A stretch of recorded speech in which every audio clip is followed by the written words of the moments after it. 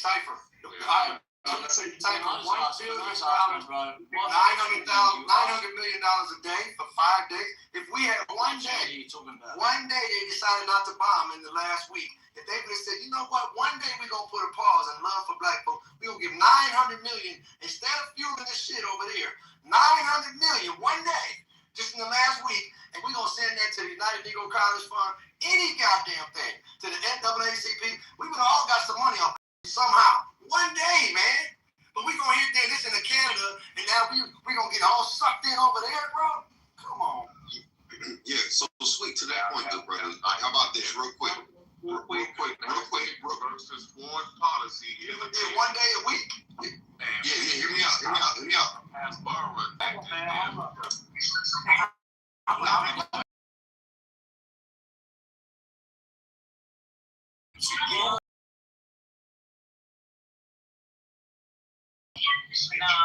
Can someone clarify the promise to what was the actual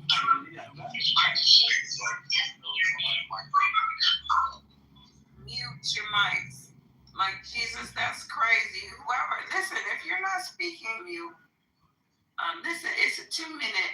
Y'all need to go outside. Y'all going long, and it's causing people to just start screaming because they want to talk. So y'all need to make sure the mic is moving around. Yes, man. Say real. So what was this? I want to respond to Sweets real quick, brother, and I'm gonna get out your way, done with it. Yeah, done with it. I'll get out your way, bro. Just allow me to do this with Sweets. I hear what you're saying, bro. But imagine $900 could do to create a fucking LLC to get a military contract right now. How much money do you think Black Americans could make doing that and running it through black banks? Fuck what they are spending. How can we get some of that windfall, whether it be for food services, NGO services, recovery services, repair services, all of these things that are on the table actively being spent money right the fuck now. Imagine the Black Americans had businesses to capture those fucking contracts, sir. And ran that money through black banks right now. We've been dreaming and imagining that for a long time, but I'm talking about what was spent yesterday, bro, and 2 days ago. Yeah, I imagine. Let them spend more. Let them spend more. Yeah. Think about it. Now, hear me out. This is why I said this is where emotion got to stop, because hear me out. If they're spending, how can you get in the way of the spending mechanism and bring it back in? That's not. Do you understand what I'm saying, bro? Nobody's arguing. Hold on for a second, man. Nobody's arguing. Nobody's arguing that there's at least I don't like arguing that there's very little that we can do to stop. We know as African Americans, okay, you don't have to blow up our, or gaslight us as if we don't understand the power, the dynamics of power. We know we're not in a position to really control what this government is doing. Hell, most American people are not in a position to control what this government is doing. I think what the problem comes in is the delusional talk that I'm hearing from certain people. Okay, it's like this idea. I get it. America is a country we can make money. I make money all the time, my man. Okay, but here's the thing. Stop with the delusional talk, in my opinion. It's like, oh well, this is good for us black people. They're going to war. So all of this and that and contracts and blah blah blah. I'm like, nigga, stop the bullshit. Okay, you do this too much trying to America. Like, get the fuck out of here with that shit, man. Okay, like please stop that shit. I just have one question quickly now for that sister that's in here, and I'm not attacking her. I don't attack women. I don't attack anybody for that matter. But just the sister, you got a hot mic, Cypher. The sister Arshin, okay? I have a question for you respectfully, sister. Again, I'm not attacking you. I was listening to you because I like to listen to people. You were saying that, well, Israel and America, they're going to bring peace to the region and all these. Are you there, Arshin? Like, they're going to bring, thank you, they're going to bring peace to the region and all of this stuff. I heard you when you said that. I would just to be curious I'm curious to know, what do you think about when Israel had its protracted war with so-called Hamas, and it killed over 60,000 people, and over 20,000 20,000 of those people were children. And this is based on the fact that those people basically live in an open air prison. Okay, so, peace at what cost? Because that's what they did to us in America. As long as they didn't hear about it, they didn't care that we would get lynched. Just, keep, as long as we don't hear about it. If we don't hear about it, it don't exist, even though it's actually happening. So what are your thoughts on that? The fact that they killed 20,000 children is what the numbers are coming out saying right now. Does that sound like peace to you, sis? I'm just being honest. I went back to you, Ashim. Got it. Thank you for the question and for showing that you were actually listening to me. That was my intention to tell you guys that Hezbollah and some other these terrorist organizations has been created by the Iranian regime. Actually, yes, you are hearing a lot of news from the war between Gaza and Israel and the people how many people was killed in Gaza. But you don't hear the other side of the story. You don't hear how many Israeli has been killed, how many kids in Israel was being killed, how many people in Iran was being killed. Do you know that? It's been 47 years. Our people being murdered, captured, everything in Iran. Just because we're saying that, we don't want a war. We don't want to spend our money to support Hezbollah. But they're saying that we don't care what you say. We wanna have this organization because they are not human to us, because they are Jewish, and this is you are living in America, right? So you know that it's like no matter what your religion is, you're human. I don't care. I make one thing clear between my speaking. Yes, my profile says that I am Armenian because I'm Persian Armenian. Like, even though you guys don't know what does mean Persian Armenian, but you know what? Iran has Israelis, like Jews. Iran has Armenian. Iran has Kurds, Lord, everything we have. We are all human. We are living before this regime. We were all as a united nation together. But this war is dividing people. This war is just bringing hate, just killing innocent people. Believe me, if this war right now in Iran gets successful by Israel and USA, they get rid of Iranian regime, Hezbollah not going to be exist. There is not going to be any innocent people killed in Gaza anymore because there's not going to be any more war. That's why we're asking for that. Man, you filibuster. Hold up, real quick. You filibustering. Hold up, real quick. I have to have I'm not filibustering anything. I have to have one thing. You just went down, Jesus. Well, Can I go real fast here? I heard some stuff about Israel. Go ahead. Let's get the new speakers in there. Go ahead, Shango. Yeah, I heard something about Palestinians selling the land. No, Israel was annexed off of Palestine after World War. British crown annexed the British did because they first tried to go to South Africa. So they gave them that land, took lands to the Palestine, and Hezbollah, unfortunately, some way out stuff and put other people's lives in it. Funny how you blow up, you a hero. So, soon to fight back, I become a terrorist while you killing my people for no reason. When I fight back, I'm a terrorist. For her to say that if she's from there, she probably went along with that same ideology that the Shah of Iran had with that totalitarian. Because you got to know who coming up. Because I know Iran's thing.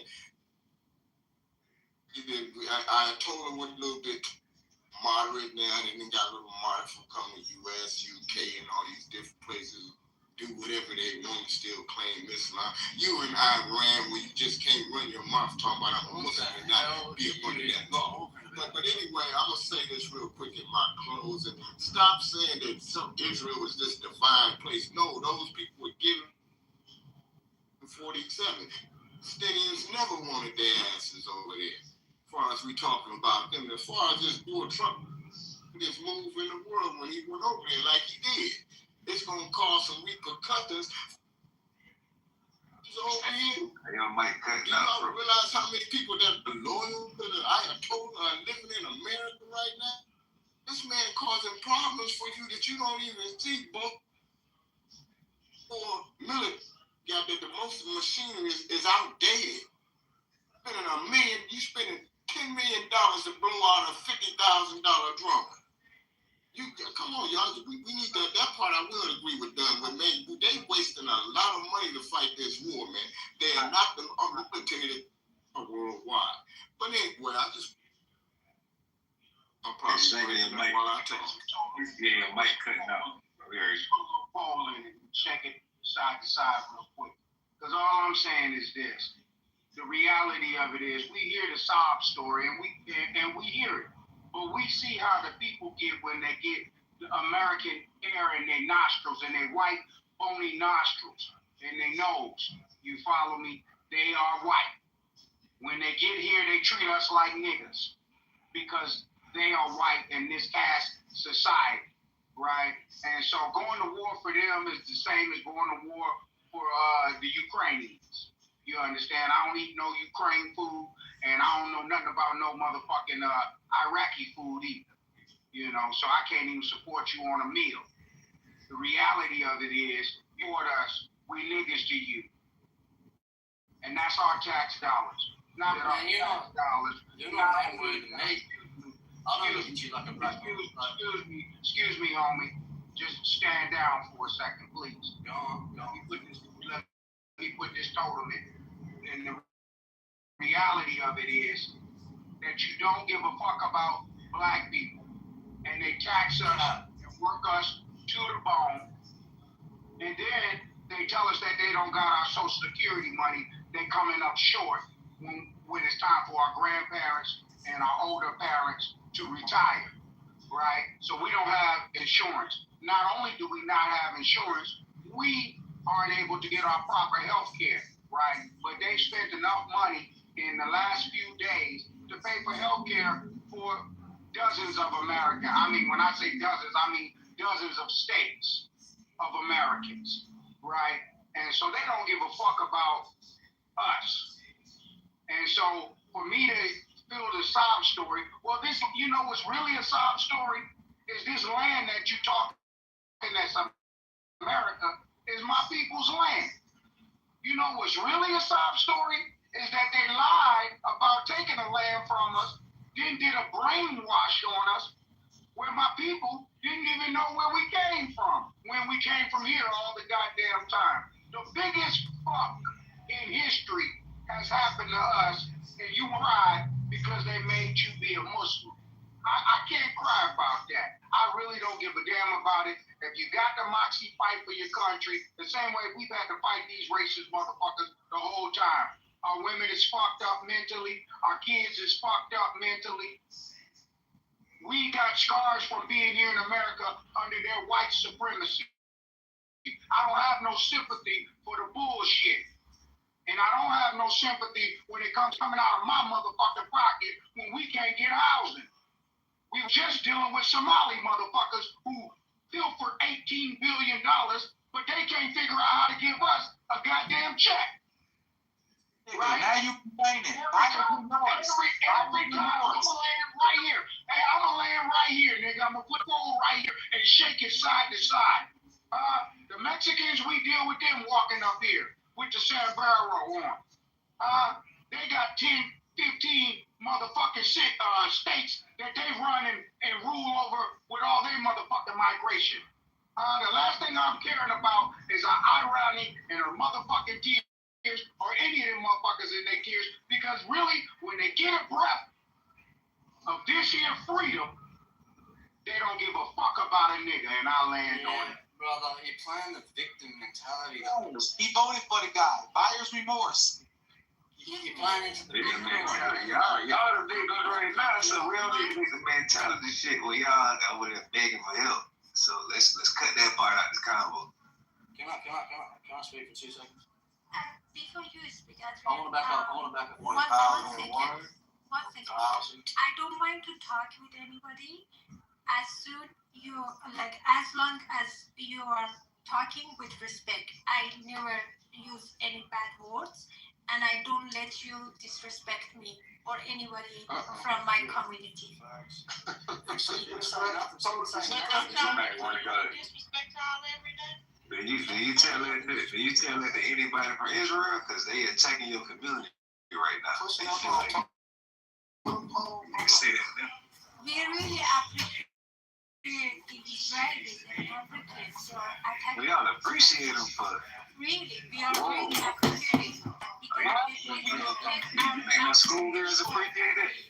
yes, because we asked for that. We are But yeah, I gotta ask for the schoolgirls. Or you ask them to kill that 160 something schoolgirls.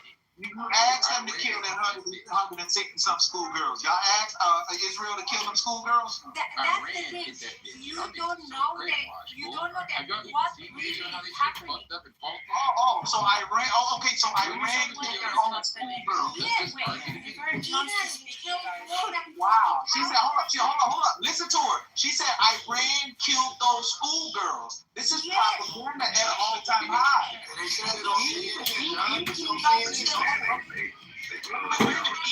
United States and Israel is not saying that. So even they're not saying it. To doing it. Hey, So let's watch the video in the chat. Wait a minute. You gotta watch CNN, dog. We all look at the video in the chat. We talk about propaganda and so much. What's the video about, man? Your source of information is I am very deeply, very sorry for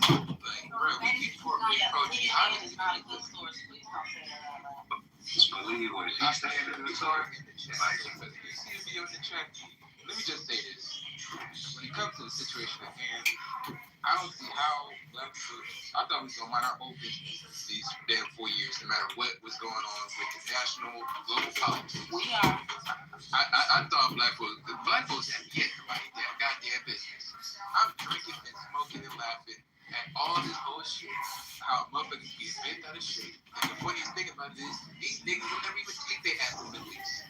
Most niggas couldn't even go to the Middle East, man. They don't even allow no drink. When you go in That's a fact, man. That's a fact. You know, no one's going to I don't think nobody wants to Let me finish it. I know you're going to disagree, but I'm trying to get y'all pissed off so I can think for a second. Now, you know and I know that all this shit that's going on, the United States moves regardless if people like it or don't like it.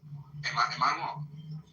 No matter who's in office, correct? Yes. When we going to Tehran? Hey, when we going to Tehran, right? Correct?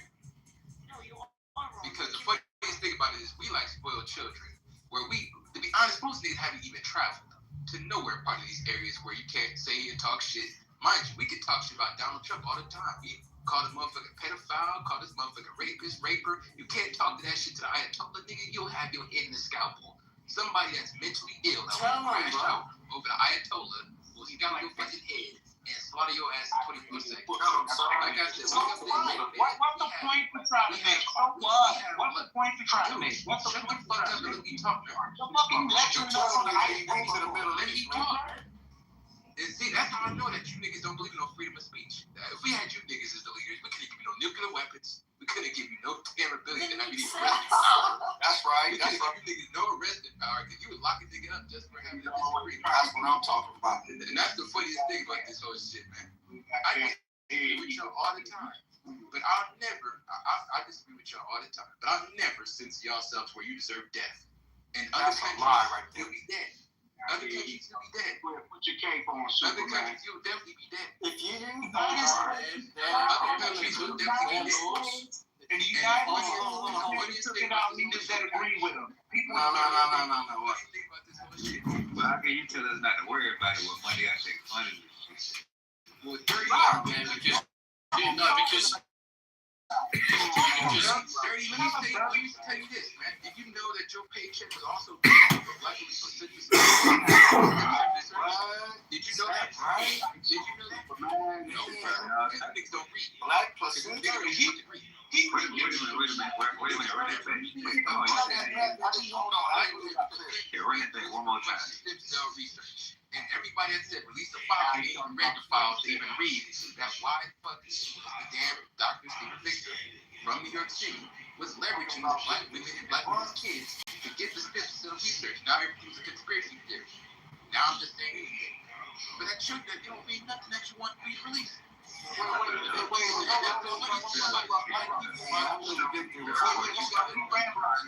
love these niggas.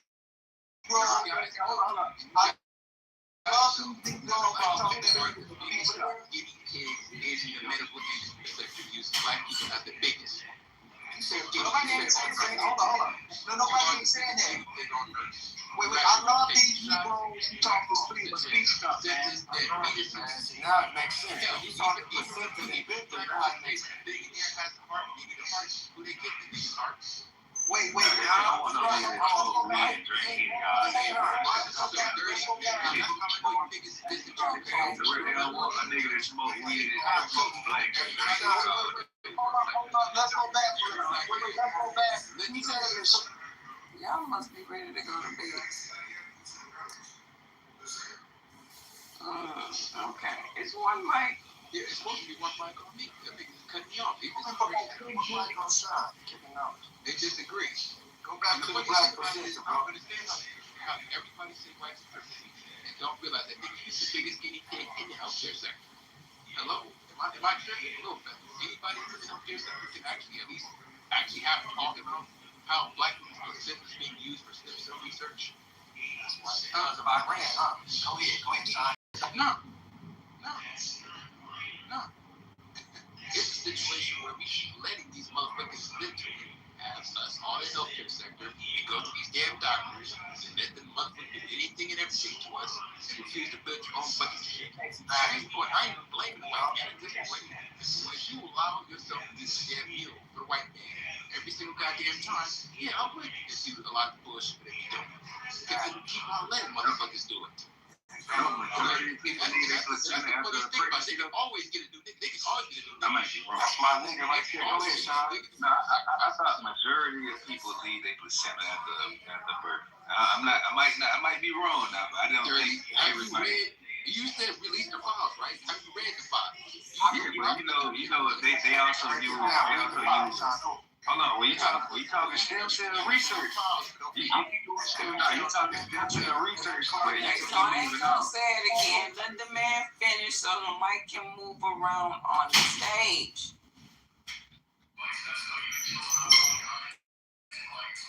Okay, who's next up, Eric? I know you got some more. Come on, son. But the funniest thing about this, I was conspiracy theories when we know that your nigga asked the biggest damn guinea pig for the healthcare sector. We got the best juice. Remember how melanin cost $3,000? Remember all that talk? Remember all that talk about saying how a billionaire needs a partner? Your black ass was the first one that came on the scale. Now we forgetting that. Now we trust the system again, I see. But like I said, man, when it comes to this whole thing, it's funny how we talk all this morality shit. And nigga, everything in our life is based on American homage. Black people refuse to go anywhere else. Anytime when somebody say go to Africa, I ain't from Africa, nigga. So you might as well make America work. You might as well make America work. Everybody with bubbles say go black ass back to Africa. White man say go back to Africa. Africans say Africans say everybody in the planet is talking shit to your black ass. That's what you say about this whole scenario.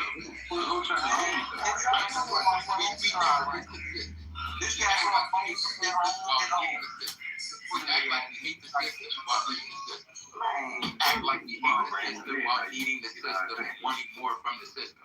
When food stamps was cut, y'all niggas was the first one saying, we eat them yams. Nah, bro, there wasn't no black, there wasn't no lines at no food banks. Come on, bro.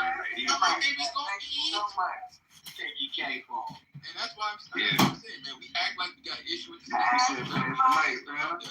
I'm done. the research. You can't leave out. Hold on. I love how this guy talking about free speech, and if you was in front of the Ayatollah, you cut your head off. This guy conveniently forgets that America was literally assassinating all of our leaders just for speaking out and fighting for basic human rights. They killed Malcolm, they killed Martin. Hold on, let me finish. Dog, you talk for a long ass time. Shut your fat mouth for a minute, my man. God damn, shut your fat mouth. You rambled and spewed a bunch of fucking. When you leaving, nigga? When you leaving America, then? Bro, you spewed a bunch of fucking verbal diarrhea for about 30 minutes damn near. Okay, you got your verbal diarrhea out. This guy is talking about if you guys were in front of the shit. Hey, go on, don't keep unmuting. I am. If you stop cutting me off, Stay on mute.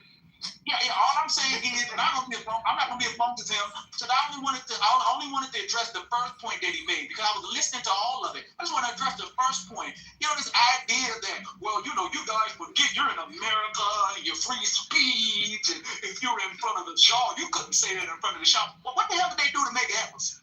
What did they do to Fred Hampton? What did they do to Brother Malcolm? What did they do to Brother King? And the list goes on and on. Hell, Asada Shakur had to break up out of jail and flee to Cuba to escape these motherfuckers. And you want to talk about some goddamn freedom of speech? Bro, your ass is delusional, my man. You are a delusional new age Negro. Wake up, my man. Sir, please, sir, I know these hard facts. I see in your soul right now what's left of it, okay? I know it's the soul, but I'm just trying to, sir, please. Damn, Don, you gonna finish? You please. Wait a minute, you let him ramble and spill diarrhea for 30 minutes and I just went for a minute and a half. Hey, okay, I'm gonna shut up because you know what? He's gonna spill diarrhea. Okay. Listen, the only point I'm making is that Eric, the only point I'm saying is I felt that was laughable. I'm sorry. That was fucking laughable, my man. And you often say shit that's just like, what the hell is this? Laugh on you and make your point. Quiet. Okay, I wasn't even talking to you. Have some respect. I wasn't even talking to you. I'm talking to the man. Okay? You acting like a woman.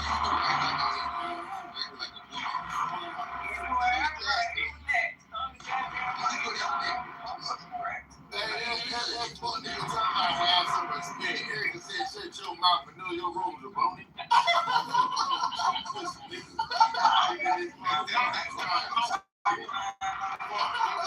Put a bomb on that nigga, man.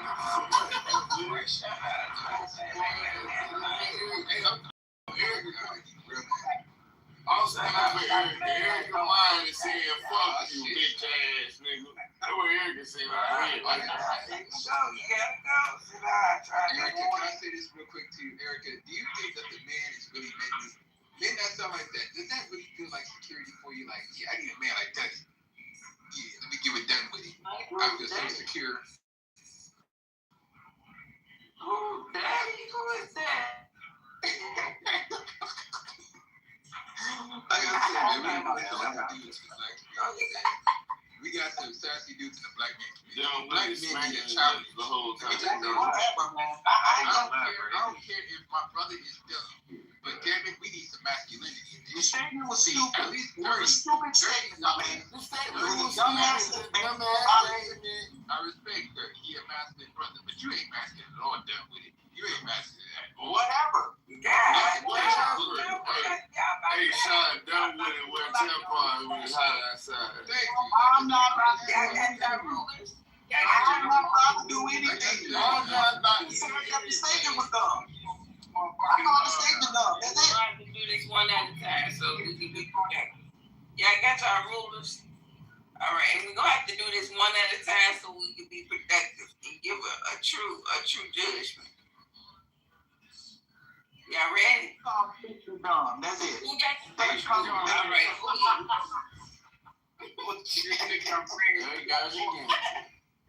You ever just think they start talking personally?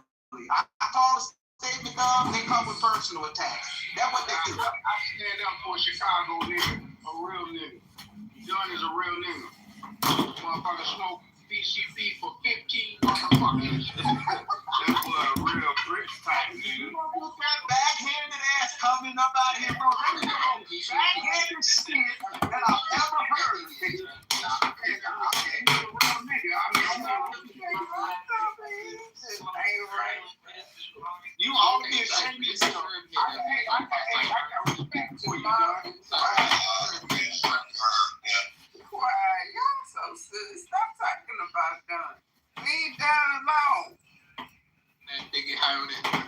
Be quiet.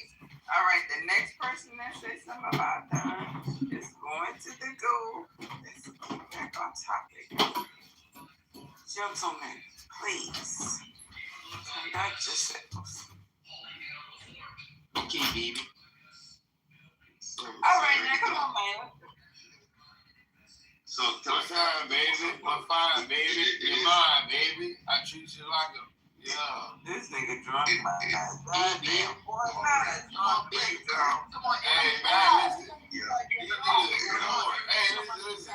Hey, listen, Eric, I just want y'all to understand. It's Friday, Saturday, and it's about to be Sunday tomorrow, right? And remember, these niggas be poor, they don't be hanging out, they don't take no girls out to date for dinner. Like, you, listen, I'm just saying, all I'm saying is,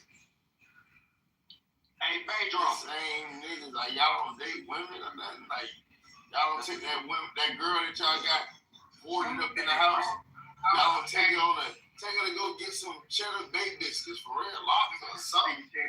Hey, they got the lamb chop. Hey, the lamb chop's back at Longhorns, man. Take her to go get some Parmesan something. Buy that girl some flowers. Damn. She didn't want to go get nothing to eat. Bring her some flowers. Hey, Pedro, I was out there in Jacksonville. I was in the Ville. You ain't calling me. Stop playing, man. Hey, you know what? You know what's more hood than Jacksonville? What that? Nah, that's not. We not. Oh, yeah, Memphis. We call Memphis. Y'all some hate ass Negroes. Shut up. I'm gonna put all of y'all off the stage, bro. I keep on trying to tell you. Don't worry about that, nigga. You ain't even got no place to stay. You can stay in a little article wheel.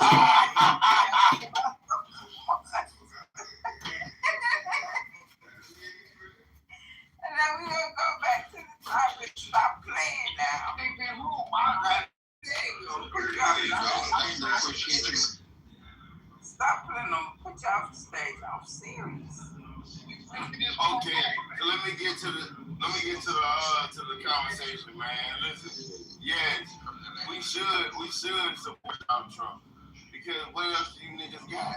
Remember, Joe Biden told you niggas, what else do you niggas got? Vote for me or you ain't black.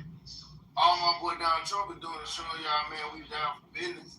This crackhead, well, this crackhead came through with all the promises now. The only promise I'm waiting on him to come through with is him being president for a third term.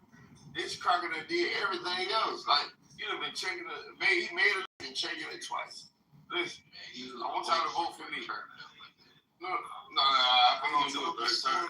Way too long. Yeah. Nah, listen, it don't matter right now. My dog got a time machine, man. Donald Trump, he's a time traveler. His son, Barry Trump, he got a book about him. Listen, all I'm telling y'all is the clues. Barry Trump. Listen, you think I'm lying, I'm flying. Book called The Adventures of Barry Trump. Listen, hey man, Donald Trump supposed to be our last president. If he pulled that off, y'all might not say nothing about my nigga. I'm gonna say something. Hold on, listen. Hey, Eric, I'm gonna lay up my Hold on, listen. I'm gonna say something blasphemous. I'm gonna say something real blasphemous. If Donald Trump pulled that shit off, guess what? I'm gonna trade his white card for sweet black card. Yeah, man, my nigga that. If Donald Trump, he already a nigga. If he put his ass at me, I'm in this motherfucking baby truck. Nigga, I was back to the city. Yeah, bitch, I'm driving. Somebody's life in jeopardy right now. Yeah, hey, no, I'm by myself. Listen, are you walking home? You might be in the back of an Uber or something. I'm driving. I'm a player. Hey. Well, in that case, I ain't gonna let you distract yourself. Now stay on mute. You gonna go goodbye?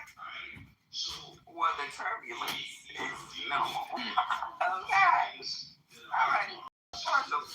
All right, so let me get back on that then. I'm gonna go after You about to be I'm gonna go after Sean.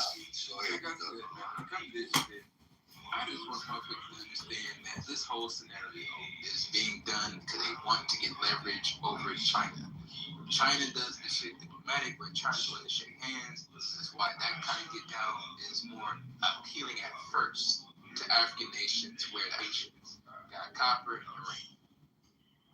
When it comes to this approach of America, where this is more like strong army, strong army. This demoism. Yeah, because we got the biggest guns, we spend the most on defense. Test our gas. China and Russia gave Iran everything that they fucking have: radar sensors, air defense, and motherfucking Navy still got sons where 40 fucking ships is gone. These niggas only got 107. You are, I would just say this. American bullying, yes.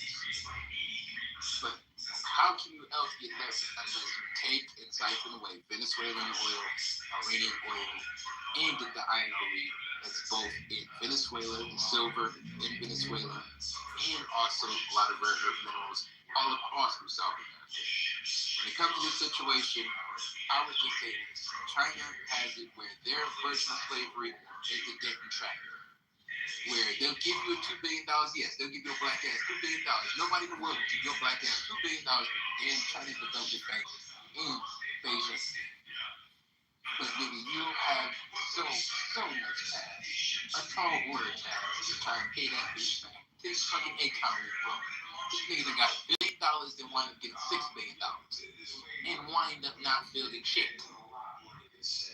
Like I said, when it comes to this scenario, America does business very funny style. I know, but damn it, what else? Who else do we know as a devil? So would black community go to Russia and say, "Hey man, I'm fucking with y'all," or go to China? Matter of fact, go to North Korea. Those are only motherfuckers that got a problem with West homogeny. Is those countries? You see what's going on in Iran? Them niggas been blown up, but a lot of y'all get sounding and acting like hot. Even Iranians that be in the chat saying, "Nigga, please, dear God, forgive my nigga. You don't know what the fuck going on in Tehran. Neither the left wing or the right wing of the party know what the fuck's going on in the Middle East." But Brother Cypher, please go ahead, sir. I think, man, we gonna let another money opportunity miss. Honda Sonata. Yeah. Hey, man. Real show said a whole lot of work. Yeah. Let me get up in there. Real quick, because he waking it up. And this is what I had to say earlier, Sean, and it was with Don. He's an example, and another brother that was in the good. When I told these niggas, I said, man, we gotta remove our emotions, find out how we can strategically align ourselves to take a swing at that windfall, basically, because there's all contracts being funded right now for the war effort or whatever their shit is, right? How can we get in the way of that? And Sweeps was one of them. He's like, we spend $900 million a day. I said, yeah, hopefully they spend more, and we can spend $900 to make an LLC to go get you a goddamn contract. Sean, God is my witness, I ain't lying. Here goes the kickback from these niggas. They said, oh man, you gotta get here go with the LLC talk. Oh, you gotta get qualified to get a contract. Oh, just excuse. Then done with it, trying to throw a shade on me. Repeated what I said, and then when it came to the specifics of what I said, hold on. When I resurrect you, good brother, you just go ahead. But when he got into the specifics of what I said, he said the blah blah blah blah blah part. Not that I said what I was saying was actually fundamentally making fucking sense. He wanted to gloss over it to say that what I was saying, even though it was the solution, was nothing. It's too much of a hard fucking task for remedial scary niggas that sit on this damn app and talk all goddamn day and do nothing. But when it comes to less than $1,000, nigga, you can get qualified to go out there and get funding. And to your point, Sean, you're fucking right. We're trying to raise some motherfucking capital right now for this critical earth mineral arbitrage. And guess what? In response to the Bank of China that we have access to, their percentage rate versus DFC and Exim Bank over here in America, there's a 4% gap on interest on $20 motherfucking million. Yeah, they give you cheap lines, right? So they give you, they will no. China is giving us a higher interest rate than the American. The American was talking about 2% and 4% on $2 billion. And China, China is hitting niggas in the head for 6 and 8%, and you have to go through a little bit more compliance. Else in the world will fund in cyber. Exactly. And so here's that point that I made earlier. I don't know if you was in the room when I said this, but I told niggas, I said they was giving away these loans. We was talking about the refinery and Melissa brought up the refinery in Nigeria and all that stuff. I said, guess who they got some money from? Then she said, who? I said, China. And she thought I was lying, but lo and behold, China gave $400 million in equipment finance, and they started the first funds. But China has been reducing their lending in Africa because those African nations have been taking that money and throwing it away. And then what China's been doing, the same way they were doing in Latin America, was giving predatory loans with dumbass long terms, highest interest rates. So you'll always have to keep refinancing, restructuring, or you're going to give up those resources. And while you're paying that shit back, they're accessing the very thing that they built: logistics, supply chains, infrastructure, all that shit for themselves at a much cheaper fucking rate. So what they're failing to see, because they're misled by their emotions, is that fuck all the solutions and the ways to fix it. I don't like it because I don't like it. I don't feel comfortable with it. Iranians shouldn't be either. Even though you have a woman in the motherfucking room that's from Iran that said she's glad that they're bombing. They asked for that help. And she specifically said, I'm glad that they're bombing us. That we're getting rid of the Houthis and all those other motherfuckers. And you have these leftist nigga males telling this woman how she should motherfucking feel about her own current standing and situation, even though these same Iranian motherfuckers come to America claiming that they're white, buy up our goddamn blocks and neighborhoods, and then sell shit back to us at a fucking dumbass high fucking price and keep your change every now and then when you too dumb to fucking count it. And then selling poison in our neighborhood.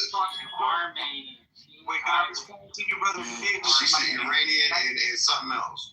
But go ahead, done with it. And done with it. Before hold on, one disclaimer. I got a disclaimer, done with it. Before you go in, done with it, I just got one disclaimer for you. You know, brother, we might fundamentally disagree. Hold on. We might fundamentally disagree. And yes, I'm using you as an example, but don't take this too personal, okay? This is a business between me and you. We might disagree on this, but I respect you as long as you respect me. I haven't disrespected you not once. It's just a conversation. Okay, listen, bro. Listen. What you're dealing with there, okay? Maybe how you're dealing with all of that, it's a bit above my pay grade. I don't pretend to be an expert in everything. I know what I know. I add to what I know. As far as the things that interest me and the things that I feel will help me advance in life. Here is the thing, though. What I want you to understand, okay? I think it's a bit. And I know this term has been overused a lot, but I think it's apropos. Gaslighting. I think you're kind of like gaslighting, and I'll tell you why I say that. It's going to be an Oxford soon as an overused term, I'm telling you. But I think it's the good here. Because basically what you're saying is, if a person has a principled stance, okay, and they choose not to involve themselves, however they feel able not to, right? Like however that works out, right, where they're not involving themselves, somehow or another that's leading with emotion. No, that's just a person with a principled stance, good brother.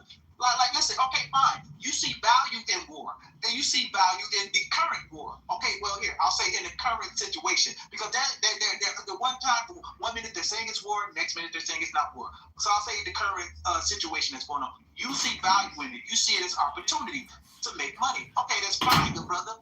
I don't begrudge you though. Okay, I don't begrudge you. Let's just be real.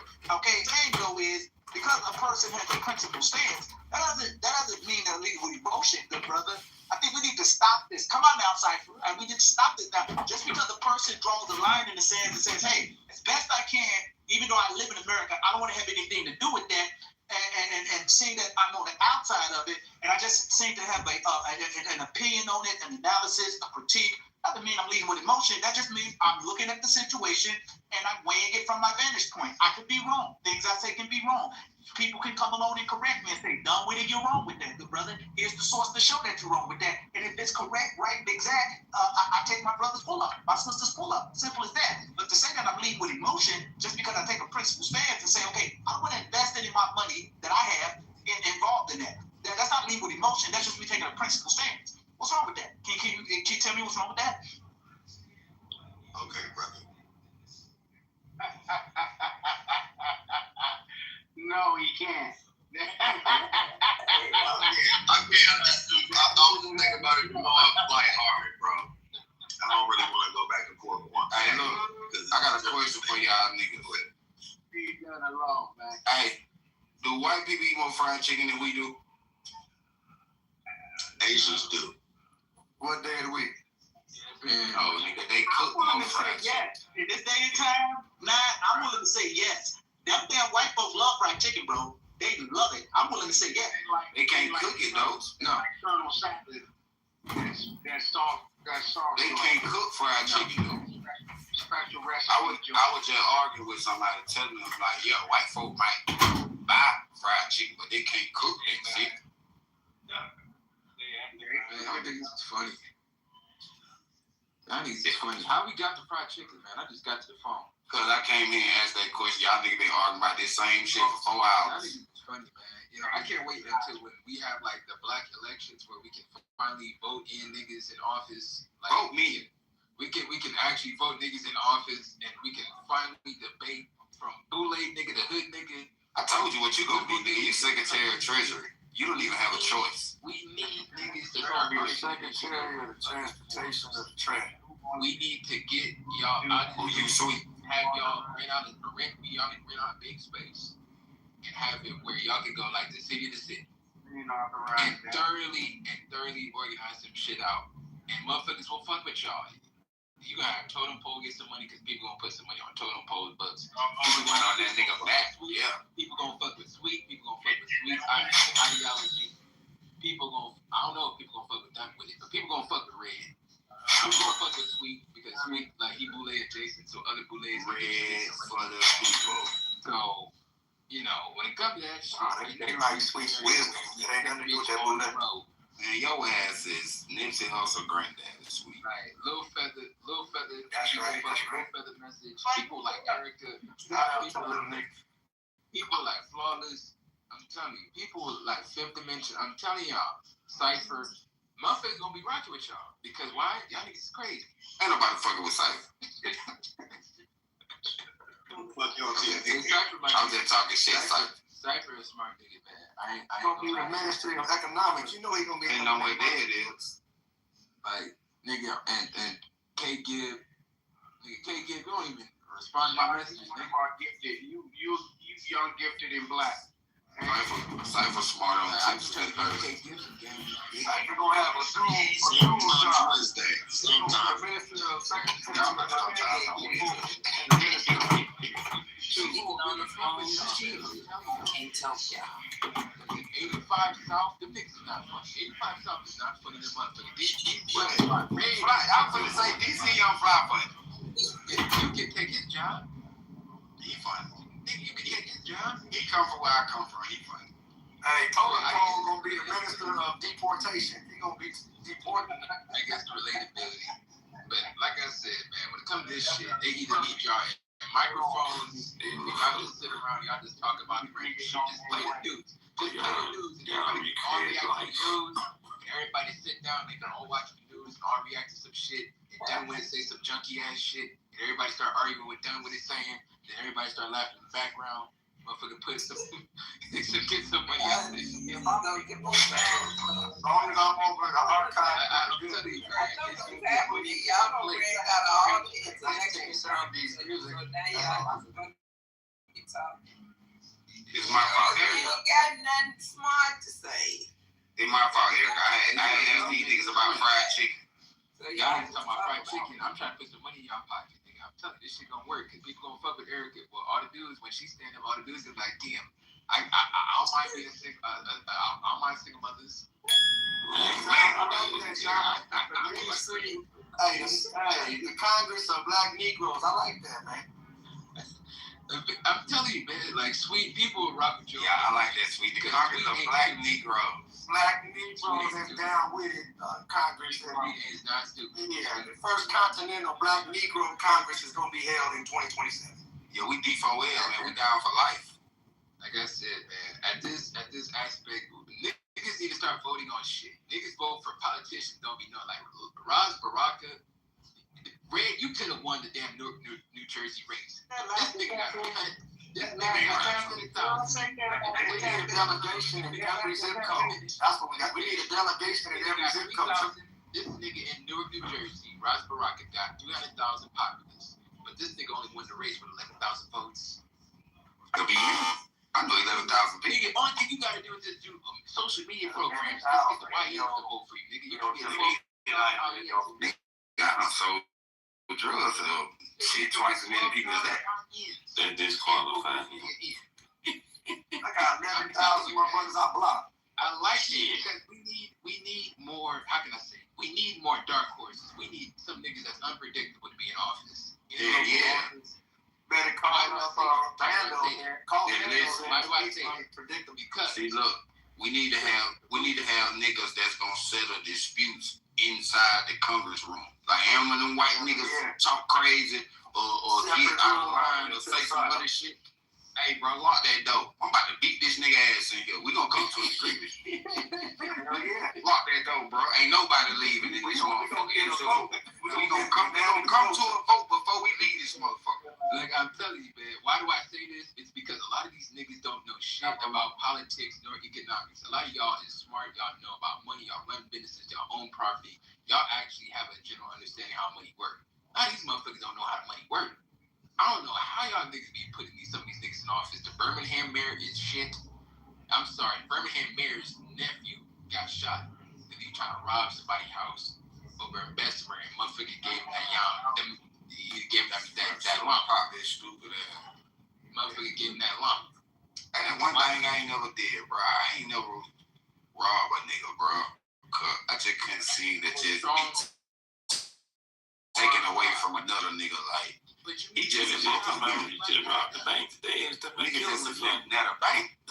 Yeah, but with a good plan, I'll run up in that motherfucker. That's the government money. But the thing is, you don't The bank realize everybody money. so The bank is where everybody put their money, and the bank just use your money to It's get insured, nigga. That shit is insured. That ain't our money. There ain't no money in there. This shit is 10% is there. But do you see how anybody can get elected local office in some of these nigga towns? I ain't gonna lie to you. Robbins, Illinois, they got the youngest mayor. This nigga 19. Seen another nigga like 22. Nigga 22. Seen another nigga like 22. He a senator. 19. Mind you, if you can play the corruption game as a mayor the correct way, because Maxine Waters has stole a lot of money, but that bitch makes sure that everything's in the trust. She never take no money where people can track public funds to her hand. I'm not even gonna lie, y'all. How do you feel about? Because you talk about corruption, and I don't disagree that you got corruption on both sides. I'm gonna be corrupt, yo. And I agree that Maxine Waters have always been called out, even by Democrats, for taking money. But she never got no punishment. And that's true. I agree with you. They never got big punishment. Hey, let me ask y'all something. Hold up. But my question is, how do you feel about the most? No, I'm going to ask you a question. How do you feel about the most recent one, Christy Nome? I was watching that hearing, and this broad head basically did. We're talking about black people right now. She did classic cronyism. She basically funneled 146 million of our tax dollars into a fake company that went up 8 days. They used a fake clause to get around government bidding. Always know how to run a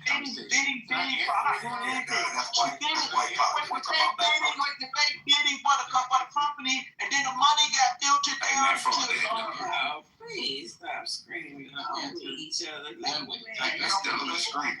Wait, how do you feel about her stealing the $100? Question. How do you feel her? I'm not done. How do you feel about her stealing that money? Because when I seen Representative Nugas and he was questioning her, he said we couldn't find the company no goddamn well. Like that media company, they couldn't find it anywhere. We got 146 million. We talking about black people right All now. right, can I answer it? Black people. Goddamn, this nigga was talking about $100 million she stole. Please Whoever answer the question. all y'all niggas take me off. Like I said, I'm not with that shit at all. And I guess now. Yeah, I thought Don was speaking to God. I have to ask him. I don't want Nigga, Don asked the question. I don't want to belabor the question. I think I laid it out enough of it. I can lay out the full thing. I think I laid out enough of it. Let me Okay, answer. thank you. Go ahead and answer the question, please. So we can move the fuck on to black people shit. I was talking about what black people need to do. Christy Nome, she did was very corrupt. When it comes to that situation, I'm not in agreement of none of that. Because if I had a problem of $10 billion of light bulb head ass Somalis last month that everybody was downplaying, defending all last month, if I wasn't for them stealing $10 billion, I'm not for her stealing $20 billion. I'm not, and to be honest, that shit is like dropping a bucket compared to shit that I'm seeing here in California where I live at. Nigga, they found $600 billion red missing. $600 billion. That's a real system, that high speed real shit. $30 billion then gone. And Buffett ain't got no fucking piece of pipe or a lid on nothing.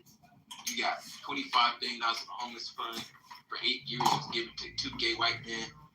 Like I said, I'm not for corruption on either side. If your shit is open air and sloppy like that, yeah, this bitch need to be gone. Nah, hell no, you ain't even doing it correct. Because all the people from Richard Daley was the most corrupt. He the one that shipped y'all damn fucking shit to Saudi Arabia anyway. The damn party was going to Saudi Arabia, nigga. You don't even get the benefit from that damn shit. Who the damn co-signed that? But it shows you that Richard Daley was doing some bullshit, but he made sure Chicago looked presentable. He always made sure that downtown Norwalk South It's presentable, brother. was nice. Made downtown look presentable. Get that right. Downtown, that's what I'm saying. Downtown. Damn, nigga, I've been to Chicago plenty of times. God damn, and own property in I'm not a Chicago. tourist. So I know what I'm talking about. God damn. But you don't own no property, you still big mama house. No, Shut up. China, we got the right politics. We have Negro town right there. It's Sherm Head. That should be fucking Sherm Head. Y'all always calling me off my You can call your mama. You can call your mama. Look here. Wow. I I call bring your my mama back. mother into it. Call Wow. your Now my mother Damn, fucking boy, I swear to God. damn junkie. Like, Hey, y'all finna go to bed, bro. What's wrong with y'all? What is wrong with you? My bad. Seriously, My y'all bad. can't find our way back to productive conversation.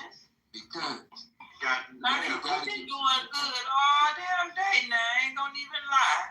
And when certain individuals enter into the scene, we can't seem to have productive intellectual conversation for some reason. Pedro, my apologies. Like when it comes to this situation, I apologize to you, Erica. I ain't apologizing for no damn. Let me not say it. Hey, somebody call Pedro, man. Make sure he got home safely. bro, my mother. Why bring the mother up, though? Like, what my mother got to do with this? Like I said, my apologies, Erica. My apologies. Somebody even make sure Pedro didn't drive into no swamp down there in Florida. My apologies. And I'll move on. But yeah, when it comes to that shit, Red, and back to the productive conversation. Black, You still here? black politics. Come on, man. Red, you still here? Yeah. You probably doing something. Like I said, you can go and take like a lot of them damn areas like South Fulton. You can be the mayor of South Fulton because South Fulton had corruption problems from that damn African tech that was stealing money. South Fulton, Georgia, and they got some nice homes in South Fulton, Georgia. Land lots and got lower taxes compared to outside of the city of Atlanta. You can take that nigga position. You can take a lot of these damn niggas' areas position. Cause it seems like you have way more bravado than any of these niggas. Respectfully, like the HBCU, Delta Q Dog niggas, the niggas need to go. They need to go. They need to go. All them damn boule ass niggas where motherfuckers say Q Dog, while his goddamn ritual was motherfucker had to stick a beaver up his ass. Motherfucker say, damn, what's it? Motherfucker had to drink goat piss or some wild ass shit like that. So you can just take South Fulton. South Fulton need the help. Brother Red, like I said, and you got some street bravado where you can get some security, get some goons. Got a bulletproof vehicle like nigga, like you 50 Cent, nigga, like you already in the White House, and you good. I'll put money behind some of y'all niggas, man. Like Red, Cypher, K Gibb. Who else I'll put money in their campaign? Erica. Why would I do that for Erica? because the next mayor after this four-eyed nigga that's running their damn city is gonna be a black woman versus another black woman. I'd rather Erica be that black woman. Just like how Detroit fucked up and fuck up the money. Like we need more faces, man. We need more people that is like a dark horse candidate where people didn't see you coming at all. But how did you win? Because you won the social media game. You can win as if the local shit off the social media game. Like the thing that I was laughing at the Jasmine Crockett shit was she was running nationwide ads and she just running for a Senate situation in Texas. That was the funniest thing. I'm like, why isn't I getting ads here in Cali? I'm not even in this damn district. I'm supposed to be getting ads from Michael Garcia, RX Paris, the same Republicans that be winning these damn counties in Southern California. But a lot of y'all can just win the social media game locally, get the 15,000 votes, get elected as mayor, start organizing some shit, reorganize some budgets, and actually at least get something done. Because that's the only thing you need to do is reorganize the budgets. Most of these nonprofits get all the city money. If you realize most of the money that you see where they say $10 million for housing, well, that went to a nonprofit. $50 million for new commercial development downtown, $50 million grant. All the contracts are there in your face. The problem is the damn gatekeepers are not telling you how to bid on shit. The gatekeepers ain't telling you how to be able to do the situation and actually organize and get some kind of funding. But I really laugh at how most people just don't know that your CDFI was supposed to be the main person to tell you where the money is at. Like, Red could probably get a grant right now for some damn loans for his land, especially when it comes to anything that he owns in his custody. But yeah, K Gibb, what's going on, Ballhead? I saw you come off mic, K Gibb.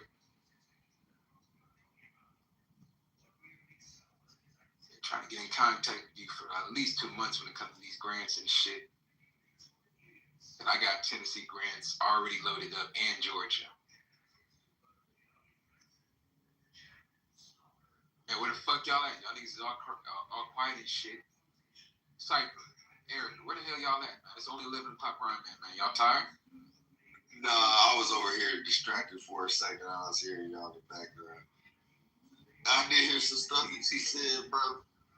See, Erica gonna say, get off mic. Why is you on mic? Why is you on mic? How did you in the go? Hey, I think what's the thing the thing that gets me a little bit mad, Sean, is that the reason why I personally don't like being out front with niggas when it comes to nigga leadership, we sacrifice our own. We literally got our boot on our own motherfucking head, tying ourselves to the ground, talking about the white man this, the white man that, this, Trump that, Joe Biden this, Joe Biden that. I can't. But there's niggas out here really touching money, bro. There's niggas out here really riding away. And I think really what it is an insecurity complex, but I also think it's a fear of greatness because there's a responsibility with being in a position of leadership, being in a position of greatness to where people are following your intentions, your words. You see what I'm saying? I think there's a significant group of black men specifically that I'll speak to, forget everything else, black men alone, that are literally just fearful. And I'm not saying this to all of us by far, but there's a significant amount to where when these niggas cry, we hear noise. And I just be like, man, shut the fuck up. But those be the same niggas that will try and sabotage us. Those will be the same niggas that don't have resources, solutions, access, the power, proximity to it, or even the real knowledge set about it to do. Cypher, you know how to solve that problem, Cypher? I'm doing it. I'm part of it. You work harder than the so-called Negro. That's it. Yeah, but they'll trip you up, big dog. They can't trip you out or trip you on nothing. if you working 10 times harder than they is, how the hell they a Negro they can barely read, strip you up, and you working 15 times harder than them? Well, hear me out. Hear me out when I say that. So when I say that, it is that exactly. These are the internal fireworks that decapitate us. It's not that we want. I mean, we're going to be successful with it without them niggas. Them lame ass niggas will die where they're at. They're not worthy of going to most places that other motherfuckers go. There's a reason why there's going to be poor motherfuckers. You're going to be poor in heaven. There's some niggas going to be poor in heaven and on earth. Yeah, exactly. Based off of their. Ain't no motion. It's just stagnant on this app. Nah, there's motion. There's niggas moving. It's like you just beating a dead horse right now. Nah, there's niggas moving. You ain't talking to nobody. If you ain't making money, I know you ain't talking to nobody in a room on the stage. They beat. Nigga. No, you hear what I'm saying? I'm saying in general because it was echoed. It was echoed on the stage, though. It was echoed on the stage. It was literally echoed on the stage, and that was the example I was using earlier because this is they represent a significant group of us black men that make it hard for black women to want to fucking follow. This is bigger than just Nino Brown in the car. I'm saying, then we let that shit weigh us down. That's settling. And I'm not saying that. No, hear me out, bro. I'm not saying that it's going to stop us. On the worst part. So basically, you get on the best part, work harder than them, and forget about that shit. Stop making it up. 100%. Here's my thing. There's no pushback on what you're saying. I agree. My point in saying that is something we have to pay attention to because it is an internal threat. How can you immobilize a real movement in the time frame with the power, with the force that we naturally have, with that weak ass element prevalent amongst us? And I'm not saying that, we can't do nothing about it. I'm just saying the reason why I personally don't like being out front, one of the reasons why I personally work through proxies, even if it's a white boy, is because those same niggas are worse than a white man himself out of fear. Out of fear of being greater. Out of fear of you being greater than them. Let them be on that side of the road, and we'll be on this side of the road. It's the I'm with you with that. Yeah, I'm with you on that. Nigga and a white man. Man, I don't disagree with none of y'all, man. Black people arguing about something God agree on the same side. Exactly. I'm not tugging the war. I'm letting go. I'm letting go and I'm dropping crumbs. I'm not tugging with these niggas. If I pull their ass into the fire, I'm not letting go. Because if we let go, you get burnt up. You don't get burnt up with I'm backing up, nigga. Hey, we had this conversation about 15 years ago in the circle of God. Not everybody if we go destroy all the Negroes, the white man will just come and just finish us out economically and physically. So we have to deal with fight the beast first. Brother, we gotta reverse the damage that's already been done. Yeah, but the damage you gotta reverse the damage that's already been done. Yeah, but it's in Cypher's thought. I don't think the black community can go along. It's in Cypher's thought. Cypher said these niggas you get rid of the Negro slave master mentality. You get rid of the slave master, get him out the way. The niggas will do whatever you say. Nah, that's not it. Some of these niggas will not let you kill the motherfucking master. Where they gonna go to? Some of these niggas will defend master, bro. Where they gonna go to when you put him out of business economically? We got a better product, a better food, a better business for you. They gonna find another master. They gonna find another master. Go ahead, sweet. We gonna bow down to the how they say finish talking. I want to check yellow. Till it's gonna come down right. They gonna have no choice. They gonna have to sit on their own bucket. All right, cool. White folks gonna just have enough job for themselves. We gonna just have enough job for ourselves. Mexicans gonna just have enough job for Mexicans, and Asians just gonna have enough job for Asians. That's how it's gonna fall. No, Mexicans gonna only hire Mexicans, and niggas gonna get pushed out.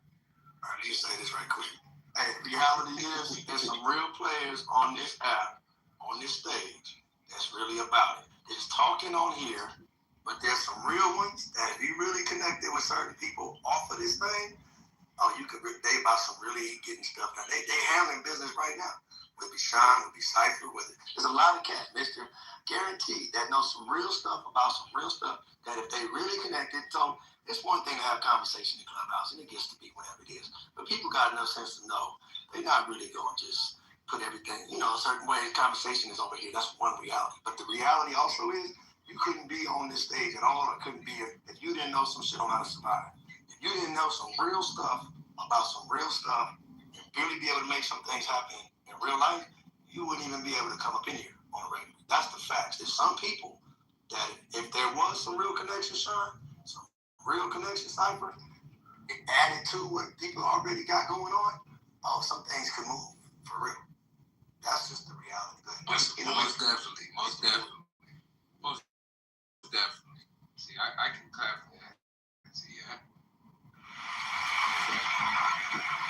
Break that up. Well, and to that point though, that's why I said, and that's what I was telling Sean. I was like, I don't personally like being out front because of that same issue. Now, literally on this app, many times I've seen it happen with Sean. I've seen it happen with me. I've seen it happen with Sweet, where we just said some shit and motherfuckers fundamentally disagreed. And you know what they did?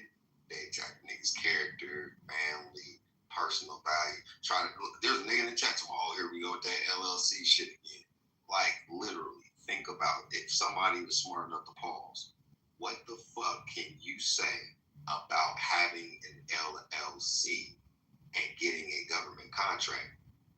Christine Nome is a great example. Do you know how long the LLC was open before they got the 148 million? 8 days. 8 fucking days old. And that's no prior experience. Contract, and they know where the contract administrator was coming. Come on now. And that's why I'm still in the DOD budget right here. Let's really talk about it. Sean, like, damn, these niggas. I'm gonna say this: when Michelle gave me a list when it came to what was the DOD government contract and shit, I looked at this situation as this is legal. 1, 2, it's a situation where it's not insider trading. What Christy Nome did, I don't fuck with. Because if I had a problem with the damn Somalis stealing 10 billion, 20 billion, 30 billion, no, because they was sloppy as hell. When it comes to Christy Nome, that situation. Yeah, and that's why Trump got rid of her. You seen that? He ain't taking it up for nothing. He's like, no, motherfucker moved on. Motherfucker moved on, and the machine keeps running. But black people need to understand in May, when the new Federal Reserve, and this is gonna be Christmas, when the new Federal Reserve Chairman Kevin Warsh comes in that bitch, and he cuts interest rates, he puts more repos in the market, give the banks more liquidity.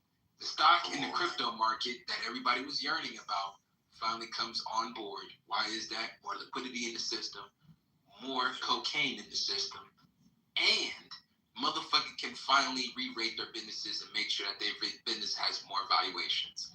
With high interest rates, your value literally crumbles because the cost of capital is more expensive, your debt service is more higher, and your chance for bankruptcy and insolvency is even greater with higher interest rates. And the stock market is the first lever, crypto is the second lever, gold for all the people that are saying, well, that just devalues the damn money. Okay, then buy gold, have your gold call options on GLD and GDXJ, the junior gold miners, and GORU, actual gold miners, and actually start putting in work. If you feel that this bitch gonna crumple, then why is you not investing in gold and silver? Why is you not investing in uranium? When you see that the data centers need to be plugged up, why is you not investing in copper? Because every planet in the world needs it for battery storage and warehousing. That's why I'm looking at it as like, bro, if we really say the system gonna crumble, at least put some money up on it and say, man, I'm gonna put as much money on this shit. Gold is the only thing I'm paying attention on. Everybody else that ain't in gold, ain't in commodities, y'all stupid. Okay, cool, I can fuck with that. Even though that you are still blinders on, at least you're focused on something that's actually high yield. Point taken, Sean. Shut the fuck up. It's 2020. Shut the fuck up. Check it out, Sean. It's 2030. Man, shut the fuck up, bro. I'm It's rich and poor. Everybody done invested. Man, shut the fuck up, bro. At that point, How much money you invested? I'm just saying, it's 20, You probably didn't put no money up, huh? You It's still broke. 35. It's rich and You poor. still It's broke. rich and poor. It's rich and poor. You still broke. Everybody does You done this. bought some more beef, Yeah, but G's, huh? I bro, guess you broke. I'm saying, You went to you do still a lot of future. You do a lot of future talk. Nah, I'm saying you are probably 20, 30. nah, You but like you done 10 stopped me years for this out. bullshit. Yeah, but you sound 10 years out, bro. You sound 10 years out. Honestly, you're not 20, 26. Like 3 months out. You feel like you're not out with be literally. honest. No, hold on, bro. Hold on. You need to listen to what he's saying. This shit is nasty, bro. Just be. You Just like be. you not see what he's saying, man. This is like only it's not even 8 months, 2 months away. And 2030. Nigga, gold is gonna be 6,000 by the end And of where this you year. gonna carry all that shit in your pocket, my nigga? Nigga, you can make money off of gold. Bro, yeah, man. That's why y'all let that man land, You bro. talking Nah, crazy. nah. You gonna put it in a suitcase? Right You now, got 50 tons of. you got niggas that got all these diamond, BBS shit. You Crazy. tell me the brother can't get no damn. Like I said, In 10 years, that's what you're talking about. You're talking like in 10 years, brother. You talking about 10 years from now.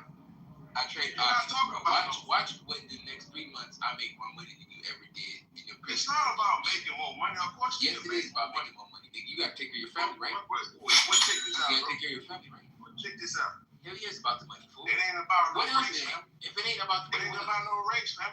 It's about what you do it to the the end. else you got? So, if you want to endure to the end, go ahead. I'm trying to endure to the end. It ain't no racing. I ain't racing. You ain't no competition. Nah, nigga, this is a global competition. Your competition is really working right now. Being creative. Ain't nobody fucking winning, competing in shit. Man, all this shit is a result of the work. Like most of when you look it. at that Iran war, when you look at that Iran war, those guys, man, shut the fuck up. Shut your drunk ass up. both See, sides that's a problem. You ain't going for power, brother. Are you going for power? Yes. Do every day that you wake up. Now, let me ask you a question. What is Every day that you wake up, you always strive for being more powerful than What is competition. power? Huh? What is power? Information. That's it. Information. Because the information gets you the money. Information gets you the connection. Information be able to protect the connection. Well, nigga, you can't be a no dumb nigga and win. And you got a whole bunch of fucking. Man, if you're a dumb nigga that gets triple information, you can't even advance. First of all, power is force and power. Second of all, information. If you Information got gives you the ability to you get gonna the stay force. stagnated. And you gonna stay stagnated on all the information you get. You just getting a bunch of noise. That's what you get. And I'm getting results. I'm getting paid. I'm getting paid for my information. I don't know what the fuck you do with your information. Because every time I hear you talk, you can't think for the whole.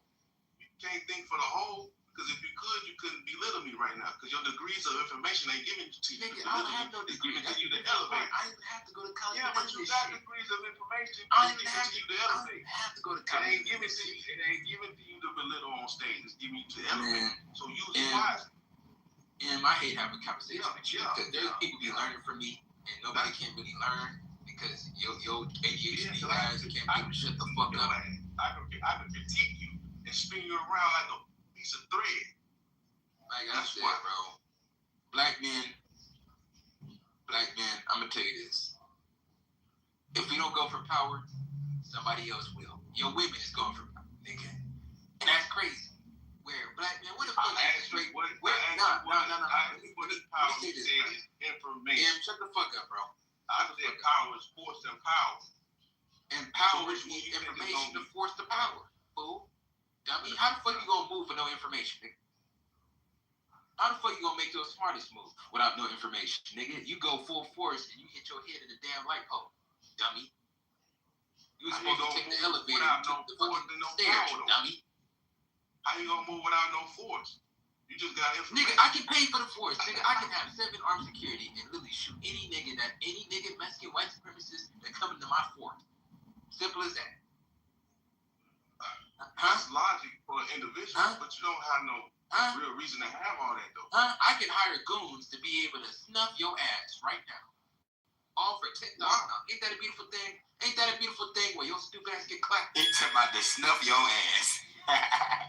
Nigga, motherfucker. Talk all that shit on this app, but you can't hire him to do it to no white man.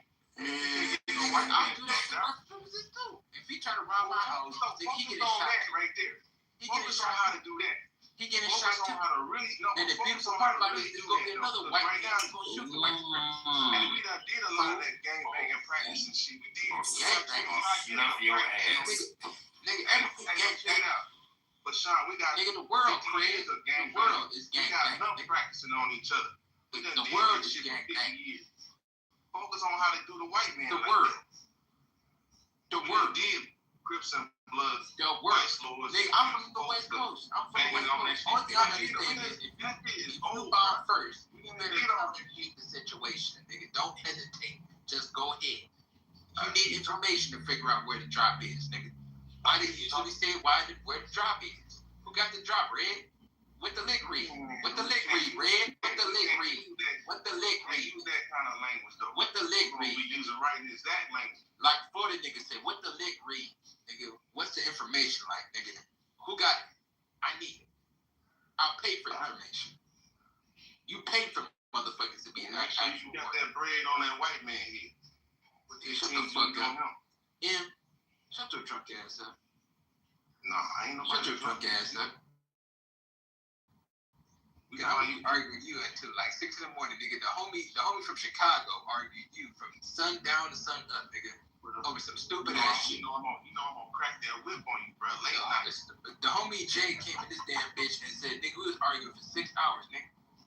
Crack that whip on you, fam. Man, you a short, fat bald nigga. Shut up. Nigga, I'll chop your knees down. You fucking got a whole story. Now I got you on stage. You a fat, short, bald head nigga. You about 5'8". You talk a Stop lot it. of talk, but you don't never say nothing about that clarity act. What's up with Nigga. that? Man, the clarity act. Nigga, that's gonna get passed. Yeah. Nigga, that's gonna get passed in June, nigga. You better know about the clarity act, nigga. That's the crypto play, fool. Niggas just be bringing up shit just to talk about shit. What you think about it though? He told a nigga, I bet you don't know nothing about the clarity act. I bet you don't know about no crypto though. Hold on, Red. Man, I hate it. I'm trying to They want to get on some nigga shit. They want to talk financial shit after the nigga I shit. know it's over. Why do I gotta talk nigga shit with you? Then we can talk financial shit, nigga. It's like every time I meet up with you, you gotta swap me first. It's like we gotta line it up real one time. Let Red deal with the talk nigga shit. I'm black. I ain't no nigga.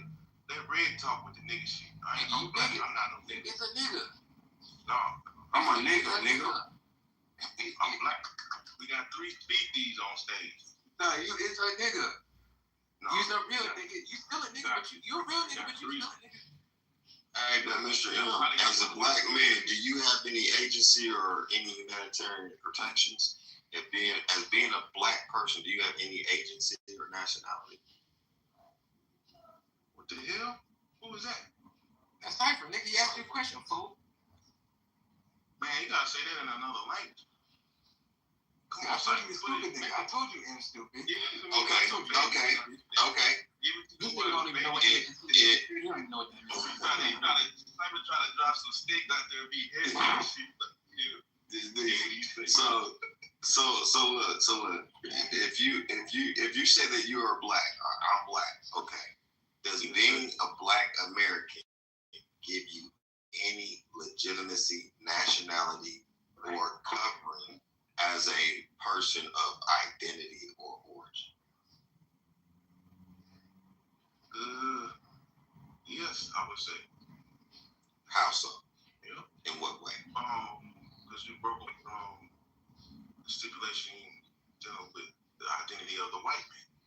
You identify with black versus being. Well, to my knowledge, black is not a ethnic group. It's not a class of people. It is literally a color. And black Americans come in many different shapes, sizes, and especially colors.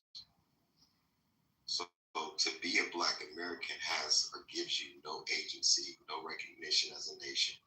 I don't think that you can find any foreign council be it CLAC, APAC, or the UA, the AU, or anything in the world that we would be on any of their boards as a representation of the people.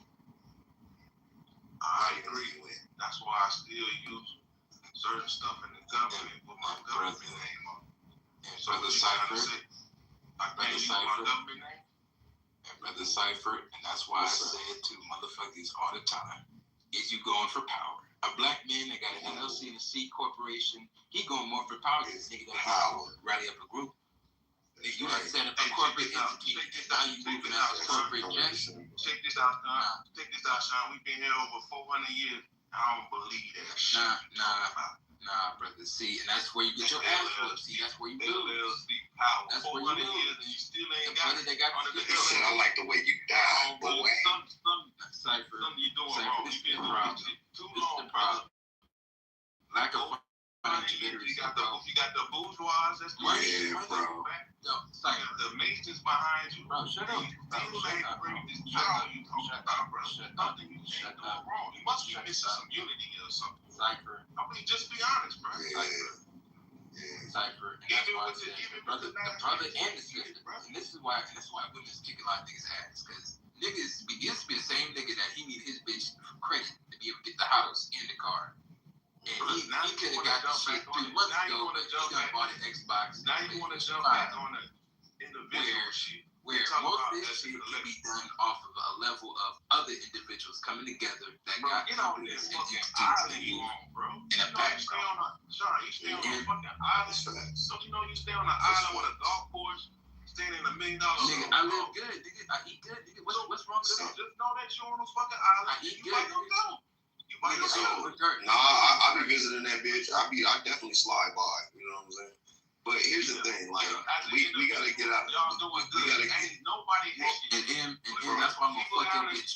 That's why I'm gonna fuck your bitch, boy. Them people I'm in gonna the fuck your private bitch, school, boy. you grew up in, You ain't acting like a man. that's what the real problem man. is. Hey, but check this out. I ever try to be a real man. Don't shine like your man ain't a real man.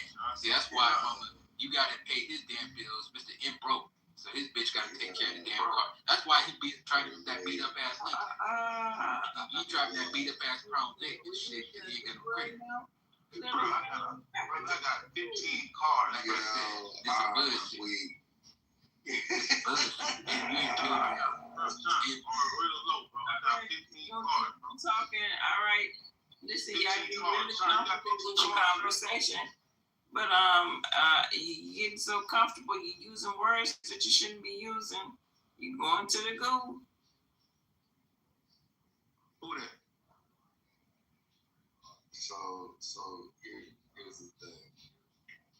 I think what Sean is saying though is like, bro, we gotta get out of this framework of being powerless, not being able to maneuver and immobilize. I don't believe you, son. I don't believe that shit. You know why? Let me finish. I believe that shit. Shut your slow ass up, bro. Man, I don't believe Cypher because he can't go to the Go on mute. That's all right. That's all right. Y'all ain't gonna have nobody to talk to. It's crazy. Just think about it like this. Black is not a nationality. It's not a national or cultural ethnic identity, and it has no power. So the way we even see ourselves is a problem. We have to collectively understand who we are, go after agency, power structure, collectivize resources, all kinds of shit. Like, if we really want to do something, we always talk about what we should do, can do, would do when it comes to actions or, sussing out comprehensive measures to take. There's a lot of pushback on practical strategies. It could be talking about black banking out. About these black banks, this, that, and third. It can say, hey man, start an LLC, get you some government contract. Oh, you gotta help an LLC. Oh, here we go with the LLC again, or blah blah blah. Here goes Cypher, blah blah blah. But Cypher, Sean, Sweet, and the motherfuckers be saying shit. Now, it might not align with you, it might not agree with you, or Muhammad. Everybody be saying shit, and you can take bits and pieces from everything that they saying to make you more efficient at doing your thing, right? But we're too busy looking at externally outside of ourselves for somebody else to save us, or the white man to give us reparations, or the white man to give us a goddamn. Nobody's gonna. You can't think for one fucking moment that the very person that you complain about that's oppressing you is supposed to or will give you something because you appeal to this nigga's conscience. You have to understand the level of consciencelessness that he, or whatever, the lack of conscience that this motherfucker had to have in the beginning to even perpetuate himself in antiquity the way that he has. So looking for that person to make good on a promise or do right by you is idiotic. You have to go in, regardless of who's in fucking office, and figure out a way to prosper yourself and your community. So if we are supposed to be about this, black momentum, uplifting ourselves, and, I love the dialogue over here at 40 Acres. You know what I'm saying? I love the vibes, I love the energy, you know what I'm saying? Even when we fight and argue sometimes we come on the end of this shit with a great solution or have dialogues, learn some shit we didn't know before. But how do we use it though? That's the bigger issue. I think when it comes to the action part, we lose a lot of momentum as black men specifically because we're looking for our woman to follow us, right? So as black men, there's too many doubting ass, fearful, I can't victimize Negroes that are screaming at the very people who are putting their lives and assets on the lines to help they motherfucking goofy ass. So that's why I said earlier I didn't really like being out front with certain things, but then at the same time, I don't really kind of care doing what I got to do for, me and mine's the overflow goes to niggas that are close in proximity, but it's people like that turn those people off because they understand what happened with Malcolm, Martin, and everything else. Yeah, we celebrate them now 60 years later and all that other shit, but even when they was leaving, even when they died, not leaving, but living, and even when they died, there was niggas still shitting on them. There was niggas still shitting on kids. On chocolate Jesus. Yes, Lord. Yeah, it's bullshit. Alhamdulillah.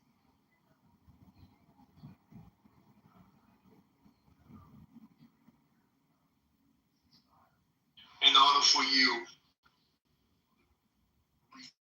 got to have a blueprint. You can't build a house without a blueprint. Point blank. You mentioned about being black, and you gave knowledge that we're not black. That black is a color. I'm not attacking you, but good brother, black is not a color. Black is a state of being. Point blank, is a state of being. Bottom line, in regards to the blueprint, you must be able to undo what has been actually put on us in regards to where we stand at in our intelligence for today. Because you can't have individuals on different pages without the same purpose and cause. If you don't have the same purpose and cause, it's not going to work. Point blank. And plus, you have to understand that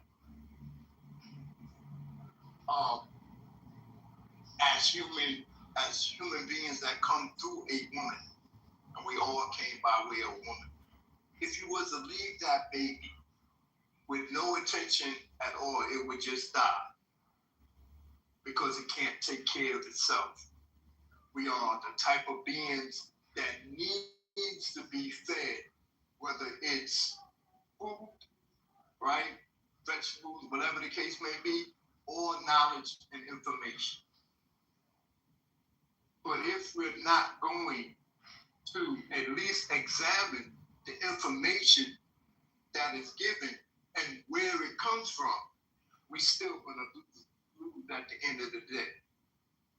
Another thing is that no man is an island unto themselves. The Caucasian society, their regime has convinced us that we can all operate as individuals. But that's not where our origin came from. We always need each other.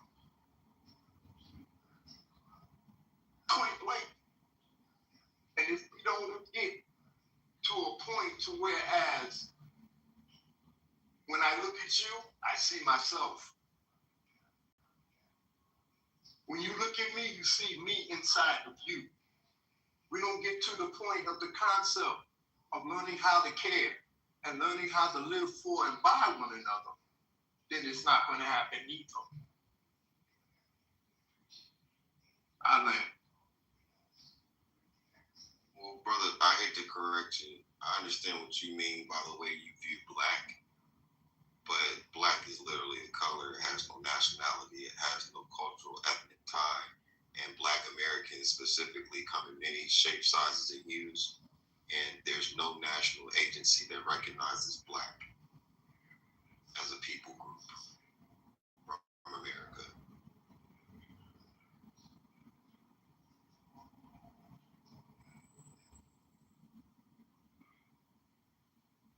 I understand your feeling of blackness. I understand the way people think about blackness, but we have yet to define it. You have to examine the information that is given. There is no information given of blackness. And if people... You have to examine the information that is actually given. Okay, what do you mean by that? Elaborate. What do you mean by that? Thank you. You must understand the origin of the information that one has and where it comes from. Example, i.e., Christopher Columbus discovered America.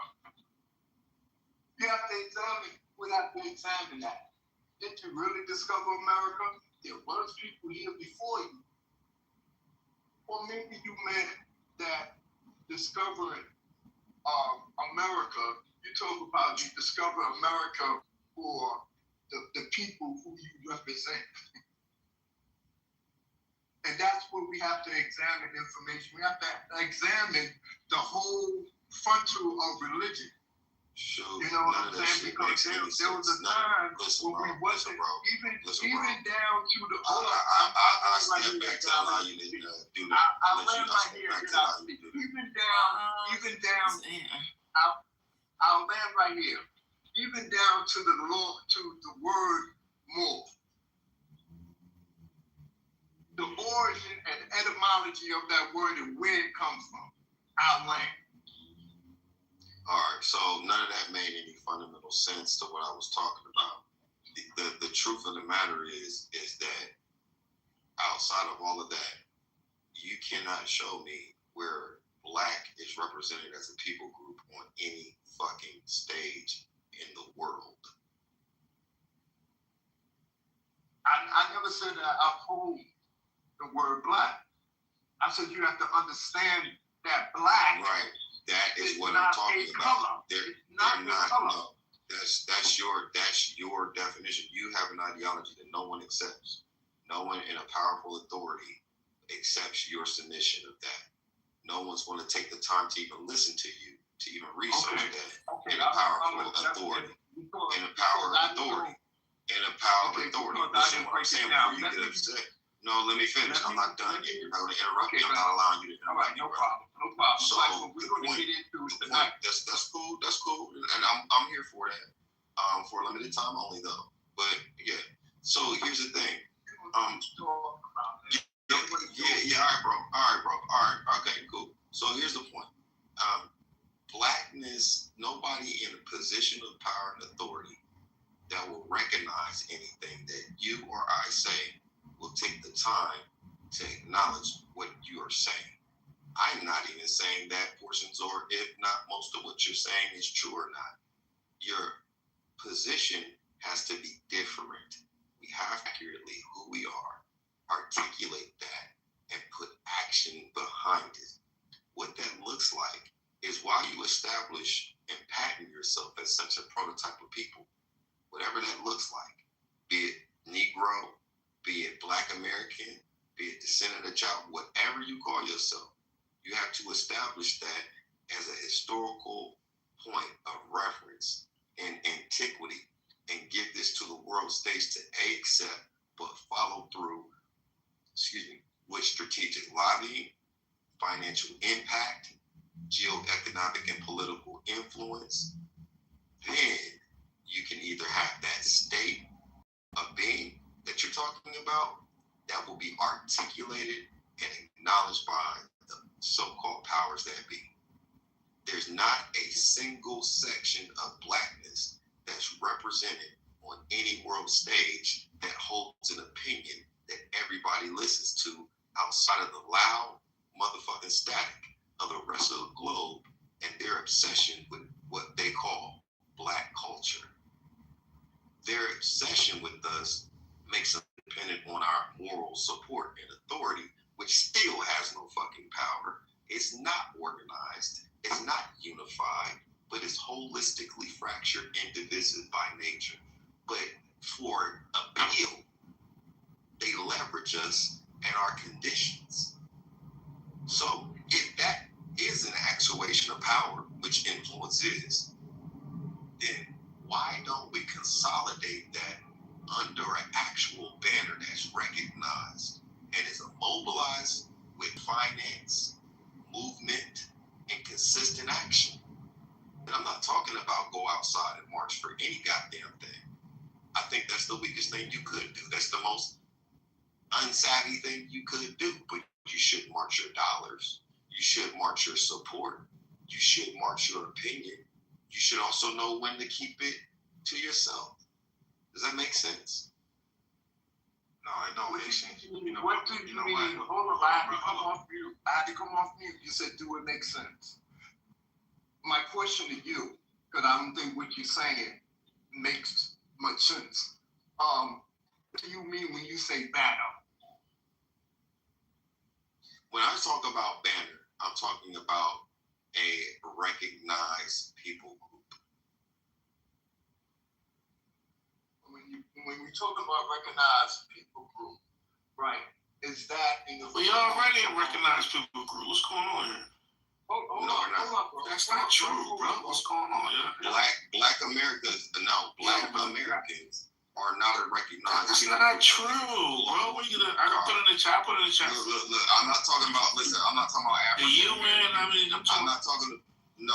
There is no. The UN recognized Black Americans. What's going on here, bro?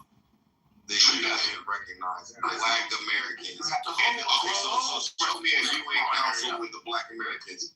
Show me a UN council that has Black Americans. Cypher. Let me ask you a question. Do you think Black Americans, FBA, Boule, however you want to name us, because I know y'all niggas in here, y'all get upset, right? Native American, right? You think this people group that's on stage and then the goo is not a recognized people group amongst the globe? Why are you saying that?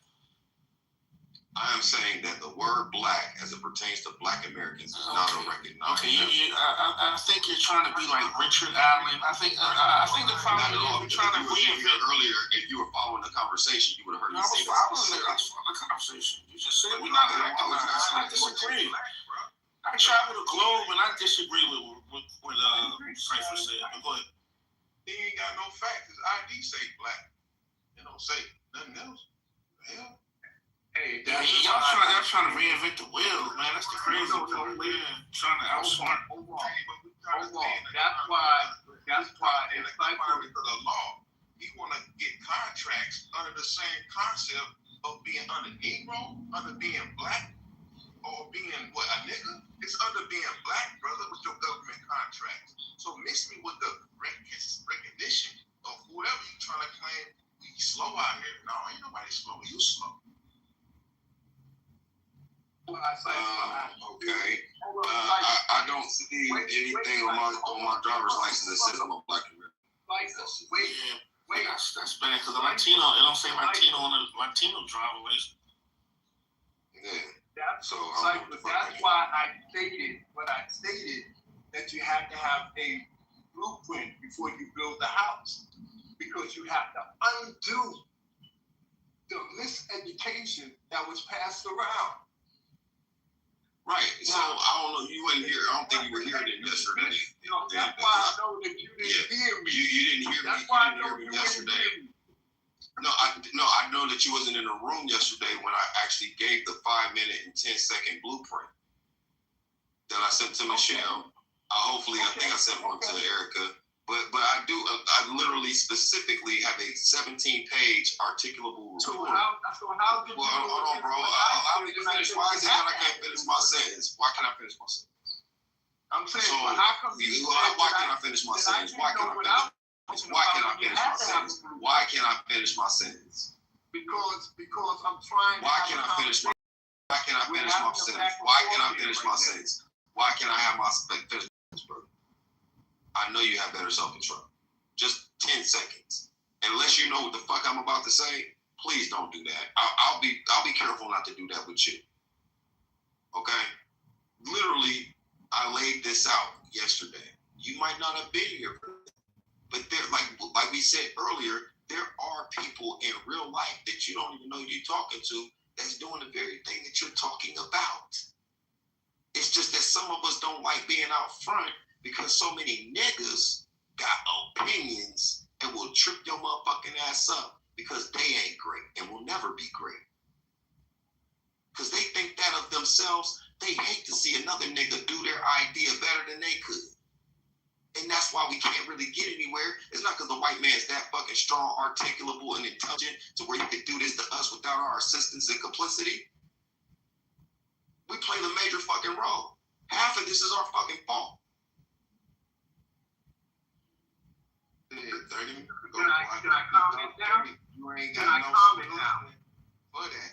Either you get rid of the white nigga, hold up, family. Either you get rid of the white nigga or you get rid of the black nigga. We had this conversation with the Circle of God 15, 20 years ago. You talking the same spinning circle conversation that we have in the mosque long time ago. Hey, mister, they had these combos 200 years ago, actually. They had these conversations 200 years ago. Screaming over the man, though. Jesus. Hold up, fam. So what they said is, if you ain't got no solution, either you wake them up or you don't wake them up. You build or you destroy. The world's problem and the world's solution at the same time. Yeah, but were you in the group? Was you here yesterday, bro? Have you been listening to these conversations? There's niggas been saying solutions for a long damn time. I literally had a solution. That's why I was telling you that I articulated that to Shu when I said, oh, you wasn't in the room yesterday when I laid this out. It's 17 fucking pages long. Michelle, I don't know if you up, but did you get the audio that you requested? Erica, I don't know if you responded back to the email or to the joint, but I was like, hey, I can send it to you on Telegram. I'm not even putting my name on this shit. If you like to hear it, I'll send it to you too, brother. But what I'm saying is, there are niggas like, bro, I'm letting it right here.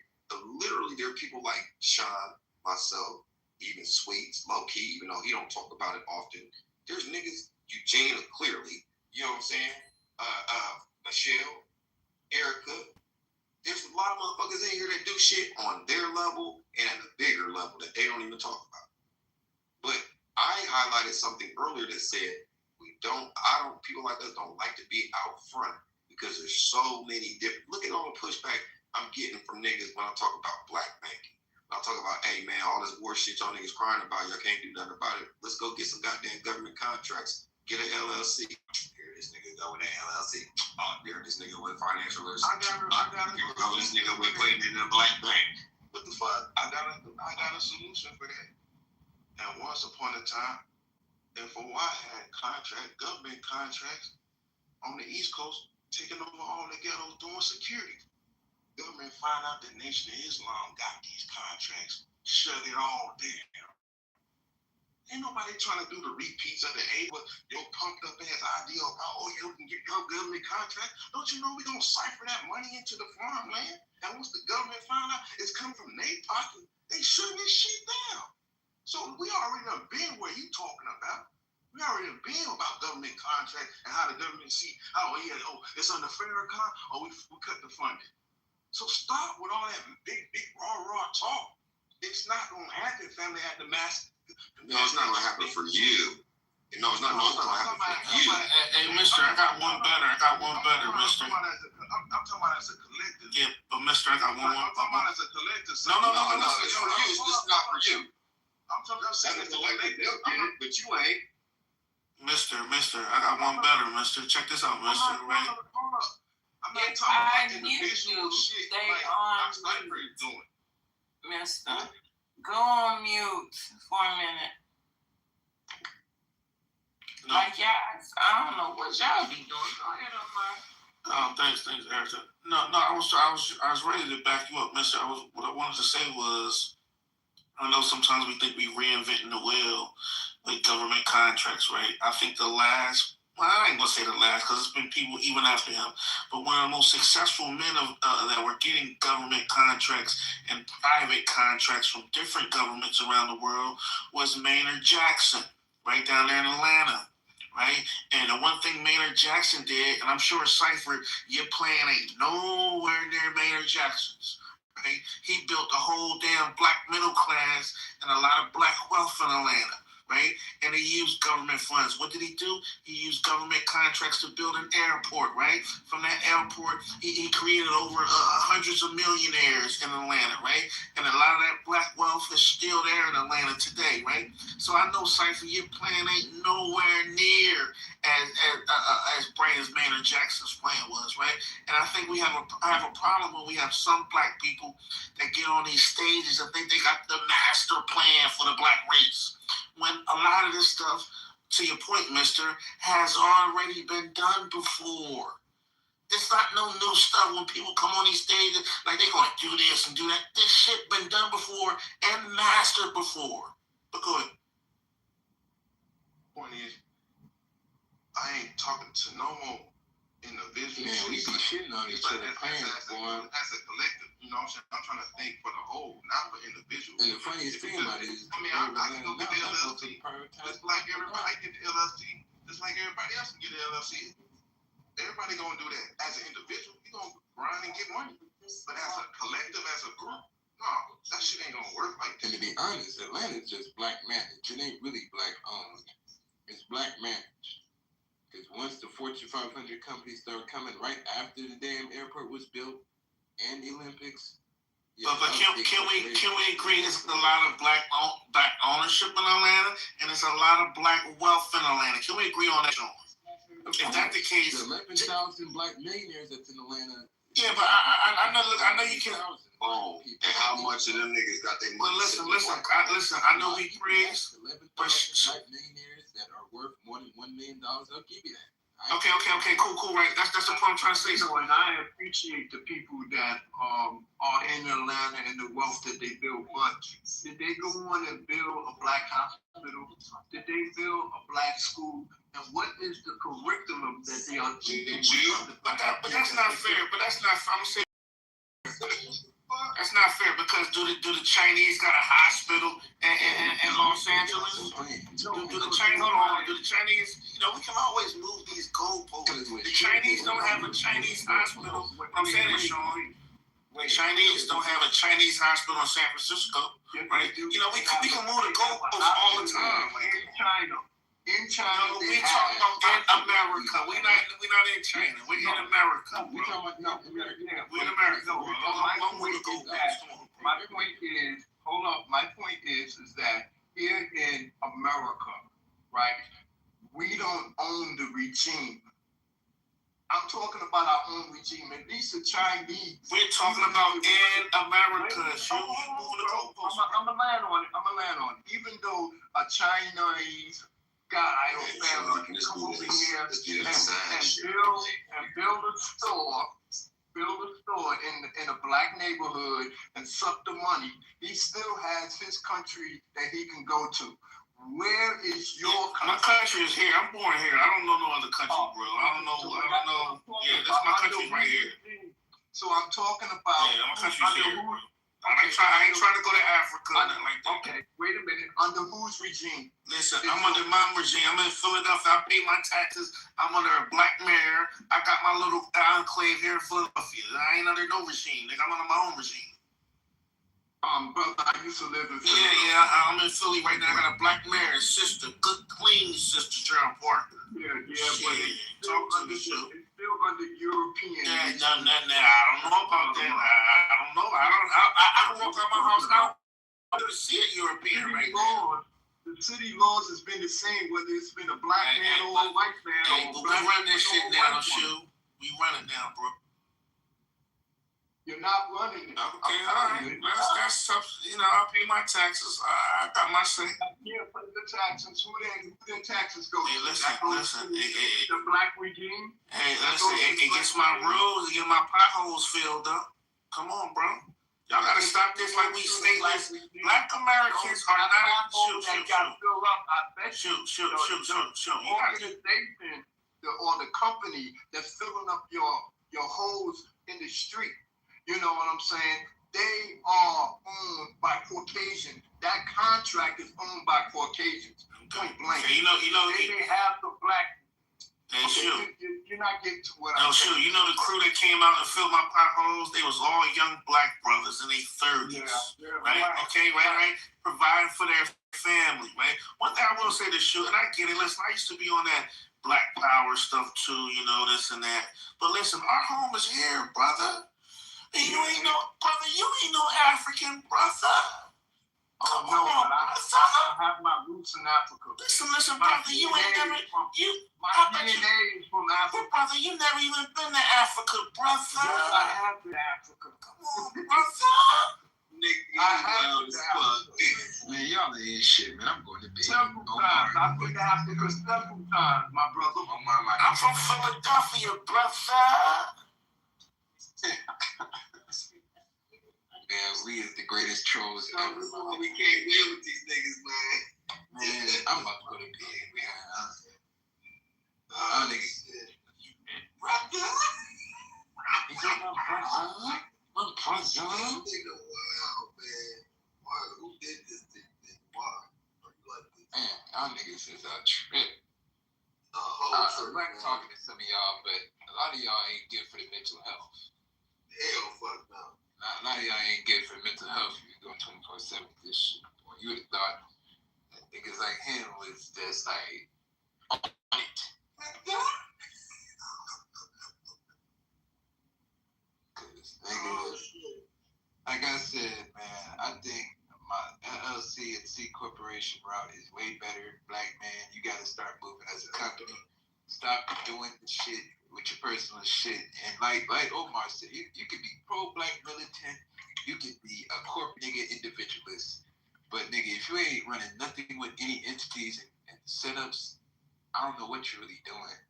Because everybody else is moving like a corporation. You got companies moving. How they be moving? Motherfuckers getting lines of credit, motherfuckers getting the grant funding, whatever it has to take. But my brother, you need to stop with that bullshit.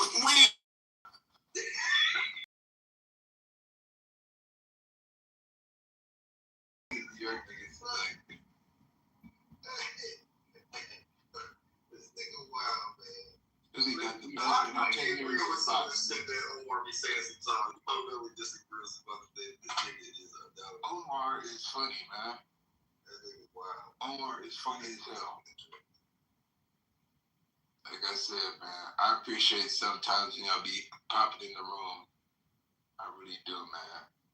Because I know I'm not the only one that's tripping. They feel like I'm the only nigga tripping. I'm like, I know niggas know that. Y'all black ass ain't from no damn Africa. When I went to the continent, nigga, I said, nigga, we is fairly different, nigga. Ain't no nigga gonna eat no damn monkey brain.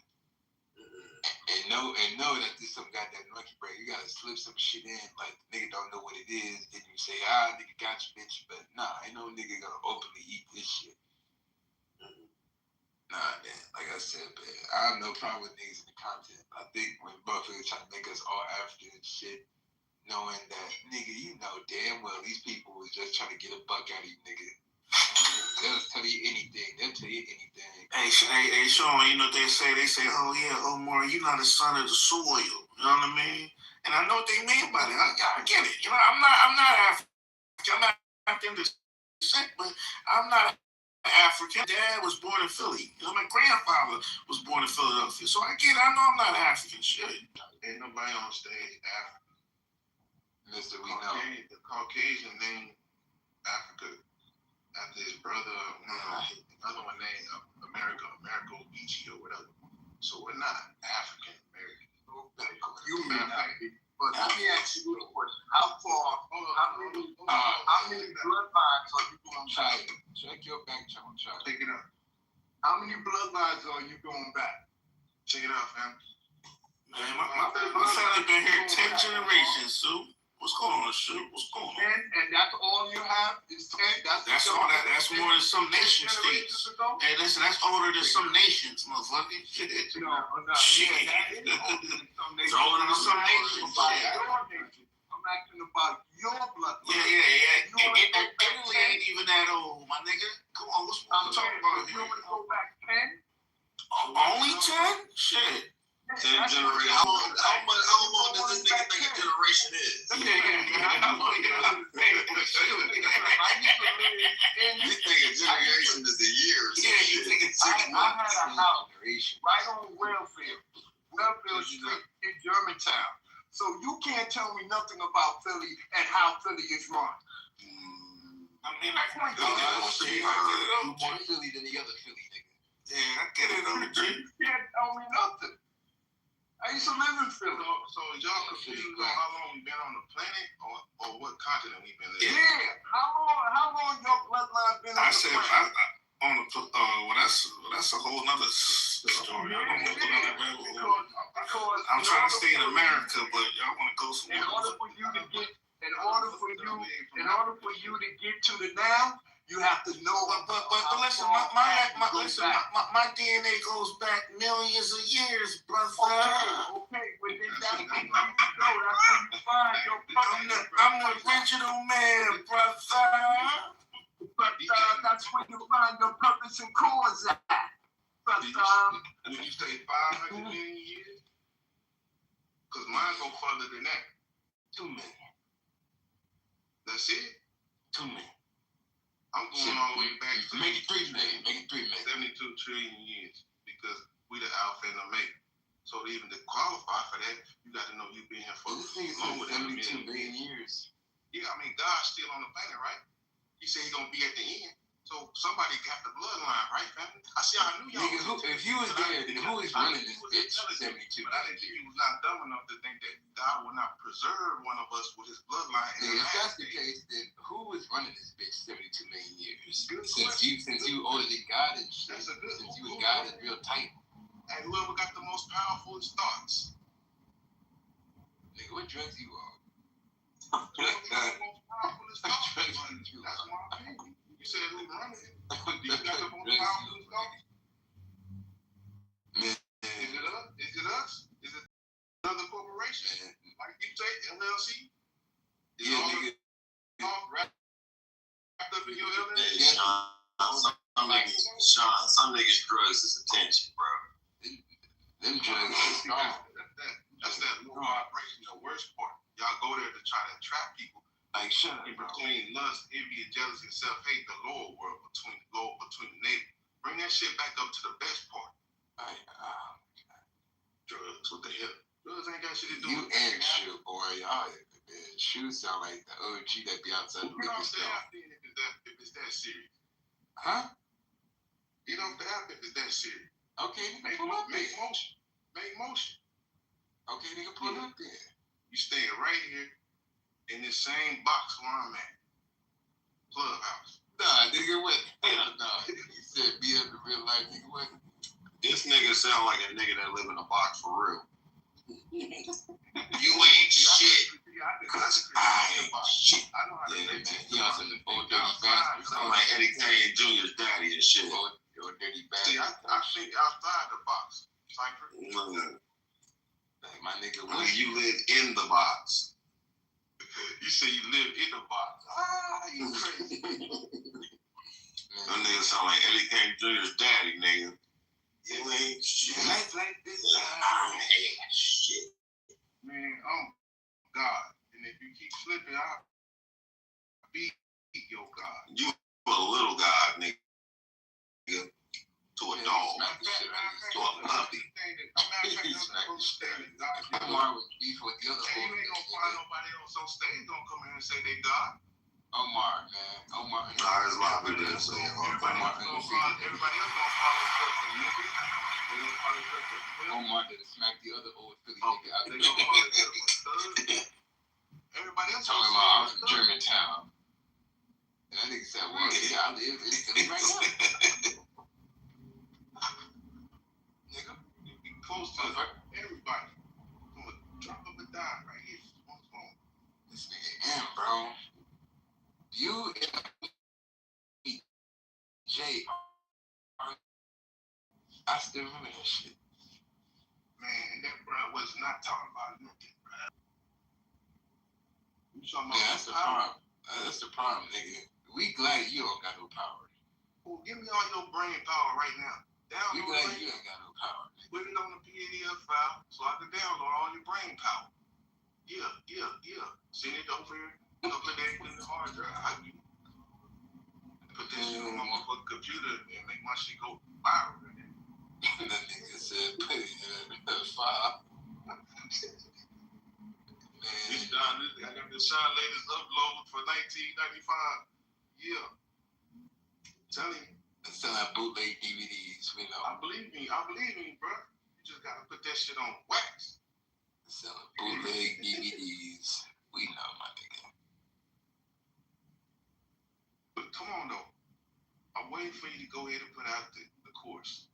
Because I know that's what you usually really try to simplify on a day-to-day basis. So once you get that shit ready, you're on your way. Nigga, I wish I could just smack you with a computer, nigga. Just smack the shit out of you with a computer, dude. I am a computer. What you talking about?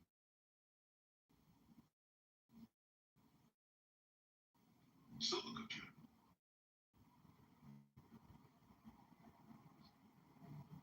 Who came first? Yeah, they out here. I think the mind came first, Mr. M. The mind. Oh yeah, you got it right. The mind came first. That's why I said thoughts. It's gonna be the most powerfulest thing on the planet. Is you had to have thoughts that thought himself into existence. The first creator, came on here. He didn't have nothing but a couple of atoms, molecules. It took 99 atoms to make a human being. So, he had to think himself into existence. He ain't come down to birth canal. He ain't have navel. You got a belly button. The first God didn't have a belly button. Did you know that? Hey, let me ask y'all a question. Y'all believe in evolution, or we just a period? Like, what y'all believe? Man, I don't know. I don't know what to believe in, my nigga. I give evolution a shot. Yeah, I don't necessarily believe in all this eugenics talk. So, Brother Omar, since you got all the answers, I know you go. What you gonna say? No, I don't have the answers. You got all the answers, Sway. No. I was watching this thing, man. I was like, I knew you would bring us the same documentary, nigga. Sean. Yeah, depending what side of the bed I wake up, man. I'm like, okay, maybe we did come from reptiles. That shit crazy. I was watching this John. They said we evolved over like a couple 100 million years, man. Like it took us to get where we at. It's crazy. So damn, was Jesse Ventura right when motherfuckers said Queen Elizabeth was a reptile lizard? Yeah, that shit crazy, bro.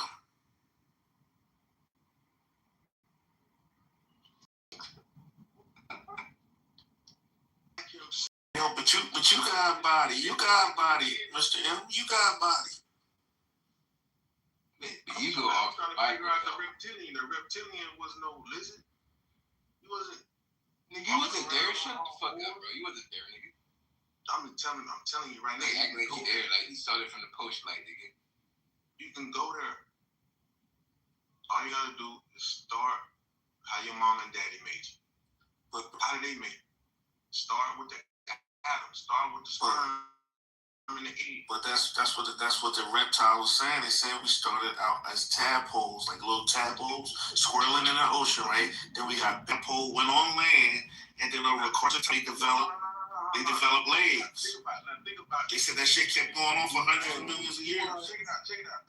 Remember, you answered the question earlier. You said the brain came before the planet. So you out in triple darkness, deep in space, in black matter. Omar, bro.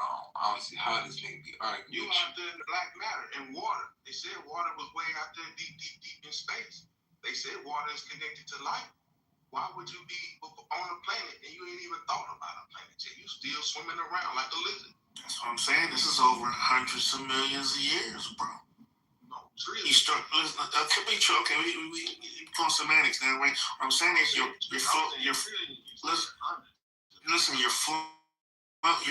floating around the water, then you eventually go on land, right? Let's say 1 million years you go on land. Now you're starting to develop these limbs over 1,000 years. Now you start to, develop 4 legs. Eventually you become eventually you become upright. Almost like a mammal to a certain degree. No. Talk to me, brother. Come on, brother. You said the brain came first. So you saying you no, but the consciousness is already there. Evolve with the planet, or did you evolve and think yourself into existence first? Now you just floating around in space. Now you say I need somewhere to live. No. Now you creating a planet floating around. I want to know, how did you get on Earth? Is what I'm trying to explain it. Consciousness is already there.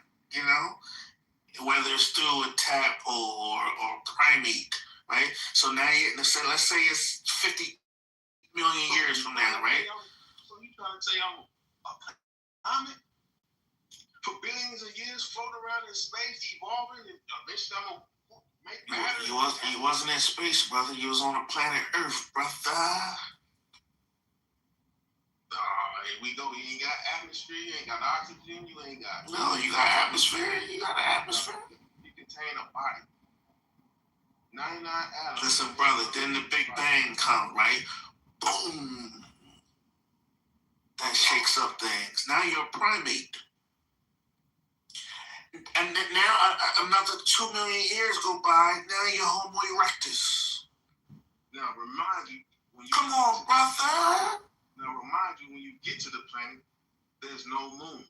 The Earth and the moon is connected, and the water is on it. No, that's too far back, brother. You gotta separate the moon from the Earth. That's too. And you gotta make mountains. No, that's too far back, brother. The Earth is flat, ain't got no mountains to help it rotate real smooth, give you a nice ride. So you gotta make mountains, you gotta make pyramids, you gotta do all this, you gotta make rivers. This took trillions and trillions of years. Okay, if it took trillion, okay, let's say it takes trillion. We're gonna go by your argument. It takes trillions, right? How does that, go against what I'm saying though? Over the development of where we at now. You can't find a Mr. M 1 million years ago. Consciousness, walking upright, having a mate. Why not? You ain't had no. How was you going to feed yourself? You ain't have no agricultures. You didn't even have a tool 1 million years ago. You ain't even got a tool, mister. How you gonna feed yourself? How you gonna hunt animals? You ain't even know how to sharpen your knife. 1 million. Yeah, we had tools. We didn't lose our tools. I don't know, brother. I don't think you got tools 1 million years ago. We put ourselves to sleep and buried all our information under the sea, ocean, and desert 6,000 years ago. Why did we go to sleep for 6,000 years? But 6,000 years and 1 million years ago is way off. Knowledge itself. You said 100,000 years ago, or 1 million years ago, we didn't have no tools. I don't believe that, unless you're leaning on white thought. What tools did you have 1 million years ago, brother? You using white thought from the white man. The white man didn't have no tools 1 million years. He didn't have nothing. That's what you're leaning on. Yeah.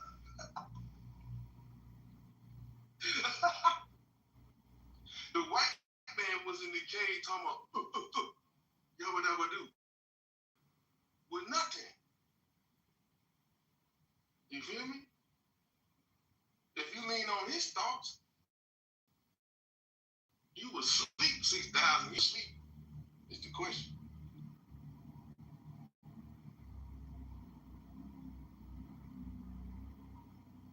All right, I gave that one. They're saying the oldest tools are 3 million years ago. I gave that one. And that's not even Homo erectus though. I was talking about Homo erectus. Man, let's go further than that. Let's go back when we didn't have nobody in America 35,000 years ago. When nobody here. How did you know that no one exists in America 35,000 years ago? Because we was all small populated in a small part of Africa. How did you get to that conclusion? Who told you? Who told you and why do you believe them? Who told you and why do you believe them? The Earth's circumference is 25,000 square miles. Who told you? Who told you and why do you believe them? We write our history every 25,000 years in advance. God told. Who told you and why do you believe them? This is lost knowledge from the God tribe. Who told you? I told you. And why did you believe them? You don't believe it? That's not what I asked you, sir. Or do you know? Who told you and why do you believe them? I said God told. What's today's mathematics? You tell me. What's the God hour? 7 o'clock. Bruh, this is where you at. Yeah, man, you're a talker, bro. You don't even know basic information, bro. This is where you at. You a 5%er. You ain't a member of the Nation of Islam. You grafted away from original, making double with the knowledge that you do have. So when you speak the true knowledge and come to the root, but the thing is, you literally know nothing. Hold on. That branch you on, when it fall, you got to come back to the root. Who said I was falling off? When you come off that branch you on with that 5% knowledge, you got to come back to the root. 5% knowledge. So bro, here's the thing. Here's the thing I discovered about you. This from me talking to yeah. So this is what I discovered about you. You know what I noticed about you is that you talk a lot and you don't know very much. And the more you talk, the more that is pervasive. Like that's really like clear to see. No, I'm not done. You assume a lot too, and you don't know enough to make the assumptions that you do assume. And instead of utilizing Socratic methodology or probing to get more information to make sure that you're aware and that you're correct in your framework, you skip all of this itself that says that you're smarter than what you think you actually are. And that's not true. And it shows up in your conversation on a basic level because you talk in circles, you avoid questions, and then you talk about knowledge that you really don't have. So we challenge, you bounce around that and then try to put the conversation from a question to another question narrative to answer that question. I just think that you should just be a little bit more humble in your approach when dealing with other people that probably are aware and know more than you. And then not to say that you should agree with them, but that you should probably consider some of the things that they say to add to what you already think you know. Remember what you say. Yeah. I mean, steel sharp is still like man sharper man. If you think my blade is sharp or I'm rusty as a lock, just know I gotta just get some oil and put on it so I can get the lock right. And if my blade is dull, surely your blade is sharp enough to sharpen me up. So I'm not worried about if I can't have a sharp blade. Just know when it swing, it's gonna cut. It might knock some flesh off the bone, but lay me not under your understanding. And everything you know, I know. And I know nothing you don't know. And everything you know, we put it on the tip of the pen and still be wrong. So look forward to learning more. And with all this brain power on stage, I can never forget anything. Because there's too many brains on stage that knows So I was just leaning on everybody else's information, just so we can have an accurate consensus versus a stupid debate that is so 90s.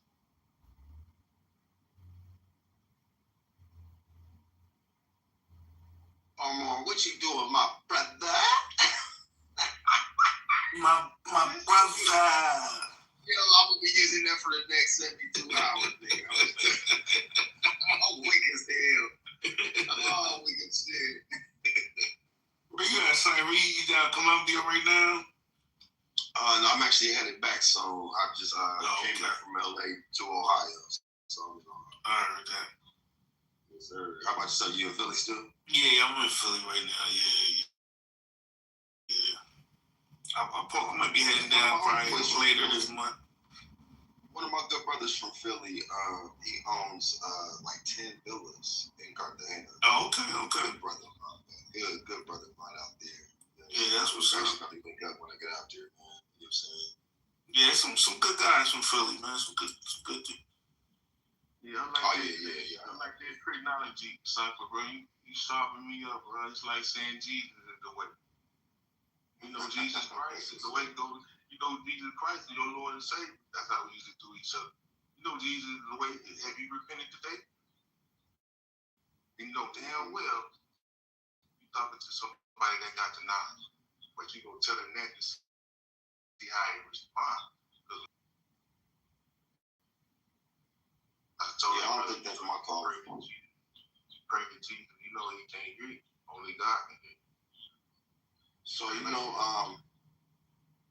Omar, your boy Dave East is gonna be here next week, right? One of my other homeboys is bringing him down. Oh yeah. And you're gonna do like a stop through, or whatever you call that shit, at my homeboy's chicken spot. It's like a nice little spot, and man, we're gonna do a thing called Such Is Life by the summer. It's a pickup from what I did back in 2019, and $1,000 worth of food, and they come in. Life stands for life environmentally, but the caveat is you got to sit down and eat. You just can't get up and just leave. Right. I like that. You know what I'm saying? So they sit down and there's a panel discussion. Insurance agents, real estate, credit monitoring, banks, all that shit. Black banks, Delphi Bank, all them motherfuckers gonna be there, and we gonna have a powwow with the community because it's in the center of the hood, like the area that's being gentrified that niggas are not aware of. It's in the center of that mecca, right? And we're trying to keep a stronghold on it. But by supporting a resource, I'll probably spend about $2,500 on food, whatever, food, drinks, and then afterwards we'll have a mixer, all that other shit. I want to kind of start doing that more often. I used to do it once a month before COVID and everything, but kind of got away from it. And one of my social media platforms, I got like a couple thousand people in the group, well, about 1,000 people now in the group, and I want to rejuvenate that. Now, the thing is, I know I can't hit all 1 million fucking plus people in Columbus, but even that 1,000, that experience, if even 100 or 200 come out, that experience and what they'll talk about to other motherfuckers can eventually reach a significant demographic. And by keeping up the pace of that, maybe not monthly, but maybe quarterly or annually, whatever the case may be, I think that those are small little step solutions. So when I go back to Columbia, I'm just, working with my people to do it, just giving them the money and the architect. And then when I come back, I just, pop in town, do that little thing. And I'm not hosting nothing myself. I mean, I'm hosting it, but it's not my face. I'm kind of like, what's his name? From Def Jam. Fuck is his nigga name, man? Simmons. Russell Simmons. Yeah. You remember how he did Def Comedy Jam? He come out the end like you have to. Oh yeah. Thanks for coming out. Yeah, come out. I'm that nigga. You know what I'm saying? That's all I'm gonna do is just like, hey, thank y'all for coming out. Good night, whatever. And that's something that we want to continue to do, but we want to expand it. So when I hear conversations about niggas what they gonna do, y'all passport bros or this, that, and the third. I like when niggas, you know, I love to do things for my people in the city, and we do these things. It's like something I've been doing since 2019. But you always have the niggas too. There's a group of niggas that's significant, even though they're minority. You have the flunkies that are afraid or fearful of success that will say what you can't do, how oppressed you are, make excuses for why they can't go nowhere, do anything. And that be the reason why a lot of niggas like to just be in the shadow. Now, on this app, I could talk shit all damn day, and I do. And I tell y'all niggas the truth 100%. Because I know half of y'all motherfuckers that can't do shit about what the fuck I do. The other side of it, though, too, is that, you know, I'm giving it out there, but I know half y'all niggas wouldn't even believe it, which is great, right? Because I work through proxies. I'm hiring white motherfuckers, Latin motherfuckers, all kinds of motherfuckers to do shit for me, right? But if niggas actually knew who was behind the things that are trying to liberate them, they would self-sabotage. If niggas also knew what was behind the motherfucking hand that's been oppressing us, I would not be surprised if it was another nigga. What's wrong with the shadow?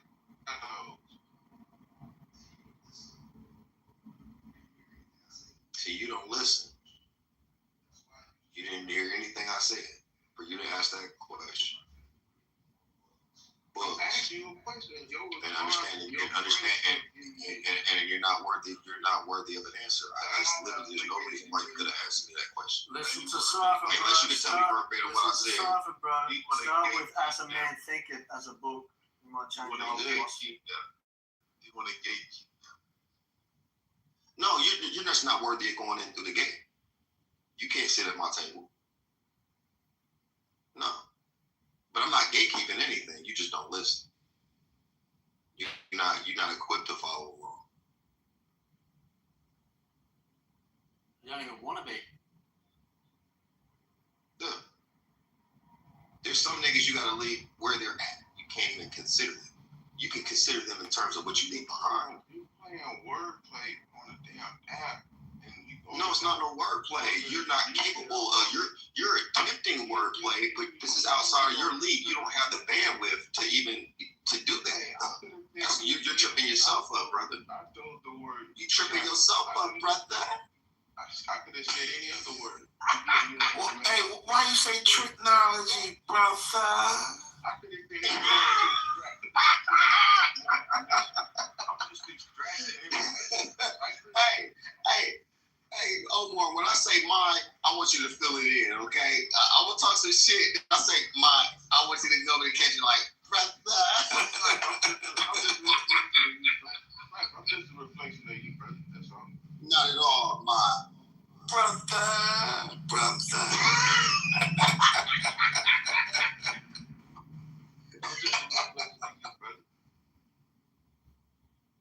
I'm just saying, my brother.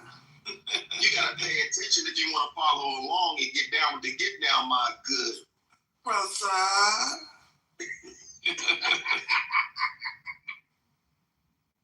Yeah, y'all something else, man. Y'all trolling the hell out there, work. But check this out, brother. I know what you know not, brother. Steel sharpens steel like man sharpens man, brother. We're waiting. Spit it out. We're waiting.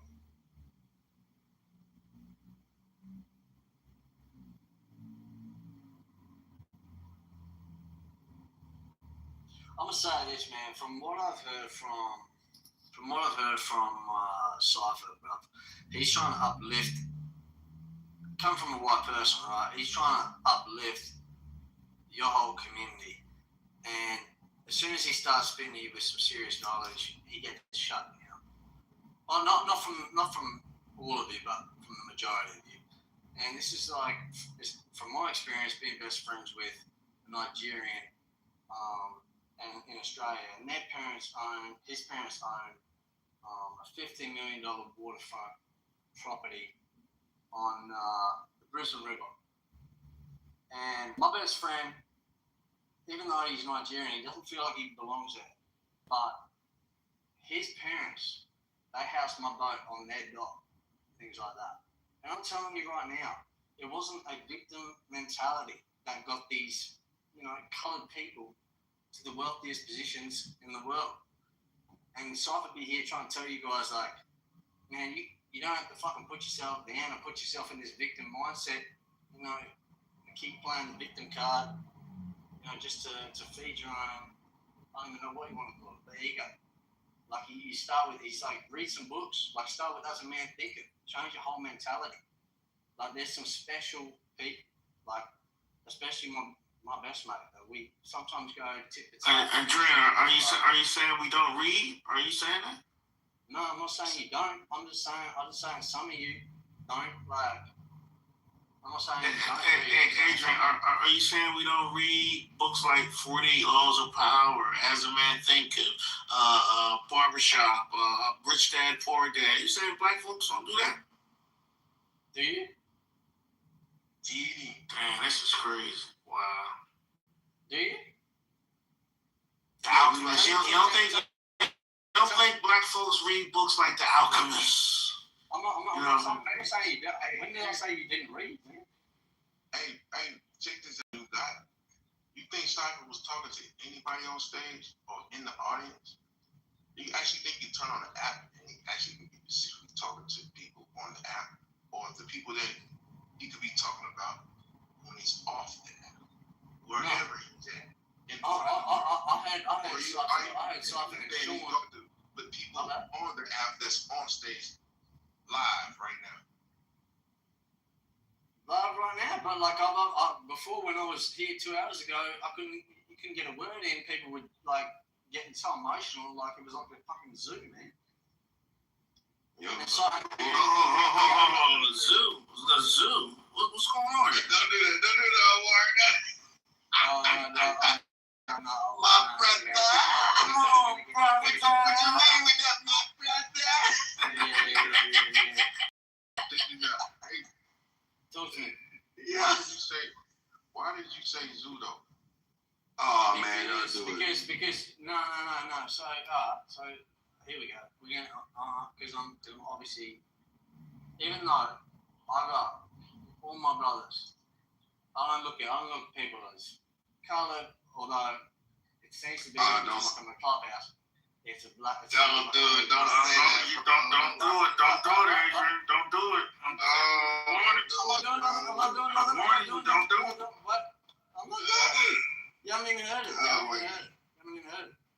But when I say zoo, it doesn't mean I'm talking about like I'm trying to objectify people. It's just like you can't even say something because it gets out of hand. All right. Have you ever been to a zoo? Yeah, it's fucking. They got animals. Fucking. That's why. You calling us animals? Have you ever experienced what you just described in the zoo? Be honest. A zoo? Have you been to a zoo? Have you ever experienced what you just described on stage in a real civilized? It's a commotion, man. It's a commotion. But it's not organized. Could you speak though? Was it organized in the zoo? Are you serious? Live on stage? Yeah. What kind of zoo was you in? Where was this zoo at? Man, have you been in the jungle, man? Is it a zoo or is it a jungle? No, let me get in here. Hold on. Let me get in here real quick. First off, no. I don't want to go into the forest. Let's get out the forest, guys. Let's get out the forest. Adrian, I appreciate what you said. I thank you for your observation. All right. Now, here's something I have to say, because this is a fraternal conversation and you've been invited to the stage. So I want you to know, too, the reason why this mentality exists is because of unaddressed trauma from what your ancestors did. I'm not saying that yours specifically did anything, but people that look like you did a damage to this world that they never healed. And because we've been left with the trauma of that, and it's been passed down generationally, it's also perpetuated in our faces. It's also perpetuated in media and music and TV and apparatuses that we do not holistically own, although we could. We've been spiritually, mentally, physically abused and traumatized, and we have done it to ourselves. internal conflict going on at the same time as an external conflict, that's how people get conquered. If the mental and spiritual capacity of that is never healed or mended or repaired, then you can't blame people for reacting to the environment that you create. Yeah, no. So this is where I see with my best mate is Nigerian, and he's so passionate about everything to do with he anti-Israel, pro-Palestine, and like he comes from a really wealthy family who've worked their ass off, and they're I don't know how to say it, like they're family, but. And if I say like colored, you're gonna say, oh, what are you trying to say here? I'm like, no. I'm like, as far as I'm concerned, that's my brother. Even me and my brother get to certain like arguments and debates on where we stand. I'm like, bro, we came up the same thing. Like your family. Hey, Adrian, let me ask you a question. I know you're cool with that one brother. Yeah, your one brother. But what if I said, listen, what if I told you that? Okay, let's bring 10,000 black brothers to Brisbane and set up shop in your neighborhood. How would you feel about it if it was 10,000 folks that look like me, Pedro, Cypher, Mr. M? I know you're cool with that one guy, but what if 10,000 of us came? I'm a boxer, brother. So no. Why you want to box now? No. So I'm just saying, I'm in the scene with blokes who've come out and feel like, let's say they come from a standpoint of, I've got nothing, or we came from nothing. No. These are blacks that's coming with something. Because you got the Nigerian guy that has something. Man, I used to play rugby in Sunnybank. You wouldn't know, because I'm from Australia. I used to play rugby in Sunnybank with Samoans. He can't even answer the question, bro. That's crazy. What do you mean? His brain cells is what do you mean? Going bonkers right now. I'll answer you straight. I'll answer you yes or no. Say it with your chest. Say it with your chest. Say what? Say it with your chest. Can I handle black people coming to hang out? Yeah, 10,000 of us. I know you're cool with that one guy that's your neighbor, that one little neighbor. But what if 10,000 of us came? Yeah, and then after that, and then we bring another 20,000 of our relatives. Are you cool with that? Hell yeah, man! If we vibe on the same way. No. These are black folks. Yeah. It doesn't matter what you look like, man. It matters like where your heart's at, what your soul's at, where your mindset is. I'm not at what you look like, man. I know people from all over the world. Hey, Adrian, and that picture in your PTR, is that at 235th in New York? At the rooftop? Yeah. That was it was supposed to be big ass rooftop. It's like two levels of shit. Bro, they were supposed to have the domes on the top part. It was a snowstorm when I was there. They had a little plastic bubble joints outside. 235th is dope. It's actually right across the street from the Museum of Sex. If you ever get a chance, you get a little. Yeah, I've been there before. Museum of Sex. Yeah, it was freaky. It fucked me up a little bit. I got there with shit. It was kind of freaky, but it was fun because a friend of mine, she from Jersey. I was out there in like 2022, 2023. And I stayed at LES. So we went down there and chopped it up and went down. I was like, you want to go to the shoot? She's like, I want to take you to the Museum of Sex. I'm like, Museum of Sex? What the fuck you on? Like, you trying to get me smashed? You know what I'm saying? So we went over there. It was actually fun. It was kind of like, for what it is, like they had you up in a little robe and all the shit, the old little museum shit, the exhibition shit. It was kind of crazy. It was crazy, but it wasn't like straight up. It wasn't straight up, just straight porn type shit. The way they did it, it was more like a museum for real. You know what I'm saying? And so, but then we went across the street to 235th. Had a good time. Yeah, man, it was a vibe, man. As soon as I touched down in New York, I got to talk with like a lot of people, bro. I was like, Did you go to Harlem? Adrian? I didn't get to go out that way because I got some Italian people that I met on a cruise, and then I'm like, yeah, bro, I'll link up, and then we had some family in New York. I'm from Australia though, so But then I went to New York, had people that I know there, might be tossing up a move to live there or do something there. Hey, Adrian, since you from Australia, tell me this. Yeah. Well, where in the hell did the white man come from? Oh shit, that's a fuck. My brother? Tell me, my brother. All I know is I was chatting with my OG in the cafe the other day. His dad's Iranian and he grew up in West Sydney under Muslim ideology. And the funny thing is that we laughed about it, and it pisses him off, but we laugh about the fact that in our Catholic schools, Jesus is painted as a white man. We're like, bro, he's not fucking white. He's Middle Eastern, he's like a brown man. And my bro, although it's another topic, but I know earlier, 2 hours ago, we were talking about what Trump's doing with Iran and stuff like that. He's like, man, the ideology of these motherfuckers is just insane. Like, he's like, I don't understand why people try to advocate for it. What I came from, what I saw, this is my OG. And he was telling me, my dad's Iranian, and I grew up Muslim, and this is why I converted to Christianity, because the only way is embracing everyone is the only way.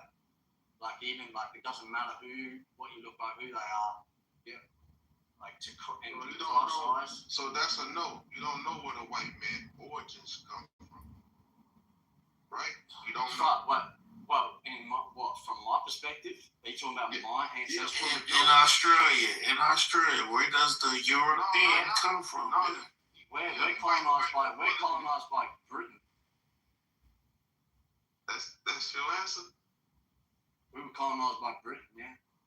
Were your family part of that settler colonization class? So I'm part Irish, part Polish. I'm going to get into detail, but my grandparents escaped. My grandma's parents escaped the concentration camp. We got on a boat to get. Well, tell me this: do your bloodline go back 200 years? Or 1,000,000 years, or 10,000 years? Just your bloodline. If you could just my bloodline. If you can you answer that without catching a nosebleed within those numbers? I'm sorry, but I mean, just have you gone on Ancestry.com? You know, like AI, 10,000 years, 200 years, or 1,000,000 years. They can answer. Our bloodline, brother. The only thing I know from my country where I'm born in. Just say the number. Just say the number. Just say the number. I can tell you. 6,000. I can tell you. I can tell Hey, you. all right. How about this, Adrian? He catching the nosebleed. Yeah. How about this, Adrian? Are there any indigenous native people left in Australia? Where did the black people go at? You know, I go to Australia, I see nothing but Adrians. Where did the black people go at? The black people are in the Northern Territory doing that thing. Alice Springs, Northern Territory, Darwin, they're in Townsville, Cairns, mainly situated around where they were originally from, indigenous. It's the same, it's like asking where are the Native Americans from. You know, I've got Aboriginal friends. I've got Papua New Guinean friends, Nigerian friends. Yeah. Hey, but what about your wife? How many children y'all got? Or how many children do you want to have on Earth? If you could have any number of children, how many would you have? Man, when I'm in the financial position, 4 children. Good enough. I want. No, that's not what y'all doing. All right, let me answer the next. Kind of come back away from the shit. I don't know. What's up, though? Get back, Sambo. Get back. Sambo. No. Y'all said that. All right, Adrian. We done with you now, Adrian. We got Pedro now. Get back, Sambo. We got Pedro now. Right? Okay, here go He said, Like, now I'm a cracker, man. Now I'm a cracker. Hey, Pedro, he got on stage. Hey, Pedro, he got on stage, right? He said there's a zoo in here. oh shit, y'all niggas monkeys. Hey, what you saying? He said, y'all was like a zoo in here. I said, a zoo. What you mean by that, cracker? Then he couldn't describe what it was like in a civilized zoo. Oh, that's When Friday. he was trying to say that he was experienced, he couldn't talk like he was in a zoo. And I said, have you been in a civilized zoo? And could you talk in the zoo? And was it unorganized? And he said, I don't know, but I asked him where that zoo at. And Pedro, he also said, as black folks, we don't read books like Get Rich Dad, Poor Dad, 48 Laws of Power. When the hell did I mention that book? Hey, look, cracker. Wait. You don't fuck with that word. No. You can't call me a cracker because I didn't say anything racist. I didn't say anything racist. You just made this up. I'm racist, cracker. What's wrong with you? There you go. All right, say no more. Might as well go ahead and say nigga, man. Get your shit off. I'm gonna call you a cracker, a honky, motherfucking wetback. You probably even a whole 100% cracker. You probably like half Spanish talking about you a cracker. You a fucking wetback. Go on over there, man. Okay, he's from Australia. No, he's from Australia. He's not white American. You can't call him like we do. You Indian, you black. So. He's a Caucasian. He's not. He's not a hillbilly. He's not a redneck. But he's a cracker in Australia. Come on, mister. You kind of tap dancing now, mister. Come on, bro. He's from a settler. He's from a hold on, bro. His family exterminated natives in Australia, right? Exterminated them, bro.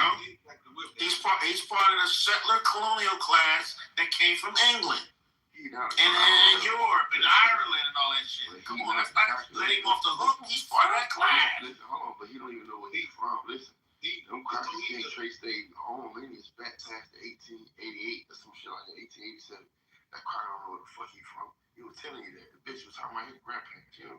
I don't know where he's a cracker. But I told you where. I don't know. You talking to black people right now. You don't even know where he's from. You cool. Yeah. Be cool at these crackers. You can't be first right now. But yo, he not like a cracker. He like an offshoot version of a cracker. Like he a cracker because America said he's a cracker, but he not like a cracker, like a European cracker. Like he's a mutt. Am I right, cracker? I'm a what? You like a mutt. You like a mixed breed. Oh, yeah. Well, I say mixed breed, but what do you mean, man? Do they say China. You say white boy in Australia? Then you said you was Poland and some more shit, cracker. Then yeah, do y'all call him a white boy? Not really. No. I'm talking to black people. Damn. You kind of think y'all be first and everything. Like, you think I'm talking to you because I'm talking about you, cracker shit. He's a great boy. You've been talking about me the last fucking 10 minutes, man. You popped in. Cracker. If you got something to say, you can say it now. I just said it, cracker. Shut up. For what? Fuck your wife. Cracker, shut up. You was always put first in life winning, cracker. Right now, I ain't gonna be that type of rodeo cracker. Damn. Motherfucking pack of wood, you pink toe. Your ass come behind me, Satan. Yeah, you talking about fuck up. But yeah, he don't know his history and shit. Y'all asking this cracker. Cracker don't know where the fuck he from. Talking about he Polish, something else, but he Australian. You don't know. Where you from? I'm from America. I'm from Australia. I know, but you're not from there really, because your people from Poland. You said you were Polish or some more shit. So you a black. I can say the same thing about you. So where you? I ain't from Oakland, so you trying to. I'm Australian born. You're American born. Cracker. I'm American born. My family are American born. They family American born. I'm not like you, Cracker. You call me Cracker as much as you want, man. If I hit you with the fucking universe, I'll be the bad guy. Yeah, I don't give a fuck, Cracker. Say that shit. Say it with your chest. Go on, man. Hey, Dro. I call you Big Dro. No. Call me a coon. Call me a motherfucking coon. That was it. Say. You want me to victimize you? You want me to fucking call you? Wow. This is great. Don't call me a hate or some shit, nigga. What? You want me to call you that? Why would you want me to call you that? I'm trying to see if you got nuts. This is good. Nuts for It's what? brain power. And see, to overthrow the white man, you gotta think 10 times faster than the white man. But listen, you see how I am with this cracker? Y'all trying to be diplomatic with this cracker. Crackers, I hate crackers. I'm a nigga. You just met a Florida nigga, American nigga. I'm not like black people. Black people are like weak and they kind of like respect y'all. I can give a fuck about you, Crackerwood. I know you don't know nothing about your history. You don't know nothing about your motherfucking family like that. You know what I'm saying? These old fucking mixed inbred ass crackers. Like an offshoot though. You're not like a European cracker. You're not like the original cracker. Just like a amalgam. But Pedro, some people will say that pseudo. What you talking about? They say that pseudo. He's straight just told you. He is from Australia, but his people from Poland and some more shit. He not know authentic cracker. Like, man, this motherfucker's a spearmint. What? No, so where? Were you Native American? Yeah, I'm indigenous American, cracker. Indigenous American. Where? Yeah. And your family's been in America for how long? At least 200-300 years. And I should know.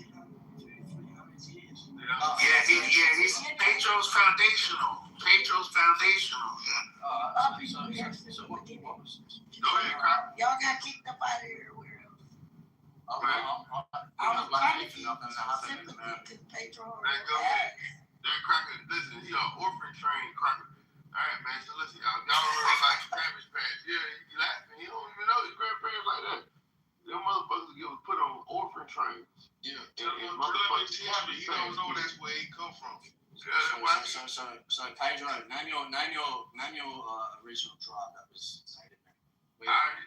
Well, you want to know my original tribe? It's gonna be the Tarukans, and the Tarukans went into the Seminole, and then the Niji on my grandfather's side. On your grandfather's side, how long ago was that? Yeah, I did about 200 years ago, cracker. That's as far as I can go back. My bloodline, cracker. Okay. Yeah. Now, let me show you the difference. Hold on. You back of wood. Let me show you the difference between me and you. You the first generation Australian. You just told us one of your grandparents is Poland and another one is something else. So that means right then and there you an immigrant to Australia by your parents, cracker.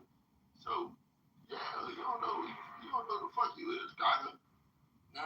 So we know the first people to Australia were black people. We know those melanated people. The indigenous people. You're talking about the Aboriginal people? Yeah. So you now you know more about the black people in my country than I do. Talk to me about them. Talk to me about them.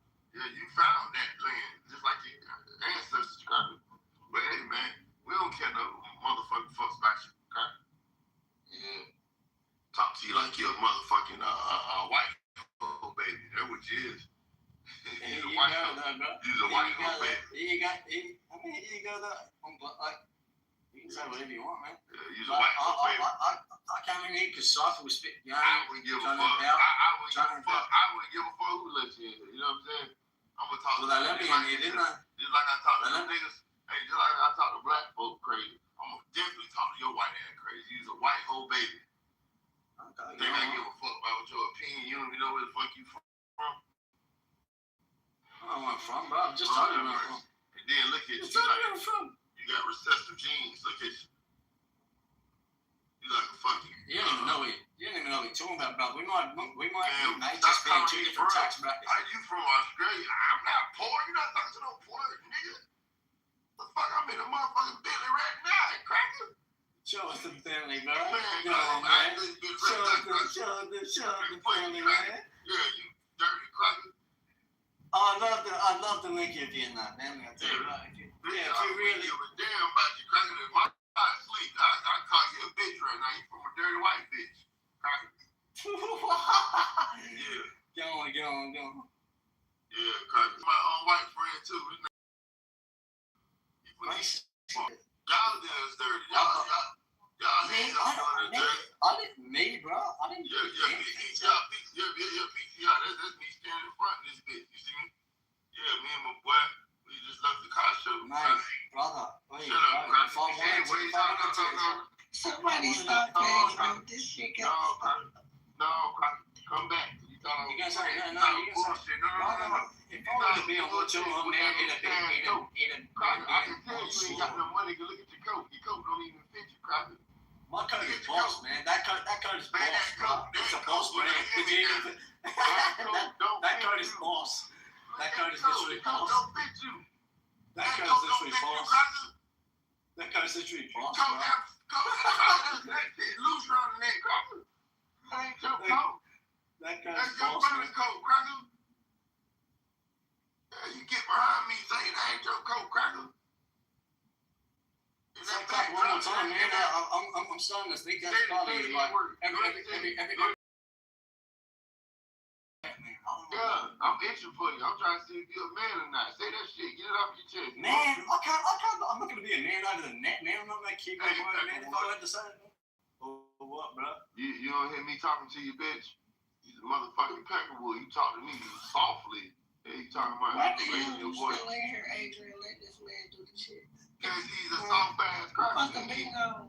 He's a soft ass cracker. Crackers gonna get handled. Them crackers get handled the way they get handled. You know what's going on. Yo, he said, why you guys don't read books like, The Alchemist and, man, niggas read. I didn't say Listen. You talking about that, Brady? Come on. See, please do me. That's basic shit, Adrian. Come on, man. Hold on. Wait. Adrian, why is your collar loose? See, I gotta know how to play these crackers. Why?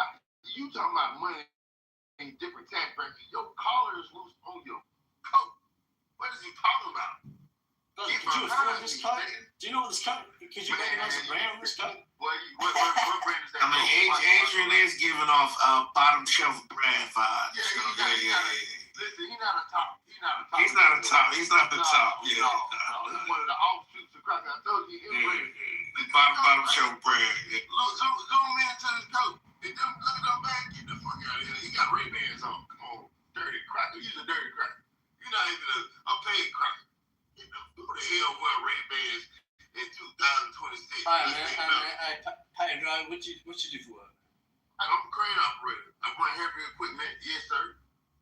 Hands on. Okay. Yeah. Hands on like a motherfucker. He's a builder. Yeah, he's a builder. What you do now? What you do for a living, cracker? I'll follow that. What you do for a living? Nothing. You an IKEA worker, cracker. Oh, sure. what? You work at IKEA. Y'all got man, see, this is not a race thing. I wouldn't give a fuck. It's a race thing when I'm talking to you, pink toe. Your mama is a white hoe. You think I'm gonna respect you, boy? I'm boy. Damn, bro. But for that dude that asked me, Adrian, why you keep using the word racist? And I bet you can probably be prejudice. So no. But racist is more so like racist is like white. It's like white only, black only. No. Come in here. You know, back in the 60s, white only. This is racist. Backed up by the law, the police, the Constitution, the military. That's being racist. When you fuck that cop out. Whoop that trick, get him. Whoop that trick. Maybe prejudice was your Adrian been around for a long time. I wouldn't give a fuck what his mama is the white hoe off Hustle and Flow. Now, if you go to the all white room, they gonna show you some race. They gonna stick you to the goop in the racist room. No.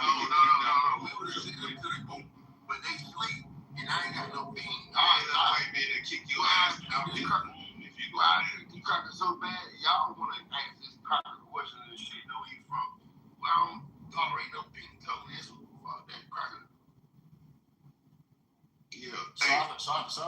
Hey, you cracker, shut up. You hear that black man talking to me? Trying to defend you? You shut up. Why you talking to me? Well, you beneath us. You recess Virginia having motherfucker. Shut up. For what? You know what, cracker? Adrian, you in the military? No. Look at him. You got a loose neck. Shit don't even fit the collar of the fucking coat. Is he? I'm not military. I'm Golden Glove champion though. But now you a boxer. Boy, if you don't shut your Yeah, now he's a boxer. That's true. Yeah, look. But you a welterweight. Get your bitch ass on out of here, man. I'm actually welterweight. Yeah. I know it. Yeah. Man, that nigga bantamweight. He's a bantamweight. Hey, Adrian, when you gonna fight Gambosa? No. Down there with you? Gambos? When you gonna fight him? He down there? To be fair, he's above me. He what? Yeah, he's a bit too far ahead of me. I need another year to get ready for Labs. I asked me in the chat. You're on the same weight class. Hey, Labs, don't get mad. Don't tell me how to talk to no motherfucking Paperwood boy. What's wrong with you niggas? What is these niggas be taking up? Man, when you gonna fight Gambosa, man? In 2 years? Man, I'm hoping maybe, in 2 years, hopefully. Yeah. I believe you can get him. He watched up. No, because to be fair, Devin Haney beat the brakes off Gambosa, so I knew it would happen. Why you doing, man? You chopped him like a fucking power, man. Just shut up for a minute. Why your daddy didn't marry your mama? Peckerwood. He already did, man. Did yours? No, Peckerwood. Why? Come on. Where's your daddy? My daddy at home. Alright. Why your parents ain't married, Peckerwood? My parents ain't married. I know they not married. I said, but why they not married? Shit, my mom is a fucking gotta get a woman. I'll give her she's a hoe. Hey, look, I'm telling these black brothers that shit. You Peckerwood, y'all ain't no better than us. Peckerwood. I don't even know where you're going with this, man. We're just talking about Donald Trump, and then you're talking about like. Yeah, you ain't here talking about reading books and shit. You ain't even got a prison father in the household, Peckerwood. Mate, I am the father. Across my 5 families, I am that go-to. But anyway, I know it. I see how you want to be live. You want to have laughter now. Now you want to laugh about it, Peckerwood. Laugh about what, man? How old are you? I'm 35, Peckerwood. My dad in my life. Cool. My parents married. High five. Yeah. High five. You got to high five me, crack. I'm better than you. We'll see. And we'll see. I am Peckerwood. No, you're not. You're a pole cracker. You living off. Hey, you living off. Listen, you living off. I can already tell, man. I can already tell we're in 2 different categories. You're like 10 years. You're a decade ahead of me, man, and you're carrying on just going. Hey, listen. I'm not a decade. We can't How old are you? 24, man. Oh man, he was an old looking cracker too. Man. Yeah, I got a beard, man. Grow one. Where's yours at? I got a beard, cracker. Oh, no, I'm not the light skinned brother in that picture. I'm the dark skinned brother in my picture, sir. I'm the one with the Versace stays on, cracker. Is this is this not Pedro? Yeah, that's the Pedro. You see that motherfucking color in the back, cracker? We come out to play, cracker. Yeah. Let me see that. Yeah, we swinging those, cracker. Yeah. I'll give you that. Yeah, no, you ain't give me nothing. I made that, cracker.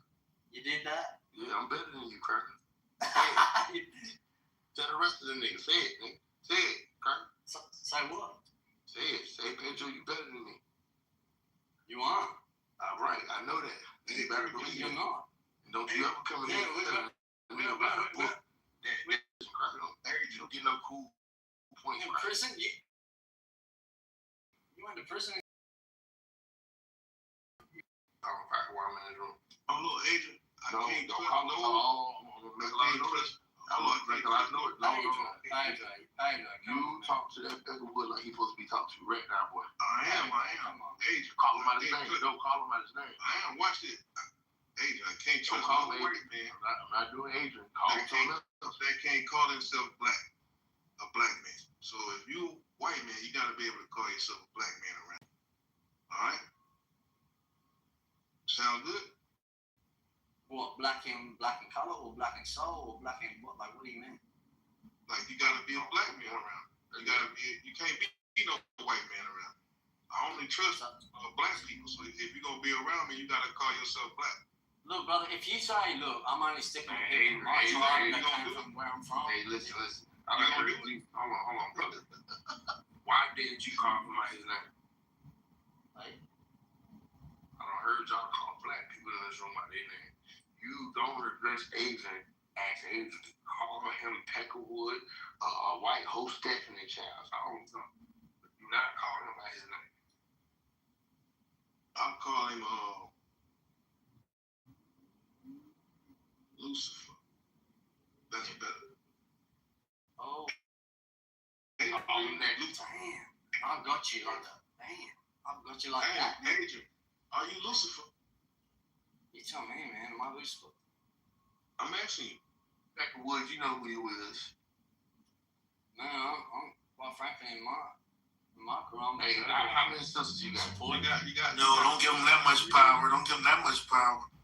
You got 3 minutes to answer. Are you Lucifer? No. Oh, he answered it. He could have said yeah, but he said, Hey, Peckerwood, I got some motherfucking shoes in my hand. Those some motherfucking hard Peckerwood. Motherfucking shoes, I can take my shoes off of motherfucking around, stick in the toilet car. First license car, he needs to get his shoes off and sit down. Why you motherfucking L, man, this PTR. You look at your PTR, those white left. You got that loose ass rose, small and neat. Hey, champ, don't worry, champ. You don't have to stress so much, champ. Pedro, you're a champion, man. It's all good. Life will be good, just like, you know, you get so aggressive under nothing, man. Hey, Adrian, what's your boxing record? To be fair, 63. I'm Golden Glove champion. Over 100. So you got any knockouts? Nah, because it's only that's why I want to challenge for the pro title at the end of the year. But in the amateurs, man, they pad your shit up so heavy, it's hard to get a knockout. We thought I was, but surprisingly I can't. Not yet. But when we go to the pro thing, no headgear, I'm ready to see what's up. To be fair. What weight class? What go for? 60. Nah, super light. Golly. Yeah. That's like 125 or something? That's what did Shakur and Tifima fight at? That was welterweight, wasn't it? 135 between 127 or something. Same with them boys, but I'll tell you what, man, watching Shakur, man, he's next Floyd. He's fucking crazy. Anyway, though, I think, we don't have to go on with the crack thing. Like, I'm not against like anything. I mean, like, it's all like, I don't know where it's got so hostile, but you know, it's all love. I'm just saying, you know, some Hey, you ain't gonna never get past Milton. That dude is gonna crush you, bro. I can see you fighting him in another couple of years because he beating up all. Yeah, he gonna beat you up next. He gonna come out there, or you gonna come to America. If you want some smoke, come to America. Yeah, man, I'm thinking about New York, but to be fair, them boys, them boxers in the pro boxers in America. If you stay in Australia, all you can do is just go into like a 3 series with Gambosis and take all his. Yeah. You know what I'm saying? Take all his clout, take his gym, take everything. Take his coach. No, to be fair, the American boxers are just different breed, bro. I will admit that. That's why I'm like low-key keen. That's why I became to move to actually New York for a bit, because I was traveling in Europe and I was in Barcelona. I'm like, you can't really switch on at Barcelona. This shit's too party heavy. But New York could be on. And it was good to meet. It was good to meet all the American people, like the genuine American This people. nigga said, take his coat. I'll log it on. Take his coat. What you talking about? He go, he did. Pedro's gone. Man, where'd he go? I was missing him calling me cracker every fucking second word. Anyway, I want to hear you on the one, man. You spit some game. Cypher. Yes, Cypher. Cypher.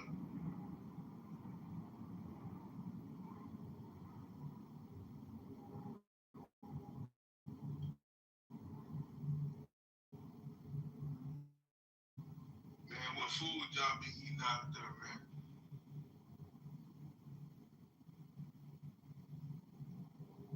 Australia. We take a bit of. Well, we're very similar to in the American sense, but we take a bit of everything. I guess our main thing is our like meat is so like premium that we like fucking like steaks and beefs and lambs and shit like that. But Do y'all get American food products out there? Like Cheerios, Pop-Tarts? Say that again. Y'all get like Cheerios, Pop-Tarts, Captain Crunch? Right, no, the only thing we got is like, well, we got some jelly, but like the only thing I think that we got like American was, it's hard to get like Pop-Tarts in American, and if we do get them from America, the recent thing we got from America was Taco Bell, and I don't think that popped off as much as it should have, but no one really hyped it up too much, but yeah. Yeah, the Takis, I love the Takis, even though they're bad for you. But it's really just like meats and we take a lot of what, to be honest, Australia is like very similar to America in most ways. Similar to America or similar to England? Oh no, I'd say more America than England, to be honest, bro. All the English that come to holiday in Australia, they're like, how the fuck did we colonise you and you've got it better than us? But, you tell me. You think London's the fucking capital of the world, bro? London is a shit show. When I went there, I was like, get me the fuck out of here, man. Why you say that? Shit show. Man, just like shit show. Man, just like the weather, like rainy, like every day's like a cloudy, like glumping mess. Even though all my boys in London, like my homies in London, they're vibey, like, you know, like I couldn't wake up every day and just like try to go for a run in the morning, do some fitness or something, and you fucking got to put a coat on and gear up like you're ready to go to war in like the cold and shit like that, and just go for like a quick run, and now you got to gear up like you just for like a run, whole raincoat and shit. It's like see this shit. Straight up and walk out without a shirt on and go for a run around the block. It'd be no problem. Yeah, you're gonna deal with that heat out there. Yeah, it gets hot, but Australian winters, they're primo, bro. Y'all got a winter out there? I thought it was rainy summer.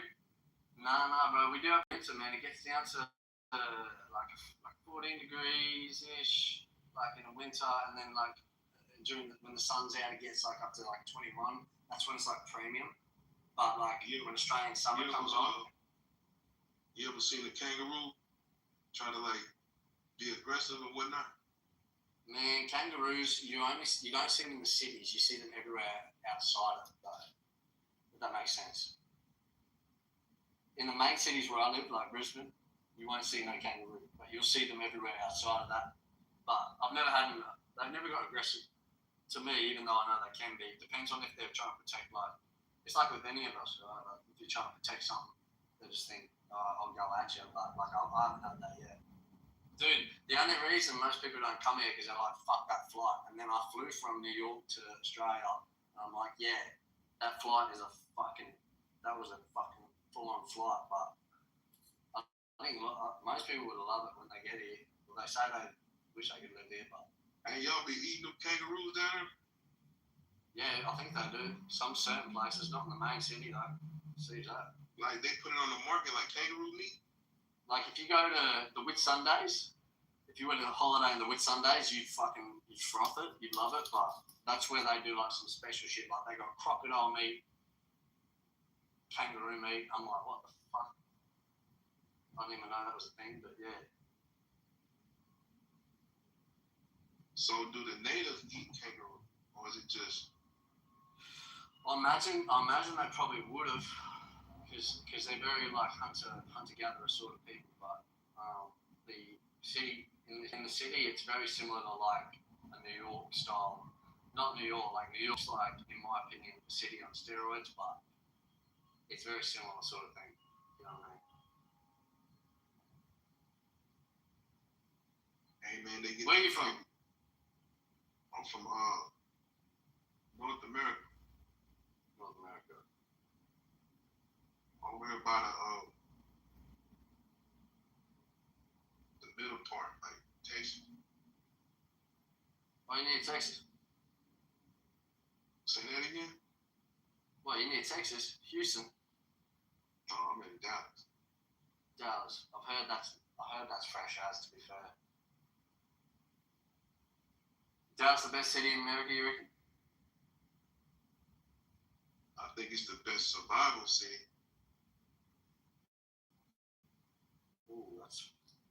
Shit. You ain't gotta worry about the earthquakes on the West Coast. You ain't gotta worry about the floods on the East Coast. Oh, right. So from preservation standpoint, it's just the tornadoes come, it's hot and cold. By the time the heat gets to you, the cold from the north comes. By the time the north pole comes, the heat from the. I heard the fit chicks are there. I heard the fittest chicks are either there in Miami. Man, you don't lose your mind. You don't lose your mind going out there with them. Yeah. Which one, Miami or Dallas? Miami. yeah, I know. Miami's like Gold Coast, where I'm from, is like similar to Miami. Yeah, they got nice ladies out here in Dallas too, but they more like, how you say, sophisticated. Just a slight more class instead of like materialistic sort of thing. You know what I mean? But it just in Dallas, you got 10% of every race in Dallas. Wait, you got 10% of every race in Dallas? So it's like super diverse. Yeah. Do you want to stay in Dallas, or would you say you probably want to go like, I probably would stay in Dallas for another 5 years. In your opinion, what would you say is the most American or US like city or area, state? Where would you say you get the most American feel? Or like this is where America's at, in your perspective? I would probably say the Midwest, like any state in the Midwest that's not oversaturated with outside culture. Because the more you go in the Midwest, you got more of a black and white native structure. It's like real laid back. I would say, I'll be honest with you, I'd probably say like Tennessee, Arkansas, Louisiana, like the last of the real like places that's not oversaturated by immigrants. True. So they're like the most American sort of places. Yeah. And what's your thoughts on what's his name? Senator John Kennedy. He's a funny cunt. From what I've watched, he just seems funny. I think he could be exposed to some stuff that's kind of too late. Even though throwing a red flag out there, it's like you know a lot, but you can't stop it. So at the same time, I understand what his brother did, and when his brother got killed, if it's right and exact, certain people that his brother had beef with, it moved fester up back then to where his brother can actually see what's going on. Yeah. No, but I mean, I can redeem my brother's legacy by doing something good and with the medicine. And I don't know how he gonna come out with that because he's tied into Trump cabinet. So that reversal concept can come at the end of Trump's cabinet, but it would just be a bunch of mess if they don't go ahead and iron out new healthcare law, new healthcare pharmaceutical ideas, or whatever they want to do with that. And it's a lot of damage control. I think he's in control of. So it's not. I don't think it's an easy job at all. Yeah.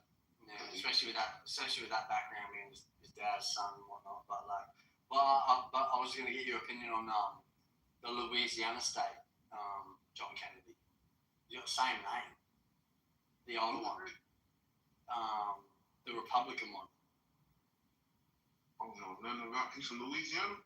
Yeah. He's the one that's like he's got real full-on accent. Like he's the one that wrote something about Congress being dumb as hell or something about stupid, like not being stupid. You know that one? He's got grey hair and shit.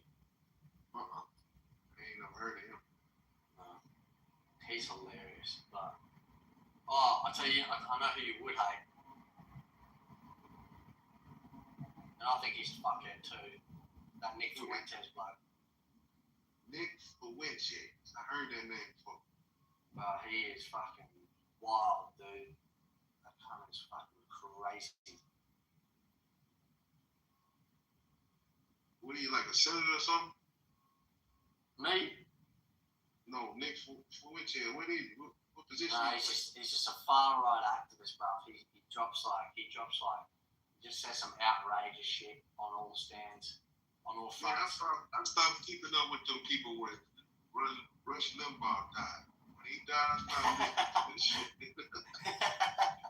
I said that they died right there. He did everything over with. Yeah. Leave it at that sort of thing. So when that chapter ended, it's like, who could outdo him? Who could be more vicious than him? And then everything else is kind of like downpour on Alex Jones or somebody like that. Yeah, what do you think about Alex Jones, bro?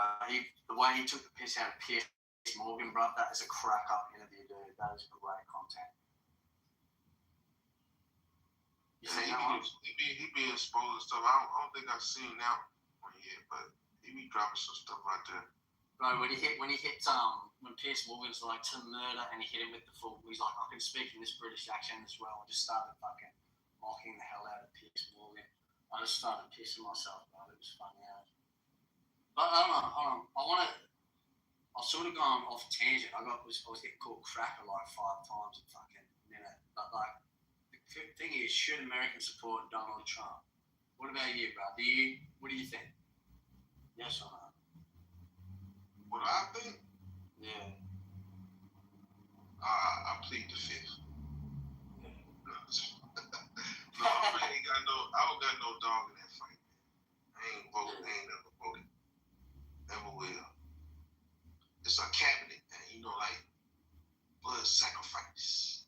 Sign in line, they got your blood and ink. Then you shake your hands with these people, and then they shake your hands with you. And now you're in this cabinet. Now you're in this contract with these people. So whatever they do it in your blood. You with it. Yeah, so you're trying to like be independent, basically, so, like outside of all that shit. You don't want to more independent, conservative type. You know, they ain't finna be in your contract because I know sure they go do it in blood money.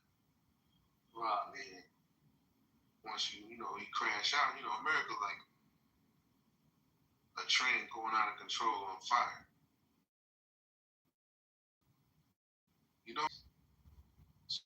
So find a safe exit some kind of way to this. You fall right with it. So you have to have a still away program. And every little time you can develop your still away program, just keep building on it. Start with 300 customers. With 300 customers, you'll never be broke.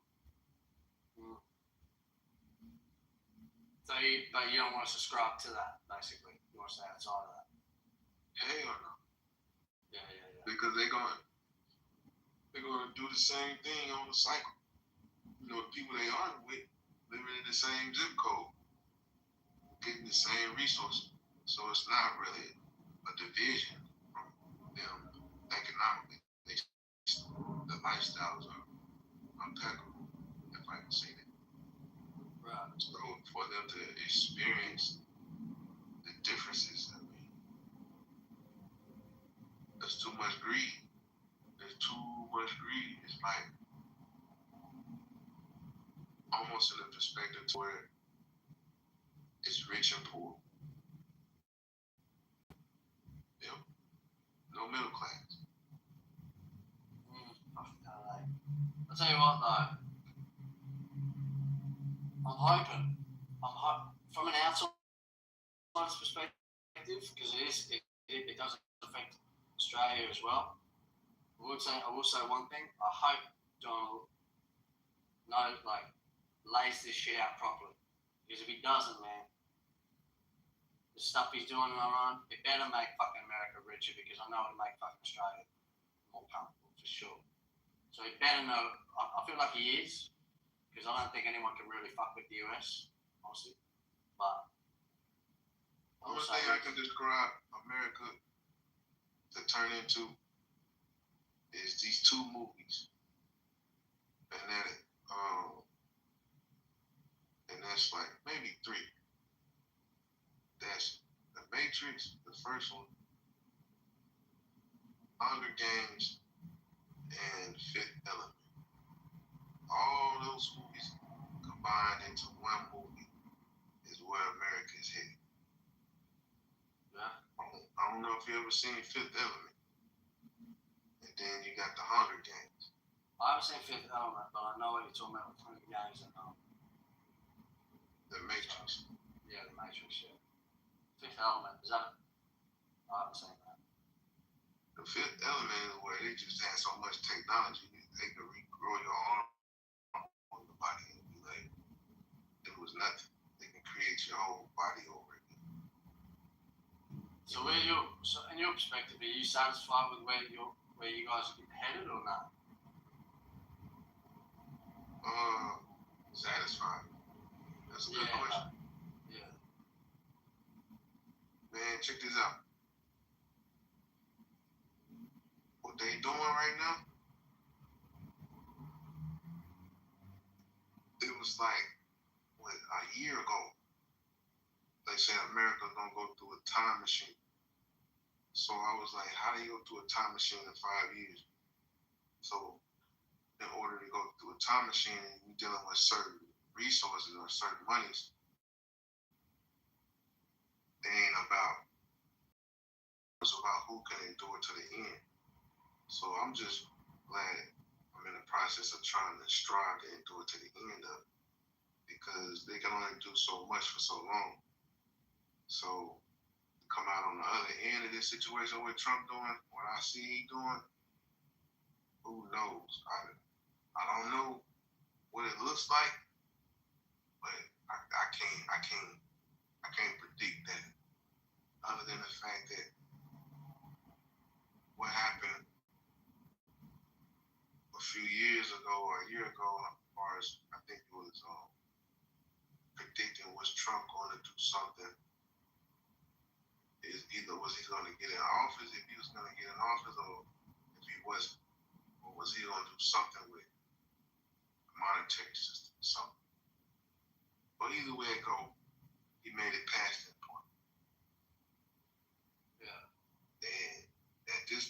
more so like it's like a planet spinning out of orbit, if I can say that. And if you can get the planet back under control, cool. But his system that he has, we've been on many planets. I mean, we've been on many worldly systems, but we've been on one planet. But the worldly system that he's using and trying to keep under control is spinning out of control and imploding. You got an ecosystem, you got a justice system, you got an educational system, housing system, financial system. All these systems that makes up a world, a food system, and it's crumbling right in his hands, in my opinion. So in order for him to really be successful, according to how America set up, he would have to cut off the fat. And in so many words, I guess it's describing that drain the swamp concept. But when you feel like he's kind of doing that, or do you think he's doing that through external shit? Yeah, he's doing it, but it's a civil war at the top. They don't want to talk about it because it's silent. It's tied into the banks. And England got something to do with it. America got something to do with it. And the technology behind that is like, okay. So I'm like, yeah, I'm sitting over here with the technology in the bag. And y'all ain't know y'all been using my system for this long. So, like the Grinch, you know what I'm saying? I could almost like hear that movie Back to the Future. That Big Biff, that's him. He got all the chips, got everything under control. I'm trying to figure out what is so unique about Big Biff. Why is he so hated? I think I'm gonna go back and watch Back to the Future. Because whatever he's using in that movie to a degree is coming out in reality. All because of the Monopoly game. You know, the Monopoly game real too. They just don't really want to say they play Monopoly with fake money. We got currency is the issue with the Chinese because they can make money. China's very self-sufficient, although they're fucking They fuck out of they got a bunch of counterfeit over there. If you have a bunch of counterfeit and you can play the market any kind of way you want to play it, it's like infinite money. Yeah, nobody can stop. Reverse engineer everything in the world. You steal everybody's stuff. It's not something like bad, but it's not something good. It's more so like an unlimited candy store or something. And just like you can just black the fuck out of it if they wanted to, which they sort of can. Well, they sort of do. But they got a lot of edge. And the edge is the 6G. Yeah. Speed. Who do you reckon is more dangerous though, Russia or China? Russia, and I would say China because the technology is at the next level. Is in a concept to where I'll be honest with you, how are Chinese people really living with a face recognition system? How do they really live on a day-to-day basis? Is it really cool? Is it really draining their energy?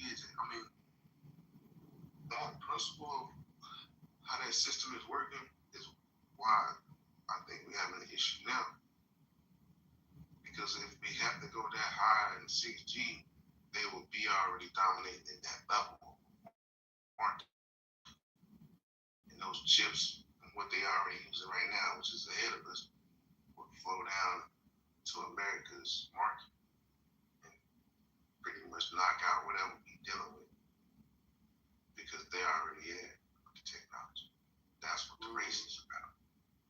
They trying to get prepared to build their stuff up and have enough sufficient technology here, which America already has is new technology. They done lost all the manufacturing, all the distribution, steel and wood, all that stuff is coming from import and export.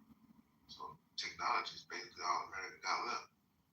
And what little bit of money they trying to monitor the financial system, that's it. And America is going to be looking like slavery. Because the system that he's creating is rich and poor. I just feel like if he sorts it all out, if he really does, and even though you got Israel, who I think are pretty, they're full on, but like if they really get a grip on it, and they reckon they can control the oil and shit, and they actually win this thing they're trying to do, and they get oil from here, there, it'll make fucking everyone in America's life very fucking sweet if they do it correctly. If they fuck up, it'll be a massive waste of everyone's taxpayers' dollars. If they succeed, shit. America. I think they're gonna fuck up. You know why they're gonna fuck up? Why? Because it's a cause and effect in everything. Yeah. They get this oil from here, and here, so it's taken from there, and there. Wherever it's taken from, that's the cause and effect. So the new market that they're capitalizing off of from Venezuela, Iran, if they ever think they can get that, good luck. But you know, as an American, you know you guys are the dominant country though, right? Like by far. Well, I mean,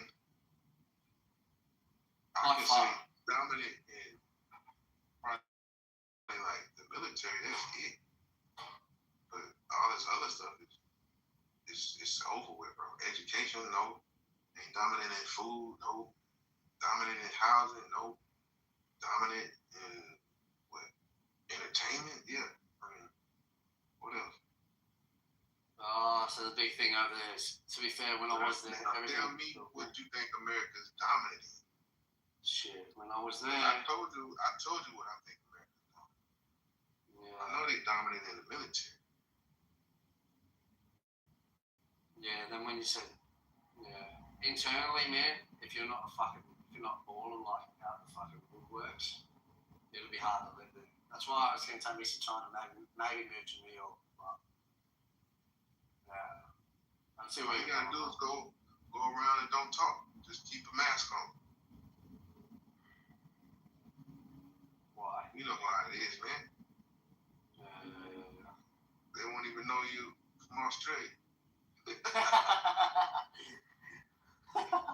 I tell you what, New York is as soon as they're like, no, that's not American accent. Where are you from? I said Australia. And they're like, oh, best vibes, man. Especially from the wealthy people. I want to show you all around their rich shit. Like, okay, that's cool. But anyway, man, I might head off. I don't know what happened to fucking old mate who was ripping into me for being a cracker or whatever. Yeah, man. Appreciate it. Stay easy out there. You too, bro. I'll leave you to it. Yes, sir.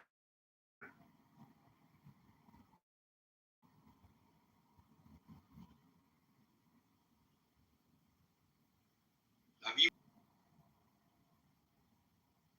Man, y'all niggas was killing. Last I heard, Pedro called that man 100 crackers, man.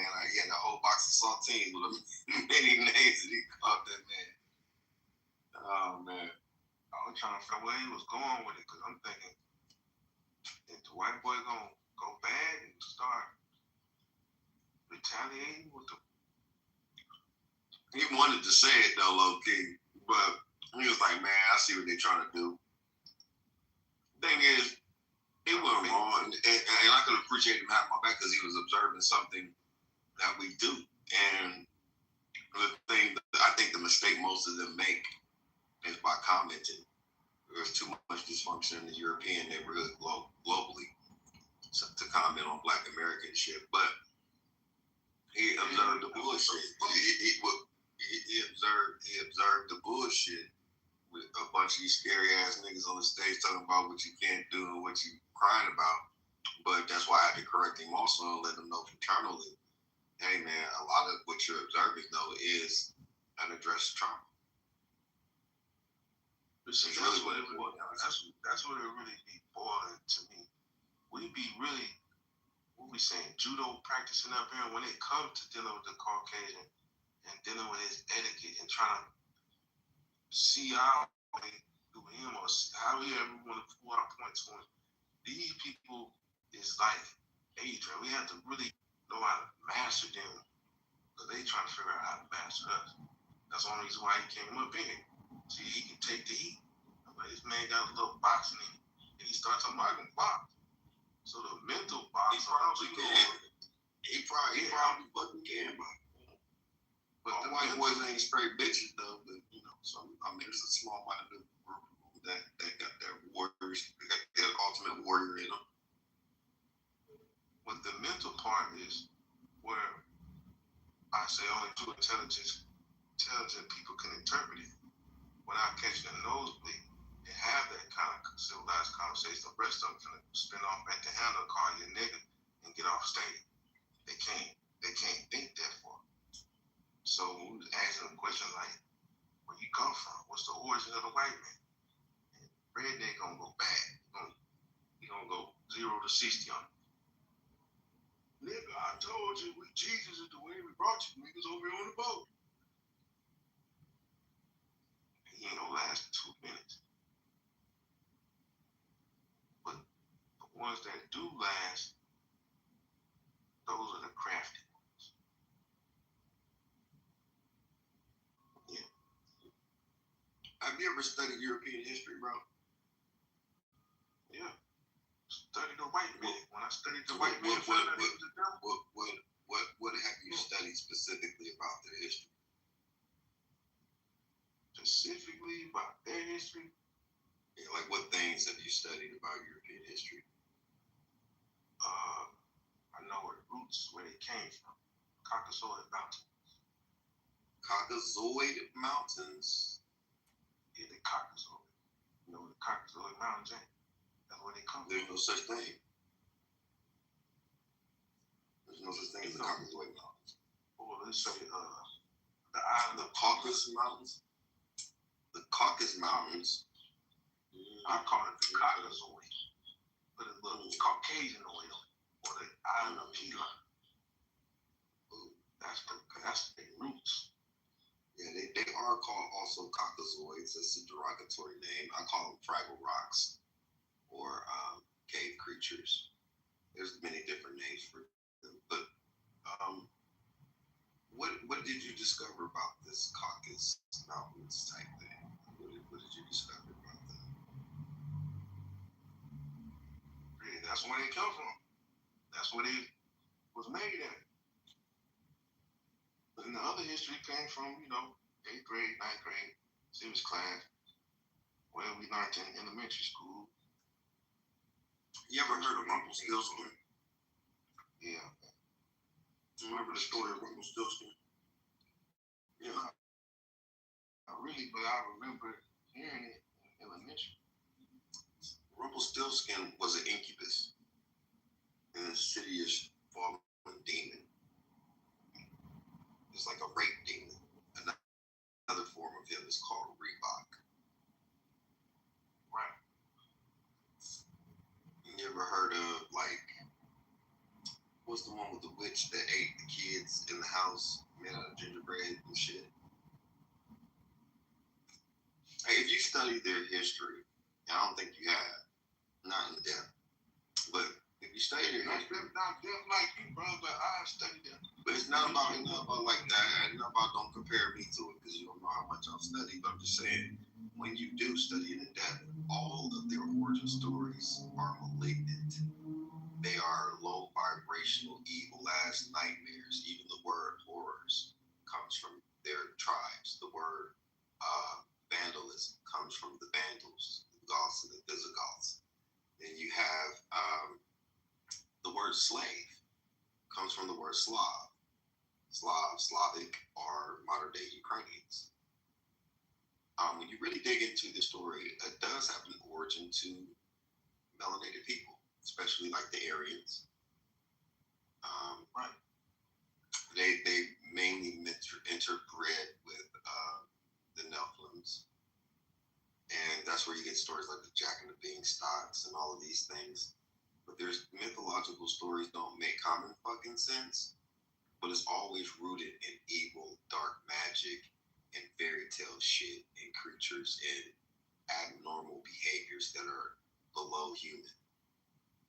So it makes me question. I believe that there's two sections of white Europeans, rather. There is the ones that came from Edom, which you would probably call Italians, maybe some Spanish here and there, Germans here and there, things like that. But the pale creatures that we don't have real origins for, I believe were genetically modified, not only through maybe some laboratory shit, but intermixing and interbreeding with the Nephilim and different types of Neanderthals. So I do believe that there was some kind of experiment to some degree, but I don't believe that Hansel and Gretel. Thank you. Yeah, about the witch that was eating, and then even Snow White with the motherfucker eating the apple, poison apples and shit, and falling asleep, and motherfucker basically like sexually harassing her while waking her up, or kissing a dead body or some shit. I mean, you really get into the origin stories, not just the shit that you were reading the book, but the real stories of this shit. All, not some, all of it is evil and nefarious. And when you also look at their depictions of the future, it's always after some kind of major doomsday event, some kind of futuristic dystopian nightmare, or a regression of populations of the world. These are the people that they're the only people, to my understanding, that have eliminated or eradicated not only people haplogroups, but animal populations too. So it makes me want to question European humanity. Are they even human?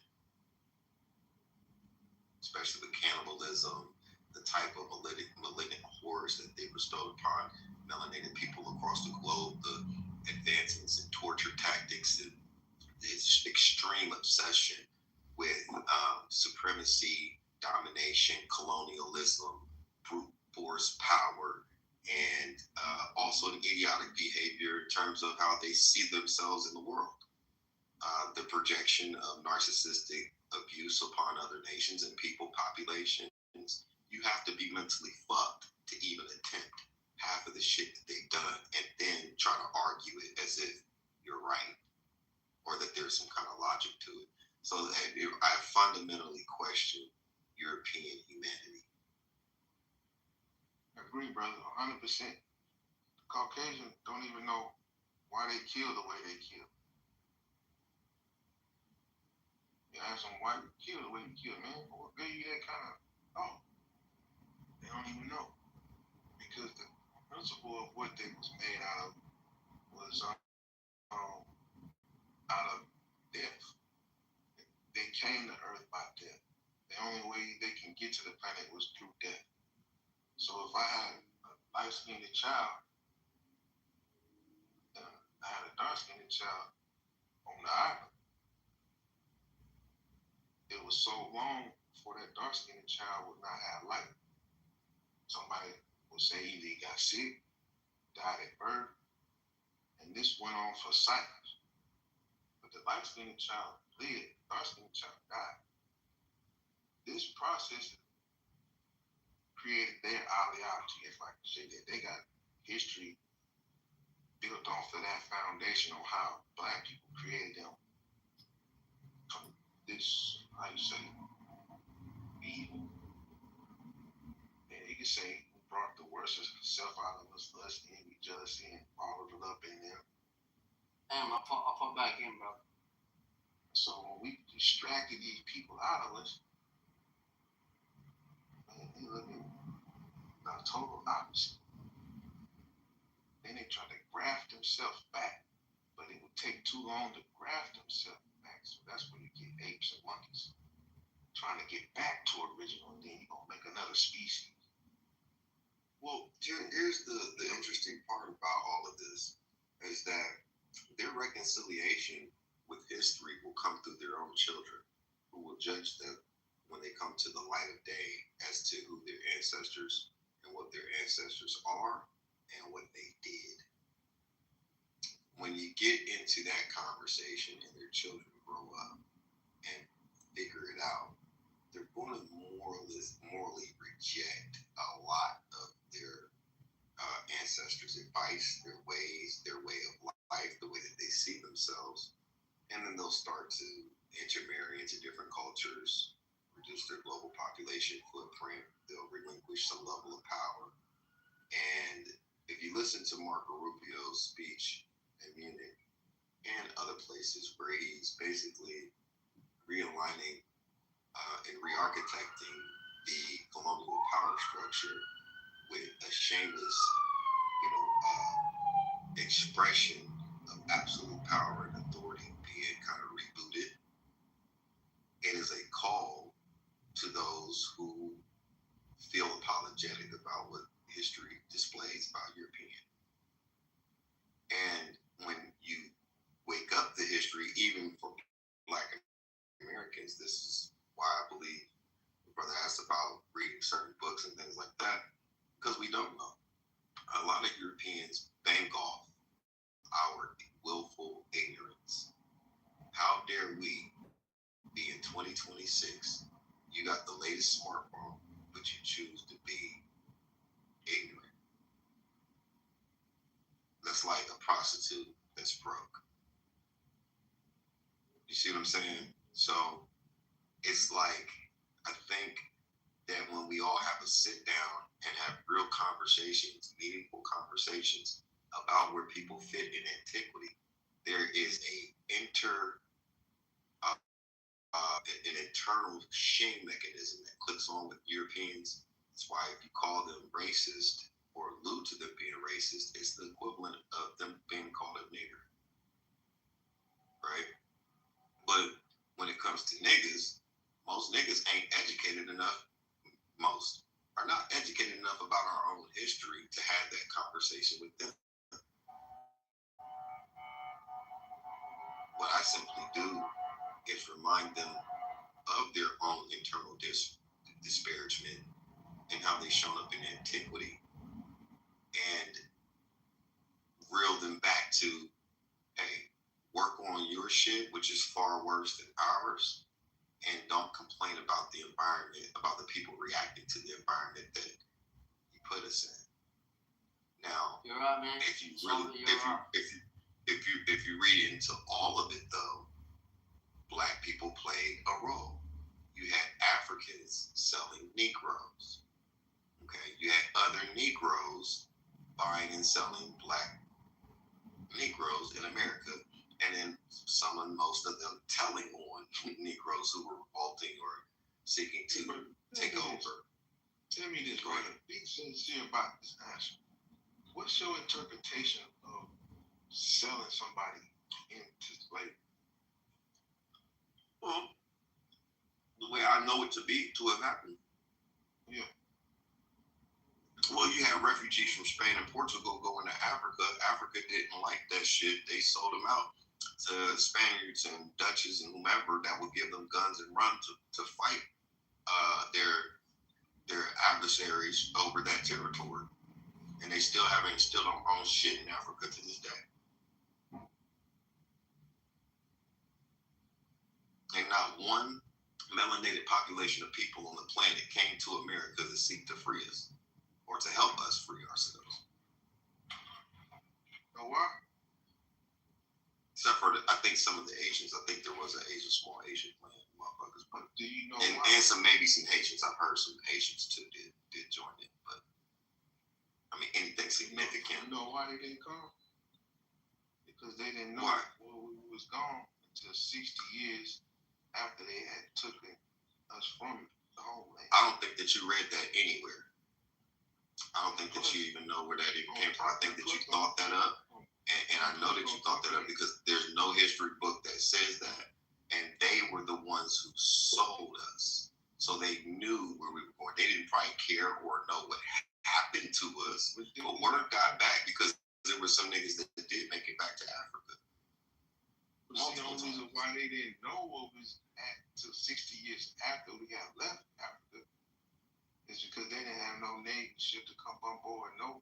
Brother, listen, you are making all of this up out of nothing. You don't even have a source reference that you read that narrative from. I told you I know what you're not, brother. No, I know. Well, then here's the thing. I know you don't because you can cite the source. Brother, listen, if you have the source on that, please state it. But there's no right. Like, think about the logic of it. If I sold you and you're not of my ilk, why would I, A, give a fuck what happened to you or where you went? And B, why would I want you back? I made a transaction and you were the collateral.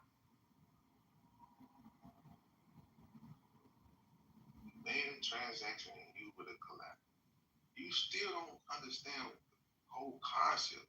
That's why I don't get. I ask you, how do you get in a position to sell somebody? And I come to this equation. Yeah, to the fact the white man wasn't nowhere around, and we was at war back then, way before the white man came to Africa. So how do we get in position to be at odds? So, like I said, what you don't know is, what you don't know is, bro, is that those people were expelled from Spain and Portugal. They went to those slave coasts, and those people that were born like the Dahomey, the Oyo, the Ashanti, right? They went and they fought over land, and they would go on war raids and kill all the men and take the small women and children and sell them to the Portuguese, the Spaniards, the French, the Dutch, the Brits, the everyone else. So when you interpret it, because I don't. It's not an interpretation. It's called study. In a position to where people could lay me under their understanding.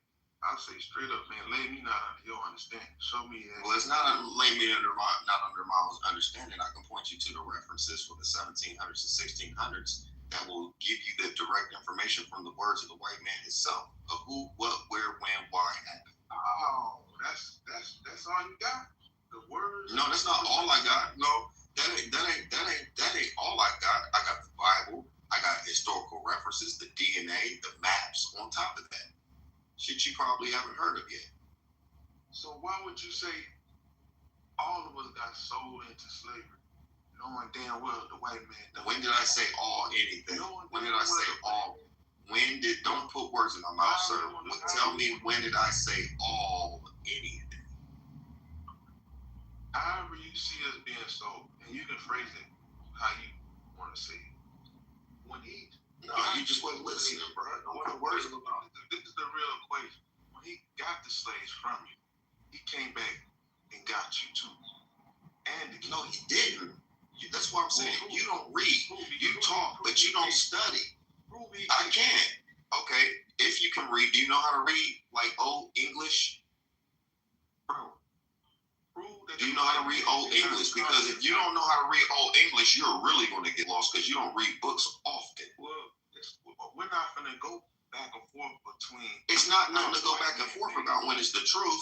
I can tell by the way that you talk that you don't read a lot of books. You probably watch a lot of TV and have smoke sessions with niggas and you all pontificate about what happened in history. And you're not far off. You're not far off from the shit. But this particular thing that I'm trying to give you to understand, I'm trying to see if you would even know what the fuck you would be looking at. So if you're asking me to show you reference or say, hey, Cypher, proof up what you're saying. Okay, well, before I give this to you, do you know how to comprehend this so that I don't speak to yours? Listen, I don't want to speak above you. I don't want to speak below you. I want to speak directly to you so that you can fundamentally understand, brother. Cypher, do you know what the word cipher means? That's not a word.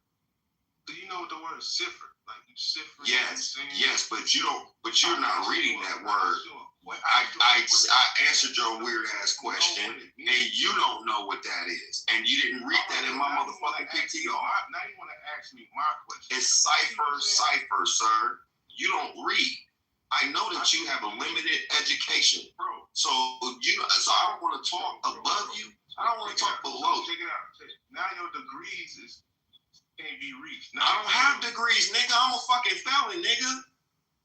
Well, I'm just saying your information. I'm better than you because I think better than you. I'm better than you because you think I'm better than you. That's that. That ain't got nothing to do. Right, nigga, you probably got more degrees than I do.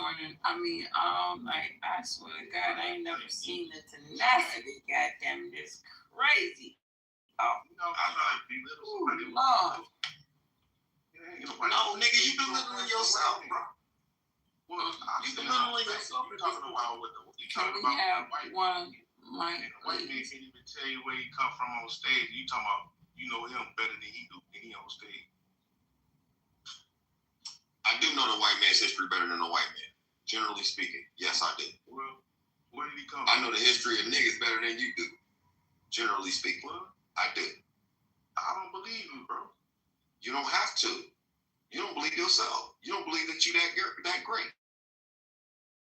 Well, I check this out. I don't believe you can read that good either because you think about it too much. No, I'm dyslexic, but I learned how to work through it. But see, you see where your mind is at. Just that you feel a way about our confidence and you're making something, you're internalizing something about yourself because you're trying to project yourself as something that you're clearly not. Part of the brain. You don't know how to get to the best part of the brain. That's what. Well, that's why I'm solution oriented. That's why part of the brain. I'm solution oriented. That means you're double-minded and unstable in all your ways. Oh, good for you. Do you have anything else? Because you're trying to throw a book around like a baseball bat. You don't read books, nigga. How the fuck am I throwing a book around at you? Bro, I'm not taking. You got books you don't read. I'm not taking that stupid bait. And you are stupid. I'm not gonna call you dumb, but you are stupid. You have the propensity of knowledge and education. You don't maximize it. On a low vibration. It's not low vibrational. It's just I'm purposely gaslighting and antagonizing you to inspire you to rethink about your position. Hold on. Let me tell you exactly what I'm doing. I'm purposely gaslighting you and insulting your level of intelligence to inspire you to rethink half the dumb shit you say and to actually do the real work and study so that when you do talk on certain issues, that you're better at articulating it. You're better at understanding it. Listen, you're missing the edification I'm giving you right now because you're remedial. You're emotionally led. You're just trying to be in a position of defense. And that's okay. Whatever way you wanted to take this, I'm okay. I don't care if you feel offended. Here's the thing, brother. Listen, I love you enough to offend you. I love you enough to offend you with enough truth to get you to rethink your approach to things. I'm not even saying that you're all the way off. When I say that you're stupid, that is a matter of fact. You demonstrated your stupidity on the stage multiple times, but I didn't call you dumb. I didn't say that you had the inability to learn. I said that you had the ability to learn, but you willfully don't do that. And I can tell by the way that you talk. In the majority of the shit you talk about, you don't really flesh it out and think about it and know it. You intuitively know it, which is a good thing, which speaks to your innate nature. Hold on. Which speaks to your innate nature to be God-like.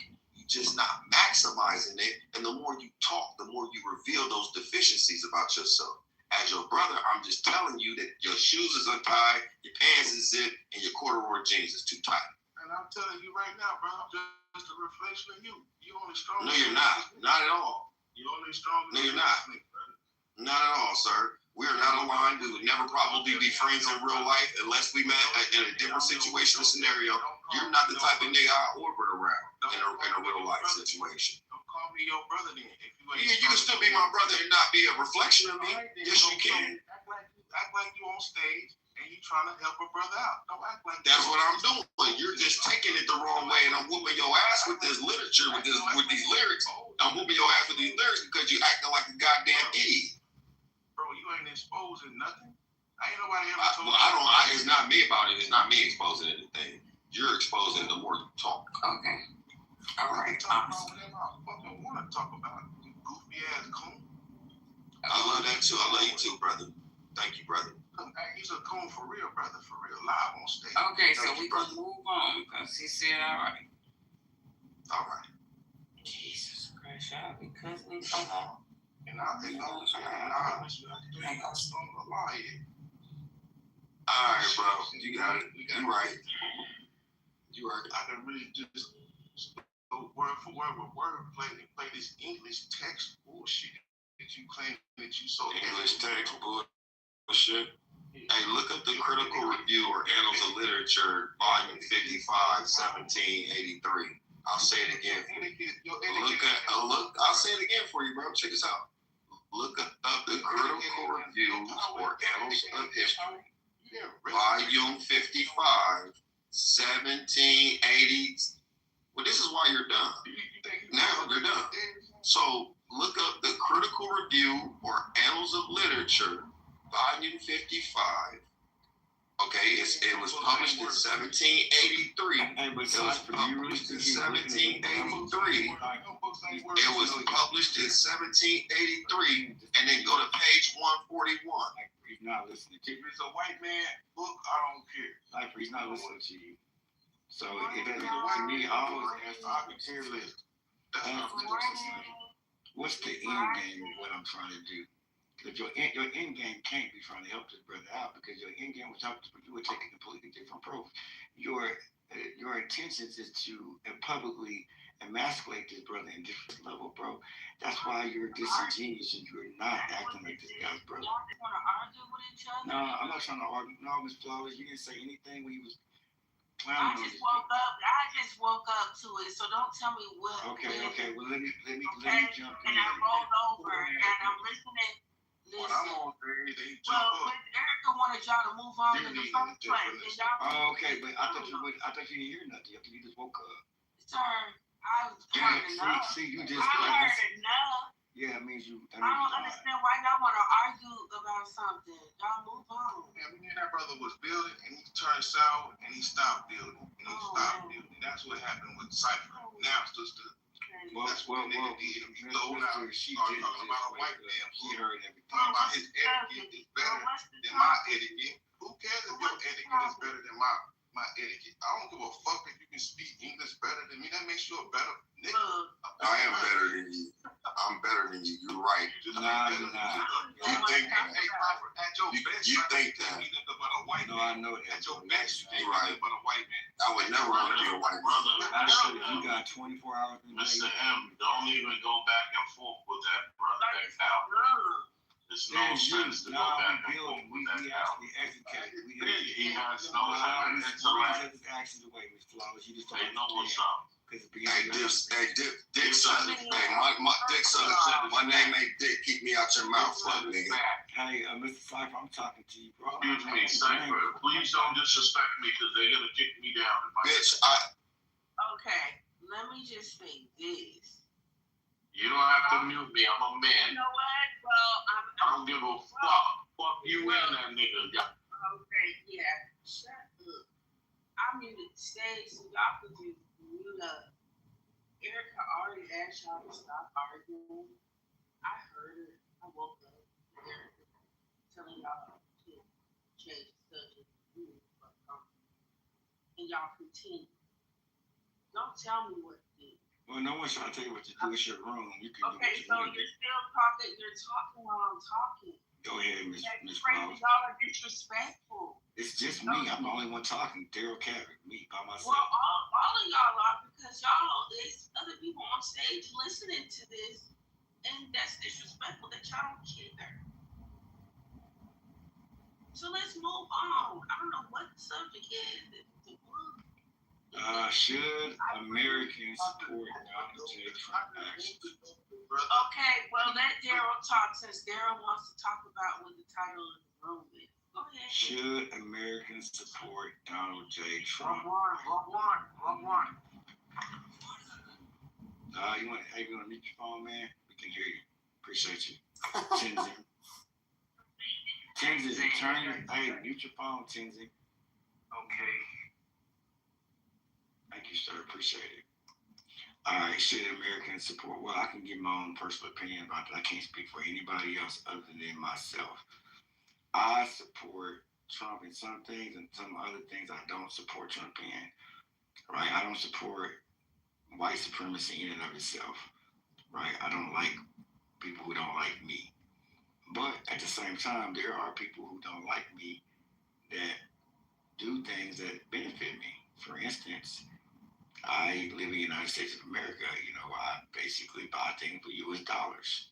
So whether Trump likes me or don't like me, if it's good for America, it's good for me. Said another way, I think the buying power, of course, we'd have to relax some standards as it relates to gross domestic product. So don't kill me. I also have an economics degree, for those wondering, well, that's not what GDP is. I understand what GDP is. But all those created equal, if we relax a few things, the collective buying power of people who identify, hence the word identify, race in and of itself is a social construct. It does not exist. So people who identify as African American, here, I'll go ahead and throw my name in there too. I identify. But I know it's some bullshit. So 1.98 trillion. Where would we land if we were our own country? Now, I know we're not sovereign. Just bear with me, guys. 1.98 trillion. Where did that land? Ooh, around 10 or 11. How many countries does the World Bank recognize? Oh, don't. ChatGPT got them, man. I already did the work. 195 countries.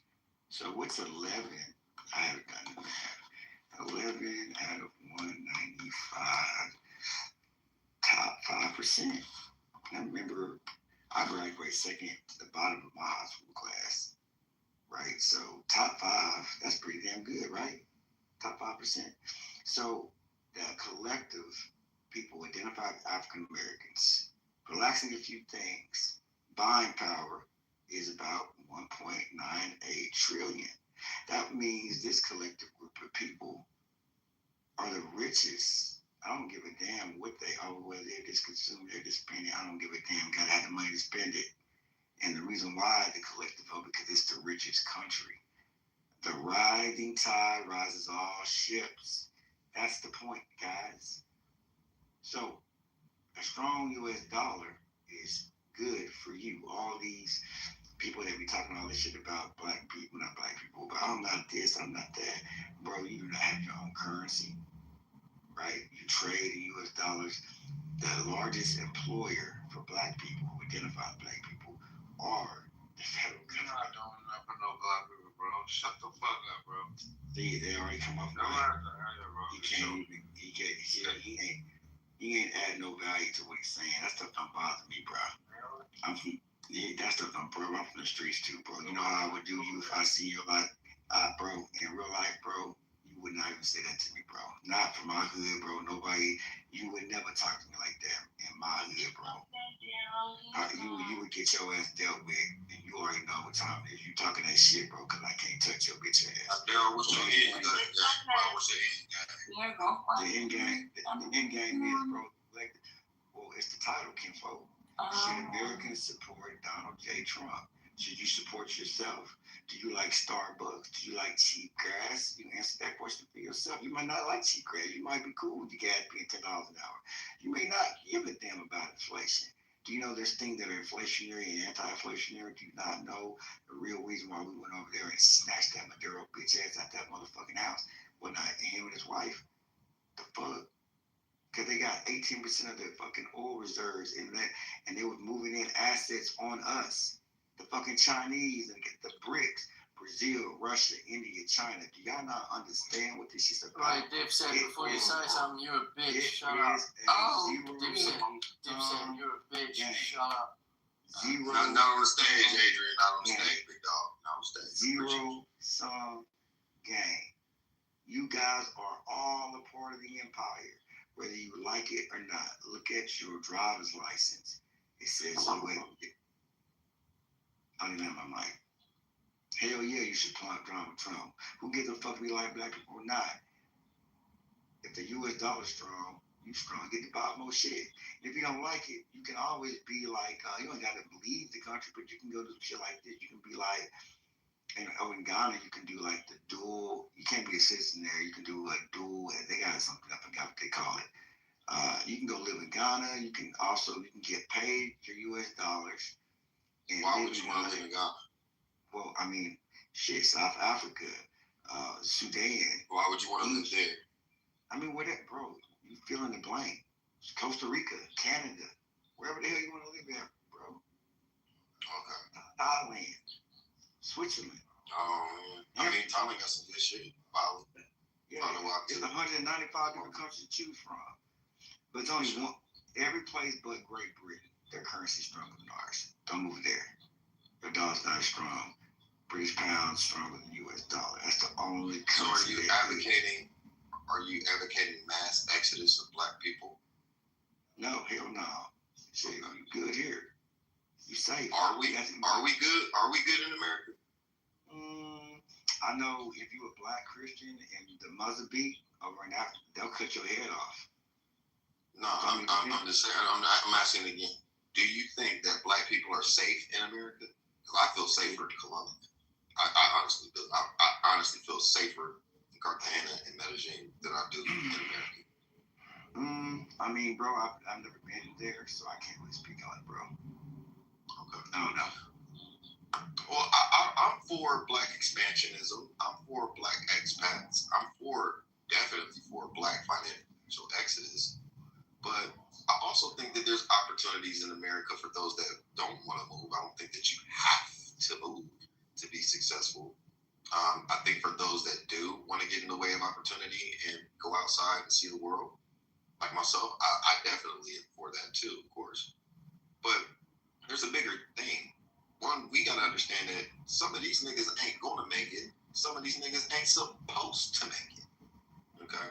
The other side of it is the little things that we do when we give out information or any of that shit, like sometimes we can't. At least I'm not going to belittle myself to make other motherfuckers feel comfortable in their bullshit. That coddling behavior never works or immobilizes anything. I don't necessarily believe that you have to berate motherfuckers, but you should allow them to demonstrate how dumb they are and then tell them that that bullshit is dumb and then pick them back up, right? I don't know if you were here earlier, but when Brother Adrian was on the stage and what opened up as a salute to me, I appreciated it, but I also told him like, hey, while this stuff is true and what he was saying was true about articulating his concern about how black people are when it comes to other black people trying to revolutionize and empower other black people, his observation is valid to that point. But then I also have to tuck him back in and say, hey, brother, this is also a fraternal conversation because we're also responding to the chaos that people like you, look like you, created for us. Even though he might not be a descendant of one or himself an oppressor of any kind. You know what I'm saying? Yes, sir. And he respected that. Respect. Mm-hmm. Yeah, he respected that. And so does a Donald Trump. Because literally, Trump is the only motherfucking president that's been on the Wu-Tang album.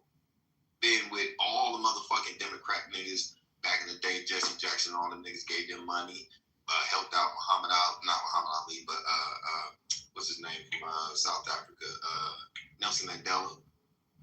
Jennifer Hudson's family got eliminated. He put her up in Trump Tower 6 months. Clean, no rent, no nothing. Total on Jeffrey Epstein. You know what I'm saying?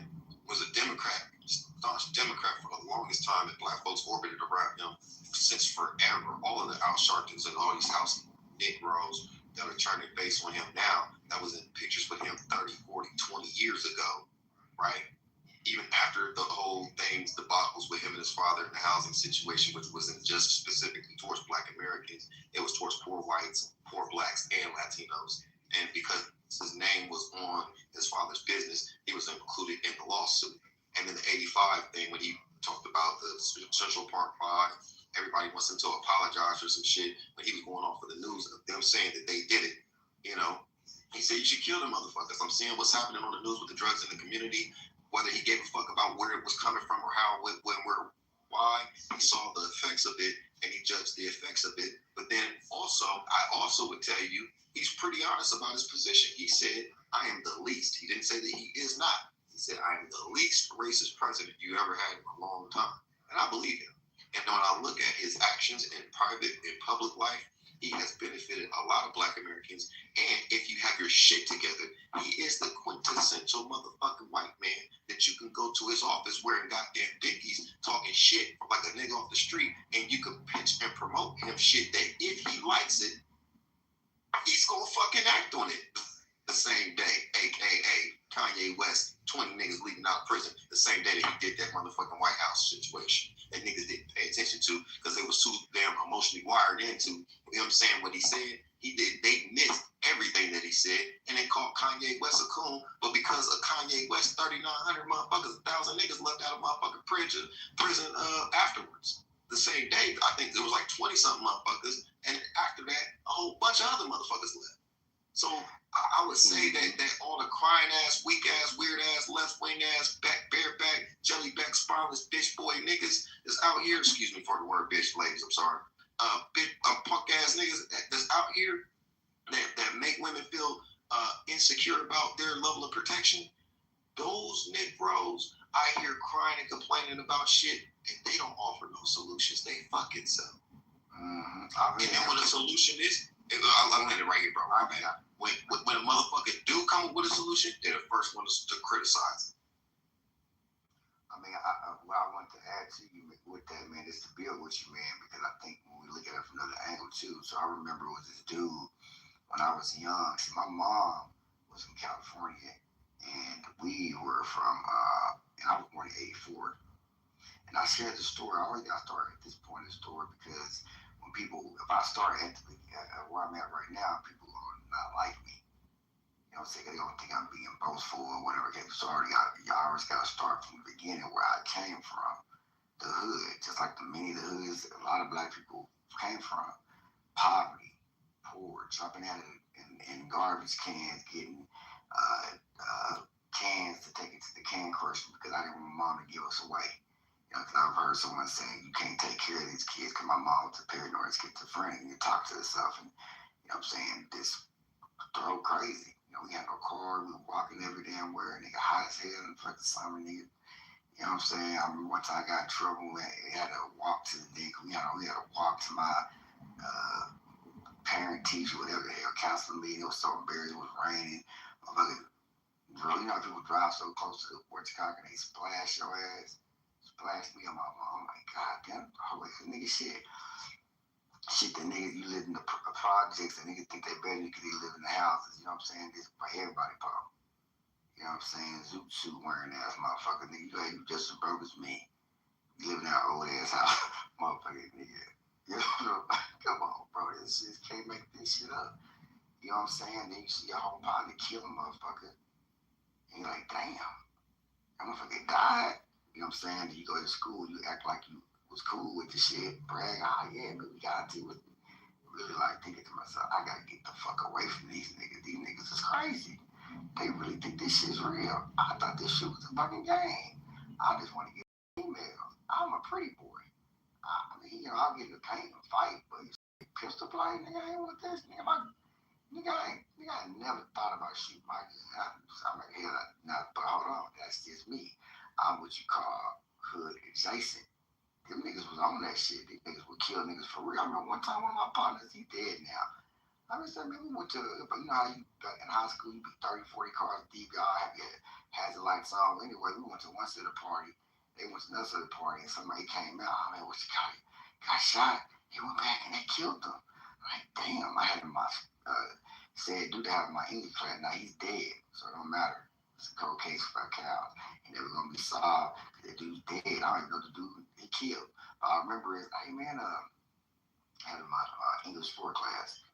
Say, man, I heard you got shot. He said, yeah, man, but we handled that, though.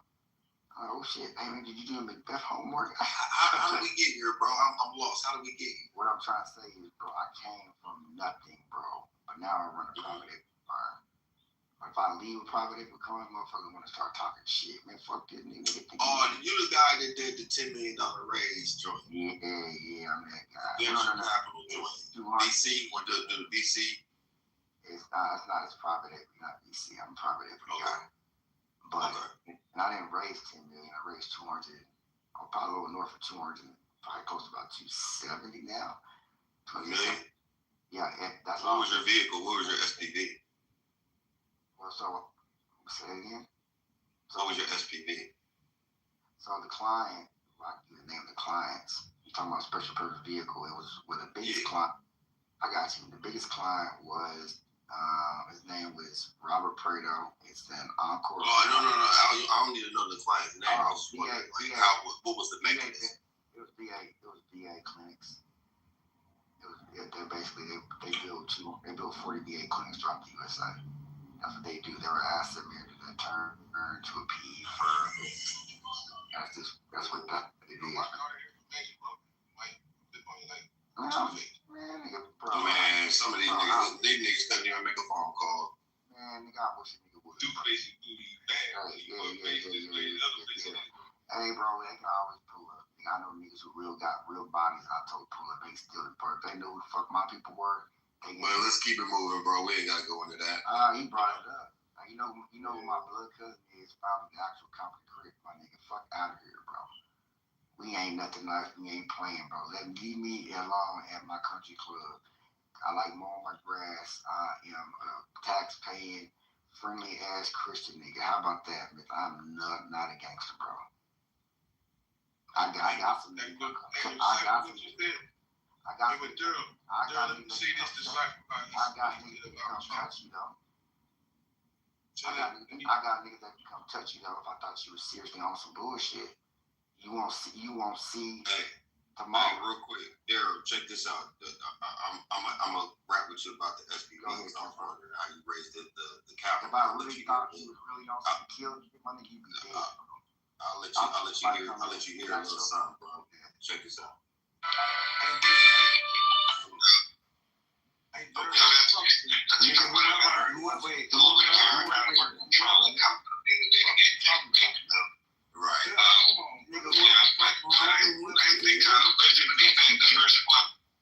Hey, y'all missing it. Hey, you missing it, him. Hey, Daryl, don't respond. Listen to what I'm playing real quick, Daryl. Because I had a question for you. I want to get back to this deal. Hey, Daryl, stay focused. Hey, Daryl, stay focused, bro. I'm trying to build with you on something. Hey, Daryl, let's get back to the money. Let's get back to the money, big dog. Let's get back to the money. So listen what I'm saying. Man, let me screenshot this whole ass nigga. I can find out who this bitch ass nigga really is. You better move your bitch ass around, nigga. Yeah, I'm about to pull up this morning. Damn, early on a Sunday morning. God damn. My bad, I took too long, Erica. I apologize. Oh my God. You're fine. I mean, I've been heard there. I've heard them all day, all night. They all been going at it.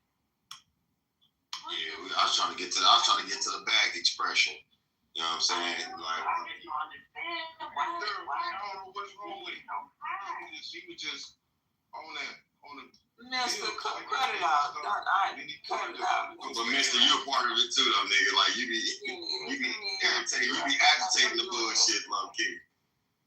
Are you guys still speaking about the topic? Are you guys still speaking about that? Of course. Now let us get back to you. Saya. Go ahead, Cypher. Saya Mountain is hurried to get back to the topic. No, it's all good. I'll defer because I was trying to build the other brother that went left, so I'll go back on you. Go ahead, man. Oh no, I was just asking if you guys are speaking about the topic or whether or not. I don't want to derail anything you guys are talking about. I just got in here, so I just speak on it. Speak on it, please. I beg of you. Speak on the topic, darling. Speak. Rob, I do believe we should support Donald Trump definitely in this time. You got to think about it like the North Koreans, Kim Jong-un. We unfortunately have to just accept that he has nuclear weapons.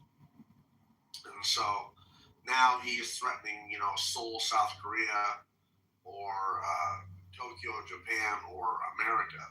We just have to accept that. And the mullahs in Iran are much different. They're they're Shia Muslims, and they have actually an apocalyptic view, doctrine of for their that's their book actually believes and stuff, and that they're supposed to actually start it.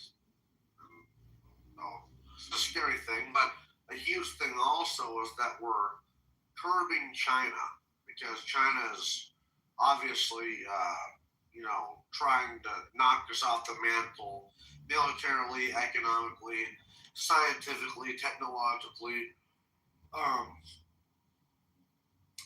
and especially too with our reserve currency being reserve currency. They're with our BRICS currency. They're trying to just knock off that reserve currency status. Now, if you look at what happened to Britain in the early 1900s when they lost their reserve currency status, the British pound. The British pound lost its value 31% on the dollar overnight. Wow, poor deer got hit right there. But anyway, and so that's what's going to happen here if we allow China to keep on moving in, and forming this Belt and Road Initiative, going into the Panama Canal, offering to widen it for the Panamanians after we build the Panama Canal, and then give it back to the Panamanians for $1. That was Jimmy Carter, by the way, Democrat, but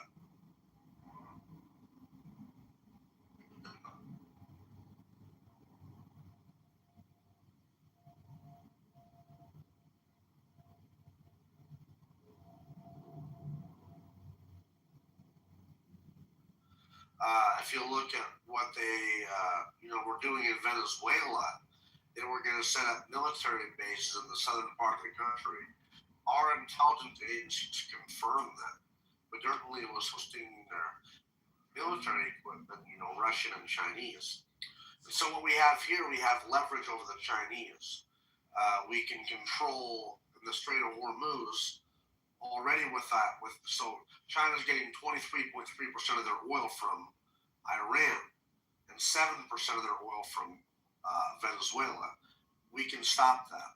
Now, if we blockade the Strait of Hormuz, then we can also blockade any oil from Saudi Arabia, which is 19.6% of the oil destined for China. Iraq, which is 13.1% destined for China. Oman, which is 7.7% destined for China. 23.3% from Iran, which is destined for China. And 6.7% from Kuwait, which is destined for China. So we can literally blockade the Chinese, and they only have 90 days worth of reserves to be able to fight us long term, or Taiwan. So what we have here is leverage over the Chinese. You understand that? It's a beautiful move because the Chinese are trying to move in on us all over the place. And in Greenland, the Chinese have all 17 rare earth minerals. And rare earth minerals, you need rare earth minerals for semiconductors and weapon systems and you name it, any technology, computers, whatever. If we want to maintain our dominance and not let the communists take over, we have to be able to make semiconductors. So we have to protect Taiwan, and we have to make them ourselves. But if we don't have rare earth minerals, then we're fucked. The Chinese can withhold those rare earth minerals from us because they have a monopoly on that. So in Greenland, we have all 17 rare earth minerals. When you land, I got a question for you. Anyway, I'm pretty much done there, but this is a huge checkmate to China and the mullahs. Do you understand that? Yeah, I agree with you 100%. What are your feelings about Project Ball? I'm not familiar with it, I guess. Okay.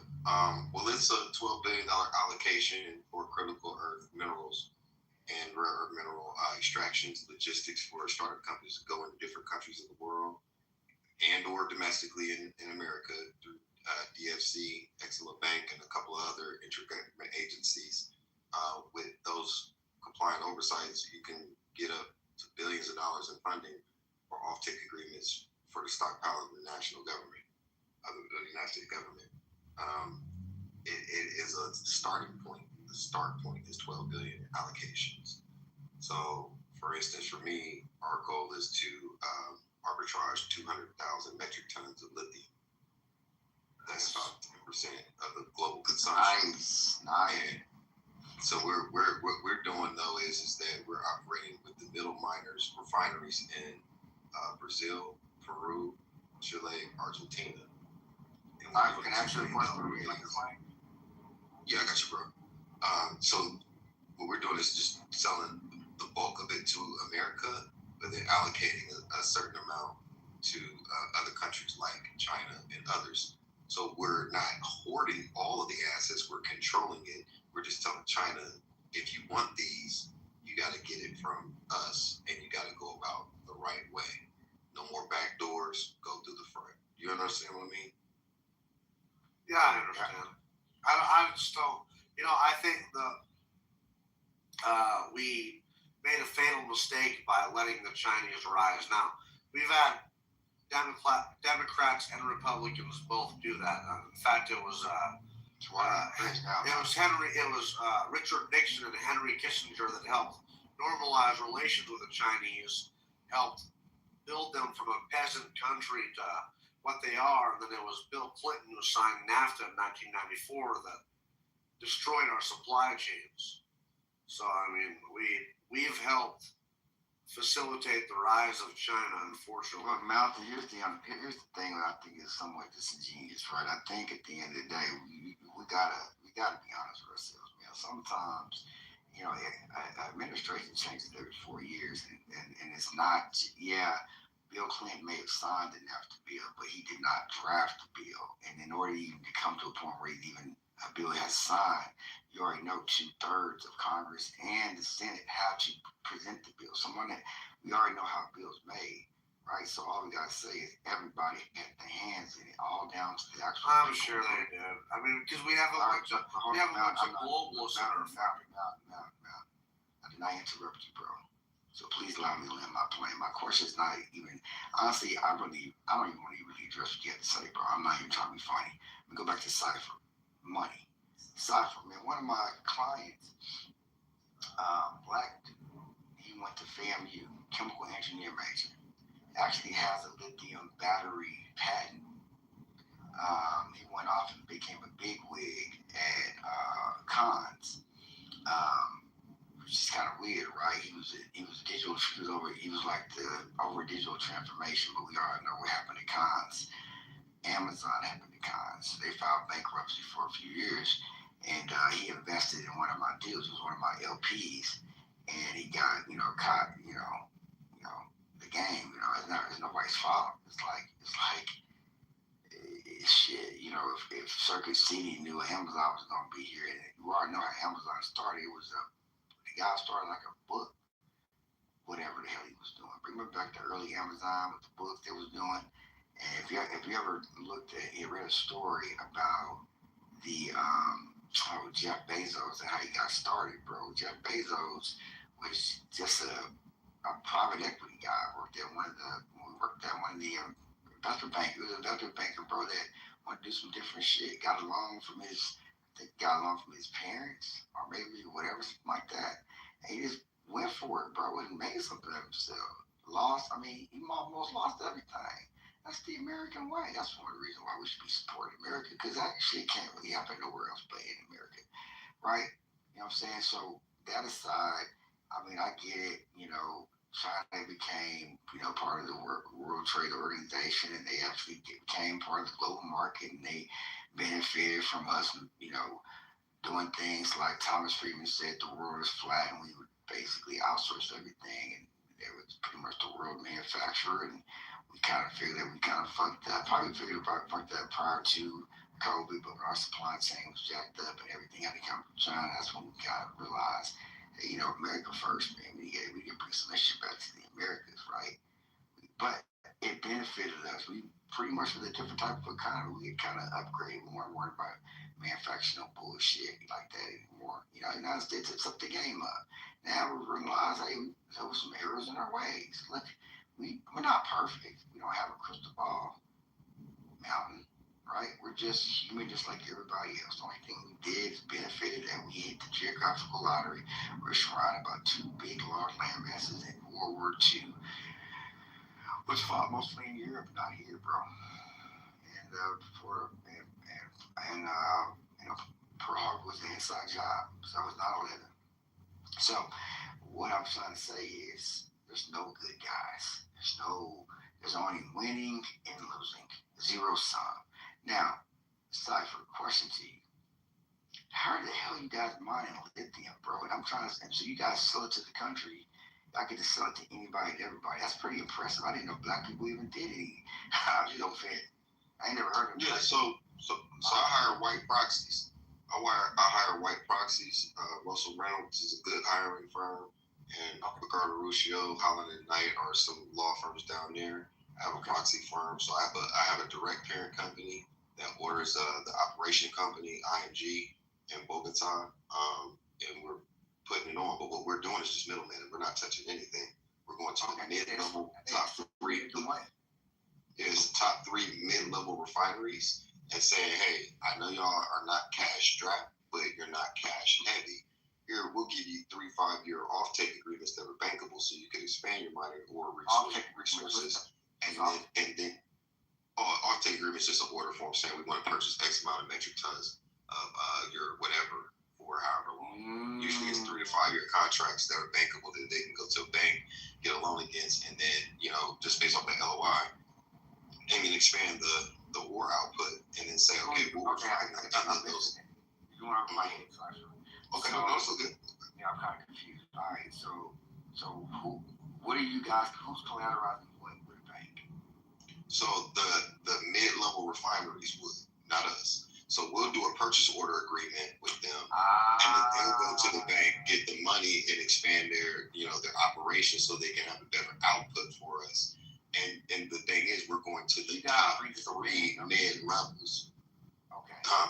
So we're going to the top 3 mid-level refineries in Chile, Peru, Argentina, Brazil, and then we order our metric tons through them, and then we sell directly to the American government, and then elsewhere around the world, but specifically EHAN, which is the company that I'm working with, because now we're a vertical power source for them.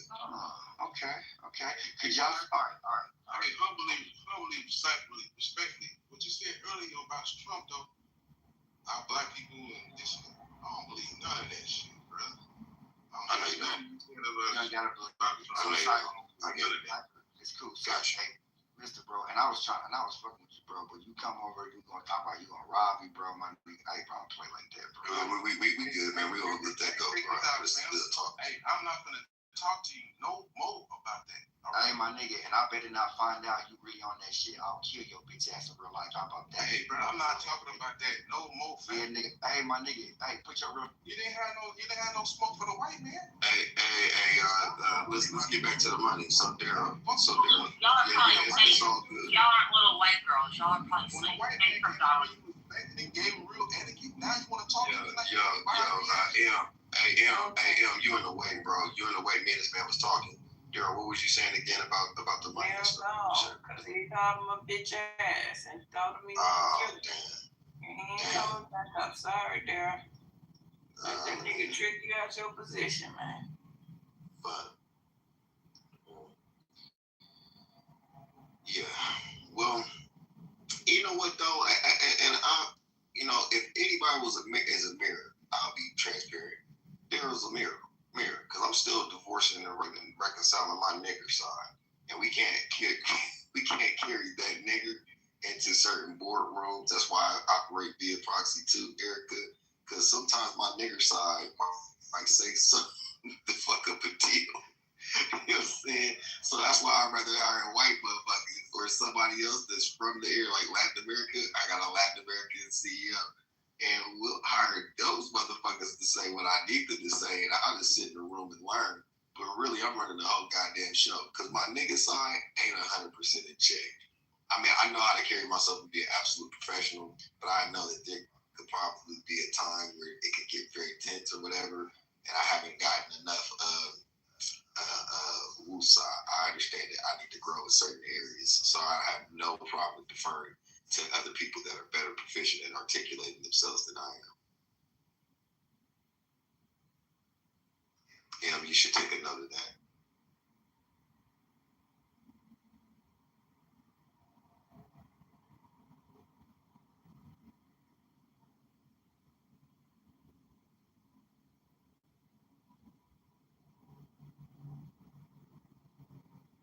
Cypher, morning everybody.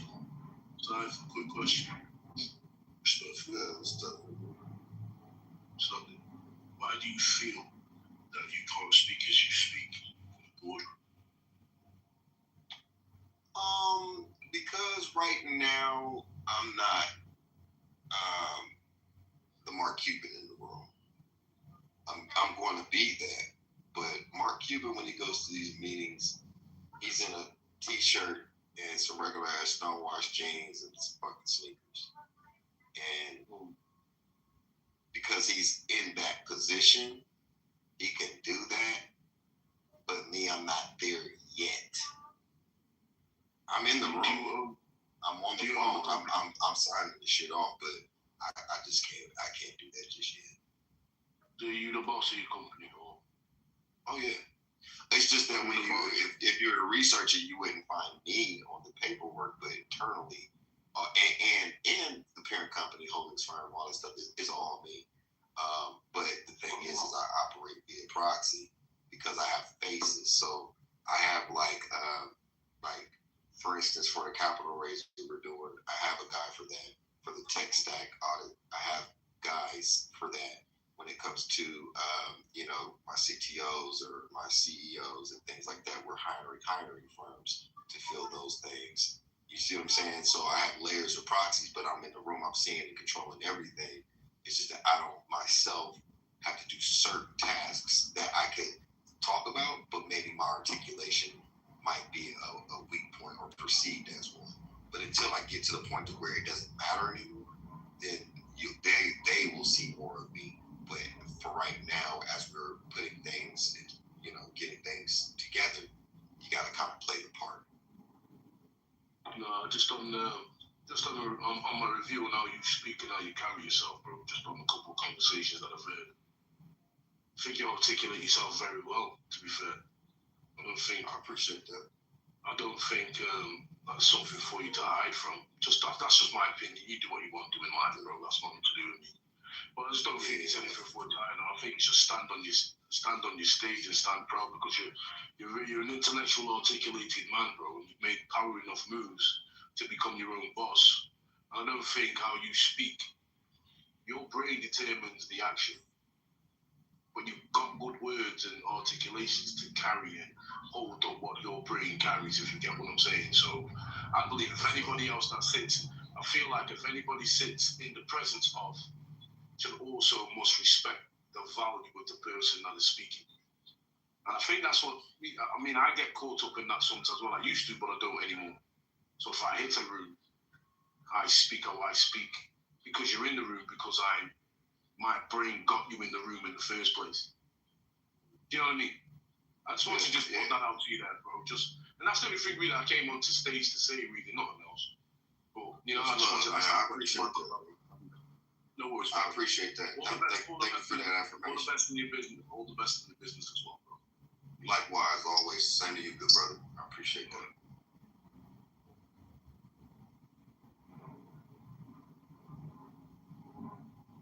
I appreciate that. And you know what though, that is something that I must say I would struggle with, like sometimes making sure I could do what I do. I put things together at high levels, but I also know the high. But that's also segues to a point about this whole Donald Trump thing, is that he's a gift for niggas like me. Like I could literally summons his name or resurrect his name in any conversation when it comes to questioning character, acumen, capability in any of those things. If they were to be like, oh, well, we see that you're a felon and blah, blah, blah, blah, blah. I could be like Epstein. Epstein said, all you motherfuckers is dirty. You know, Trump said, all you motherfuckers. They tried to impeach that man. He got 34 counts, 2 baby mamas. I only got 1. You know what I'm saying? Yeah. We both been shot before. He's been in jail. I've been in jail, but I actually did time for a lot less. And this man did no time for a lot more. You know what I mean? I think that has been a thing for me. But I also feel that it's good to be strategic. And I appreciate what the good brother said. That was a warm welcome. That's definitely something I'm gonna put into myself. But sometimes we do gotta, you know, I think the banker / Django approach is best for introductions, because if, you know, certain people are in a room and, you know, certain conversations are being said and certain thought patterns are being, you can kind of turn off the opportunity before it gets a chance to kind of churn for you. You know what I'm saying? So sometimes you got to be like strategic and be like, you know what, I'm gonna just sit in the room, I'm gonna learn, I'm gonna be quiet. If I have questions, I'll whisper to this motherfucker and he gonna speak. You know, people that understand the seats of power, they'll be able to very quickly see who's really running shit. But at the end of the day, I'm just here to really learn. I mean, the good thing about it is, as I'm doing these things, I'm learning a lot along the way. You know what I'm saying? There's a lot of things that I'm being updated on, and there's a lot of things that I just did not know. And you know, I'm just happy to be in a position. But what I intend to do with that, with those resources, is to put them through black banks, is to work on, you know, affordable housing solutions, education, things like that. You know, I think I've talked about some of those things on the stage before, but you know, this is just basically an ATM to finance a lot of other things that are for the benefit of my people. But it's just so sad sometimes when I hear my brothers talk, at least specifically, because we sound a lot of times I hear a lot of things that make it sound like a defeated people. And I don't particularly, you know, that's disheartening to me. I'm passionate about that.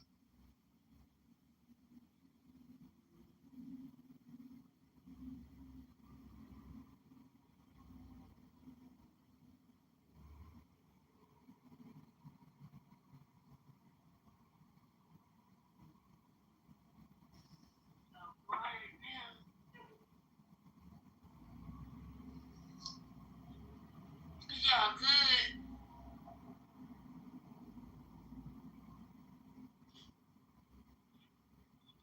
Yeah. What up, Michelle? Wake it up, man. I'm feeling loquacious. All my life I had to fight. All my life. Hey, whether they support Donald Trump or not, he's still gonna do what he's doing. Yeah. That's what I respect about him. Motherfucker, he'll tell you exactly what he. Did anybody hear about the bomb? The bombing in New York? The bombing in New York? Yeah, the Grace Mansion protest bomb squad investigating 2 ignited devices thrown into a crowd. Let me back up. FBI says terrorism task force investigating after suspicious devices thrown during dueling protests outside New York's mayor's home. Shit. Oh, I'm saying it right now. Oh my goodness. And somebody had said something about the bomb threat on a plane. Nah, this was actually some actual bombs. And what's going on? Well, they said it's FBI said joint terrorism task force is investigating after authorities said smoke generated suspicious device was thrown at a counter protest during a far right It's an anti-Muslim protest, not just a protest. Well, they said, you know, under Trump, he said white supremacy is the biggest threat to national homeland security.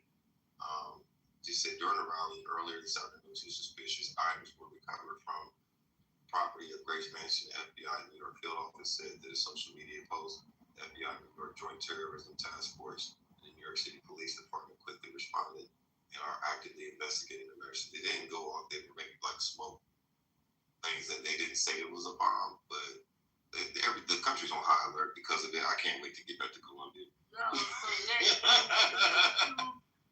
it's about 20 organizers associated with Jake Lang. You know who that is? No. They took part. Jake Lang. They took part in an anti-Muslim protest while 120 counter-protesters gathered outside the mansion around noon.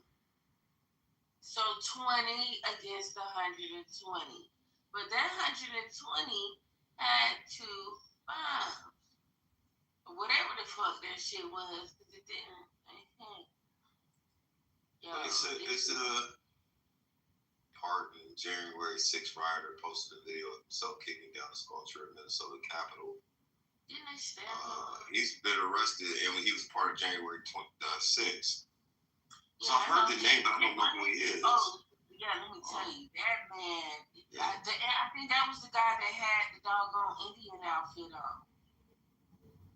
That motherfucker. I think He's in Nancy Pelosi. But I know he's a part of all of that stuff. He had a website. Man, he cried when Charlie Kirk got shot. Like, he's one of those type of people.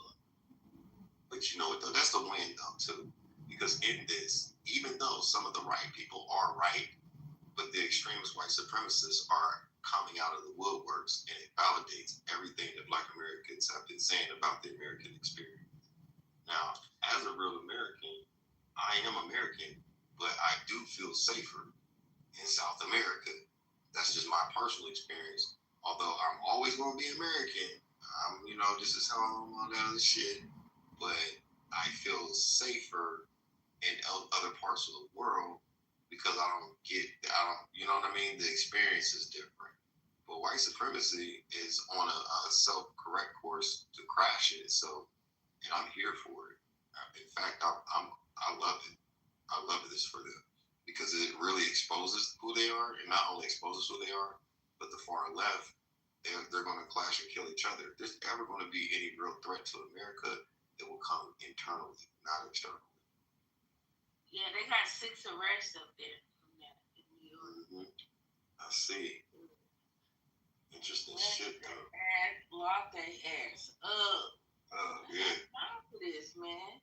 You ain't got time to be worried about sleeper cells. I'm gonna need y'all to fix this shit.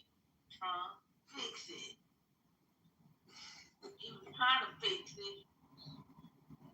But motherfuckers don't want him to. It's a reason why. Because let me just say this. There's a reason why he was doing deportation. Because he knew once he got on this mission that he's on, it's gonna be motherfuckers creeping out of the motherfucking sleeper cells. That's why.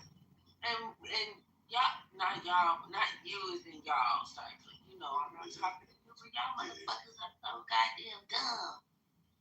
Oh, the immigrants. Meanwhile, he's preparing to go and take the world. And he had to clean how to make America great again. Man, come on now. Hey, you know what would be killing me though? Like, looking back at this, huh? No, go ahead. You also said looking back at this cipher, it just makes me feel like a lot of people just over emotional. Yeah. They don't see the bigger plan. If you would have read Project 2025, you would have knew the plan. And you would have known to shut the fuck up. I'm a land right here. 1,000,000%. No, I was going to piggyback off of what you just said with that because it's true. Like, a lot of niggas are emotional shit. And the audacity of these left motherfuckers that be trying to tell other people how to be outraged. That, to me, is lame as fuck. Because they be like, you should be outraged. You know what I'm saying? Like, these people are Venezuelans were celebrating. Iranians were celebrating. Nigerians were celebrating.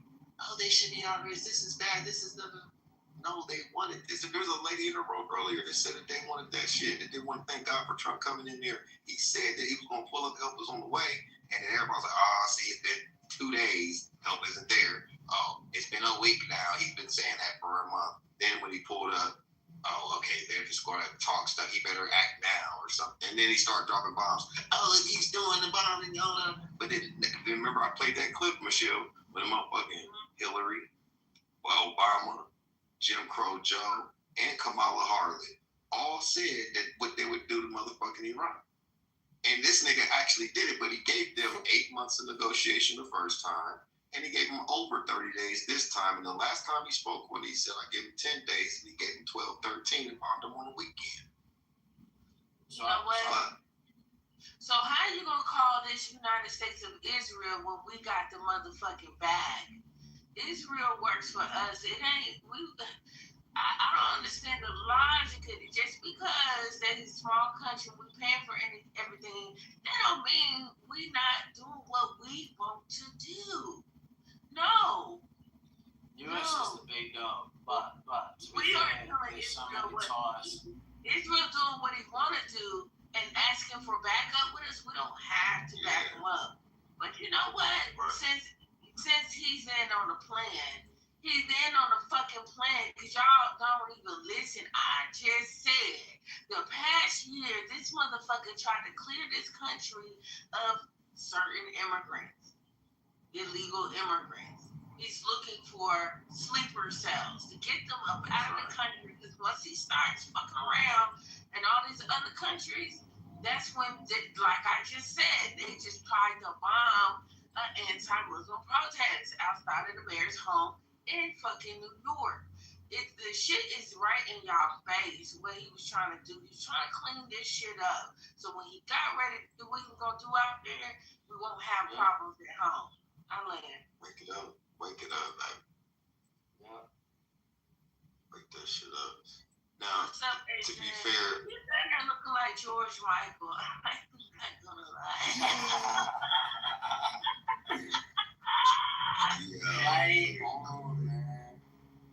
Yo, I don't know if people are aware of this, but Donald Trump shits on Israel all the fucking time. He shits on Bibi Netanyahu in the most embarrassing way. Like, shit that just, like, the way he does it is like it's normal. Like, you can tell that they have real candid conversations and he be low-key punking him. But he fuck with it. Because guess what? Bibi is, which is not his real name, but he's his fucking son-in-law's godfather. They've known each other 50 plus fucking years before Jared was in, Ivanka's life. So, and in their end, I think what 20 plus years, 15, 20 plus years. So Bibi gets shitted on, he gets screamed on all the time. Like he said, both of them, when they started doing that little 12-day war shit in April or whatever, they had this scrimmage. He said both of them don't know what the fuck they're doing, blah, blah, blah, blah, blah. He told Iran, let's go beat up in Qatar. And then on the way to Qatar, the IDF, whatever, they bombed Qatar. And he shitted on it. He said, hands off of Qatar. Y'all fuck with Qatar, that's an issue. And it was directed towards Bibi directly because he was the only one that bombed the motherfuckers. He is the wild dog. He's the motherfucking, Marshawn and whatever her name was, the dogs that ate up the nigga in Django. That's Israel over there in the Middle East. Now, he keep them on a leash as much as necessary, but if you get too close or you do burn Obama, Hillary, and the rest of the motherfuckers, but not during Trump. I would also add that while America is tightly aligned with Israel and basically would do whatever, go to any extent for Israel, I do find that rather annoying. But I mean, that's them. And ain't shit we can do to change it. So you know what I do back the US sort of funding Israel though. Or matter of fact, the US intervention in the Middle East is because I'm as an Australian, I want the US. Like I know the genocide and all this shit sucks, but as an Australian, in terms of our way of life, we need the US to fucking stand their ground. We need it. And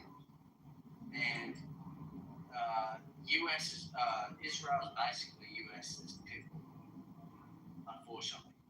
And they've had to do some shit.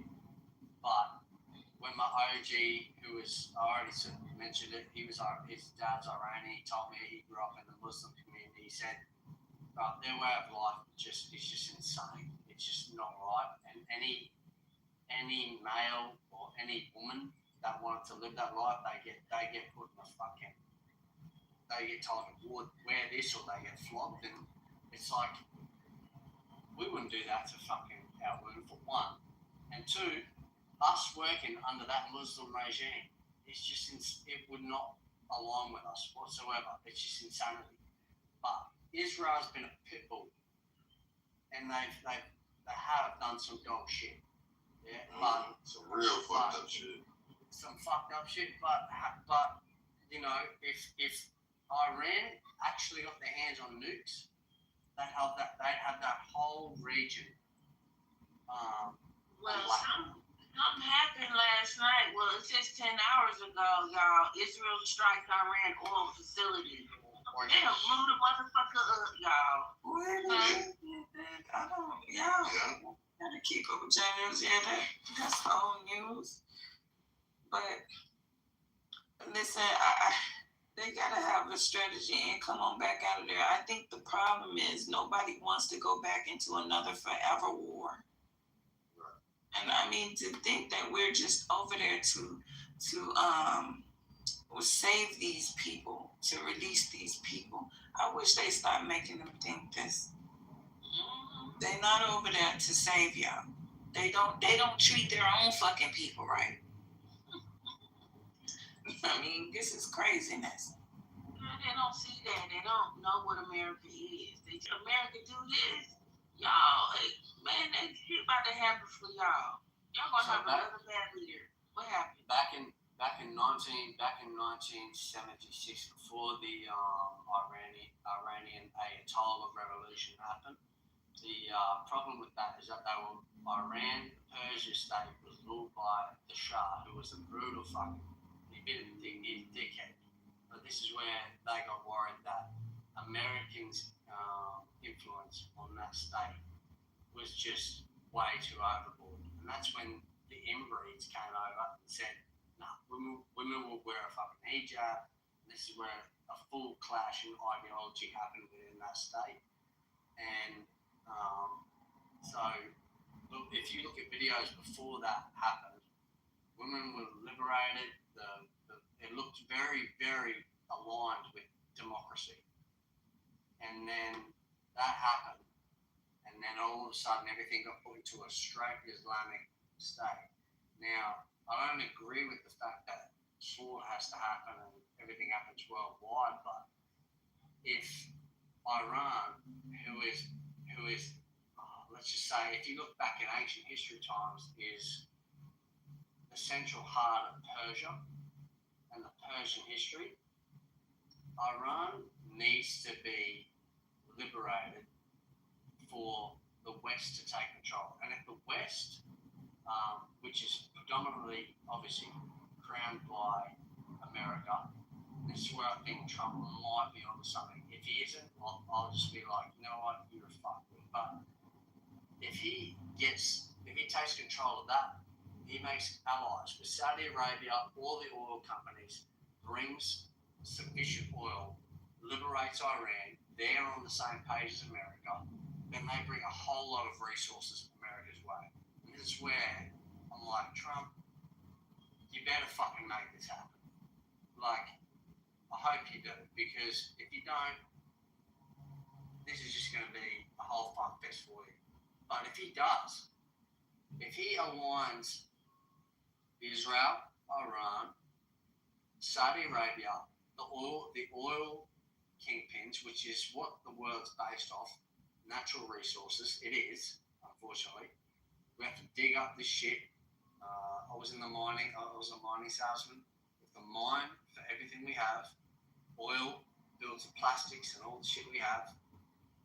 If Trump can really make this happen, liberate Iran, it will be a game changer. And on the same note, it will weaken Russia and China from being able to eventually dominate the US in the future. So, despite the fact that America's had to deal with hardships for decades, especially areas in low socioeconomic communities communities, like poverty areas. I believe that if Trump actually pulls it off, it might be a game changer for the American people. I think he's that egotistical that he's that ready to make it happen. And I think he's not playing games. I think he really he can pull it off. I think he's trying to do. I think he's trying to do it, man. I do. But he's had the balls to call out NATO in front of the world, and all the leaders were like, "Is this guy serious?" Like, yeah, this guy has the balls to fucking really say that. He's like, none of you are paying what the US taxpayers combined have fucking covered all of NATO, and now they're putting warships in that region saying, shut that shit down. And now Iran went and fired out all this shit because they're religious fanatics. They're not Christians, man. They're Islamists. Their leader, who my OG told me, the reason he converted from Muslim to Christianity, Muhammad married a 6-year-old girl. Like, it's just their whole. He's like, and he witnessed in his church when he was young, a father flogged his son to death for doing drugs, and it was celebrated in the Islam church. He's like, bro, the way of life of these guys is just so fucked in the head. He's like, I'm actually on board with that. He's like, as a Christian, it's wrongful thinking, but I'd honestly rather than just carpet bomb that whole shit. But if Trump actually goes on. Go ahead, bro. My bad. Go ahead. That was impulse. My bad. Go ahead. No, he just said, bro, like he got so angry witnessing what they put the ideology they forced him into. He grew up hating like Jews, and I'm not going to defend Jews, but he's like, I grew up hating Jews, and we didn't know why. And then he's like, I converted to Christ, and then I realized through Christianity that you can be open-hearted and loving to everyone, no matter what they look like, no matter. It's just a different ideology. With them, it's you follow my ideology, my principles, or you fucking die, or we put you into chains, or you get put in a fucking hijab. And the one thing that upsets me is, and he's like, and he said this, it pissed him off. It's like the people that get so passionate about defending what they say, they don't even realise that these people they defend would fucking put them in like a regime that they never want to live in at all. So I was like, oh. Well, you know, there's a caveat to that. There's another side to that coin. The reason why most European Christians hate Muslims is because they force them to bathe. They force them with education. And the hijab is actually to cover the woman's modesty instead of having her looking like a whore, so that the angels wouldn't want to molest the women. So the reason why that there's a stricter law process, like there's really, fundamental differences here and there, but Islam is a Shemitic, they're basically the half brothers of Christianity. They're just a lot more strict. They are more adherent to what we would call the Old Testament. And about Muhammad having sex with a 6-year-old girl, whatever that was said. There's a lot of that also in the Bible, with even Joseph being in his late 20s, early 30s, and Mary being around the age of 13. There's a lot of things that go on that we can't morally just be like, this one's better than that. They're all flawed because they're man-made. I'm more biblically based. I'm not religious. I have studied 16 different religions. But the reason why there's an inversion of Islam in the European anything is because of their history with Islam's dominance and their strict adherence to their laws. Now, not all of Islam or Muslims are that strict. You see what I'm saying? Like, there are Muslim nations that do well. Like, Dubai, Abu Dhabi, all them up, they're Islamic nations too. And they don't have the same problems as Iran, because that section of Iran's Islamic rulership is adherence to a strict order that seems terroristic and it is not as free. I'm not a big fan of democracy because one, America is a republic and a democratic republic, and other places are usually republics too. But democracy is basically the mob ties rule. So if the mob is fundamentally fucked up, that doesn't mean that that's right for everybody at all, or for most people. And so the democracy trope, the Islamist thing, because Islam is a beautiful religion of people, the cultures that intertwine itself into it. There's a lot of Asian cultures as well. They do well in terms of cultural. You don't see like mass murders and shit like that you used to see in the West, like especially in America. I mean, because of our lawlessness, the way that we were founded, it's been mass murder. You know what I'm saying? We just had the Bondi Beach attacks, to be fair, but yeah, I know what you're saying. Yeah, we've done some very horrific things to my ancestors, not just Black Americans, but Native Indigenous people. You know what I'm saying? So, like, even the story of Australia, I'm sure you know the story of Australia and New Zealand in the late 1800s. They just expelled all of their mentally ill and criminals and put them on those far-off islands and gave them rulership under the Britain Crown. And what they did to those people over there, those Tasmanians, they eradicated whole human and animal populations and species, right? So there's a thing, an inversion to it, whereas Christianity has created pathways, especially in the Roman Catholic Church, which is nothing but the way, or early stage Christians being able to do paganistic things, such as you start looking at Christmas trees. Christmas was outlawed in America for almost 100 years. You know what I'm saying? For a real reason, because the celebration of it is divine and pure. Absolutely. Look it up. Yeah, for hundreds of years it was outlawed until the late, like I want to say early 1900s when it came back around. You know what I'm saying? Then not only that, you have the Halloweens and the Easters. The Easter egg bunny is a fucking fertility god from Egypt. It has nothing to do with Christ's resurrection. Halloween speaks for itself, and these are westernized. It's Nimrod, right? It's all began. Yes. Yeah, Saturnalia is what they call it. Yeah, Saturnalia is what they called it originally, but Nimrod, all this other stuff. Nimrod was born December 25th. Jesus was a Gemini. Shout out to the Gemini. What year is but it? Yes. What year? What time is it? The outlawing of it, I believe it was like 1821, almost till the late. No, you're talking about the older time, so I thought you were talking about the outlaw. The Sumerian times, the Sumerian culture, but no, this goes back to the ancient world. Excuse me? Babylon.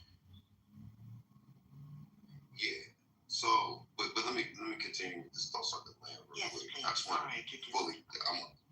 No, it's okay. I just wanted to flesh out the thought in detail so I don't miss a point on it. But I'll say all that to say this: I'm not against Islam. I am against,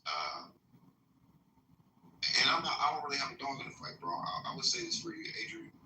Me as an American Negro, the way I see this is God's will be done. God will use Trump to do a good thing that can trigger a bad thing that can trigger God's return. You see what I'm saying? So I'm not against him. I look at it like this is an opportunity for my people to be in position to benefit so that we can step up into the order, because now that if the world goes to shit, everybody's going, I mean, it would be the Black Americans would be the righteous people to step up and say, hey, look, let's calm this shit down, let's divvy this up, let's break that down, because we are very fair arbiters. I did have a question about mining, but I'll stop right there because I've been filibuster. We'll say something. You're right. Yeah, we just gonna filibuster today. It's Sunday morning. Get your Lord on some kind of way. Yeah. Well, you can't get mad at, Islam. Anybody can bring out of a human being that was pushed down in the mud and still produce a Muhammad Ali, a Farrakhan in the mountain. You can't do nothing but respect that on the high end. And then bring out a Eugene and Sheikh Imam and Ambassador Akbar too. And it's still, just like the ever-ready bunny rappers, it's still going on and on. And on. Hey, No, I just messing with you, man. But that's still some real talk, though, for real people, man. And we ain't mad at nobody. We have.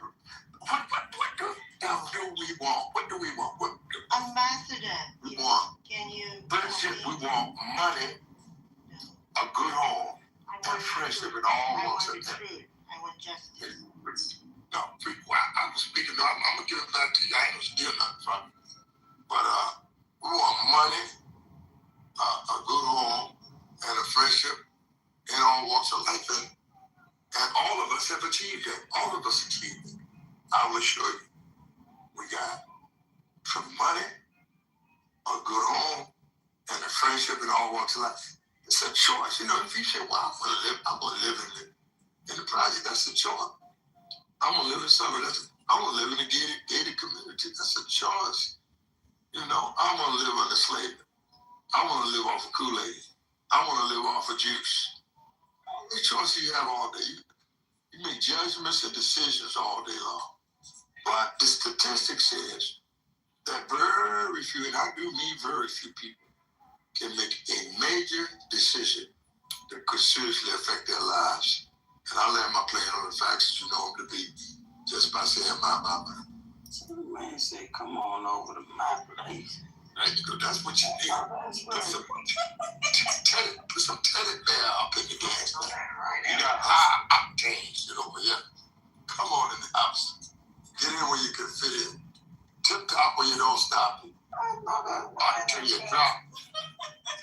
Drag your ear across the carpet and keep it moving, my mind.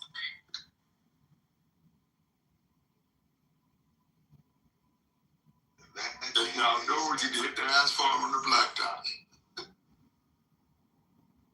This nigga. I got a question. You didn't think I was threatening nobody earlier, did you? I don't care about going to the goo. I just did want to be let's not go back to that shit. No. It's kind of fast forward. Give me 2 snaps and a rewind.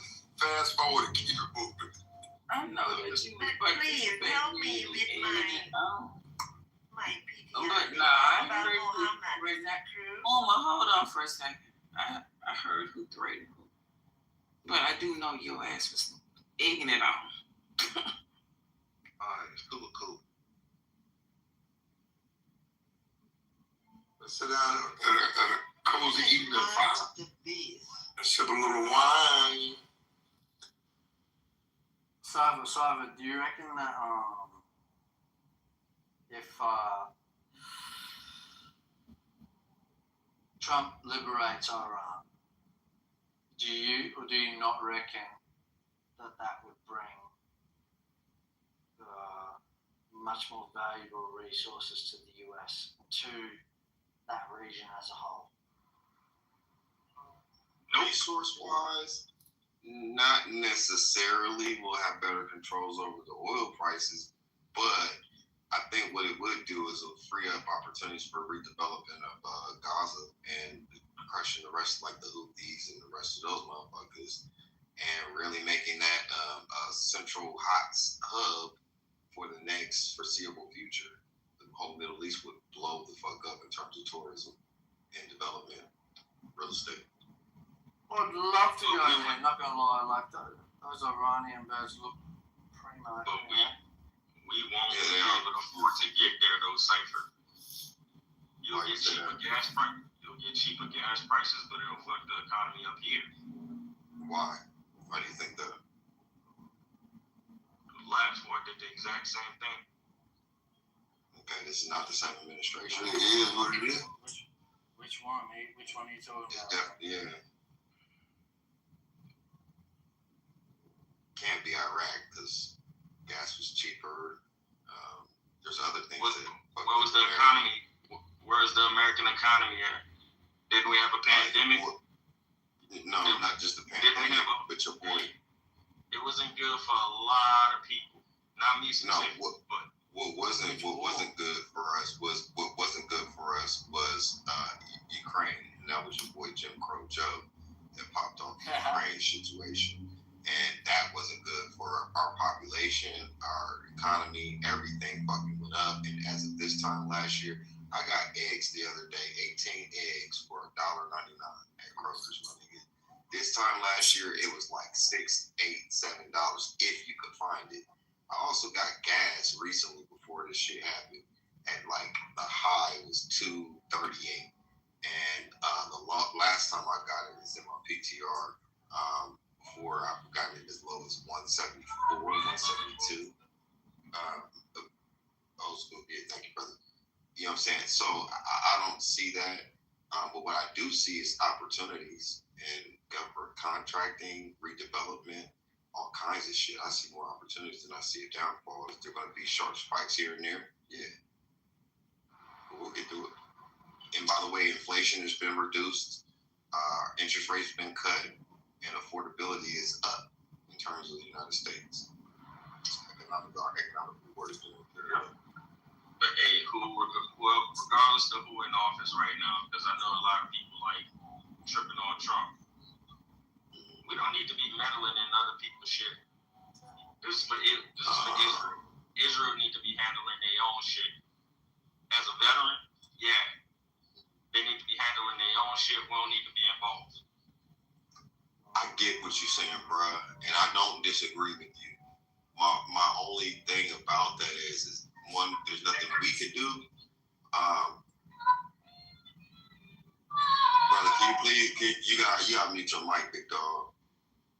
That's too early for this right now. To your point, I agree, but since there's nothing that we can do, I think the best thing that we can do is to position ourselves and organize. Let's just say this all blows up and backfires. I'm not saying it will or won't, but let's just say it does. Who's going to fill the power vacuum? Black Americans should. Let's say this shit, it blows up and it's good. It works out for America. Guess who should also successfully grab that windfall? Black Americans should, right? But if we're too busy, like, watching this and not acting or responding to it or positioning ourselves, then we'll suffer the consequences of not being prepared. No, yes, I'd like to say this.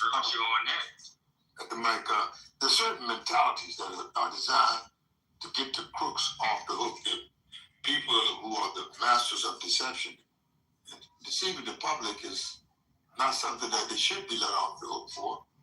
And if they decide to do so, it is against their betterment to allow these crooks off the hook.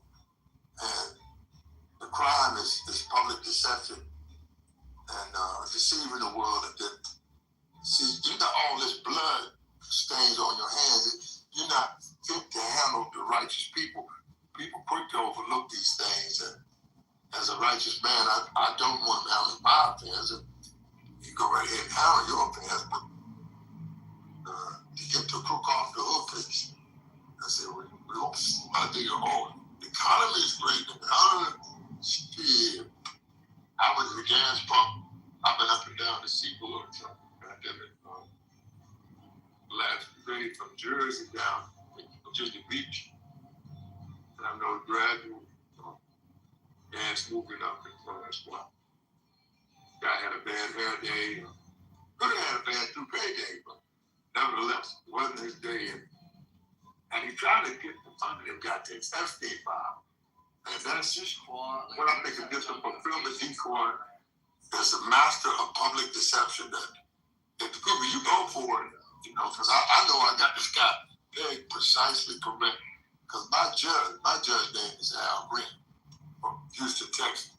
And he done walked on this guy a couple of times because he just knows that some deception, the degenerated behavior, the child pedophilia is becoming more public now. But we knew this. Me and Judge Green knew that shit all the time. It's old news. But to those that it's new news to, you got a degenerated pedophile in the office with 34 charges that should be fully exposed and escorted out of Washington, D.C., let's say immediately, if not sooner. But you just don't catch on too quick. Now, Tricky Dick, he thought he wasn't going to go. I swear for God, Kimmy Snow did. I was a close witness on the Watergate. Watergate affairs took Tricky Dick as Richard Milhouse Nixon. Say he declared himself larger than charge, which he was. But not for long. He said, The rapper got a tour called Not For Long, but on that strength, I mean, we just dangled. I can dangle a curve for you. It's a dude in here. I can dangle a curve. Maybe you run behind the curve, run a brick wall and knock some common sense into the heads of we the people or the public. It's been terribly deceived that if you think you got something, you're going to end up with nothing. I'll tell you that Kool-Aid is 39 cents a pack, but you can't get a better deal. If you get 3 for $1, you only spend 33 1/3 a pack. Either way, it's a cheap shot.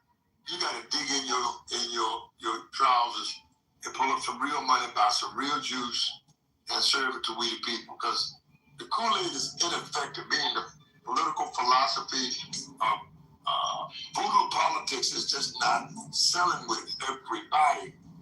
Maybe your body, but not my body. I'm not accepting voodoo politics from anybody, and especially not the orange toupee guy. I'm just saying, on the strength. You know what I mean?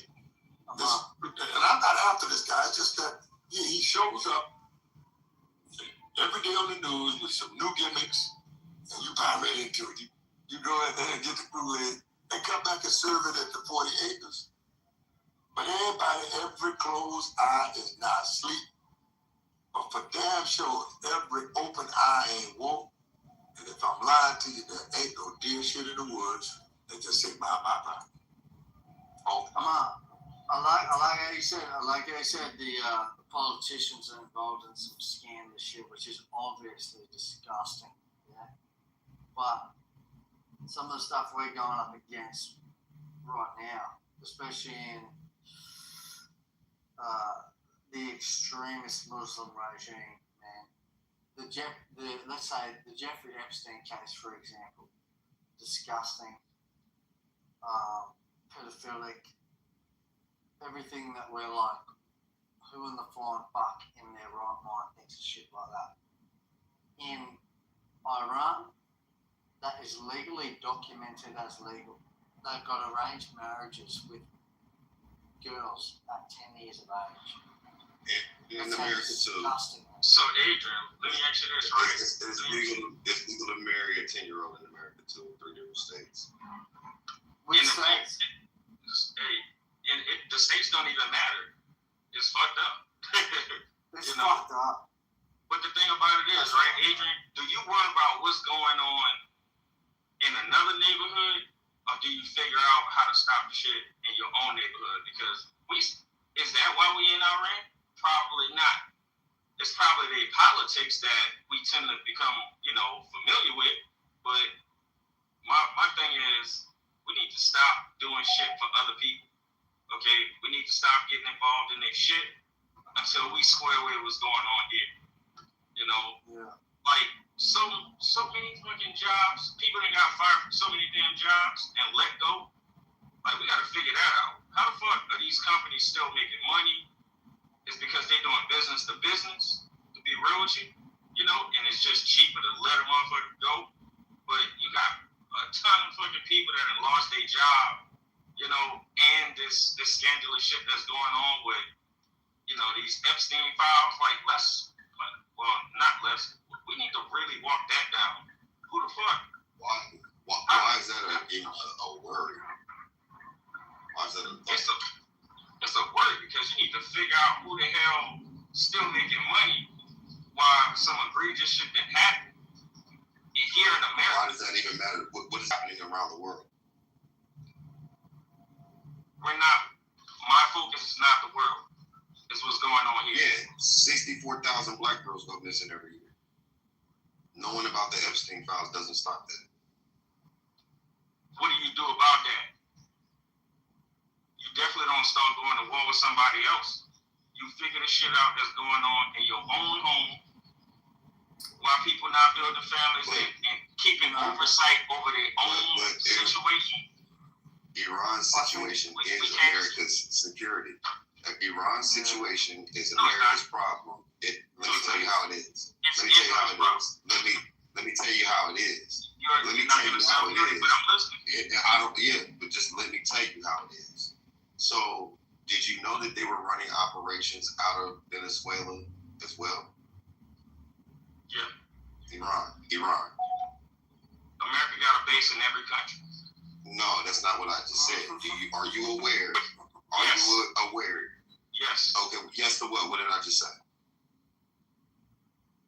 We're not gonna do this, bro. Just go ahead and finish it. No. Answer his question. Yes to what? What am I saying? What are you saying yes to?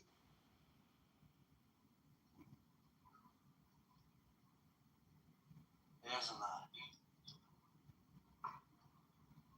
He doesn't know. Yes or no, yeah.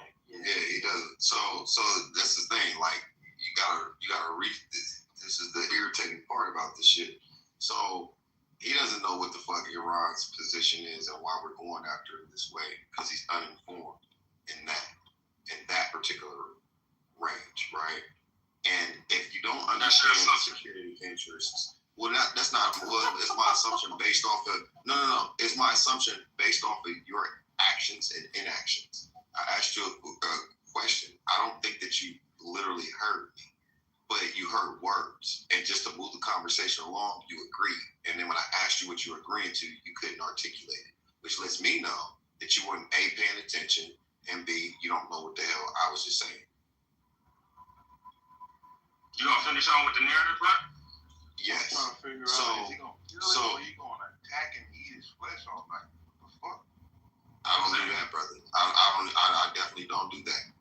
But here's the thing. You pose a question and you gotta finish the whole narrative. Yeah. So I paused to ask you a question to see if you were following suit, and you clearly wasn't. That's the highlight. But moving along. Yeah, it is. I just made it one. I just made it that. I just made it that way. And now you're in defense mode. You offend you. No. Now I'm gonna go in because now you're in self-defense mode. You're in the self-defense mode because you got caught up talking about some shit that you don't even know what the fuck you're even talking about. I don't think that you should even have an opinion. You assume because you don't know. It's not an assumption. It's not an assumption. You still going on because now I got your ass exactly where I want you to do. Now I got you acting exactly the way I want you to. God damn, who has the mic? Yeah, so it's on me. I'm gonna finish it though, because I asked the brother a quick question. We're gonna move right along. So most people that have these opinions are not even aware of what the security issue is. They're not even, you could be a part of the military and know nothing because you just take orders and respond, right? So because motherfuckers do know what the hell is going on, of course to you, it doesn't look like it's a benefit to America to have sovereign security globally to where your black ass can travel to different fucking places and not have to worry about getting blown the fuck up. Or you'll have the ability to invest in different countries that normally you probably wouldn't be able to have access to do so. And on top of this, it lowers the gas prices. It keeps it from being so volatile and having that one fucking country fuck up not only the stock market, the American Stock Exchange, but the cost of oil, the cost of logistics. The supply chain becomes a little bit more secure and we're no longer supplying and relying on China, and it pushes them back so that they don't become a formidable competitor geopolitically that will have your ass sitting up there talking about, oh my God, the Chinese, this, that, and the third. The Chinese, they put up on this, that, and the third. We don't need them. And by getting rid of their allies, by getting rid of their strategic partnerships that are adversarial to American security globally, financially, logistically, militarily, and intelligence-wise, you, sir, are oblivious to the actual fucking threat. You're more distracted by what the white man put in your motherfucking face talking about a goddamn pervert, which he himself is a fucking pervert, telling you should be more outraged about some shit that you know that been happening since before your ass was born that you can't fucking control, and knowing anything about it ain't gonna stop it from happening, nor do you have access, the resources, or the power to do anything about it. But the one thing that you could do to shore yourself up, your family up, and to be in the know of things that happen, if things does go to left or things do go right, you could respond and be safe. Your ass is sitting up here being distracted with all this emotional bullshit about something that you ain't fucking even a part of. Y'all niggas are sitting up here getting distracted by a goddamn soap opera other than the war that's happening in front of your fucking face. All right, speaking about the war, this is what's going on in the war right now. everybody, and welcome to Geopolitical Trends, where truth matters. Israel's own missile defense contractor just admitted not communicating. Their system cannot stop others and tens of millions of dollars they don't have. Meanwhile, Iran is firing the unstoppable ones as we speak. Talking about 3 new types of weapons, which I'm going to be detailing for you in this analysis here. On the other hand, you need to consider that with the U.S., advanced military systems and so forth, well, for now, but it's young. Iran knows it. Iran knows it can't beat that one head to head. So instead, what Iran has been doing, Iran is spending $20,000 per drone. I'm going to share a picture with you here. Yeah. That drone ship got blown to bits. Per drone.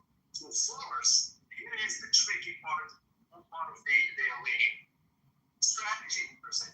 This is how this nigga learn. $4 million. This is just propaganda. He's just feeding into it. Each time, Iran launches drone, the U.S. Feeding into this. Foreign drugs that matter. Possible for $4 million each. Let me guess, is it the same foreign minister of Iran that told you the Ayatollah wasn't dead when he was blown to bits? They're playing safe face, bruv. What else can they do? Hold up. There's 2 more minutes. To see the coverage of media that is Yo, Mike is weak as fuck, man. We can barely hear what that man said, bro. with you. Here's what I just found. It's with your mic, though. Nah, yo, Mike is fucked up. Get a chance to And he ain't saying shit.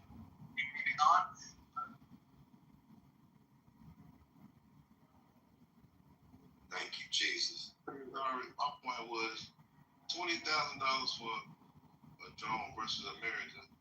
That's countering it with a $4 million rocket or a $2 million rocket. Nah, you don't even know what you're talking about, though, mister. Literally, you don't understand that they're not knocking out those fucking.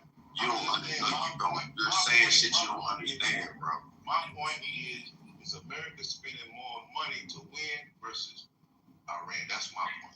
And you don't have no money in comparison to that. Well, here's the point. If they're knocking out their depots, yeah, I know you don't. I know you're right. That's right. Yeah, that's right. You're right. I got you. You're right. So yeah, you're right. You're right. That's what's up. You're right. You're right. That's what's up. You're right. You're right. That's what's up. So the missiles that they are using are going to their depots, their launch pads, their governments, their intelligence. They're breaking down their infrastructure and the ability for them to respond. The response is overwhelming because guess what? Their responses have been reduced by 80% on average across the fucking board. So they're not using missiles to knock down every single fucking drone. Some of them motherfuckers have taken hits. Some of them have other weapons that you don't fucking know about to knock them bitches about the goddamn sky. And they're not getting as far as you would like to think. But I would tell you this. The missiles that they are launching are going towards those strategic land sites. So yeah, if I know there's 1,000 fucking drones parked over here, I'm gonna use this big ass ballistic $2 million missile and blow up all of that. You don't account for that because you listen to YouTube and don't read. Just turn up a report and tell the captain this morning. I'll tell you the top of the rise and you and all those with you. But I mean, you ain't gotta get so personal, bro. Something massive. Something personal, just listen to Ambassador for a second. Yeah, Captain, man. But it's a massive cover-up and all kind of deep deception and it's corruption at the highest level.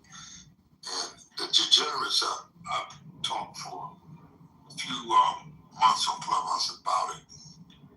The cover-up and the massive deception and the corruption is all connected. And a lot of big wheels up in it. And this bombing campaign is just something to it's like a chattel of deception and a fulfillment decoy, but that will not get the orange toupee off the hook for lying to the public. And their elective duty is a bigger one. See, we don't know enough about this law, huh, sir? That's their elective duty.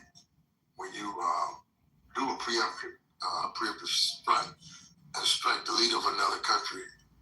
And who gives a fuck? It's a serious violation of international law. I give a fuck. Now what you gonna do about it then? Now I'm gonna ask people to just come to what is meat. And what is meat is M-E-T diacritical E, meaning what is logical and practical to your circumstances. And if you're not using your common sense, then you really have no sense. And the common purpose is to reach the common ordinary people with the message of righteousness, checking the wicked in a hour of iniquity, and in a strange, peculiar brand of iniquity, in which they have superimposed corruption on the people and made wrong fair seeming to the people, to we the people. They'll go along to get along. And it's not about getting along, it's about right and wrong. It's where right comes to check wrong in the midst of its iniquity. That's really what it's about. Righteousness subjective?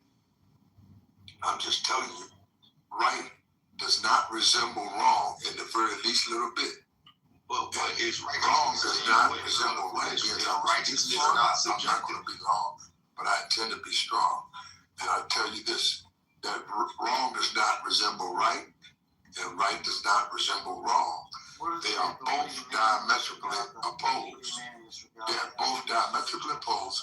Never can the twain meet because of the wicked being wrong and the righteous being right. There's nothing they can team up and do. And the victory, there's a war between right and wrong is going on right now when we speak it. And it's going on everywhere. There won't be no stone that's not overturned. There won't be a tree to hide behind. And then make a tree cry out, "Oh, wicked one, you cannot hide behind here." The man who has the pebble that stones the stone, and he has a glass house. And we can see through it. It says, it's plain and clear as cellophane, the facts and the truth, and the righteous have come to check the wicked at this hour. Look, OG, you got a powerful mind of thinking, but it's ideological. It's not reality, and it's not how the political scene is dealing with it. And despite how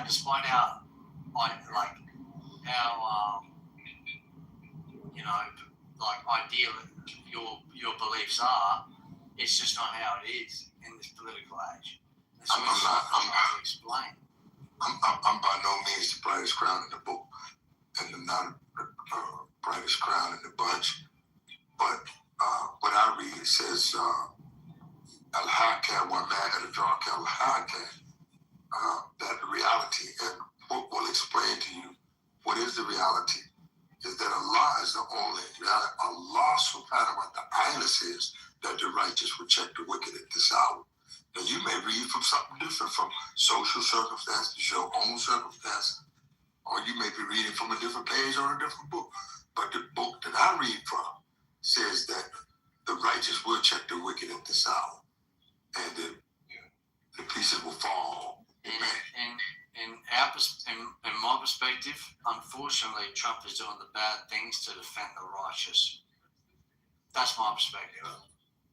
And he's doing the bad things to protect the righteous, and I believe I hope it's in the name of Christianity, and I hope you believe in that same thing as well. But this is the consequences of if it was if the shoe was in the other foot, man, we would be in a completely different lifestyle that we would. I know every one of us in this chat room would fucking despise. We would hate it to a T. And Trump has eliminated all possibilities of that coming to fruition. He's trying to, at least. Well, as you scan up and down the good book, you will find that the hour is at hand when the Son of Man has been betrayed into the hands of the wicked, and the wicked have reached their fullness in the hour when the shaitan, the devil, reaches fullness. You see, into the lizard's hole, and they will take on the habitations of lizards, snakes, and reptiles, according to the book. And on that strength, the righteous Isa ibn Maryam said, just Jesus, the son of Mary, that it's become expedient that I go away. For if I go not away, then your comforter will not be sent unto you, but your comforter shall come and teach you the truth, and teach you into the knowledge of all truth. And know ye the truth, and the truth shall make you free. Many times people misunderstand that. Know ye the truth, and the truth shall make you free. And that's it's a lopsided equation. I believe you, but how do you apply that to the topic question? The application is that the truth will knock falsehood in the head, and the lies in the head, and knock their goddamn brains out. That's what I know to be the truth, and the facts as I know them to be. So, Adrian, I got a question for you. You was talking about you were a mining salesman. What did you do, and were you operating out of Australia? Yeah. So I was selling like $500,000 nose cones for BHP, Komatsu, Glencore, things like that. We were redoing the front of all the mining trucks. Oh, so you sold the equipment, not the actual ore or refined assets? No, I didn't sell the actual ore, the mining materials, but I was involved in the mining sector, so my responsibility was to make sure that the trucks were maintained to be able to mine in Australia. Okay. Which in Australia is rich in coal. Are you familiar with Queens and Mooloolaba? Yes. Okay. Yeah, I was working with Bracken Mining in the 2010s. We were mining. He would start on mining sand, which makes construction glass and corporate glasses and shit like that. Yeah, for sure. But he went into tungsten and manganese out of West Timor in the Philippines. That's how I started getting into offtake agreements with Shandong, Caulking, and China Rail, and all of those other different companies doing offtake agreements and whatnot. And I was arguing for Luke Bracken, who was the founder and owner of Bracken Mining, and then Slimco, Mr. Patel, that ran Slimco Mining in North Africa, mining copper, ore, nickel, all that shit. They had millions of metric tons in ground assets, and they were actually trying to develop a smelter, $150 million smelter in West Timor for refined phosphorus forms. But I think when we talk about the critical earth minerals and stuff like this, there's also a logistic and supply chain and critical energy, critical earth minerals that are going to come out of this that America will have a closer grip on, that not Venezuela, I was about to say Venezuela, Israel would basically shadow protect. So they'd basically be policing those resources and the logistic supply chains through their partnerships in the region. The only people that were holding any of that up in any real way was Iran, because they were the backbone of the Yemen's, Saudi, Islamic terrorists and shit like that. That were, and I only say Islamic terrorists because Islam itself is not a bad thing at all. It's not a bad religion. It's not that evil. It's just some people just go just like with Christianity. Yeah, just like with Christianity, just like with Catholicism. I mean, every man made anything as well. Yeah, they have flaws everywhere, right? But the point that I'm making is that from a supply chain and resource standing, it is important for us to have that and to have them about the way, because they were running operations in South America that people were not clearly aware of, that was dealing with intelligence, it was dealing with smuggling human beings and sex trafficking and drugs and guns into America through Colombia, through the Darien Strait. And they were supplying intelligence for all of these operations that were working against America's better interests. And also on top of this, they were also coercing and orchestrating the drug trade in the Eastern Hemisphere via the South Pacific too. And this is going along with the collusion with China and Russia. So he's choking out China. He's putting Russia back on their heels. And then he's getting rid of Iran, which was the bigger threat than Venezuela, but you had to get Venezuela first. And through all of this kinetic activity and demonstration, it puts the entire fucking globe and our adversaries on real notice that we are not fucking around. That's why there hasn't been one stone thrown from China and Russia with all the shit that they talk. They haven't done a motherfucking thing. And in fact, China's been trying to get back into South America through their ties with Spain. Do you see what he just did with Spain? He said, fuck Spain. We don't need them for shit. They just got good people over there. And that's true. They were trying to use Spain to get it.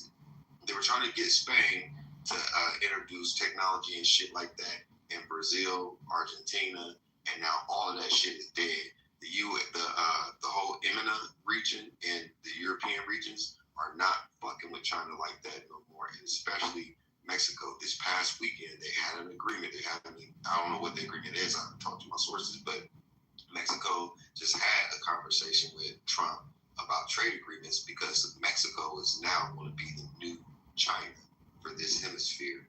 And they have another meeting in Bogota on the 18th with CELAC and the African Union. And the vice president of Colombia is hosting that. I was supposed to be there. But the Sheinbaum, the Mexican president, Petro, and Francesca, the vice president of Colombia, and all the other world leaders in that region are meeting in Bogota to discuss ways to cooperate with America but still maintain sovereignty. All right, so all of this shit is time. Point taken, son. Everything goes successful with Trump. What does the opposition look like in the cause and effect of it? It gets the oil wherever you say it gets it. What's the new frontier for the companies that don't no longer do business with China, or if they still do business with Venezuela? What's the opposition once Trump is successful? What do they look like then? What does that look like? Hold up, fam. Hold up, wait. Tell. Adrian, hold on 1 second. Hold on. Chill out. So pose the question again. Chill out. Hold on, guys. Hold on. I didn't fully hear everything you said. Can you make it a little bit shorter for me so I can follow what you just asked me? Hypothetically speaking, Trump is successful with the oil transition, all of that, his plan or whatever. What does other countries look like in the position if he pulls off? They benefit. Yeah, they will benefit greatly. Like, here's an example. Here's a carbon copy example. Yes, not in the middle. In the middle, it's going to be fucked up. We all know that. But here's the point that I'm making. Look at what happened. You could use Venezuela as a template. One, you haven't heard anything else about any kinetic energy going on over there in Venezuela, first. Secondly, guess what? They did make $500 million, like we said that they would. And they gave us the oil, and we pledged over $1.2 trillion into their infrastructure build out with private companies like BP, Exxon. All of those people are returning back into the region to get their output back up and running, which is going to take time. We're well aware of that. But Venezuela as a country now gets the benefit because there's new jobs, there's new infrastructure being built without Chinese predatory lending practices or security breach interests. And then you have a better control over the politics and global hegemony in this region. And guess what? When you have greater relationships with America, you can trade more because we're the world's largest consumers. Next to be one of the next manufacturers. So if we have some of the best manufacturing and some of the best consumption, we are the place that everybody wants to build in, sell to. Right? So guess what happens with those people that are in partnership with America? You benefit from it. So the end result is only going to be good for those that get with the program.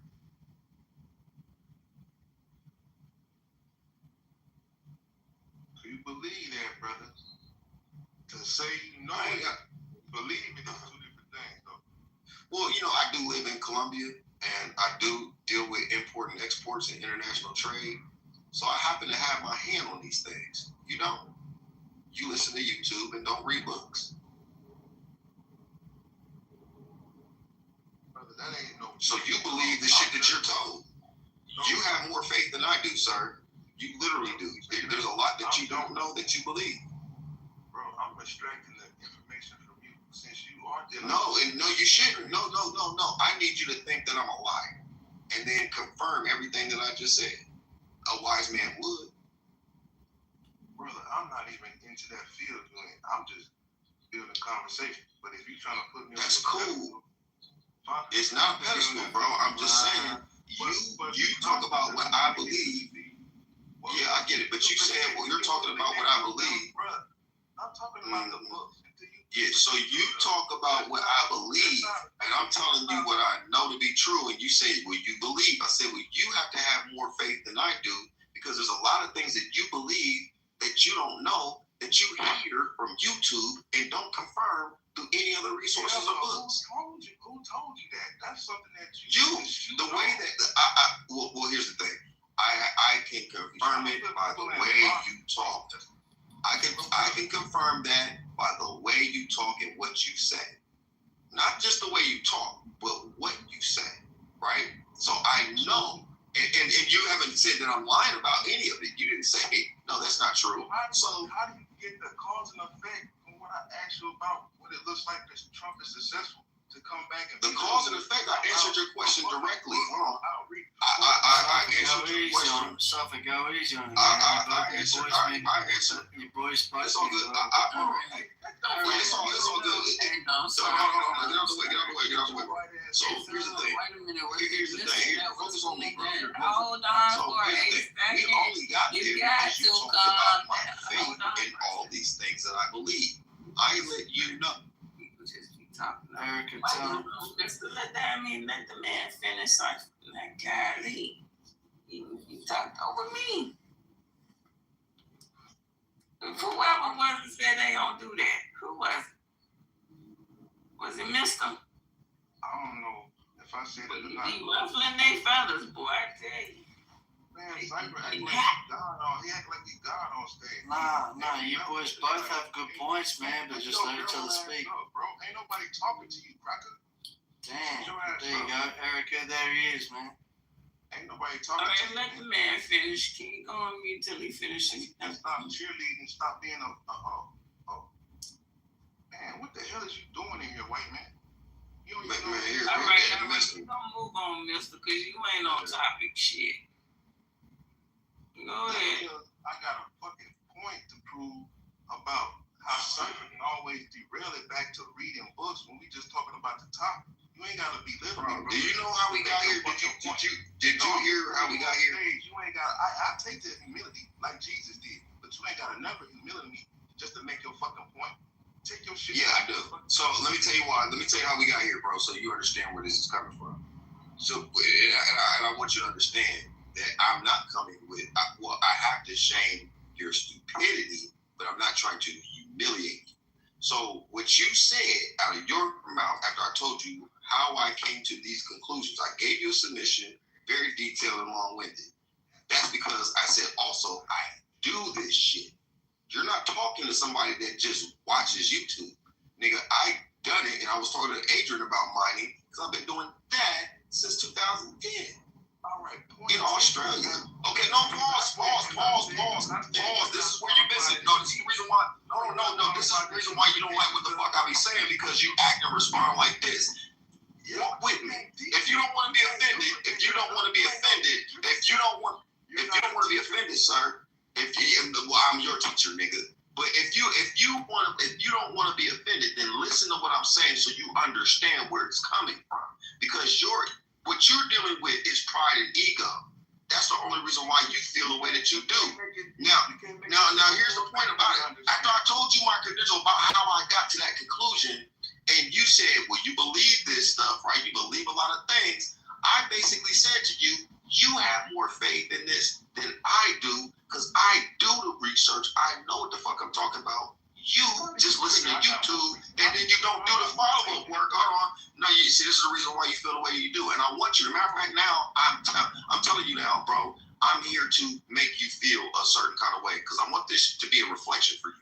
I want you to, after we have this conversation, whether we end on a good note or a bad note, I want you to reflect on it so that you can become better in your communication and your conflict management and the way you articulate yourself. And it's not about how well sounding you sound. It's not about how well sounding you sound. It's about knowing what you're talking about. Right? And there's nothing wrong with exchanging shit.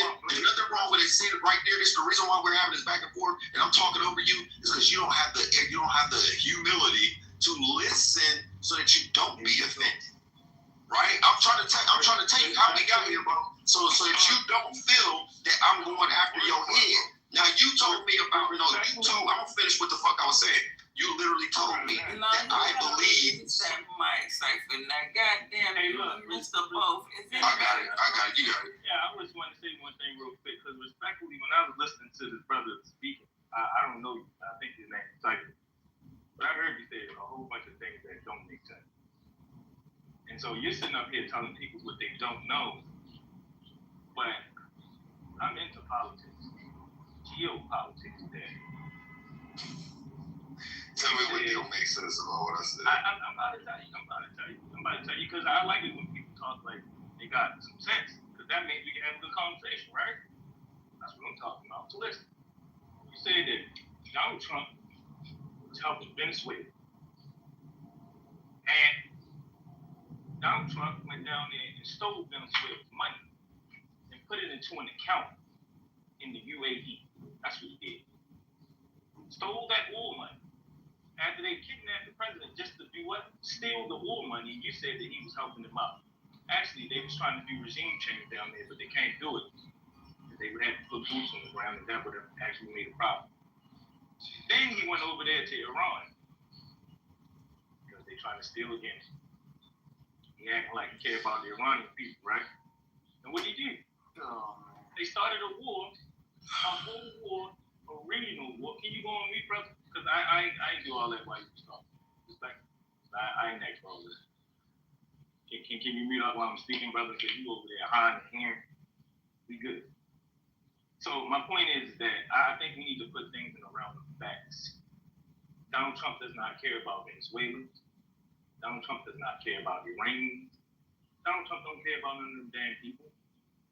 Donald Trump is for hire. He's a prostitute. Hey. Do you live in America? Do you live in the US? Then if he doesn't care, what the fuck he's still doing there? Yeah, it's wild shit. So you didn't tell me how. Where he at? Like, I mean, are you in America? The person that asked him if he's in America? Yeah, no, I'm not. But the people that keep complaining. Just go ahead and go back on mute. Don't do that. Yeah, so I like to respond to Nagoo's point. I mean, he didn't say that I said anything wrong. He highlighted something that I would like to tap into to better understand. What money did he steal by taking Maduro? And how much was it and where did it come from?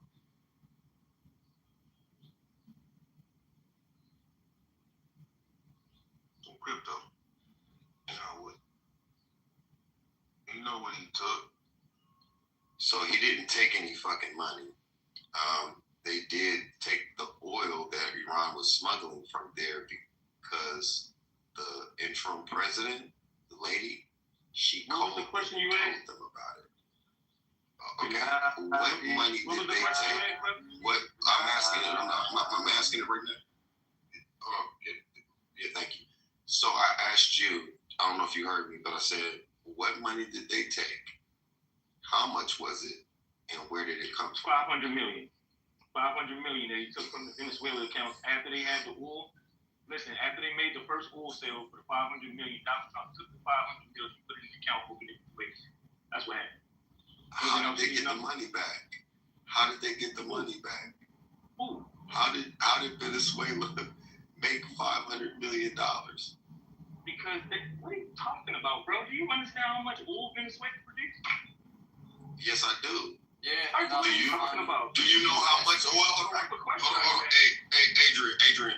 I don't know if that's you, but just let this is fraternal. Just go on mute for a moment, brother, and let us cook this out. Real quick. Nagoo, do you know how much they produce? produce?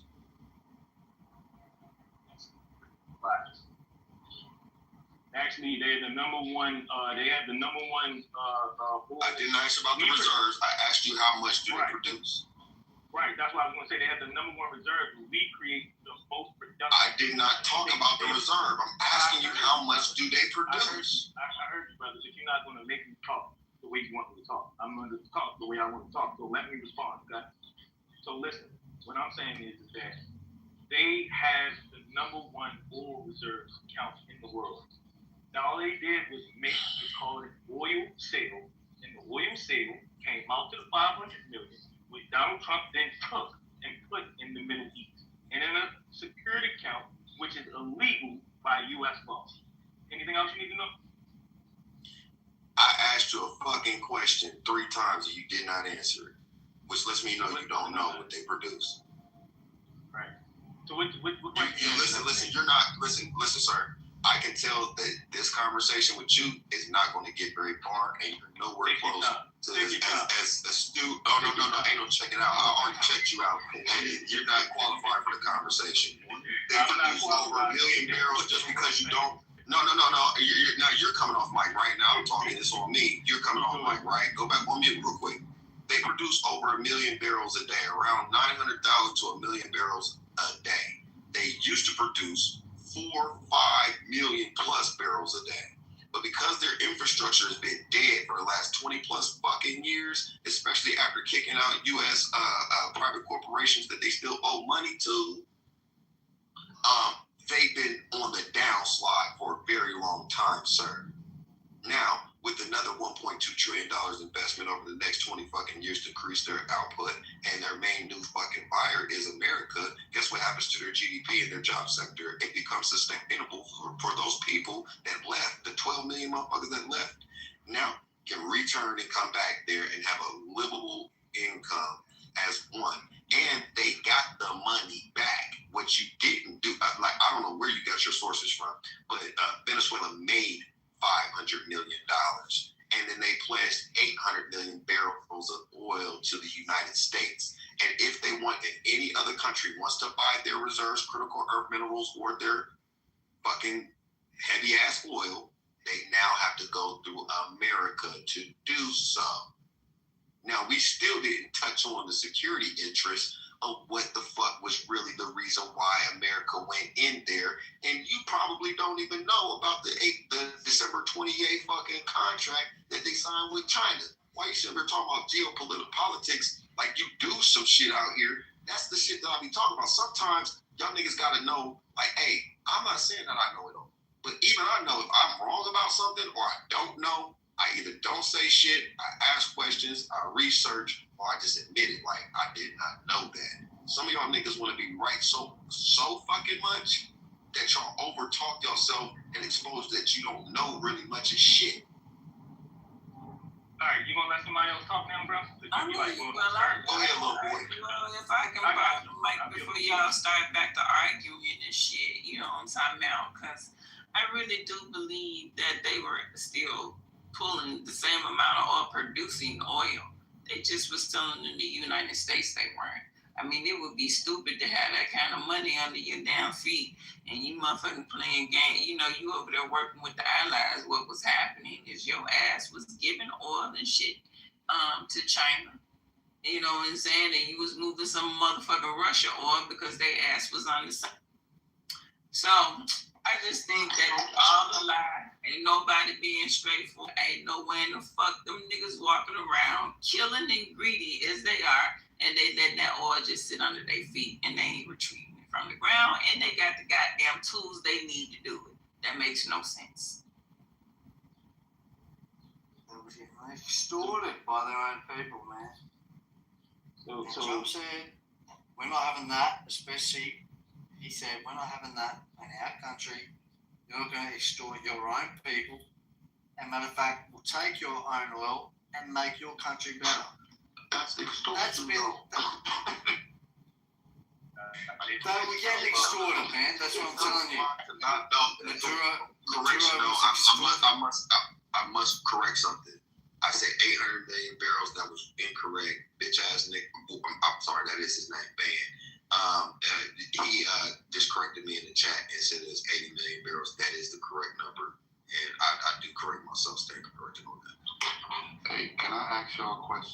been listening to you the past few days on the subject. Like every time I chime in and I'm hearing y'all going off on the subject, it sounds like I know it's like get down and lay down kind of situation. It sounds like even though you see this is like all these moves are wrong, we're still with it because we might profit from it later, not like looking at the consequences that'll happen after this. It might be a year or two. Like this is like a quick come up. This is like some bullshit. I'm looking at it, I'm hearing like, oh yeah, we're gonna get what we're doing. I'm like, yo, this is like a quick come up, and this is some bullshit, and it's gonna be what it's not gonna end well. So I'm trying to see how do you guys see this ending well. How do you see creating conflict in multiple directions, and how do you see that ending well? I don't understand. I mean, like, you guys talking about the money, but they ran this game already. They already said, oh, they got something over there. We're gonna go over there and retake them. Okay, this is part of their operation, MO right now. It looks like this is what they do. They go into a sovereign people's country, take their fucking shit, and run off with it. So that's how they play out. No matter how much diplomacy and how much paperwork come with it, no matter espionage or whatever. That's what's happening. Like we're gonna sit here blindly and act like, okay, yeah, you know what? It's gonna bring us some paper. Let's roll with it. And then you're gonna see how relies on American alliances. What Trump's doing needs to happen for our longevity. It does. And it sucks that it has to happen the way it does, but it needs to happen.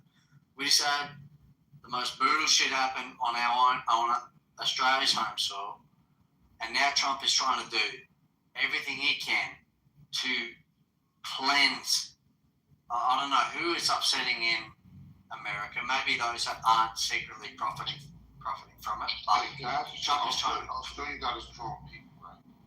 So they man. So America's not gonna ever try to take your oil, right? You don't expect that to happen ever, right? We're trade partners anyway. Australia's one of the biggest fucking islands with the biggest mining. The way things are right now, there are no real partners. I don't see real partners. I see people backstabbing and it's fucked up right now. Like anybody can get it. Know that, right? You know that. I'm sure you.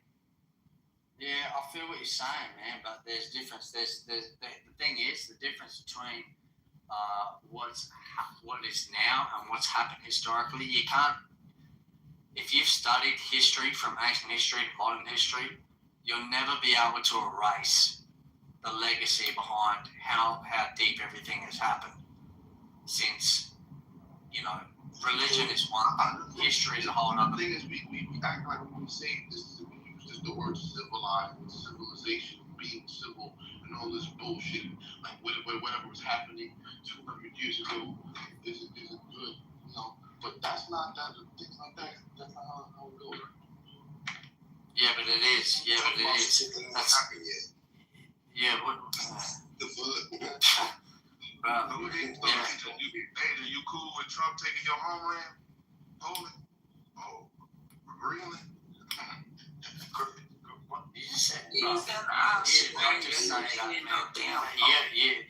Poland and that's Denmark, man. I don't know what you just said.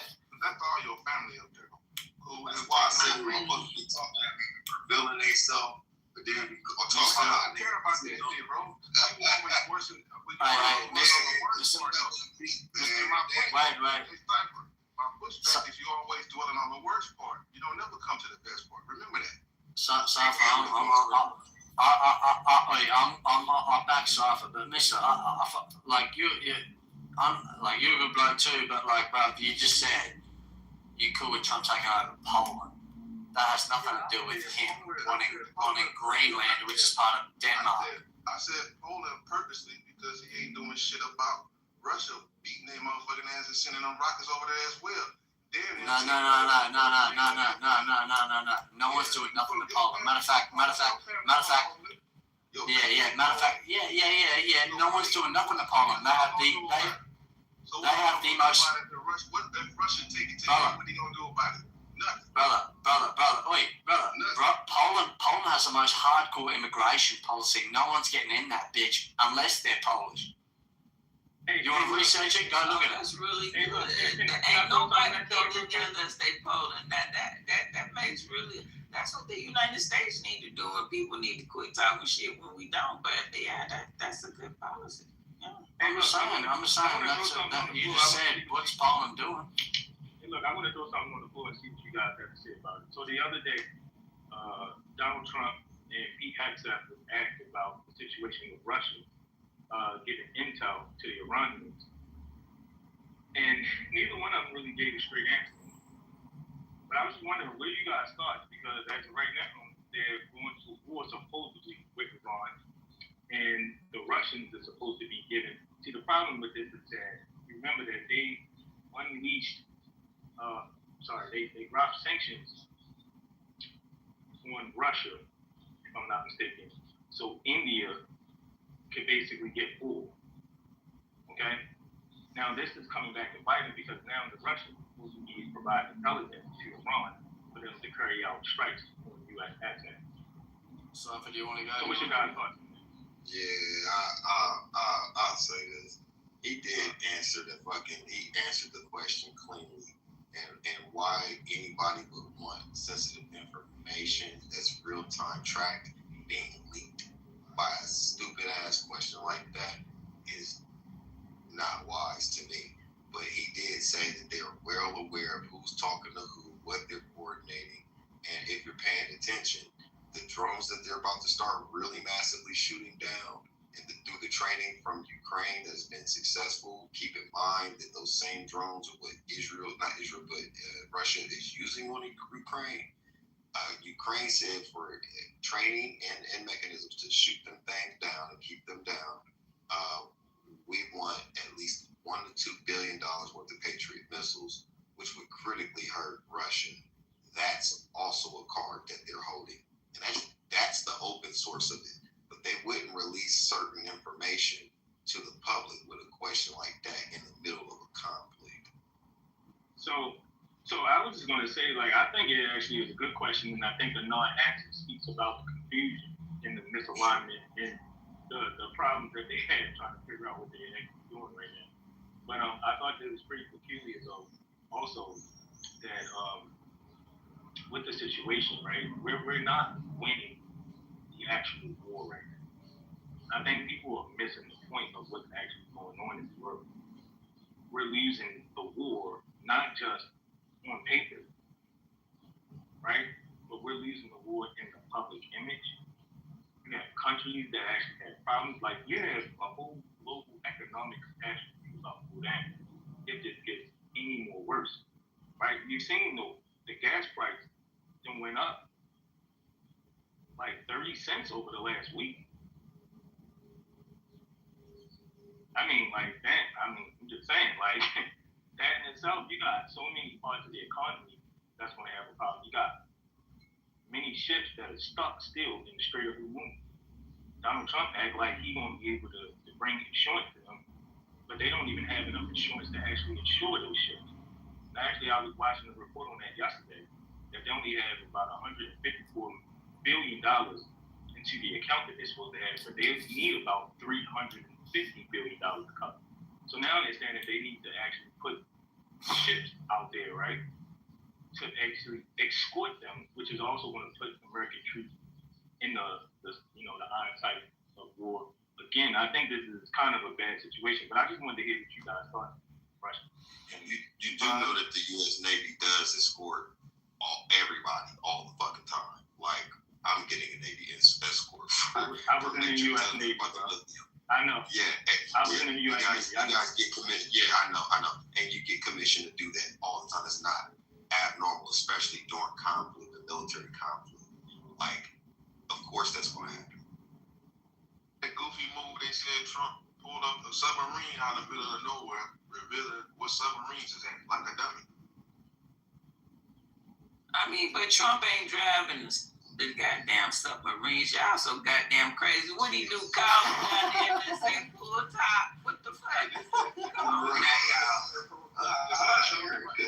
It's on Trump's watch. These niggas don't like Trump though, and don't even know why. Maybe because a left-wing white man told them not to. Maybe because Joe Biden said that unchained Wall Street, and these niggas believed it. This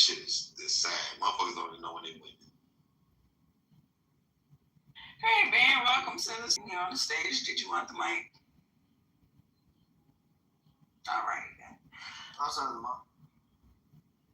Okay, I'm gonna play this. Not you, Erica, can I send them up? Oh yeah, go ahead.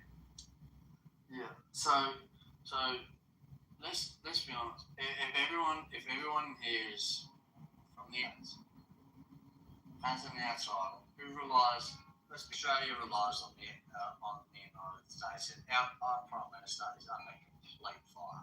He is on the rocks like no tomorrow. He is getting ousted. But we are, and I've got family in the US, and from an outsider looking in, we are heavily dependent on the US. US is the most dominant military presence in terms of their own home life. I know rent is crazy. I'd love to be able to live there. Who's got their mic on there? Yeah. US is the most dominant military presence by far. There's nothing that Iran can put up against the US military. They won't follow it. Who's drooling in the background?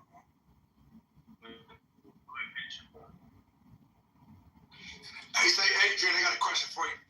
All right, but let him finish this thought before you give AJ his question, okay? Go ahead and finish. Good morning to you too, Erica. Did you get some sleep? No, I don't do the mornings, but top of the day to you too, sir. Oh, that's what bad mornings to you. Go ahead, Adrian, and finish your commission. So what like as we've been talking about, the US is by far the most dominant force. It's literally proven. And the thing is, Donald Trump has had to be the bad guy. Everyone, because of previous history, the US has had to be the diplomats, and everyone wants to be look at the US as, look, you're the peacekeepers. But honestly, if the US wants to wreak havoc, they will, and they can. And there's three players that are involved in that. It's US, number one, Russia, and China.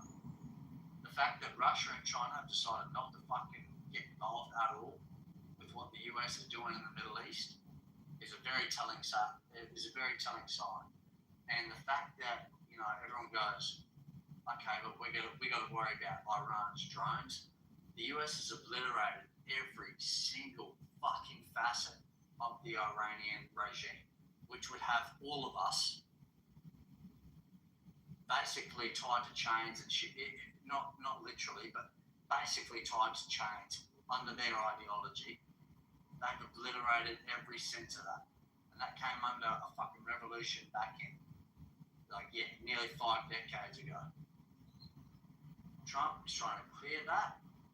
If Persia gets liberated, then finally the Middle East, which were the US already allies with Saudi Arabia, the richest oil people, the United Emirates, richest oil people, Iran, who are the biggest terrorist people who pose threats, and they're threatening to blow up that strait, which is pivotal to oil prices, which in essence, oil in general is pivotal to the economy.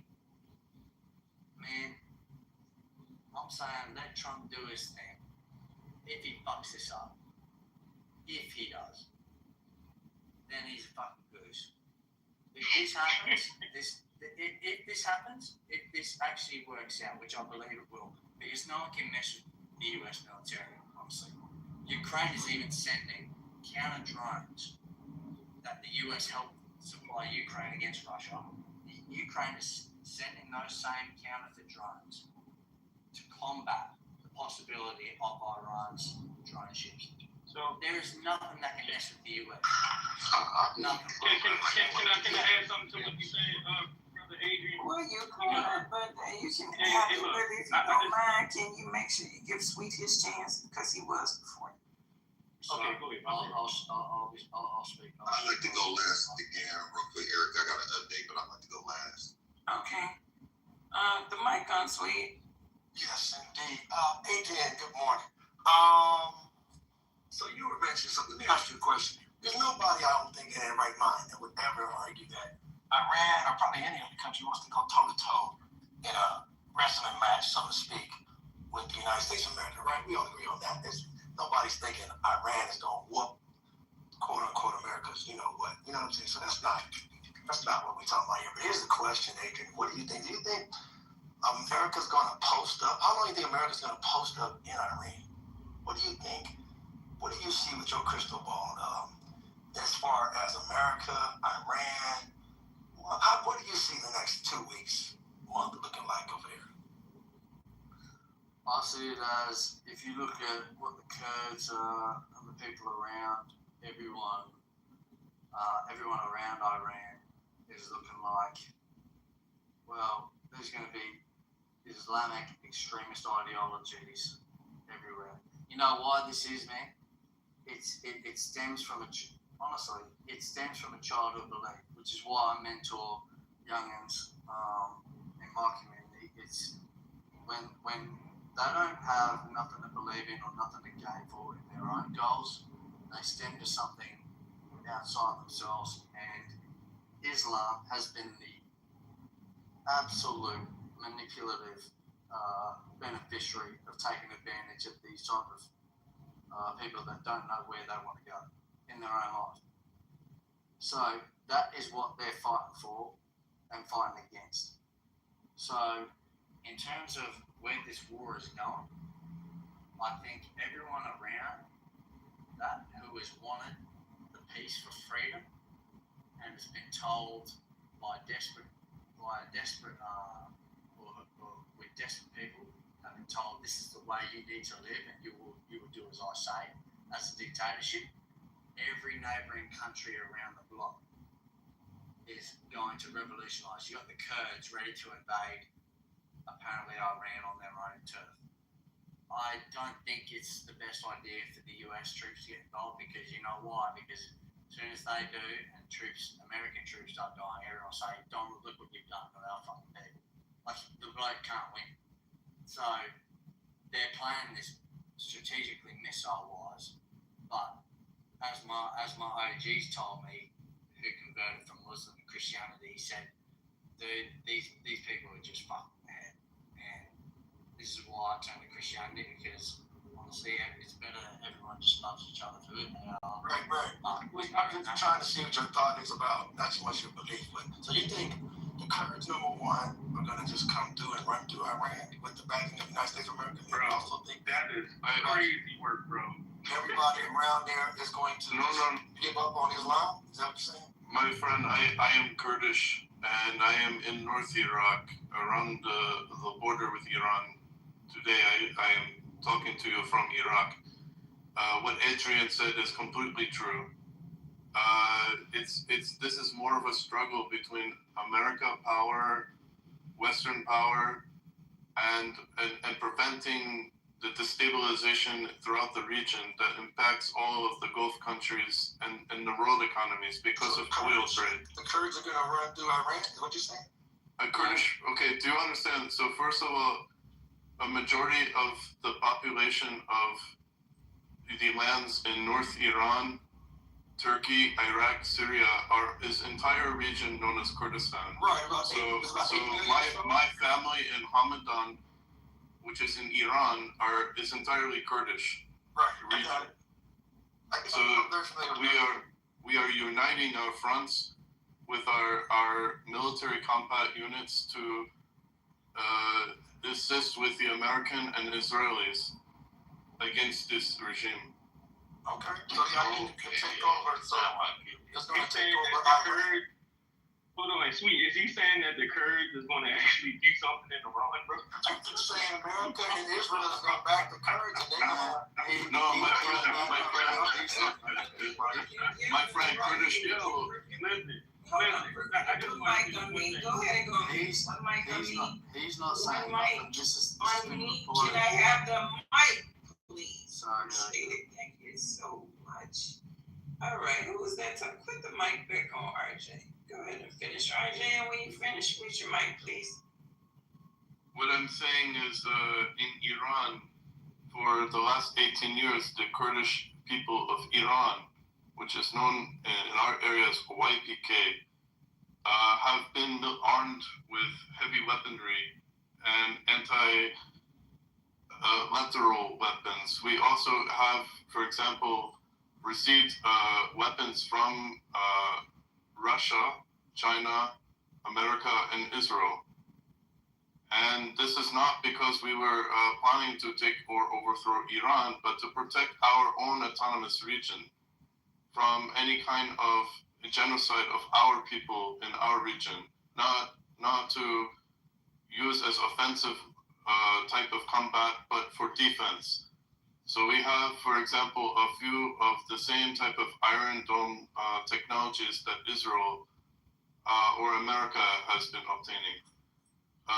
And at the same time, we have cluster weapons, missiles that when you shoot them, they spread the warhead.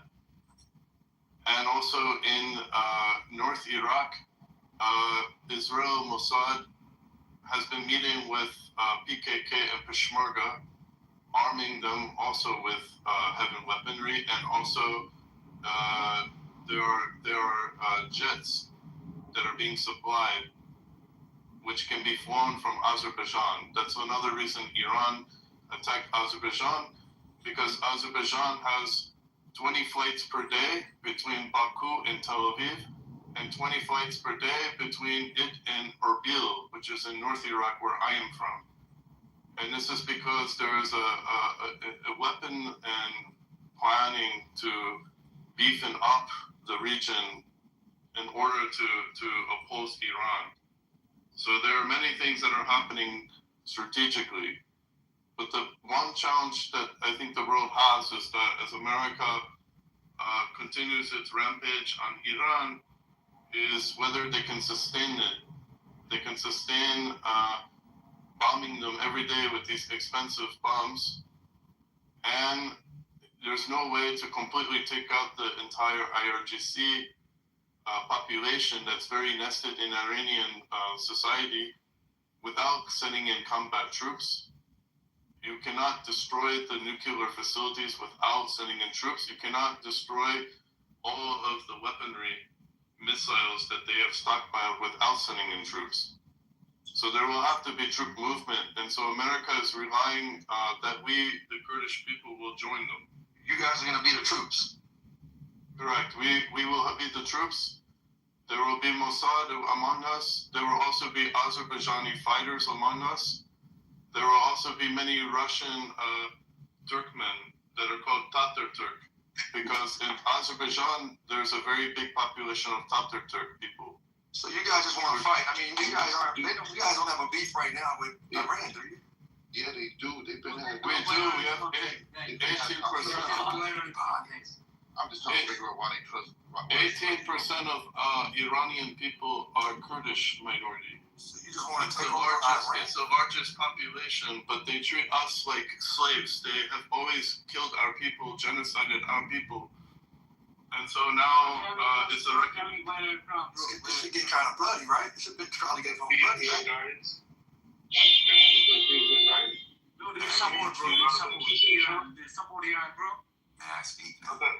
Guys, please, this is my turn. I didn't speak. So just one.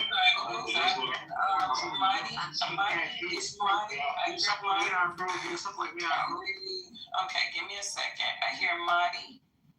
I'm sorry. Yeah.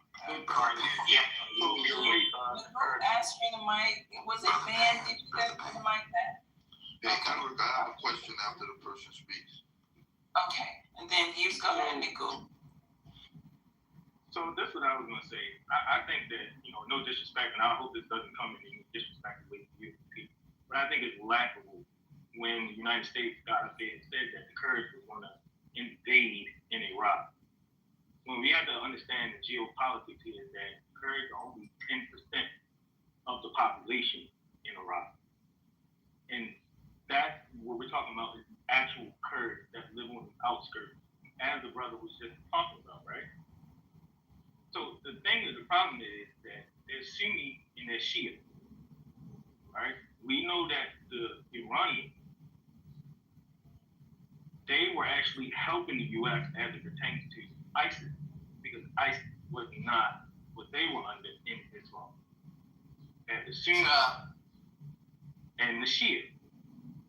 So what he's speaking on right now is another engagement between Sunni and Shia. The problem that you have is that the Iranian government has support. And you guys are making it seem like the Iranians are just out there by themselves. They are not. We just got reports over the last couple of days that the Chinese people was helping them with support. Right? We got reports that the Russians is giving them intelligence to hit U.S. assets.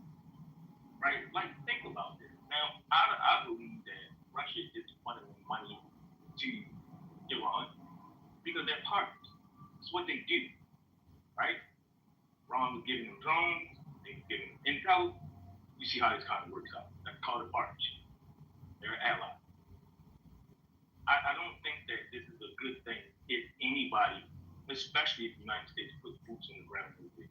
We are going to lose a lot of people. And I mean a whole lot of people. And as of right now, people are looking at this like, oh, they're bombed, they're bombed. Look at all the places Iran has bombed. They can kill hella people in Israel. They done bombed 3 places in Dubai. In Kuwait. Right? In UAE. You can go all the way down the line. They can stop the Strait of Hormuz.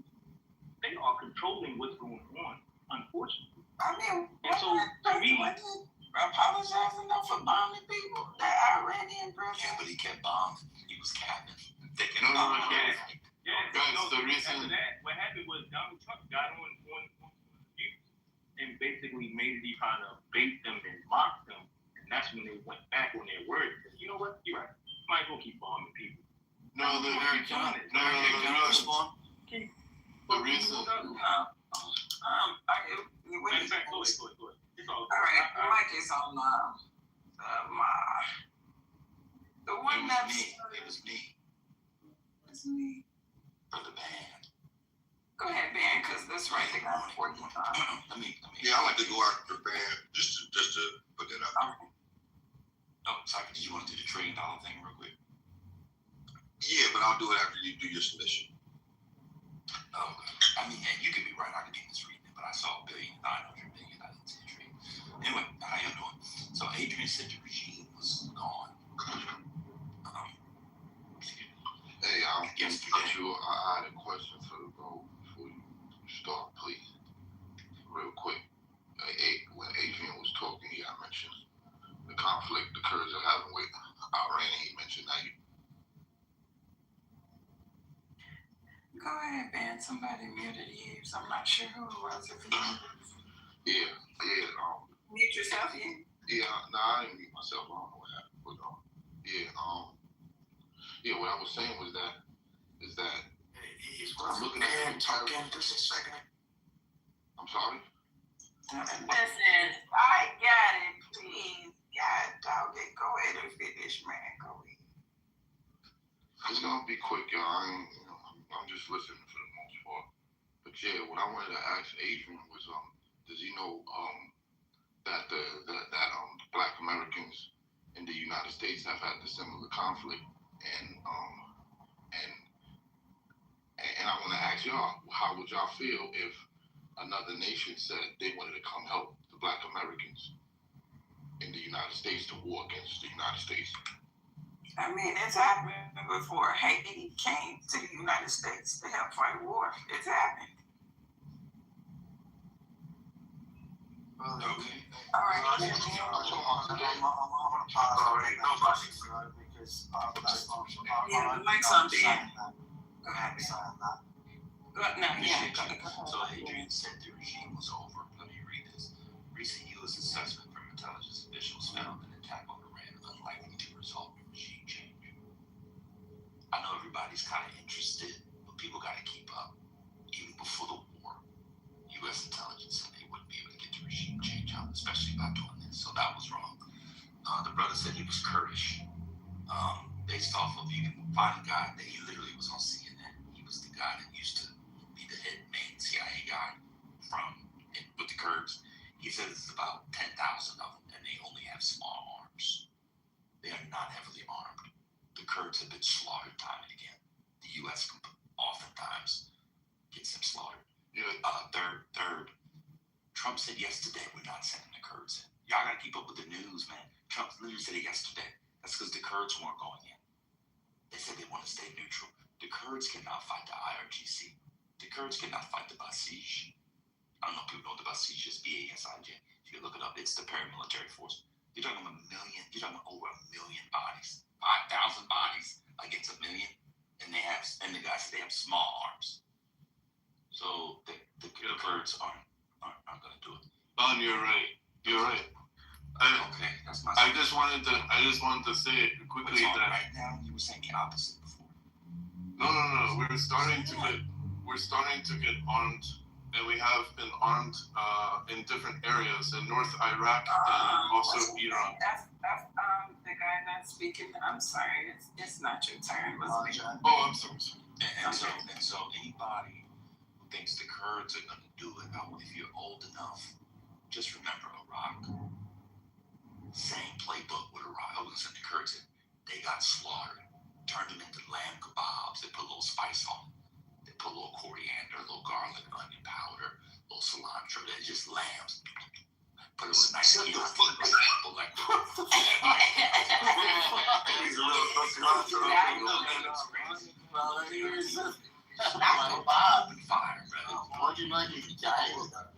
Delicious. So anyway, they put nooses around their necks and they tarred them. Iran, that's the slaughter, brother. Iran has, and by the way, just so people, if you're not keeping up, the ballistic missile count went down, and people thought they were running out. Guess what happened today? It's back up again. Right? The Kurds can't handle that. It's a mess. Tell them again for the people in the back. They can't hear you. I'm not gonna lie, it's amazing to see how Americans are rooting to lose. They're wishing for the downfall of America, bro. You guys are insane. Who goes to a country with a dictator and then come back and tell us how it is? No, and also it's not national cheerleading. People on the planet. Can we get RJ? Can we get RJ back on the board? Can we get you on mute? Okay, because let me help the new people. The moderators moderate the stage. Okay, not the other people. Okay, so the mic is actually on Cypher. Finish my submission. Oh, you're not finished? Oh, well, go ahead and land your plan. My bad. So the point was, and I just want to find the last piece. I'm not rooting for the United States to lose. I just know what happened in Iraq. I know what happened in Afghanistan. I know what happened in Vietnam. The United States, if I recall correctly, did not lose one battle in Vietnam, but we all know we lost the war. It's because you can't do wars of regime change by bombing. It's not about losing or winning. That's like respectfully, that's like for children to discuss, who won't win the game. That's not what this is about. It's about lives. Guess what? Gas went up again. It's now $3.45. 2 weeks ago, it was $2.89. That's the kind of warfare that the Iranians are waging. They know they can't win tank on tank, gun on gun, plane on plane. They're not into that warfare. They're trying to make our lives miserable. If they're going down, guess what? They're saying you're going to go down. And when they tighten that strait, everybody talks about oil going through. Out in here, do y'all know that 1/3 of the world's fertilizer goes through the Strait of Hormuz? You're talking about food shortages if it continues. It's a lot more complicated than rooting to win or loss. I'm just not a child. That's not how I see the world. For the people in the back, man, you got to say that again. Shut the fuck. I crazy. But go ahead, the mic is on, Crisis. Is Crisis still on the stage? I mean, I'm sorry, Cypher still on the stage. No. So, yo,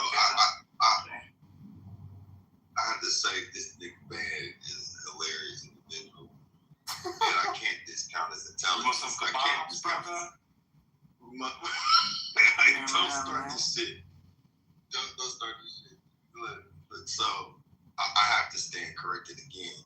Okay, so I was dead set on and was talking hella shit about the $1 trillion. Now I'm gonna tell you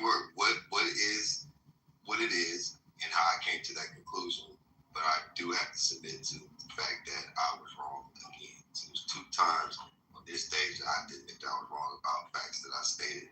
But I will tell you that, I will tell you that I'm not 100% wrong about the overarching situation. So I'll go through it very quickly so we can get past that. I do agree with what Van's other portion of the argument is. I overly agree with Adrian and RJ, and I think that Van just offers the other side of the conversation that is accurate. But really quickly, Cypher.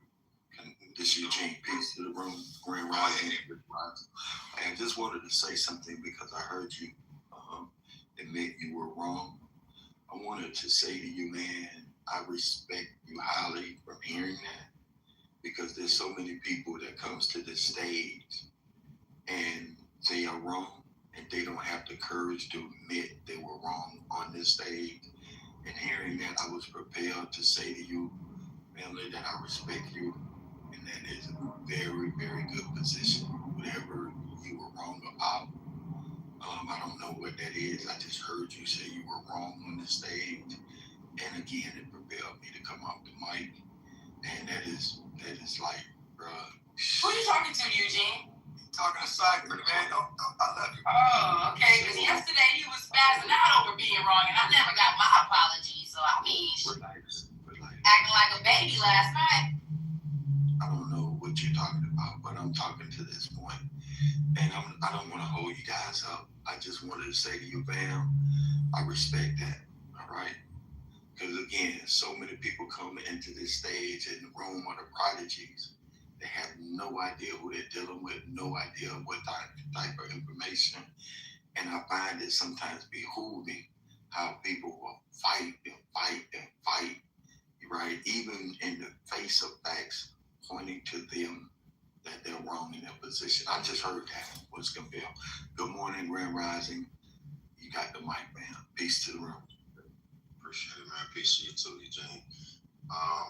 No, I made a statement earlier about $1 trillion plus being invested into Venezuela. And just taking a step further, I put the shit in the checks. I'll stand on business. Because I was like, I know I seen what I saw. And, man, the nigga, we be spazzing on each other, but he did eloquently put me in check. It's like, oh yeah, I read 900 million, but you know how he does it. And I had to go back and check that. So, as of early 2026, amid significant political and economic shifts, I'm going through this fast, so I won't be long. There's been a push for substantial private investment in Venezuela, with goals reaching over $100 billion through firms. Immediate commitments in major Western companies remain limited. Projected proposed investment into early 2026, the U.S. officials and proponents of the new post-Maduro investment framework set goals of securing over $100 billion in private investments from the United States, European oil companies to rebuild Venezuela's energy sector. Immediate activity, 2025-2026 activity, while major firms like ExxonMobil, ConocoPhillips have expressed caution regarding the legal framework. Other companies have shown interest. The Venezuelan government reported receiving a total of $900 million in investment for oil deals from international and local firms in 2025, referred to as productive partnership contracts, CPPs, and mining sector following the March 26th visit to Caracas by U.S. officials. Have over 24 American mining and trading companies expressed interest in billions and billions of dollars in infrastructure investment in Venezuelan minerals, including gold, rare earth metals, oil and gas. Venezuela's legislature passed a law in January 2026 opening the sector to private investments. Reports indicate that companies like Shell have signed new exploration agreements. Infrastructure and industry analysis suggests a short-term, low-hanging fruit investment of $3 to $6 billion could be needed to reactivate oil fields, with an additional $25 billion required for long-term expansions. The historical context, this, that, and the third, I'll go over that part. That has nothing to do with the other part. But the other part is, too, following the removal of Nicolas Maduro, the U.S. is pushing for over $100 billion. Key aspects, the targeted investment is the $100 billion challenges, okay, with the opposition plan. A separate 15-year, $1.7 trillion economic transformation plan was presented by the leader Maria Karina Makata, whatever, but aiming to triple the country's GDP through privatization and liberalization. So the amalgamation of this information was where I was hanging my hat on. I was wrong with the number. Shout out to Makata. We got it, Makata. So RJ, if he's still on the stage. Yes, these are very good points. So I just wanted to say two things. One, our people have been armed only for defense, not for offense. So we've over the years have been armed for defending our people. But like with what was correctly said, we don't have major weapons. Some major new weapons recently have been staged to help support our people. And now what they want, when I say they, America and Israel, want us to go and fight with troops in fighting and taking the Iranian regime on. In our opinion, U.S. has betrayed our people. Why should we help any American? America betrayed our people in Rojava, Syria, leaving us to genocide. There is also in Syria ISIS prisoners being held. And because America left in a hurry, they were freed and they went back and regrouped to attack in both Syria and Iraq. And so our people are constantly left to clean up mess, and we have nothing to support this because we're only a minority. And now they want us to fight their war, or a war in Iran. Even as a North Iraqi Kurd, I'm being asked to join the family members in Hamadan to fight against the Iranian regime, another country's regime, on behalf of America and Israel. Yeah. So this is a thing that is a problem for our people. But another thing is if America proceeds to have a ground operation, the concern America should have is how much billions and billions they're spending on both the missiles and on the operation, and how long they can sustain this, and how long they can be impacted by the oil not being shipped. Also, this other gentleman said fertilizer. There's also what we call urea, which is like created from compost, and also extraction from animal urine that's used as like a fertilizing agent. These are produced from the anaerobic reactors that are behind oil production, where these types of toxic fuels that are biological are harvested into positive like biofuel, biogas.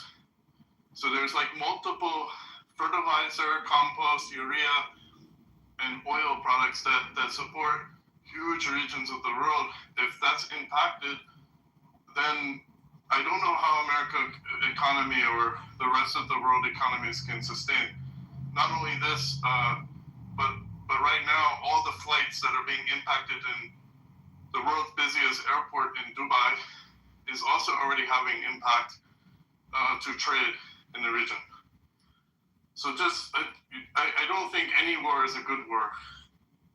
It's very bad to have a war. Can I back you up for a second, Jack? No, the mic actually is going to be on crisis. I want to play a clip real quick.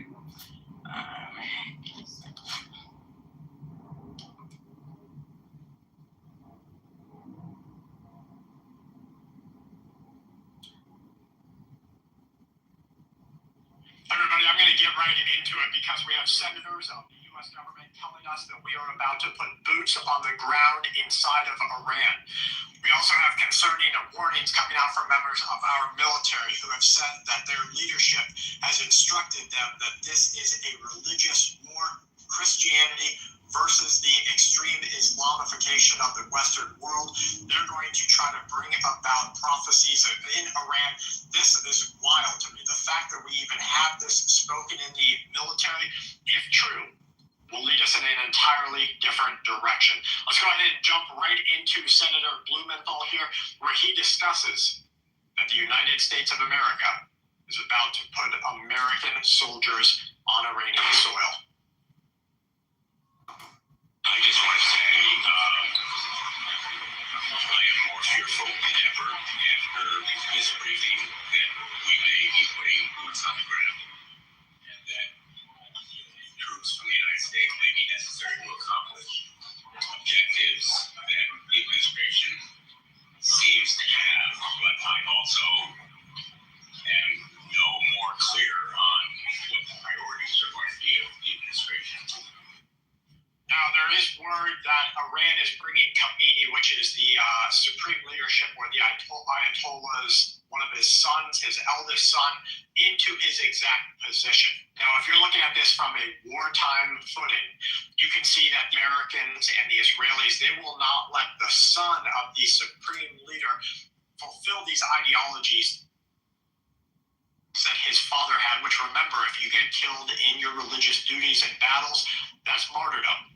They will not let the martyr and his son continue to have reign over the Iranian government because nothing will change. It will just be a change of who's actually sitting in that position. So it looks like we're going to see continued operations. Today, some of the largest that we have ever seen have taken place. This video, for everybody out there that's a prepper or a survivalist, this is probably one of the most important videos that you will see.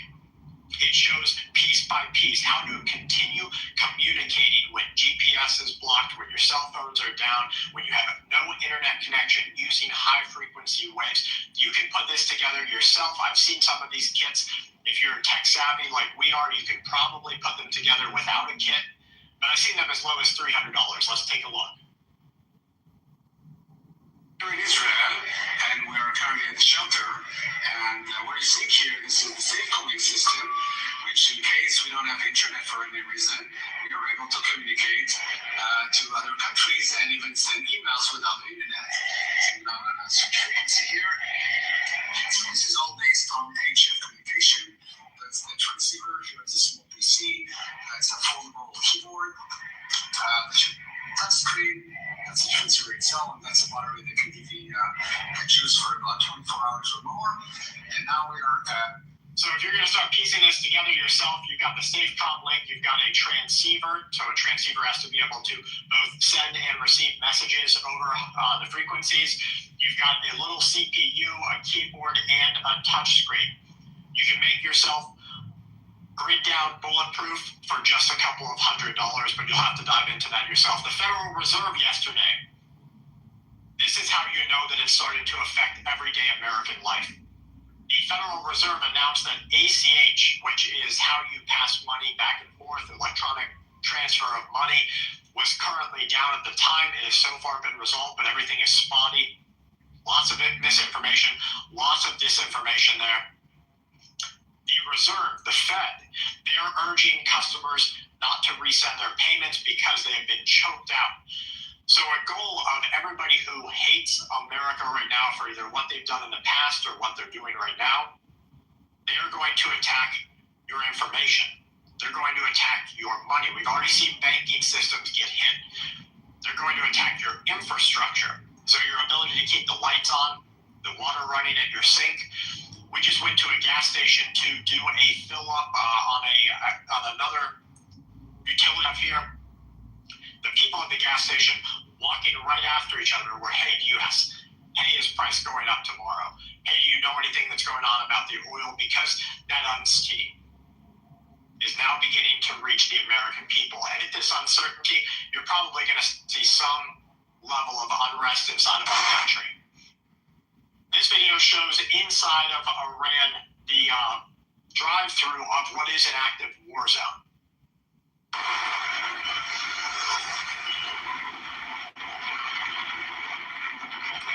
You can see in a lot of this video that the streets are pretty much clear except everybody who is either still trying to evacuate or trying to pick up family and get them somewhere else. Lots of debris everywhere. The streets are shut down. Military checkpoints are making sure that people who are moving around are not assets of the Americans or assets of the... Somebody Sorry, am I tripping or can I not see the video? Or are you just playing it for us? Oh, I ain't playing the video. You can't see it. Israelis. This is about to go hyperbolic in the way that we're going to see an act on American soil. Now, this video shows how their missile defense or missile systems from Israel and America are actually taking out the power grid. I want you to pay particular attention to the blue flashes of light that you see.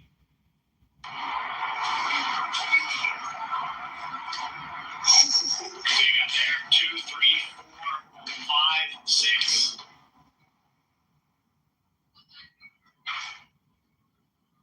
Now in America, their attempt, and I want to remind you that we just had a guy drive all the way from New York, and he tried to drive down to the Hoover Dam, and he was going to set off some sort of kinetic event at the Hoover Dam, trying to shut off our hydroelectrics. He made it over to another area, and so he decided to try to take out a substation. This is probably just one of many attacks we're going to see like this. Be expectant that you won't have access to 24/7 power. Get ready for that type of thing.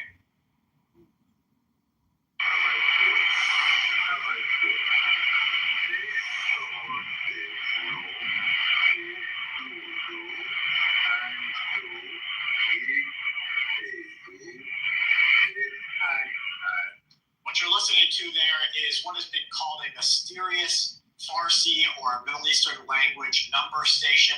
This was received inside of Italy. They received this signal. They said it's one of the most interesting signals because you only see this type of frequency and signal being sent out when they're calling sleeper cells or groups to action. So they might be telling the entire world, everybody who's listening to what they have to say, that now is the time to act on plan B or C or D. So guys, we have seen a lot of kinetic events across our country. When you go out into Walmart or everywhere, just please keep your wits about you. The Department of Homeland Security, they warned of rising retaliation. Kristi Noem, the secretary, told senators of the U.S. government that the strikes that are happening right now on the Iranian government, we can expect to see retaliatory strikes on our homeland soil. She said that federal agencies, including the Coast Guard and the Secret Service, are currently operating heightened security environments. And I'm going to go ahead and push that down a little because we do have local law enforcement. And I just spoke with an officer today. They said that they, from their higher ups. Go ahead. Do you mind if we can put this link in the chat for us to review? Sure. Give me a second. Have been told to watch out for everybody. Everybody who looks like they might be from a Middle Eastern country and everybody who looks like they might be from America. Because it's probably not going to be the guy with some extremist viewpoint that acts. Why would you do that? You're not a very good employee of an extremist organization if you look like you're part of an extremist organization. They knew to go gray before anyone else did. So it's the realtors, bankers, people working inside of very low-level government. That's the people who have embedded themselves, integrated themselves into American culture. They pay their taxes. They don't speed. They don't drink and drive. When they're called to act, like maybe that frequency that we just heard, when they are called to act, they act. And that's one of the concerns that law enforcement has right now. The White House outlined the objectives. In the past week, according to the White House release, President Trump made the decision to launch Operation Epic Fury. The launch was meant to annihilate their Navy, destroy their missile capabilities, and ensure that the entire Iranian administration and their proxy groups cannot destabilize the region or the world, cannot attack American forces, Facts. That's roadside kinetic events, and those have gravely wounded people, and he says he's meant to ensure that Iran can never obtain a nuclear weapon. Now, I just with a individual. Say it again?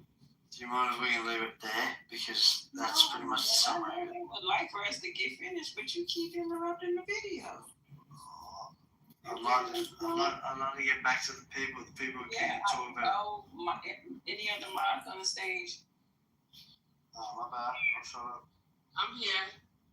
Okay. Now I'm gonna go back to playing the video. We only have like a minute left. Jesus. Yeah, keep playing that shit. I mean, we almost done, y'all. I promise. Radiology, radiation business. They said that anything above 20% has absolutely zero civilian use, not even at a professional level. It's only used for making bombs. Iran admitted to having like 600 kilograms, I believe, and don't quote me on that, but it was in the hundreds of kilograms of 60% plus enriched radiological material. How much of it is already inside the USA? Well, folks, you're watching Full Spectrum Survival on YouTube, where I do the scrolling so that you... All right, there you go, sir. I am done. I know it was rough, but you made it. If I can... Crisis. Yeah, so the way this is the trajectory right now, what's most likely going to end up happening is the U.S. will put boots on the ground to secure the financial and industrial centers so that they can reopen the Straits of Hormuz. The Kurds historically aren't willing to fight and have been grossly under-equipped. So what you're going to most likely see in the coming days is you're going to see people like the Mustafa Hajiri. You're going to see names like that start to come to the forefront, because those are going to be the ones those are going to be the forces that they lean on to fight in the mountainous regions. The U.S. has no interest in putting boots on the ground to fight in the mountains, because they don't know the terrain the way that the locals know the terrain. The U.S. boots on the ground will most likely just be there to secure the financial and industrial centers. I am interested, the brother who said that he's a Kurdish, he's Kurdish. I am interested to hear from him which of their leaders, if it's not Hajiri, I believe it's Hajiri, but if it's not Hajiri, which of their leaders has started to step more to the forefront that will get the backing and the arms that will allow them to be the boots on the ground in the mountainous regions. The brother RJ already articulated his point. The Kurds are ready to go toe to toe with them. They just don't have the numbers against Iran. They've been trying to fight against that shit for a long time, man. And they've been ready to roll for decades. We just like, I thought like it was said that like they not ready. Like they said they're not ready. No, guys. That's the reason why I was asking that question, because I wanted, like, when you understand the Kurdish people, like, the willingness is there, but they're not even united amongst each other. So I wanted to get a better impression. As to whether or not they're actually uniting amongst each other, because they're going to get the weapons, but if they're not united amongst each other, it's going to be useless when they go to put the boots on the ground going in the mountains. So we have two leaders. Can you guys hear me? Yeah, we can hear you. Okay. We have two leaders. In Iran, the region has Baba Sheikh Hosseini. In our region in North Iraq of YPJ, we have Barzani. And Barzani and Baba Sheikh Hosseini have made a concurrent to engage only if America invests in their troops on the ground.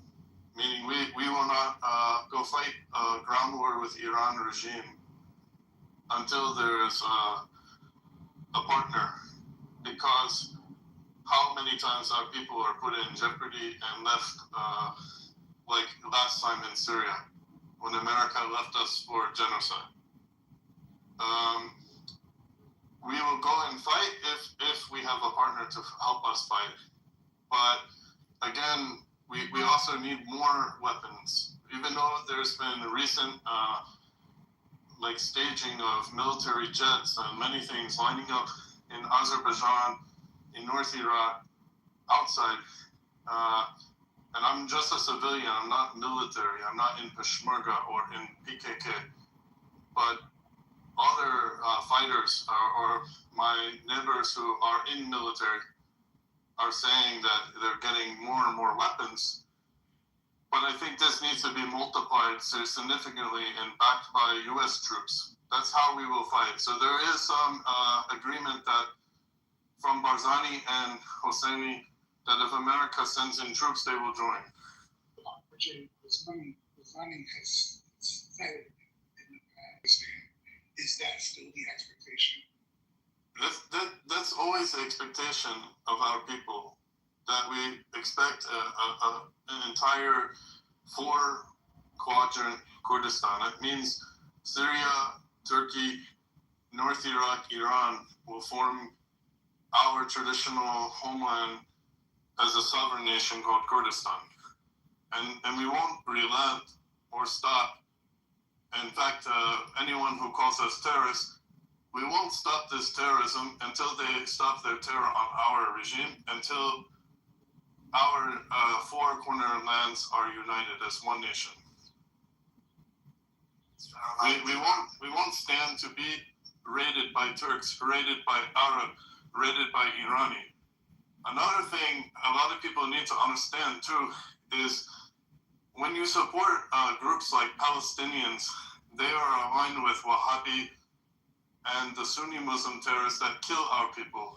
In fact, in Ramallah in Palestine, in only the last 2 years, they built a statue of Saddam Hussein and called it Saddam Square, honoring this animal, this complete haywan, which is animal in Arabic, worse than animal. RJ, didn't America back Saddam at one point? I don't know about this history. Anybody else want to chime in on that? If America supports Palestinians, then they obviously may have perhaps even supported Saddam Hussein at one point. Sure.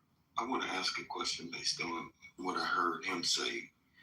He said Wahhabism. Wahhabism in the United States has been the culprit behind the, how can I put this? Wahhabism has been the enemy of the foundation of Nation of Islam here in America.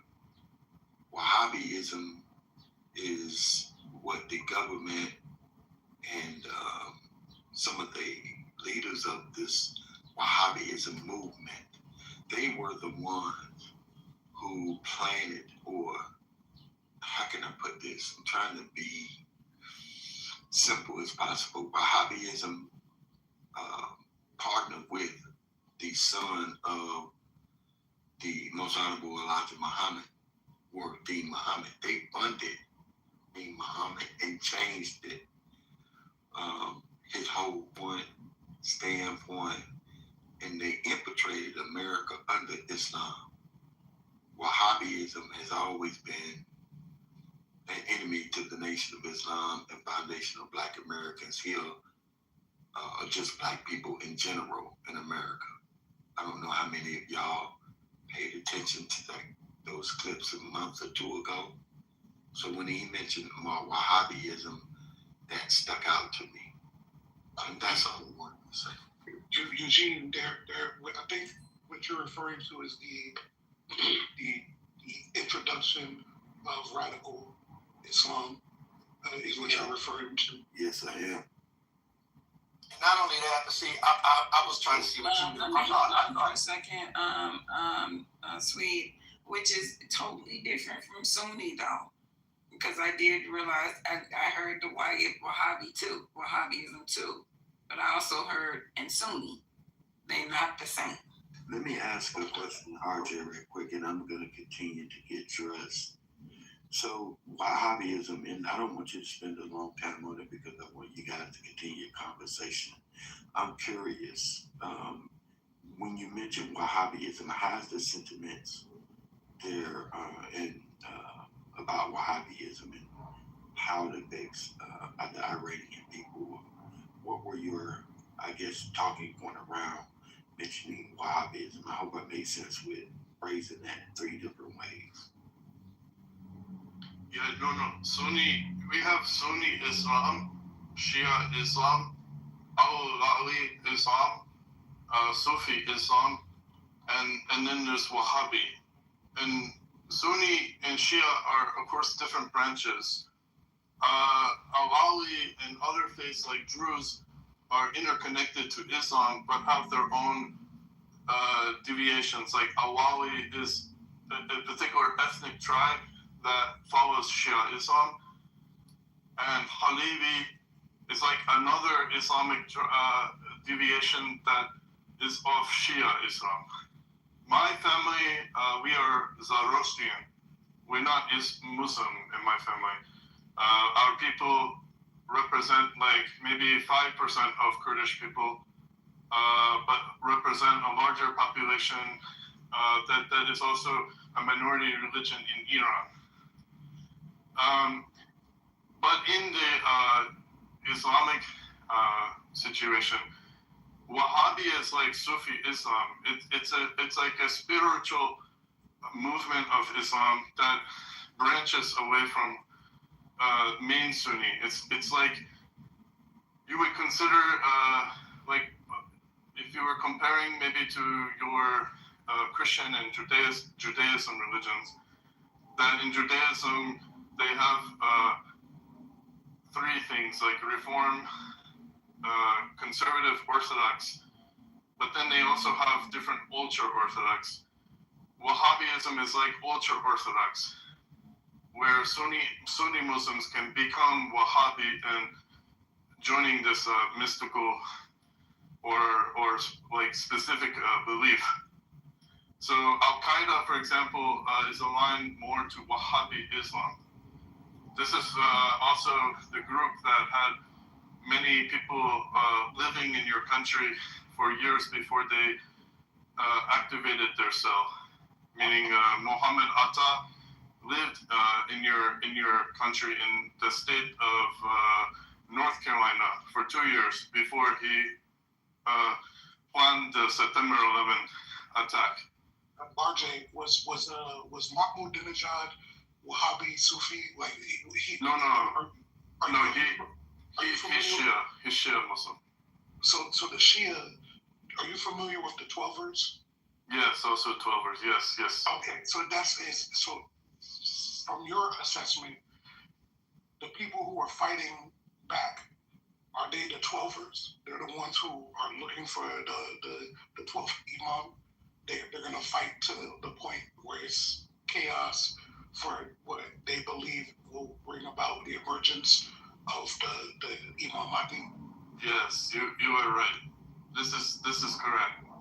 This is like if you compare it to some of the Jewish people, ultra-Orthodox, that believe that they can bring about the Messianic era without, a divine intervention. They will do something to cause a divine intervention. Same with 12ers in Shia Islam branch. So Saddam was saying, RJ, you said that obviously I heard you say you don't have a strong regard for him. You really don't. I heard, correct me if I'm wrong, you really don't like him. Is that right? No. We celebrate that his body was being decomposed by maggots. Okay, yes. I just want you to really understand. I don't know if you know the history, but America backed him. You know what I'm saying? As you're talking about getting the backing of America and Israel to have you come in and do what you want to do in Iran and, fight this thing. And then now you end up where you personally can't stand dude. Understand, if America didn't back him, I don't know if the world would really know about him like they do. I'm just saying. Yeah, I know. What's your point on it? Well, if you can't understand it, then it wasn't for you. But he has a point. No, he has a point. America had backed Osama bin Laden in fighting the Russians. In the time that the Afghans needed a partner to, fight against these Russians.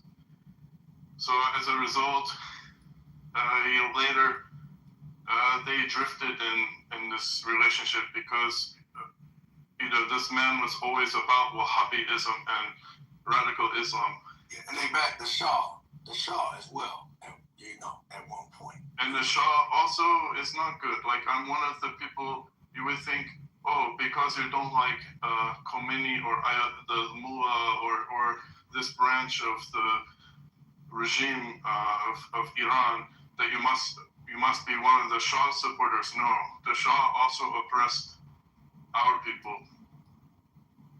We don't support either the monarchy rule by the Shah or this Islamic, we call it Qanun thing. What do the Iranian people want, in your opinion, Jay? Like, honestly, sorry, would it be a democratic setup, or would it be like some sort of what kind of ideology would? The new regime of Iran needs to be democratically voted by the Iranian people, not by our people.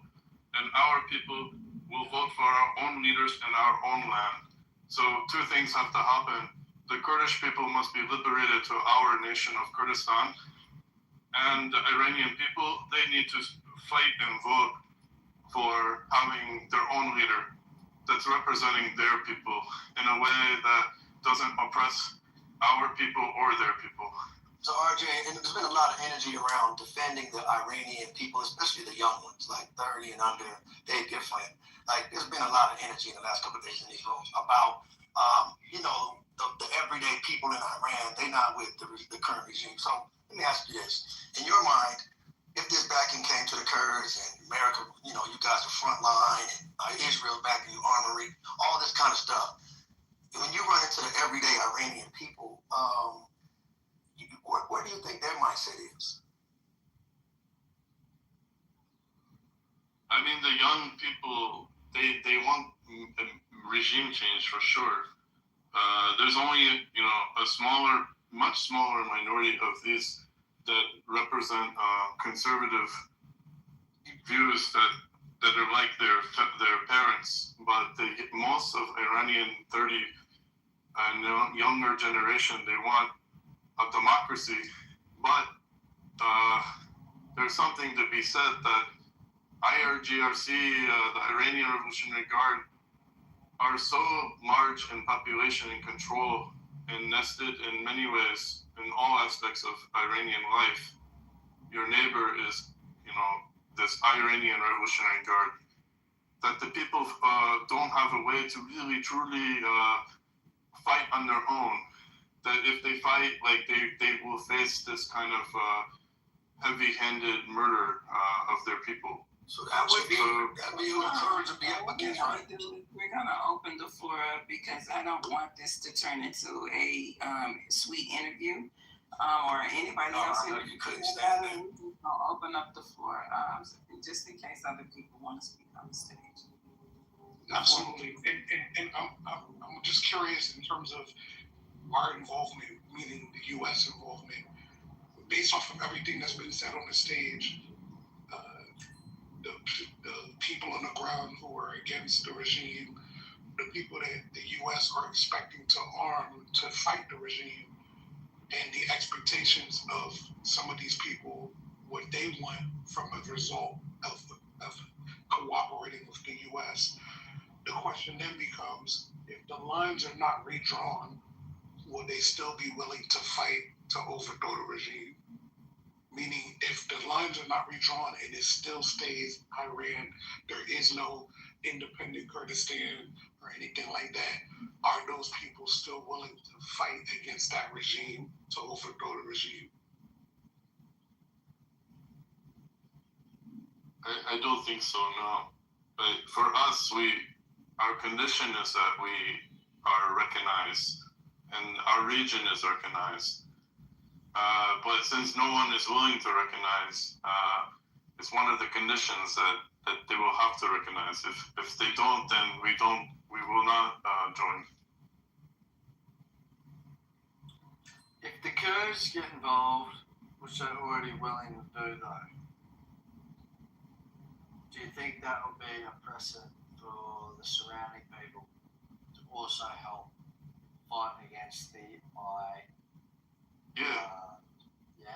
Yeah, Adrian, there's many people. There's the Azeri, 18% majority population, minority. They're the largest minority. They also will join. And also Turkmeni.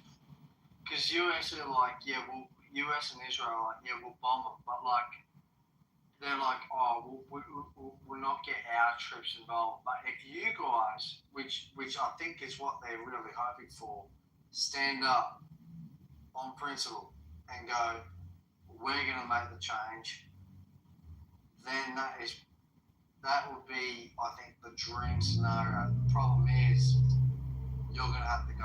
Obviously, you like your people are going to have to go toe to toe to really make this change. So they'll use their missiles and everything they got, our resources. Not our resources, but the US and Israeli resources to take out the thing. And then this is where the Kurds show force, lead from the front, and then the rest of everyone else comes in around them. Then there might be a chance. If the regime does not get changed, and honestly, I do believe Donald Trump is trying his best, but if he can't make this happen, it will be a monumental fuck up. The regime change is just going to be for temporary, so they could take over and take the resources or whatever they could get. After that, like, they could care less about what happens to the people. Like this played out multiple times. Like, I'm listening to y'all mention it when it happens. Something I don't know. I mean, it would be crazy to think that they would go into Iran and just do what they need to do and just leave that. They can't. They can't. They're gonna have to have somebody. They not done it. Hold on. They're gonna have to have somebody to proxy that seat. Otherwise, they're gonna have another issue. It might take a while for it to get back to where it is now.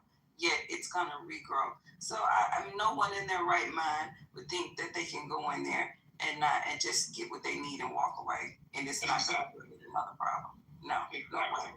The thing is, all I would say is, like,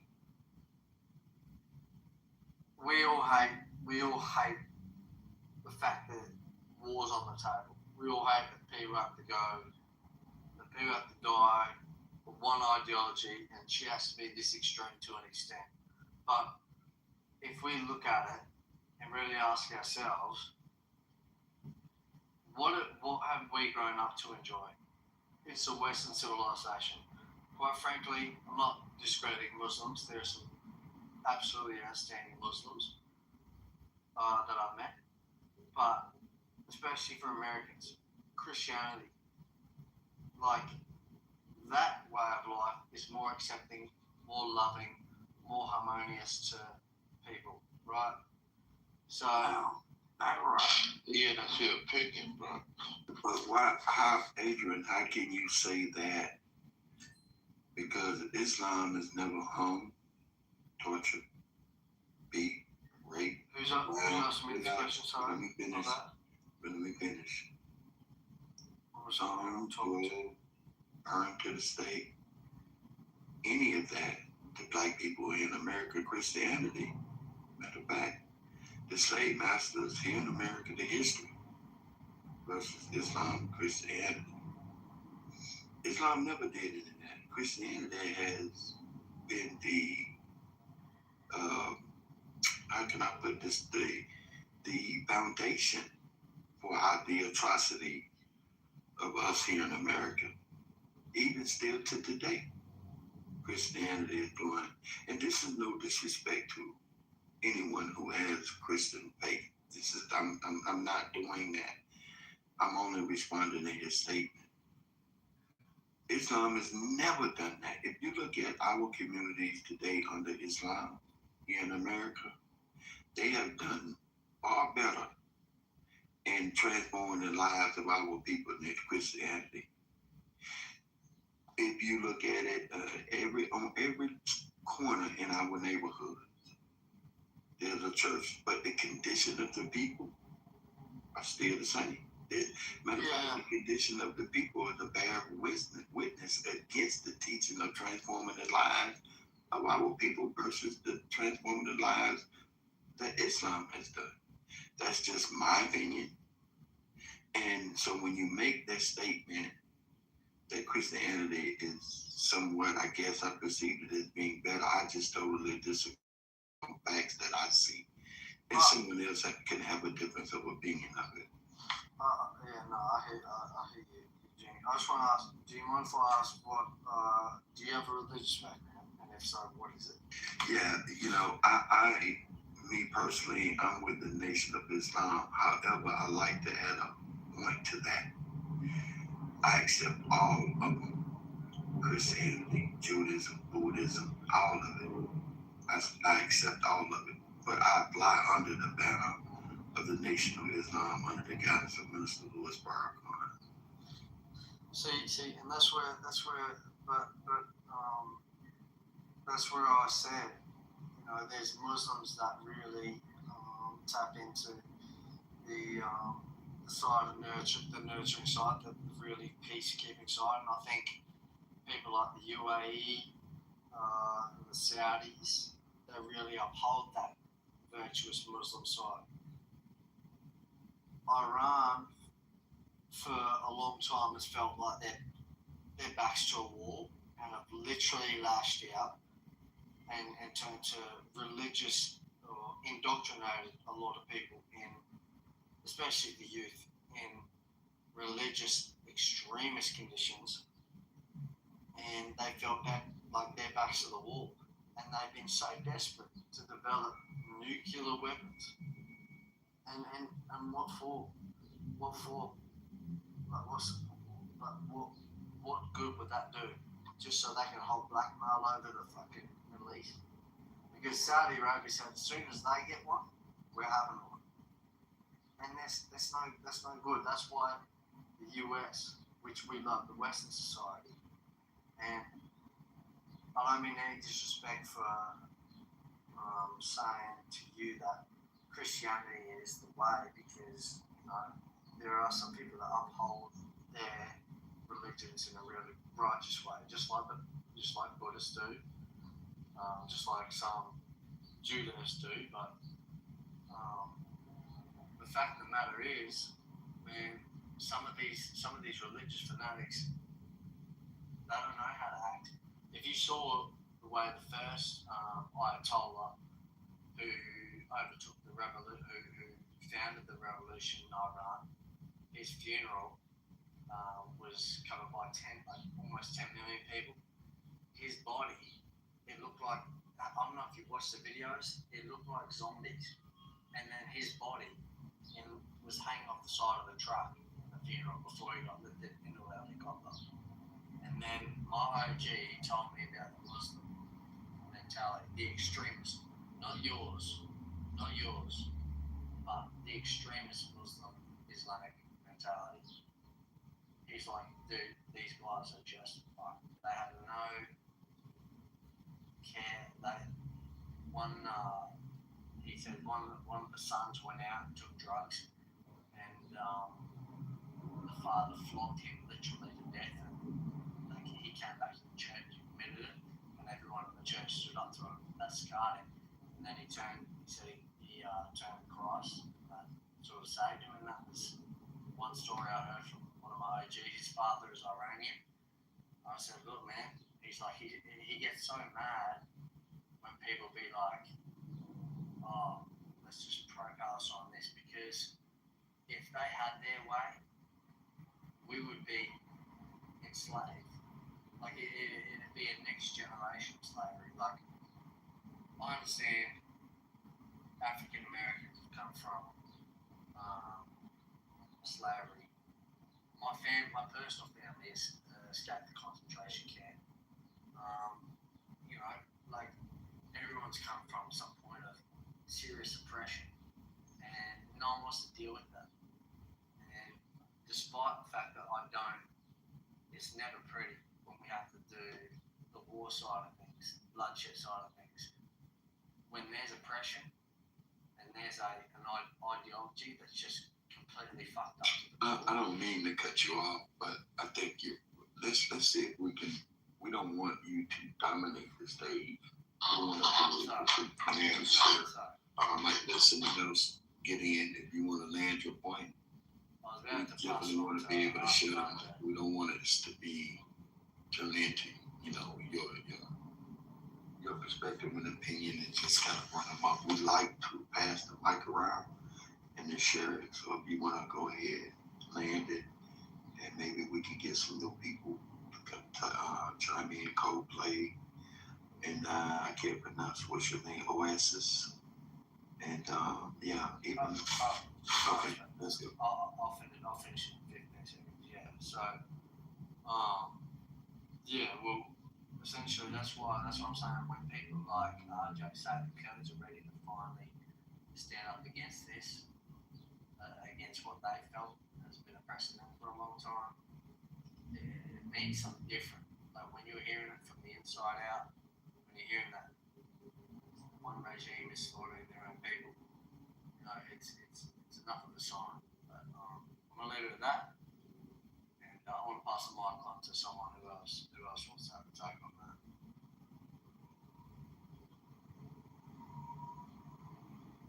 Okay, guys, the floor is open. Erica, you here? Michelle? Yeah. All right, so you got the stage, you got it. I'm gonna prepare to leave. Hey, nice chatting with you guys. Want to thank everybody for coming into 40 Acres and having this conversation. You guys have been doing quite well. Been a lot of people coming through this room in the last couple of days. I think the conversations have been great. Just keep up the good work. Continue along the lines of imparting knowledge. All right, Erica. Nice talking to you, Eugene. It was nice talking. We can extend our gratitude for you holding the room and maintaining a room and then going around the clock with the room. This is not a balancing act, but a purposeful room that when you people to go to bigger and better in different ways and diversify. And I think we have a mindset to work with the people. It takes a great mind to multitask and run you up several businesses and then go out, still have social time and make you FOI and do what you got to do for your Savior's Day and things. I'm very proud of the work. Because I'm telling you straight up, you remind me when I was young, you go back on History Shake Art Department, these are kind of things you have to do and then raise your family, still come in and have a good sense of humor, be pleasant when you come on the air, when you know you done go to hell in the chair sometime, and, you know what I mean, hard couldn't get a truck or bus car cross town, your car broke down that day, you made your way in, and you're talking tired of somebody coming in the room and jump you, man. That took a lot of fortitude to do that, man. Put up with us, and I come in here half-cocked and say something crazy. Joe, somebody say something back to me, we going, you can't calm nobody down. I said, man, what did I come in here for? So you do the intelligent thing. You build that power and keep it moving. But man, you're a great stand-up guy, man. Love being associated with you. Hope you continue with your success, man. A happy day on this day. Happy day, man.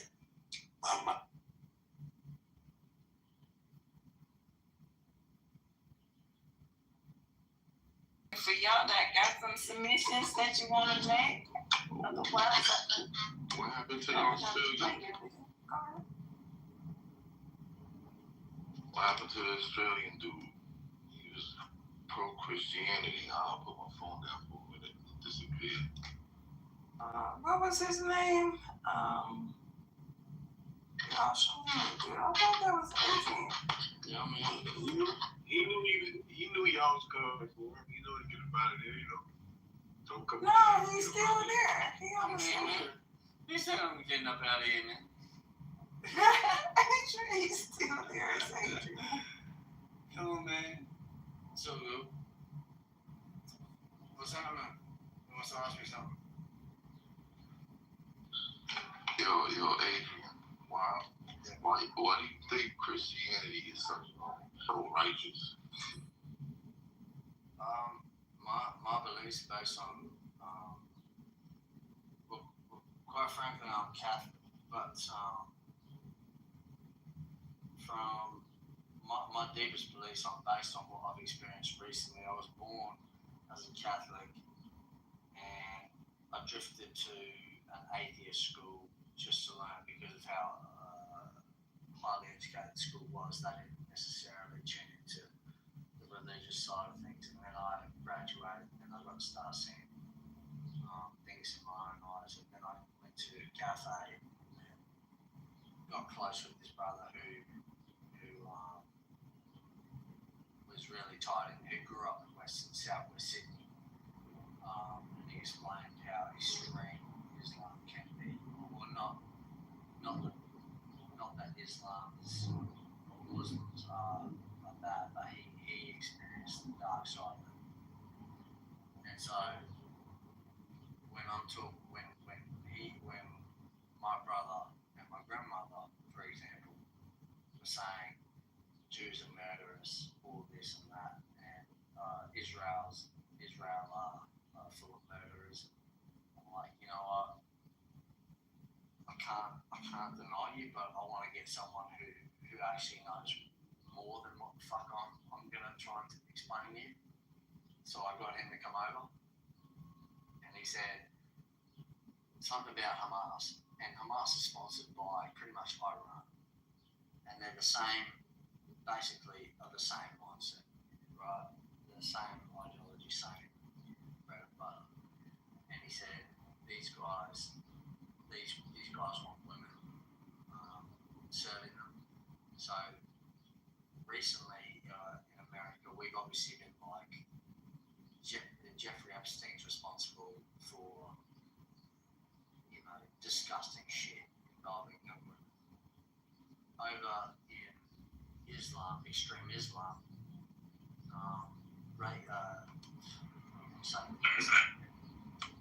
like marrying women under the age of fucking 13 years old is illegal in country. I'm sorry, I didn't mean to interrupt you, bro. Like, you kind of lost me. I'm asking about Christianity.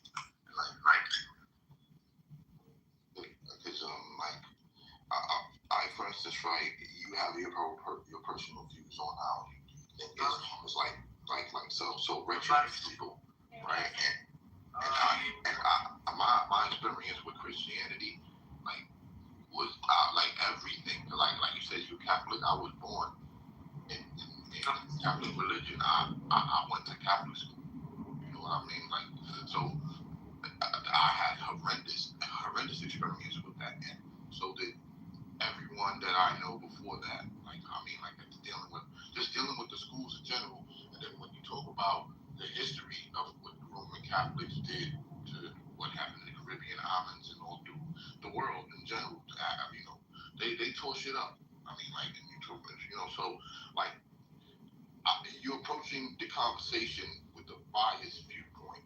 You know what I mean? Instead of kind of like letting the information flow to you, and when come like that, you're gonna create opposition. Like, you know what I mean? I'm hearing what you're saying. I'm like, nah, I'm not feeling that because that's not true to everybody. That might be true to you through a particular moment in your life. But like my homeboy Sif, he's Muslim. He was getting missiles flying past his head when he was younger.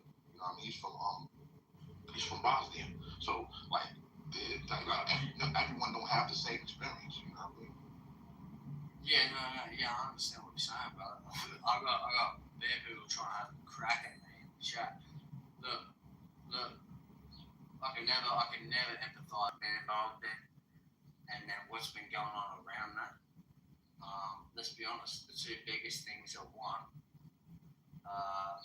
Trump's war efforts, and two, these Epstein files that people want to put on him. And that it's funny how fucking hard they kind of correlate because it's such a scandal and it's so disgusting that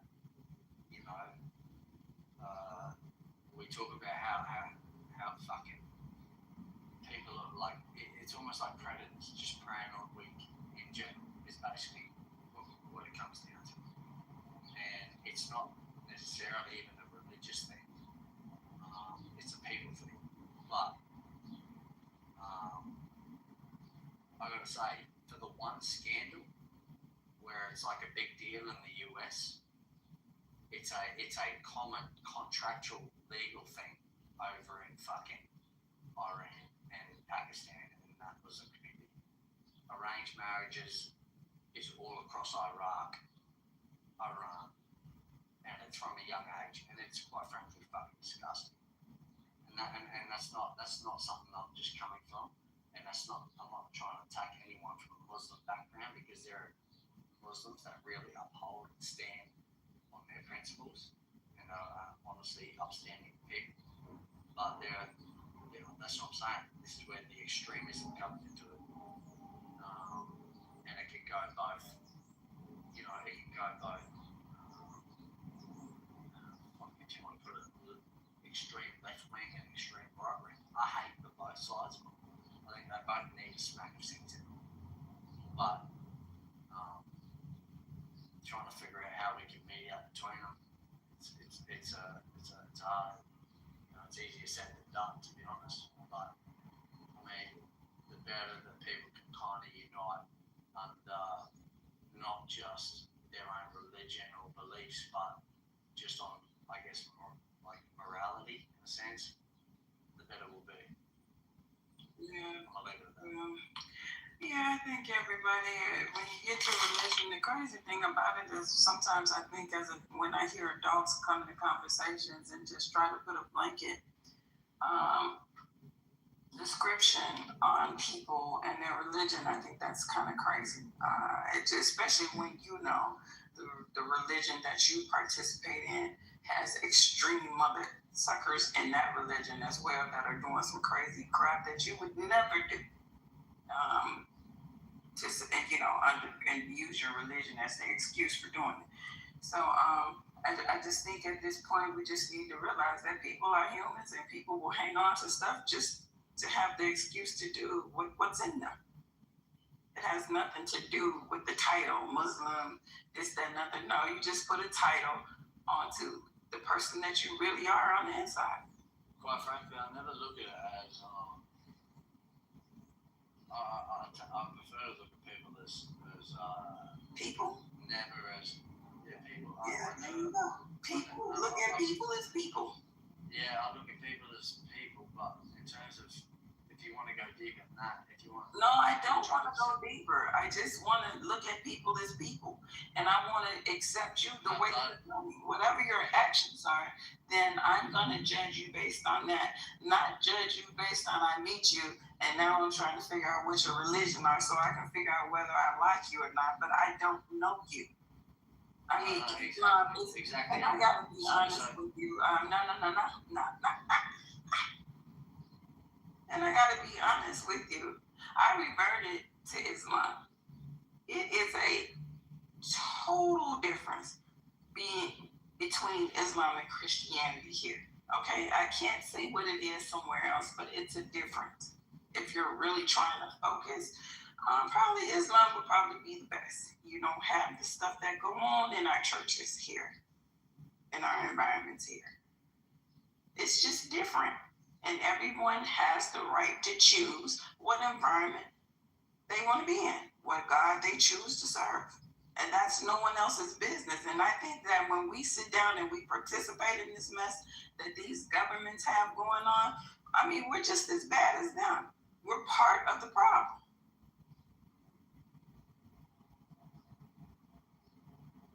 No, I agree with you. But that's what I was going to say. It's like people are people. And you can't necessarily just tie them down to what their ideology is. I mean, people are people, but beyond that, people have a soul. So some people have a bright soul, some people have a misguided soul, some people have a lost soul, some people have an optimistic soul. Like it's whatever. You have a soul, and that's the thing.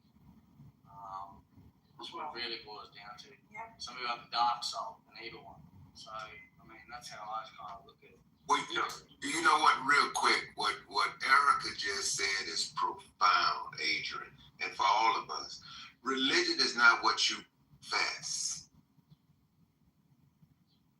Every day, how you treat people. Not the label. The label is a cover-up sometimes. It really doesn't describe the religion.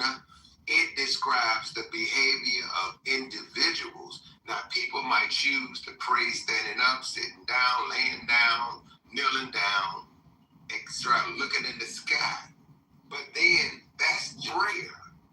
And a bunch of people, some meditate, some people, do whatever. But at the end of the day, I always hear, and all of us can be guilty of this, of judging people, judging even a group of people in that refers to themselves as this or that.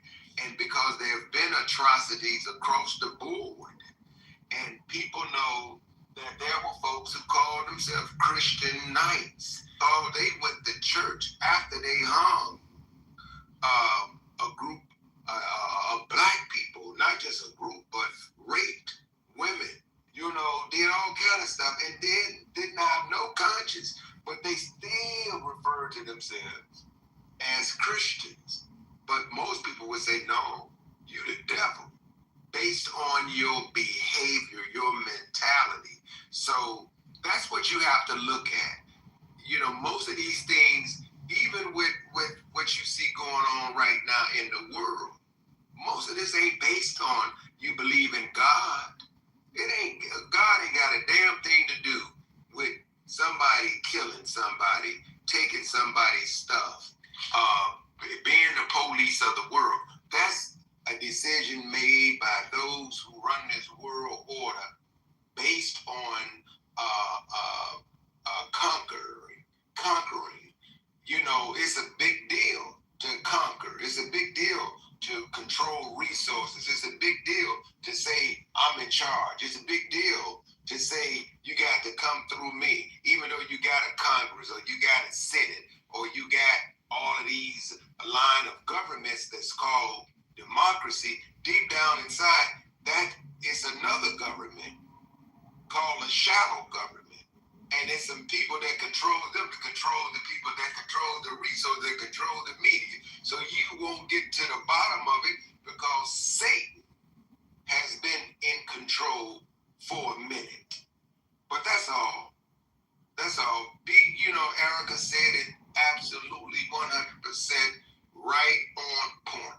Religion is not what you profess. Whatever label, title you have, it is absolutely what you practice every single day. You religiously lie, you religiously go to jail, you religiously eat. That's your religion.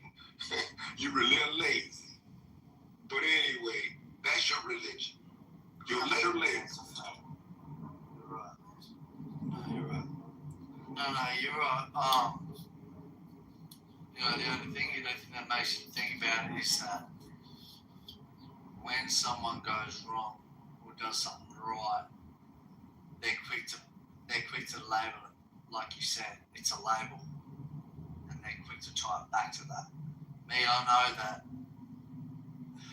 and it's got me into some heat when I've said, I believe in a higher power. I'm not going to say what it is, but quite frankly, good people are good people.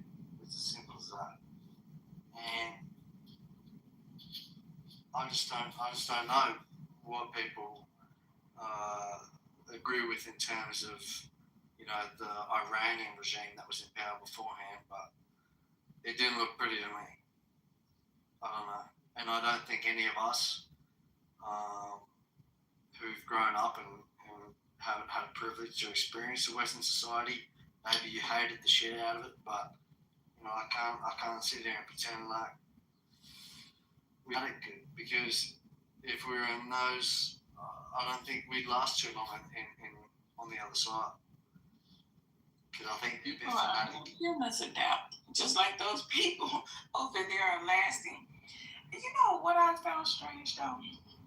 Now that you say that, because I've heard several people come on the stage and say 40,000 people were killed, protesters. Did someone else hear that, or did I hear that wrong? 30,000. 30,000 protesters killed in Iran. Check this out. In the hell do you put 30,000 bodies? You imagine the smell of that place with 30,000? I don't know. It's just hard to believe. I could be wrong, but where would you put 30,000? And then who counted them? I'm talking about who counted them? And how quickly did the numbers come out after the incident? I've always felt like for a long time now that it's a game and we just be sitting down watching it. We being played.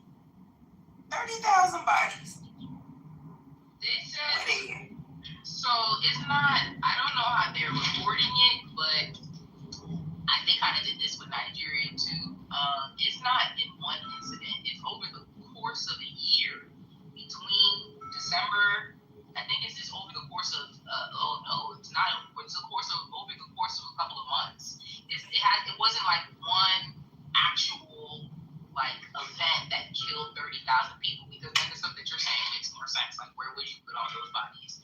But yeah, I think that it was different. Like, one, and to be honest with you, they don't have official reports of the amounts. They're all estimates. They're all estimates. Because I heard somebody say 50,000, I heard some people say 30,000, I heard 40,000, but nobody has a definitive amount. What is definitive is that the Iranian government killed about 4,000 people for sure, right? And then other human rights groups, they killed about 5,000. There's some additional leaked hospital data that states that the actual death toll is 30,000 plus. And that's where the claims are coming from. But I don't think that this is I don't think this has been confirmed, the actual amount. Have they been killing protesters? That's an absolute fact.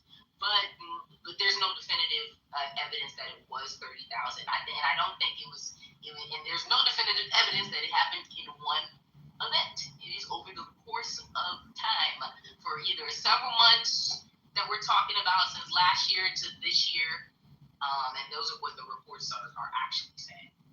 Yeah, it can be all over the place. Hey, on another note, someone put Jairi in the chat. This person seems like they've got a bit to say. Okay, so yeah, what happens is we try our best to leave the chat on the stage. If the person is courageous enough, they can come to the stage and say it. But if they're not on the stage, we don't. But join the chat and address the chat if you like. We're not going to do their work for them. If they have a conversation and they want to bring it to the audience, then they need to come to the stage and do something. All right. I'm silent.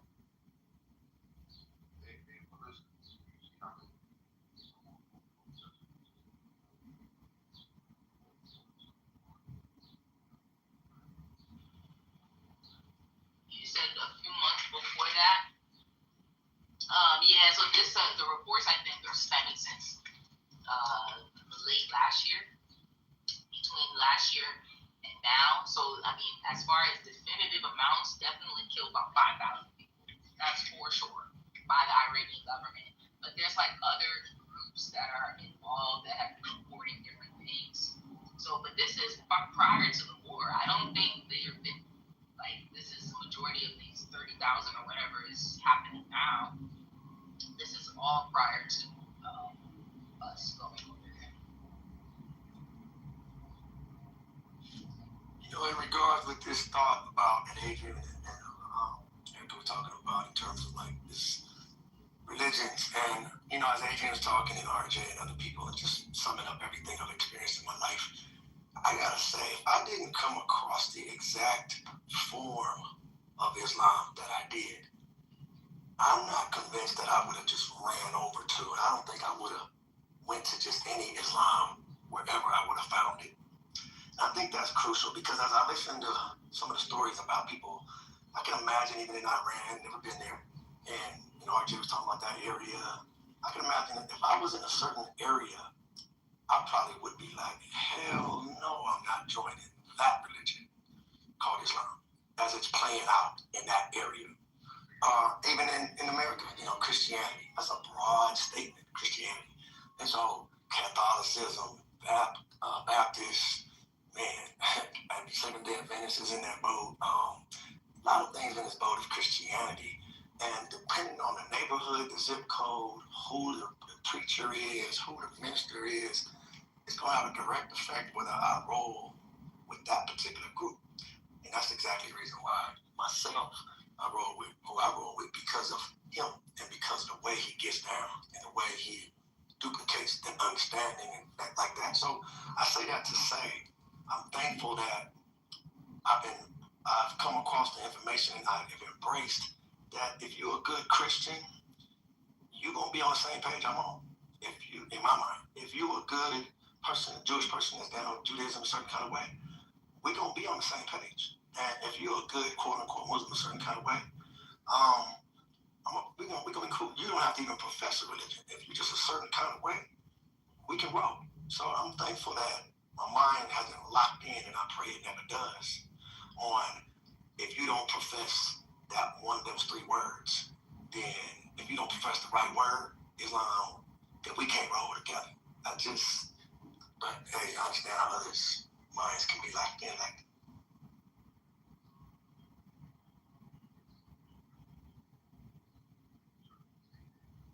It's down real low. Is it just me?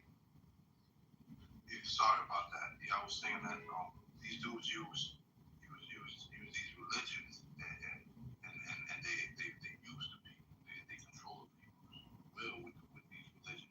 Like yeah, I'm adamant about God and I believe and I want to be the best person I can be.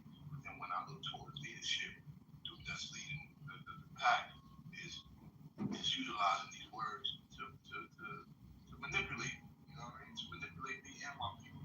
So how do you this is what's happening all over the world. It's like the people that's in charge are the ones that's gonna be on the field, you know?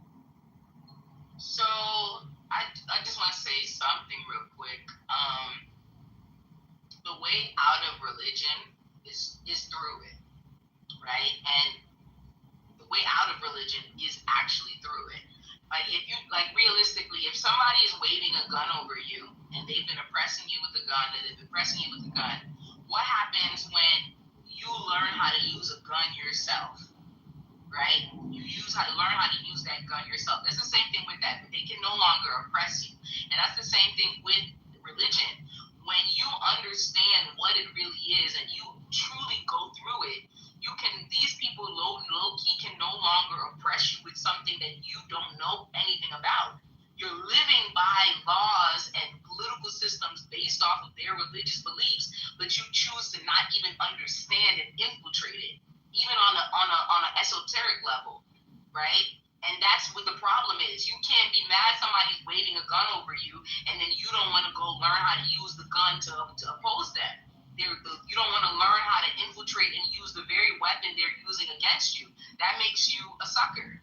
And I'm not talking to any one specific person, but the way out of religion is clearly through it. Because all in these rooms and stuff like that, a lot of the understanding that we get, we're one world order, and the threat of Iran, and the Mahdi, and the mark of the beast. How would you know not to take the COVID shot if it wasn't biblically ingrained in you not to do that? Like, we live by these principles, but on a day-to-day basis, we say they don't matter, but they're ingrained in our daily lives. And even when it comes to Islam, one thing that I respect about them, even though I don't call myself Islamic, right, is that they understand the usage of all these religions. There's never been a time where I see they put a bias on one of the Abrahamic religions. There's a well-versed understanding of all the scriptures, and there's a lack of bias against any one of the Abrahamic religions, and that's the standpoint that we should come from. Because we accept Scientology, we admit that they're demons, we buy their demonic and Luciferian things, but then we refuse to pick up the very thing that they're using against us to understand the weapon, to come out from the indoctrination. You can't come out of indoctrination if you don't understand what they're using to indoctrinate you at the very least.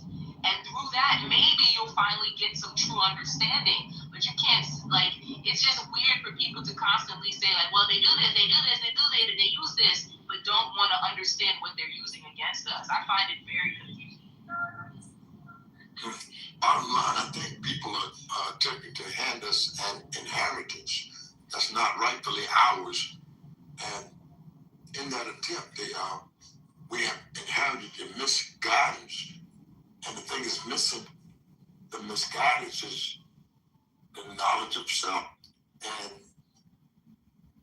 we don't teach frequently here, but I could come in the room and just teach on you quick, on Queen Nefertiti, and never miss a syllable, and talk the rest of the day just on Queen Nefertiti, and free everybody here that was willing to get free.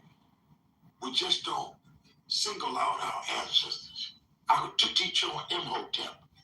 The ancestors never say a syllable on Christianity, Islam, or Judaism. And everyone should be free with the Kemetic science, our own science. Never talk a syllable about the Cherokee, and continue to talk about Akhenaten, the one God. He is as a prophet in the Kemetic science.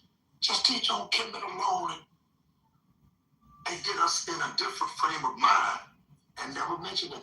But we are so multicultural, so multi-complex, because all of those faiths belong to us. I could be just a good Christian. I could teach on Jesus all day long. People wouldn't even pick up on it that I'm talking on Jesus. Say because it's so broad, so universal. Just Jesus. Don't even mention Christianity. Don't mention the Islam, the Buddhism. None of that. Just on Jesus alone. It's just most of us are not trying to get free. Far too many of us just satisfied being a goddamn slave. I'm just being honest with you today. It's a Sunday. We don't have to teach too hard today. We got so many avenues we can go down. Leave them alone. Just sit there and teach on Fannie Lou Hamer the rest of the week. We don't want the freedom enough to do something to gain your freedom. We're not free. Far too many of us is a goddamn slave. If I taught on Malcolm, that would bring us out. If we taught on Shirley Chisholm, we'll get all of us social, politically free. And if you knew her way of life, you could use that. Never mention religion. Just use the example of Shirley Chisholm will get us out of the muck and mire. We just don't want the freedom enough to do something about it. My. Oh, my. Y'all still look good last night, my.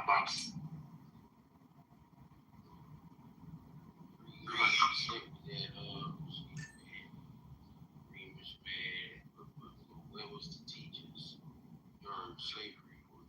Now the teachers are coming out, so say trying to teach. We got ChatGPT.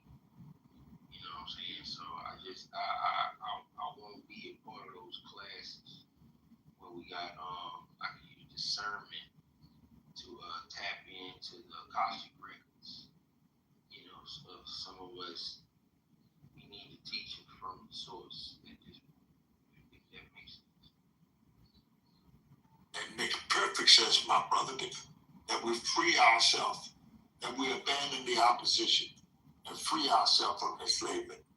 You know, beloved, we could free a lot more if they knew there was a goddamn slave. But they don't know he's a slave. Someone has persuaded him, I'm okay, you're okay, buddy. So he tiptoed through the tools for a little while and he'll buck dance the rest of the day and be a sideshow, a monkey for the opposition. Dr. Colin taught hard against buck dancing and scratching where you don't itch, just step and fetch it. We just inherited too much garbage. The garbage can be satisfied living out of garbage can, even though he lives in a gated community, but his mind is stuck inside of a garbage can.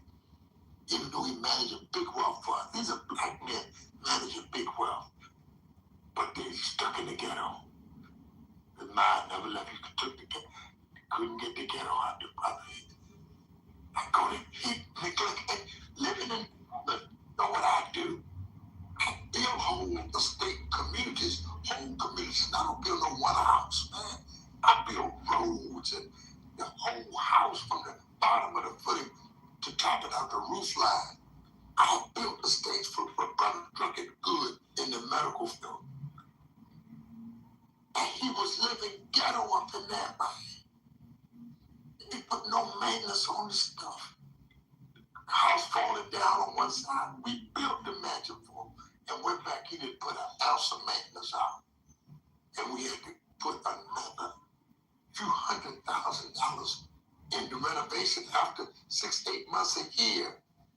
And we had to put another few $100,000 if he just had the man report to the line every now and then. Man, check the roof when you need to check it. Do what you gotta do on your heating, ventilation, and air conditioning system. You need to run that system year round to keep. You got to cool that bad boy down in the summer and heat that MF in the winter, but he didn't know that. We just discussed us getting free of enslavement, even though you live inside of $1 billion establishment, $1 billion house. Yeah, I don't want to go to slavery today, y'all. Can we not, please, just. When I don't know anything else, when I look like a man got a $1 billion house, living like a slave, man, that's hurting us. That's taking us down a notch. Yeah. I said we could get free. I wanted to use like a knot. I wanted to teach on Queen and Zinga. Don't you know that? Yeah. I was some kinetic science so we could. I mean, we got company. Goddamn, do we gotta be a slave in front of everybody? No, I'm saying, wouldn't we be in better shape if we talked about Nzinga and didn't talk about nothing else the rest of the day? Right. Big brother, wait, for a second, I mean, honestly, your history was tragic. I mean, but like, we've all got history. Like, I mean, we don't want to delve into it, but I mean, all of us came from some shit backgrounds. Our ancestors. Personally, my family escaped from a concentration camp. You know, so everyone's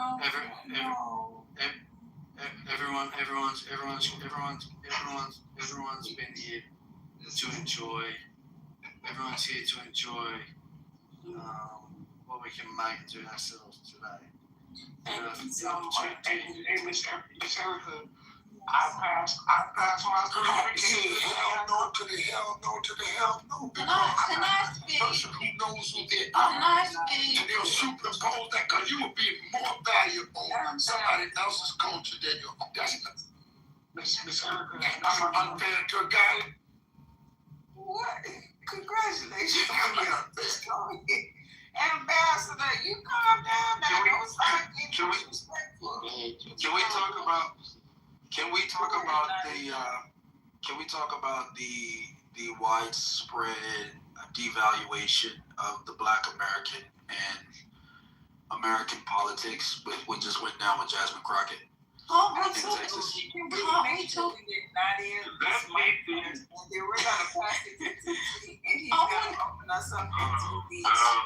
I just wanted to talk. Wait a minute. Crockett's an excellent topic. Guys, please, I'm going to be 1 minute, please. I just wanted to touch on the fact that the Iron Dome is collapsed. They mashed up the people, them things, and they said they got through. So what's going to happen next? What now? Oh, now the war finna start for real. All right, let's talk about what TC wants to talk about. Well, I just thought it would be interesting to hear perspectives on this because I think from Kamala Harris to Jasmine Crockett, I think there's a shift, a tectonic shift that's happening in American politics that we're not talking about. I don't know if any of you guys realize, but in that election, right, 93% of Black voters in Texas, the super majority of Black voters in Texas voted for Jasmine Crockett. You want to know what else happened?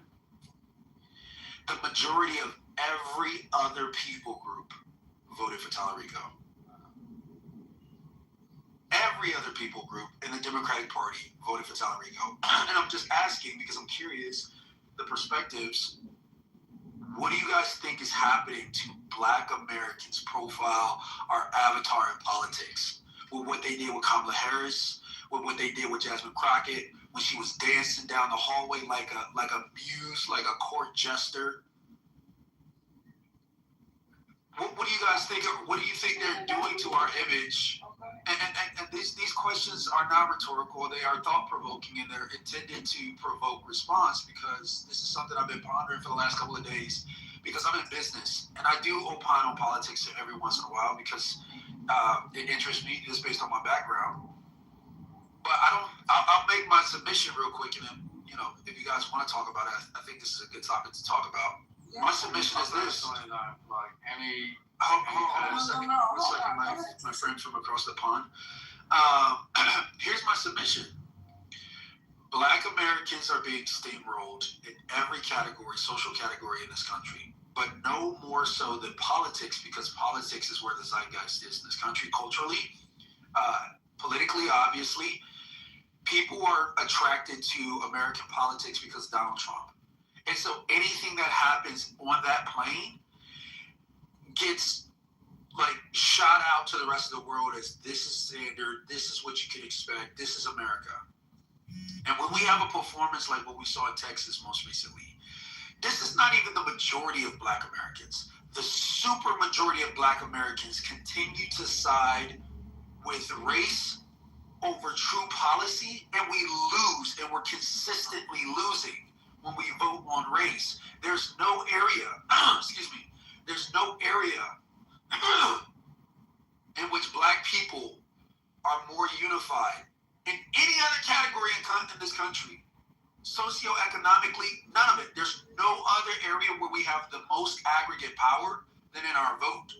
And that's demonstrated in Texas. That was demonstrated in 2024 with Kamala Harris. We aggregate more in our vote than anything else. And we consistently side with the losing faction. And I want to know why. Well, I would like to get in the back of this first, if you don't mind. I mean, because first of all, for a long time, we've always. Are you okay, sir? Sir, go ahead. Sir, you're gonna get a trip. I'm gonna give you a flight with no turbulence here. Mute. All right. Oh, you back off mute? Okay, well, I'm gonna go give you that flight. Hold on for a second, okay? I got you. Have a nice trip. Okay. All right.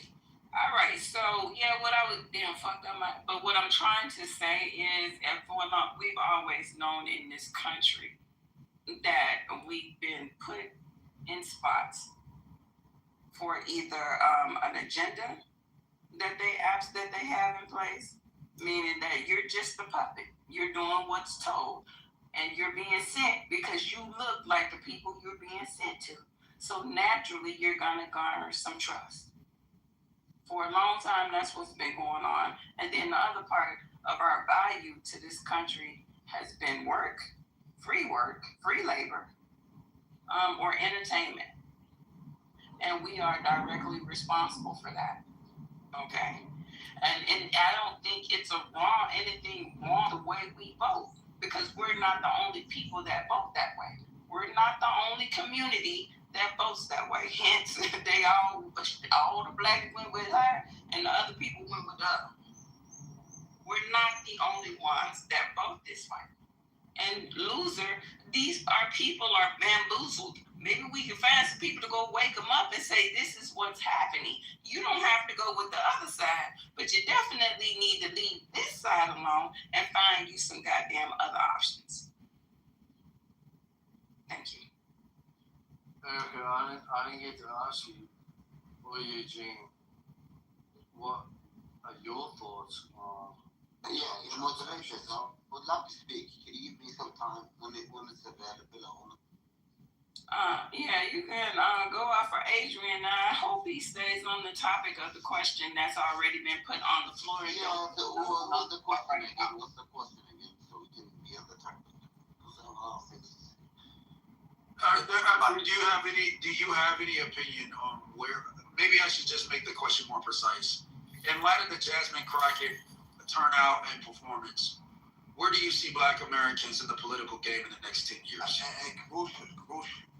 Adrian is not able to answer that question. Is not able to. I can answer. Listen. Is there anyone else in the room that would like to take a stab at that question? I'd like to, Erica. Go ahead. The floor is open, sir. Whoever wants to take a stab at the question that's on the floor. I'll take a stab at it real quick. I think it's a testament to Black folks in a good way, opposite of how TC sees it. I see it as that woman, and people try to write it off probably like shit's a Black thing, but when I look at Tarico and I look at Jasmine Crockett, not only just as a Black woman or as a Black person, but for America's benefit, to really stand up to and believe in that Constitution and really stand on checking, say Donald Trump, checking some of the nonsense that we all looking at, and having the audacity, having the hope, having the faith, having the courage to speak to the facts and speak to the energy of what's really needed in addressing real problems and pushing back. Shout out to her for having that. And I think what Black people realize is, and maybe to TC's point, and based on this conversation, other folks aren't that willing to commit to the truth, regardless of whom or what circumstance. They're not willing to stand up. They looking at it like TC said. Well, which one will probably win? Which one is with like Donald Trump? Is okay? That Trump leading this way. Let me try to get over there on that page. And hold on for a second. Enjoy yourself. Who is that? Somebody. Thank you. And so. I see it as a testament to Black folks. In fact, that's how we're still here as Black folks, because throughout the whole thing, there's been those that have been holding on to the principle, holding on to what's right, regardless. And by standing like that, thank God that then there's those beacon lights, those individuals that hold it up, even for themselves, their own integrity, and they just keep standing on it. And even if the vote doesn't all the way go in their favor, they're not going to compromise. And so I think that it's a testament to America, in this case, or to that state where she voted, that they weren't willing to stand. Jasmine Crockett. Wait a minute. So, TC, the answer to your question, where do I see us in 10 years? It's either one or two things. If we don't wake the fuck up, we're going to be left behind. Because at this moment, our vote don't mean shit, right? Because, like we said, they all voted for her, but nobody on the other side wanted to vote for her. That's correct. And it was probably something, what the fuck? I can't even get my point out. Can I get my point out? Do y'all want to talk or something? Can I get my fucking point out? Nobody wanted to vote for her because she's victimized herself. And I've been watching her. And then wanted to say that it was racist. They cheated. This happened, that happened. But there was no accountability for how she represented herself.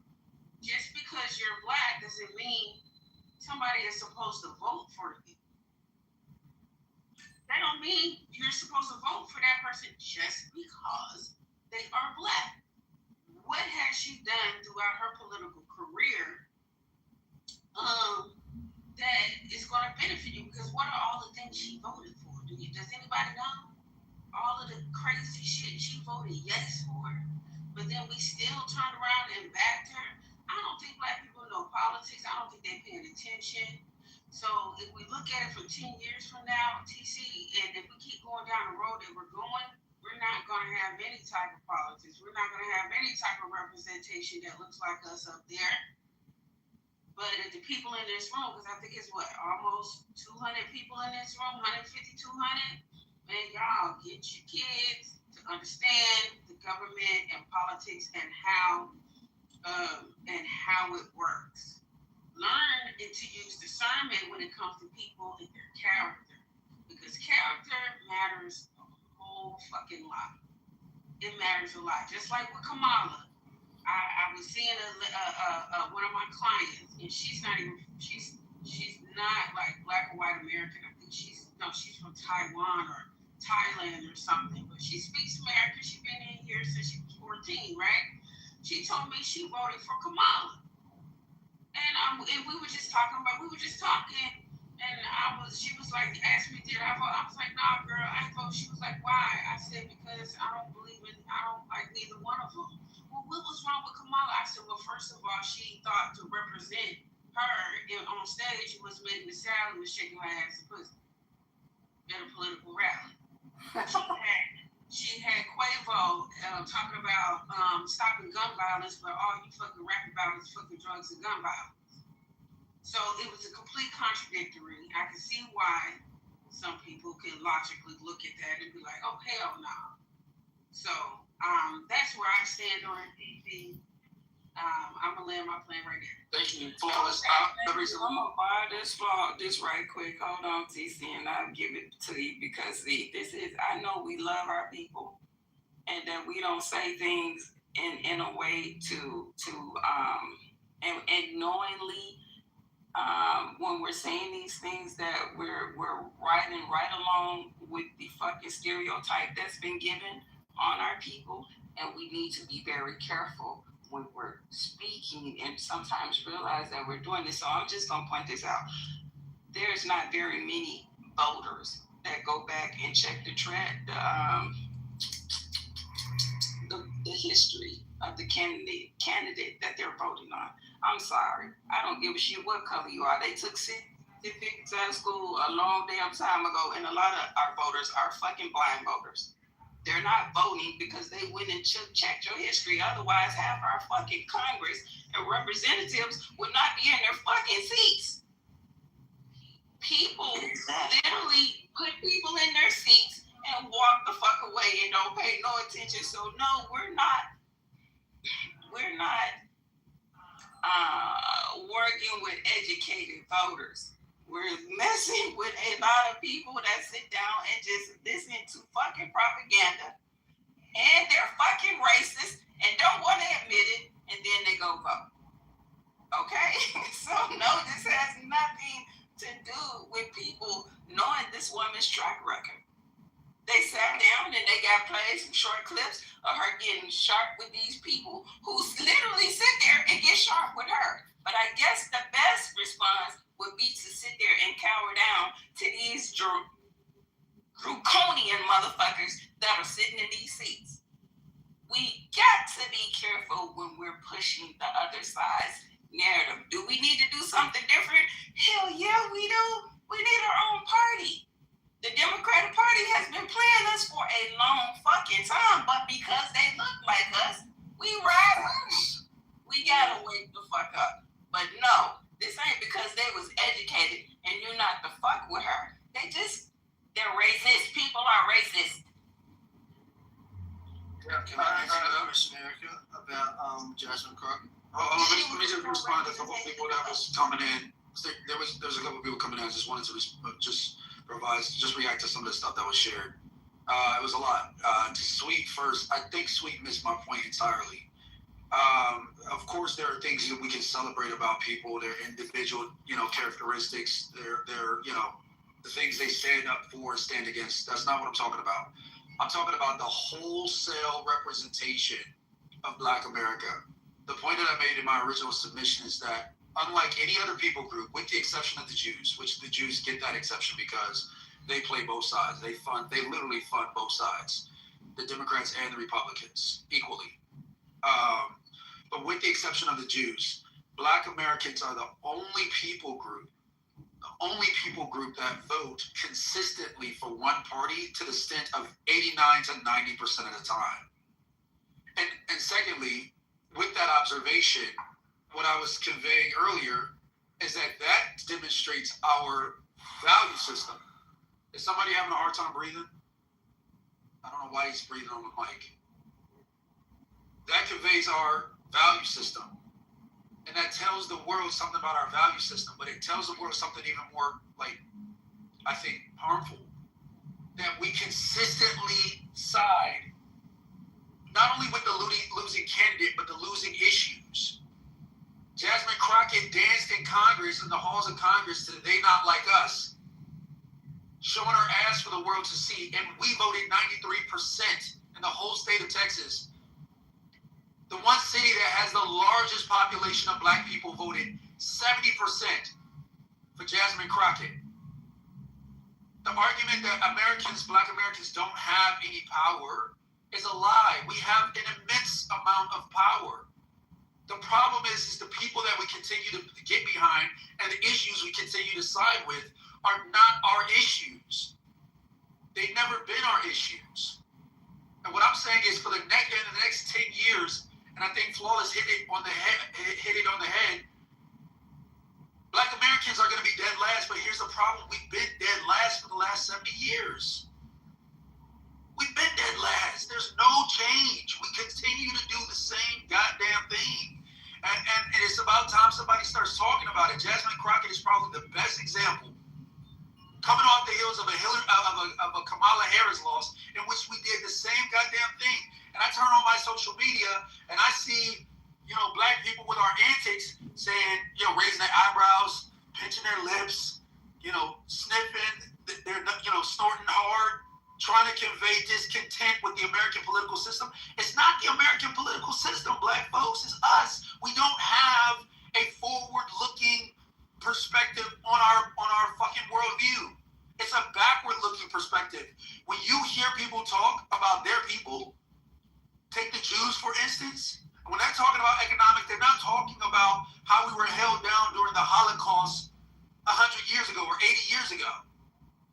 They're talking about economic outcomes in the next 10 to 15 years. Where's oil going to be? What's going on in Israel, and how does that affect what the economics are going to be in the next 10 to 20 years? We're not having that conversation because we're stuck in a rut trying to get with, special interests and trying to take up more market share of the special interest category in politics when we should be siding on our economics and our education. And if you look at, hold on one second, brother. And if you look at the numbers on our economics and our education, which is our future, the Democrats have been failing us. Everywhere you turn, Democratic policy on education has failed our kids. Look at inner city schools and look at how our kids are performing. That's our next 10 to 15 years. We're not siding on issues that benefit us. We're not siding on issues that we're advantaged to win in when the Hispanic population has outnumbered the black population almost 2 to 1 going in the next 10 to 15 years. Yeah, they running the motherfuckers in here like but we are siding with, the problem is we're siding with the category that is not interested in our progress. We keep siding with this shit. And I wonder why. What is it? What is that cognitive dissonance in our head that convinces us that we have to consistently vote the same way? I mean, okay. I want to know what the other options are while you're sitting here making it seem like the only we don't have the same, like these other cultures don't have conversation. They're just like us. They're not any they beat up each other. They go fucking to jail. They kill. They're misfits. They talk about finances. I mean, you got groups that do the same fucking thing that we do, and what y'all not gonna keep doing is sitting here acting like black folks just ain't fucking progressive. According to them, we don't have the numbers. If Houston or whatever county this woman just ran in is predominantly black and 70% voted for, why the fuck did she not win then? Who the fuck else was the 30% beat her? I thought you just said we all voted for her. So stop with this bullshit talking about our people like that. Goddamn it, come with some solutions. I'm sick of y'all with this bullshit about what we ain't gonna do. What the fuck they supposed to do? Run to the other side that clearly will tell you to your fucking face, I don't give a fuck about you or your people. No, if you want to come and you want to say something, hey, y'all, I know this, blah, blah, blah, this. We need to leave both parties. But y'all literally come and sit to the table and say, leave one master and run back to the other one. And I personally will not co-sign that bullshit. What was she getting out? She was talking. I'm sorry, you're wrong. They are not like us. They're nothing like us. They are ahead of, no, she's not right. I'm not telling why she's not right. They're ahead of us. If you look at education, they're ahead of us. If you look at median household income, they're ahead of us. If you look at generational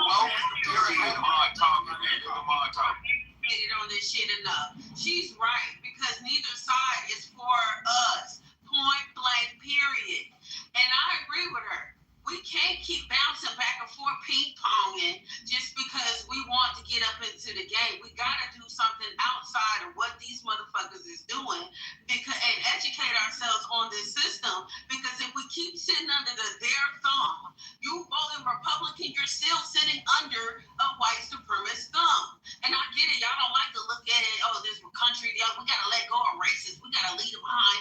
No, I'm not saying sit in the past, but I'm saying remember what the fucking past is and don't make the same mistake going forward.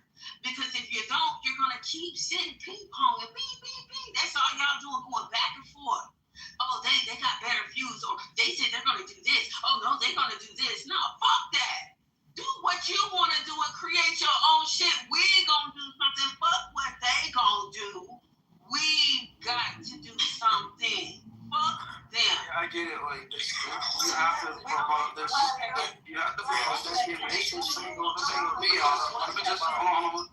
If I could just respond for a second. As soon as they get finished with this, I'm on next. come here and finish y'all last I'm on next. As soon as we get So just put my name in the mix. Can I respond to something? One second. That's sweet too. Give me 1 second. Because this is something that I dive into every single day, and it was prior to coming on Clubhouse. What has to happen is, I think Michelle said it earlier, a lot of people need to get political literate. You have to learn the politics. You have to learn the game. I would never tell you what party to go for, because that's a personal decision on you and however you feel you need to vote. But what I will tell you is to educate yourself. And no, don't go for somebody just because they look like you. Don't go for another party just because they don't look like you and maybe they're not telling you things that will benefit you and your children 20 to 30 years down the line. Because the one thing that they have always done was play the long game. The things that we vote on, we vote for them to either be implemented and last for decades.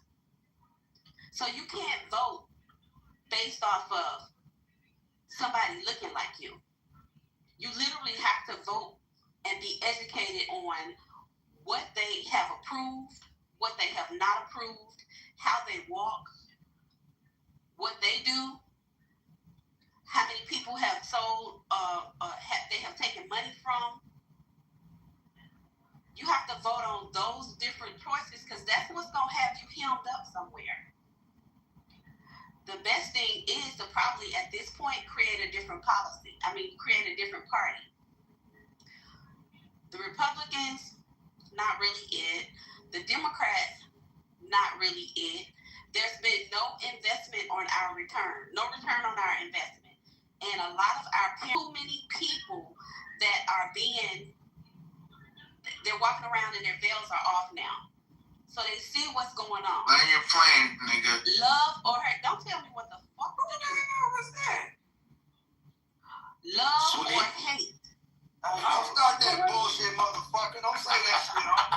You gotta sit down, nigga. You need to see. Nigga, what are we talking about? See that thing? Let her talk. Shut. At the end of the day, love or hate who we have in office. I don't care what you do with him. Understand that he has brought everybody to the forefront of paying attention to shit. So while you're here and you're paying attention, make sure that your children are paying attention, because again, we are past certain age groups. A lot of this shit won't affect us, but it will affect our children and our children's children. So vote to make sure they have a good standing in the future. And don't vote just because it's your sister girl.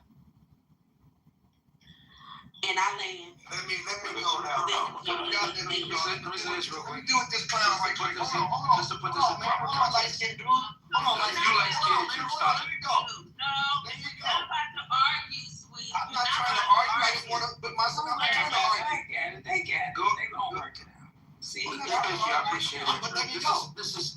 This is emblematic of like. This is emblematic of. Let me respond to this dude. Let's wait go, please. Man, let's wait go, man. Mute anybody else besides those two. Come off your mic. You're going to the goo. All right, cool. Let's wait go. You're not gonna make it in about 5 minutes. I'm sorry, in about 30 seconds. If y'all can't work it out, I'll figure it out for y'all. No. We gotta work it out. I'll let him go first. I'm going to. Let Sweet go, and then I'll respond. I just ask that I don't be interrupted. Go ahead. And I asked the same thing. On both. 2 minute timeline. Okay, go ahead. You got 2 minutes. Beautiful. Saw this dude try to put my name in there. Somebody else said that, but let me say this about this dude, man. It's pretty evident for those that are educated to understand where he's coming from. When you know him like I know him, and where he spends the rest of his life, what he committed to and married on to, in a big way and in every way, you'll understand he ain't vested in black folks. So he come in with these disparaging words. He tried to frame it so slick, like, oh, well, just curious about why all the black folks voted this way. Why y'all so ignorant and stupid? And why do y'all just continue to do stuff and keep losing? This dude was a Democrat a few days ago. And now he on the Trump bandwagon. So we got to put this little deflection in here and all this. I'm curious to know what he think about where Trump's leading the country right now. But beyond that, back to this major point. To think that black folks are just voting her because she's black, that's so damn arrogant. That's so damn not true. He didn't talk nothing about the reasons why all of these black folks voted for her and what that whole point was about. He just want to go right to the obvious. It can't possibly be because she's standing on some integrity. It can't possibly be because, now see, understand this about the Democratic Party. They so damn racist, like they've shown, they would rather not vote for her, thinking that Tarico gonna beat Cornyn. See how that plays out. For the state of Texas, they thinking this Tarico dude gonna have the guts, gonna have the gall to deal with somebody that Trump is probably obviously gonna back in Texas, because Texas is very important for the Democratic race, for the Senate race. This dude, he act like Tarico was really a better choice. He ain't talking about what really the issues are. He don't have a backbone like that. He gonna go where the money is, like a lot of people do, and go with the easy, low-hanging fruit, because he's not committed to the core of just standing on the truth. See, that's the kind of cat that dude is. Then he want to try to frame it like it's black folks are making stupid mistakes, and they just went to her because she was black. It wasn't they just went for her because she was black. A whole lot of other folks outside went for her too across this country, and they know that woman stands on strength. That woman stands on the facts. That woman pushes back in a way that a lot of men will never push back. But that woman stands on the strength. So we don't get caught in that, it's just because she was black. She was the better of two, according to those people. But there was a whole lot of other folks that, for whatever reason, they decided to roll with Tarico, man. But you're really out of your league, TC. All right, thank you. I'm out of my league, so I won't even respond to him. That's smart. So a couple things. We cannot vote third party. We cannot form our own party. I think the young lady mentioned a minute ago, or Erica said it, and then somebody else spoke after her and said the same thing, that we should form our third party. And I'll tell you the reason why not. Look at Texas. Again, folks, 93% of black Americans voted for Crockett, and she still lost. It's simple. 13% of the population, 9% of the voting population cannot outvote anything. We don't have the numbers. That's not smart thinking. Hold on, Erica, if I can respond, please. That's not smart thinking, black folks. I will tell you who you should vote for by telling you who you should not vote for. You should not vote for the party that continues to deliver you diminishing returns. And you said other people behave the same way. They're just like us. Nothing could be further from the truth. These people are not like us. They are ahead of us. They have been behind us, and then they came up ahead of us. We're the ones that consistently play dead last. And again, this is not me banging on black people or damaging black people.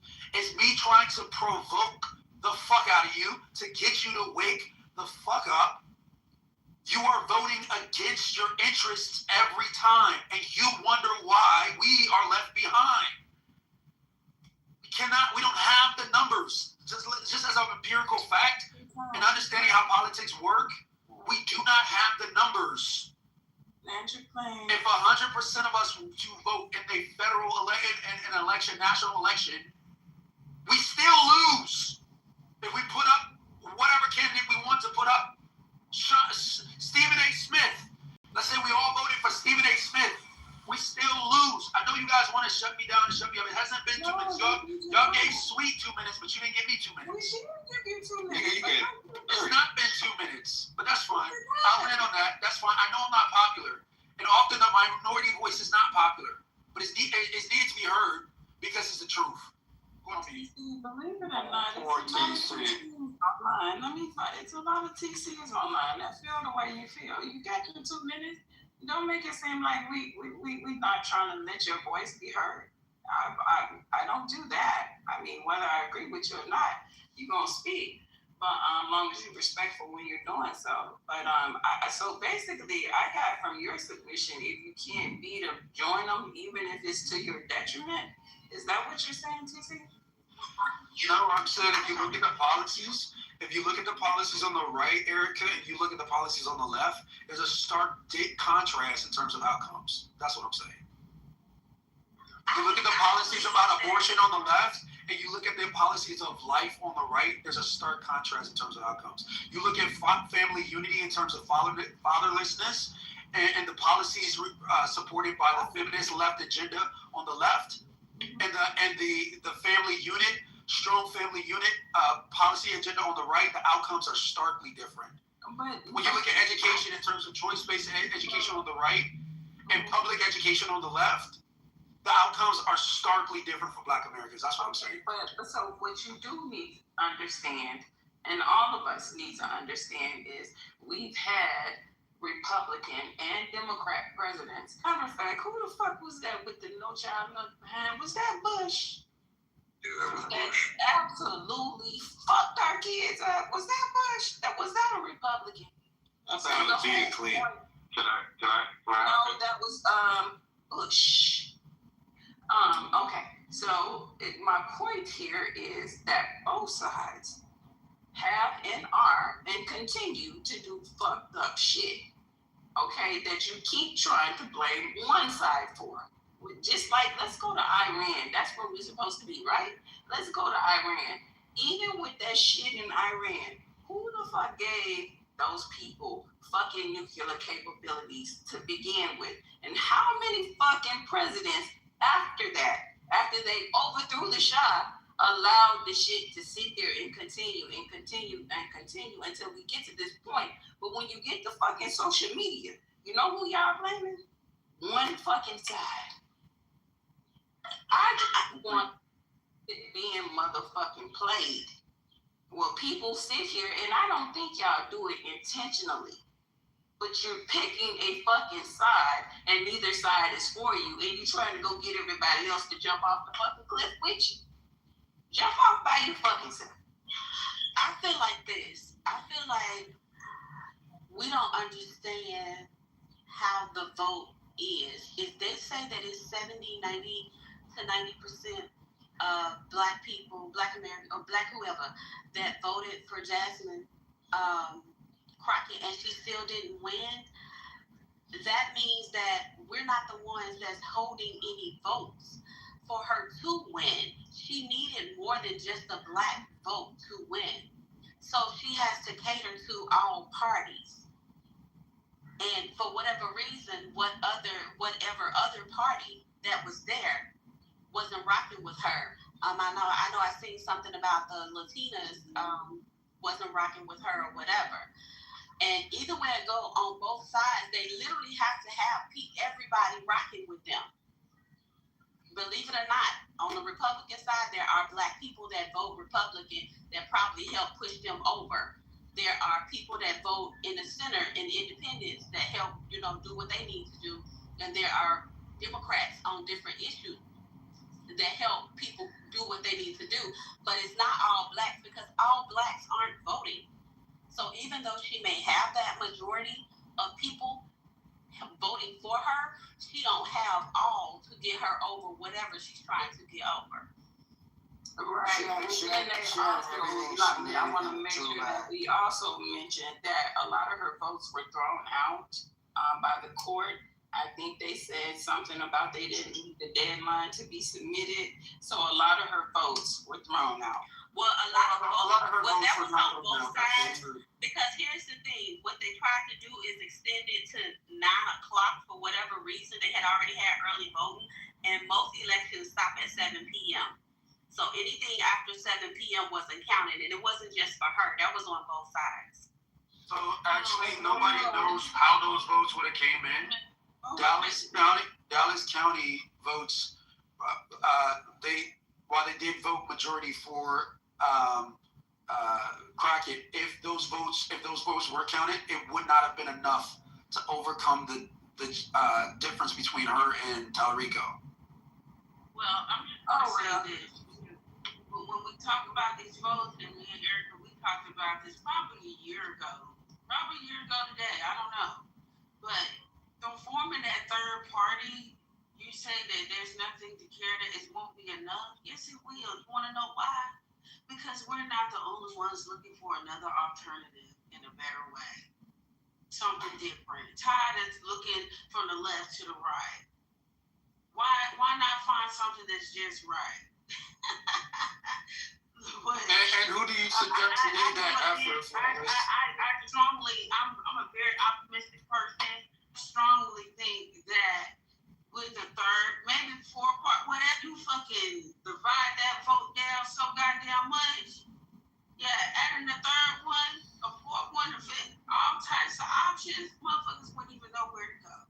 But I strongly believe if we did form our own party, people will follow from all races, from all sides. So voters. That's where I'm going to go with that, because you know, I know we're going to come with something different, something revolutionary. I mean, I'm the ambassador. Am I giving it to y'all too fucking hard, or y'all can't fucking take this shit? Y'all don't like what I'm saying? Nah, I think that ain't necessary. I'll tell you what, Jasmine Crockett controversially lost that election. Adrian, why are you talking? You in Australia, be quiet. All I'm saying is, I know, Erica, we talked about this last year. I'm trying to back you up, Erica. You remember what it said? It said that it would take our vote, poor whites, Latinos, and other races. And it was always going to be somebody that's going to be looking for something new, something bigger, and something better, something more to believe in. So I'm not gonna sit here and let you and take in that. Who leads that effort? You gotta pick this one side. No, I'm not for you picking one side. I much rather go for a side that's gonna be for the people. Flores, you're not pragmatic or practical. Who leads that effort? Is what I'm asking. Can y'all let her respond, please?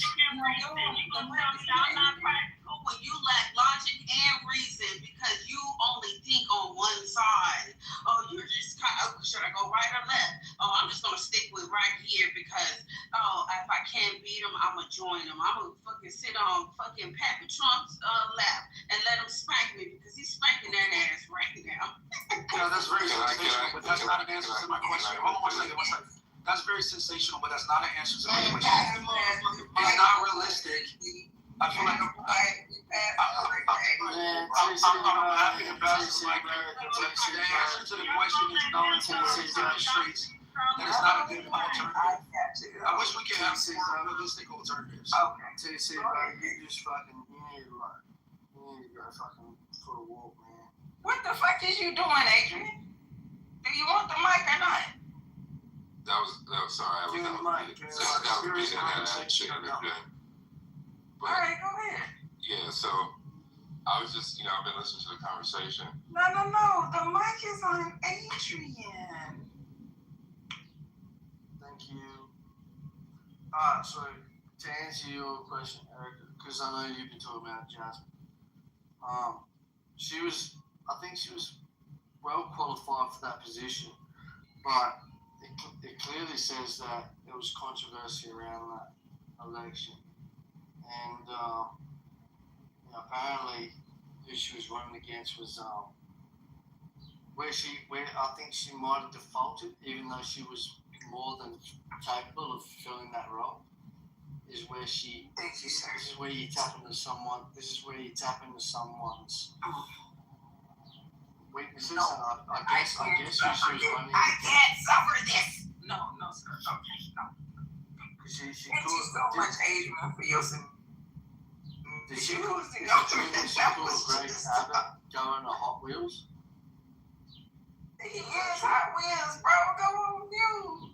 No, yeah. To be fair, I'll be like. Concentrate on Australia, bro. No, you so off. But how am I off? It's on Sam. It's on Sam. Go ahead, Sam. You put me in the queue, Erica. Who's that? It's Mike. This is Simon. Asking for the cue. Black Jacket. Black Jagger, you have the mic. I was you to come off the mic. You just said it was on another side. That's good. Go. It don't matter whichever one you go, please. Okay. Hello to everyone. It's my first time here. I just took some time to listen to you guys. I'm not American, as you can hear, but there's something I like about the Black American spirit. You know, you guys are great in so many ways, but I think because you guys live in the belly of the beast, you forget who you are, you forget what you've done in the past. And a lot of things you guys have done in the past has worked, but you look at the negative outcome because you were attacked. You were attacked. If you look at when we're talking about like politics, for example, because at 13 years old, I've read like a lot of American history books, like a lot. You know, I love America in a lot of ways for a lot of reasons. So I'll tell you something. If you look at politics in America for Black people, when you talk about like Martin Luther King and all the greats, there's one thing they all have in common. They all were able to organize the community. So when you talk about Republican or Democrats, that's not the solution. That's what I believe from your history, from what has worked. What is the solution is organizing the community once again. Organizing the community once again, and truly this time, because if you look at what has happened in the past, where you have just one leader, and whenever that leader is taken out, the whole organizing crumbles. So this time around, adopt a system where you have so many leaders, hierarchies. So when one is taken out, because it's a hierarchy type of leadership, it's naturally filled because you already have chain of hierarchy, like a military. You know, that way you can withstand whatever comes across. Organizing, that's the solution. Because when you organize, no matter how small your group is, look at all the other group, Proud Boys, look at all the other group, like, look at all the other group from all race, from all groups, religious groups and all. When they come into politics, they come as a group. Because when you come as a group, your voice will be heard as long as you continue to put the pressure. Let's talk about Black Lives Matter. I don't know if you guys believe in it or not. I don't necessarily believe in it 100%, but I do see a lot of good things that they achieved. But there's a concept we can take from that. Black Lives Matter started from Black people to an extent. There's a lot of people from other race that would immediately align with you guys, but they need to see you guys strong. When you're strong, those people are going to come out from where they are hidden. Some of them are Republicans, some of them are Democrats. They're going to come out and they're going to align. This happened with the Civil War, where white people fought for us. White people invested their money, their livelihood, their families. In history, you see men that lost their kids. They pushed their kids to come fight for the Black struggle. You know, Nigeria. So, oh yeah. That's a different. Please don't get That's distracted. yeah. So there are a lot of people. You guys have a need to see you guys standing strong to a degree, and they will be confident to come out and support you. Because you guys are pioneers. When I talk to a lot of Black Americans, I always say something, and I'm not trying to blaspheme. Today's Sunday. I love Jesus, but you guys are the Jesus of Black people in general, because you guys are in the belly of the beast. We Africans, other Blacks, are experiencing the beast from the outside. So there is a disconnect. When you experience the beast from the outside, you just experiencing its attacks. You guys are in the belly. You are being consumed. You've already been eaten. So organizing, that's the solution to every political, not Republican, or because when you go into a different group, you're going to be sucked into that group, and you have to conform with the principles of that group. If you make yourself something formidable as a group, it's not about having 1 billion people. It's just to have a real good number. That's why they call it lobbying. It's just that's what they do. It's about not just about resources, because when you look at the big media, they talk about resources, but actually it's not just resources. It's about pressure. That's what it is. A group of people ready to apply pressure. That's it. Sam, you got a lot of information. I'm gonna have to have you break it up. There's a lot of people that's waiting to talk. So we know better. Adrian, if you keep doing that, sir, I'm gonna put you in the goo. You got to get some discipline about yourself. Stay on mute, sir. Thank you, Sam, guys. I'll come back around to you. Thank you so much. Thank you. Right. So I wanted to say what we're talking about is representation, ultimately, right? And so it's like America is a club, essentially, if we can use that analogy. So when you go to the party, everybody has different powers, right, that they can exercise at the club. You got people who are going to be general admission, right? You got people who are going to be on a list. You have some people that are going to be VIP.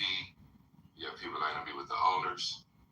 And so when you think about Democrats and Republicans, these are parties that weren't registered by the people who were participating and voting into the system, right? People are just saying, hey, I'm with this person because my mom and dad was with this person, blah, blah, blah. So they don't even have a defined form of representation. They're just voting based off inheritance, right? Then you have other people who are showing up to the party and saying, hey, I'm such and such, and I'm with these people with my party. They're going to say, who's paying, right? If you don't have anybody to pay, you're going to put the bill on the Democrats or the Republican because that's the party that you're with. Right, so they're footing the bill. You're not footing the bill. The party's footing the bill, right? In America, you have the option to legally define your own terms of representation.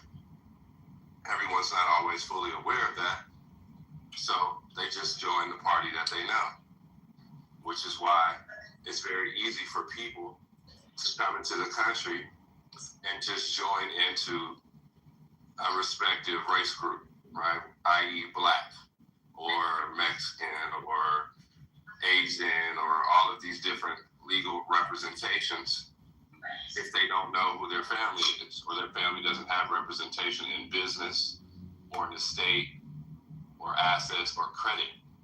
Because that... Well, we were alluding to the mics earlier, and we're talking. Yeah, okay. So somebody. Yeah, so. Okay. Yeah, we were alluding to the mic earlier. What's happening right now? Ambassador, please wait your turn, sir. No, please, people. Jesus, Ambassador, the mic is not open yet. Go ahead, Blackjack. So, it's it's like going to the party and everybody's standing out in the front, right? And all the black people, because they're not on the list, but they're just saying, I'm with the other person that looks like me. Everybody wants to say, hey, let me in. But they're not priority, right? And so that's what's happening in politics, because it's all based off entertainment. So when you think about a person like Jasmine Crockett, her caricature is there to hyperimpose and appeal to a specific way that people think, right? So she can captivate those voters, right? She unfortunately miscalculated in the turnout and the support of people that act in the way that she does and speak the type of rhetoric that she speaks, because she's trying to prop up a certain type of representation that she feels people would follow, just like any other politician would, right? Which is why they find points to run on, right? Because they know that people aren't going to read anything. All they're going to do is listen to what they say and watch how they act when they speak, right? So you have to be able to determine for yourself, which is why you can have self-determination, if you and your family or yourself are going to act in the representation of these other people groups. And if not, you determine special interest groups through trust, right? Which is how most of the private sector is set up, right? Which is how the capital, right, which supplies work, organized labor to the public, which is how the funds get to the public, is through the projects, which is the work that everybody does every day, right? This is how capitalism works. But because people don't actually take time to understand where they fit in the system and how they got there and how the caste system worked, then it's just gets lost in translation when everybody's really trying to just understand, why am I stuck where I'm stuck at? Right. Yeah. Go ahead and land your plane. We need to move the mic, y'all. Gotta land your plane. I don't know. Listen, y'all, there's so many people on the stage, and I'm not gonna lie. Who was the guy that just spoke before you? Sam had some good points. Black Jagger has some good points. It's hard that y'all, if you're going a long time, listen, people waiting, and then the more people that speak, the more they want to respond, but they're not able to. So if you can please limit your submissions to 2 minutes, it would be very helpful for everybody on the stage. Thank you.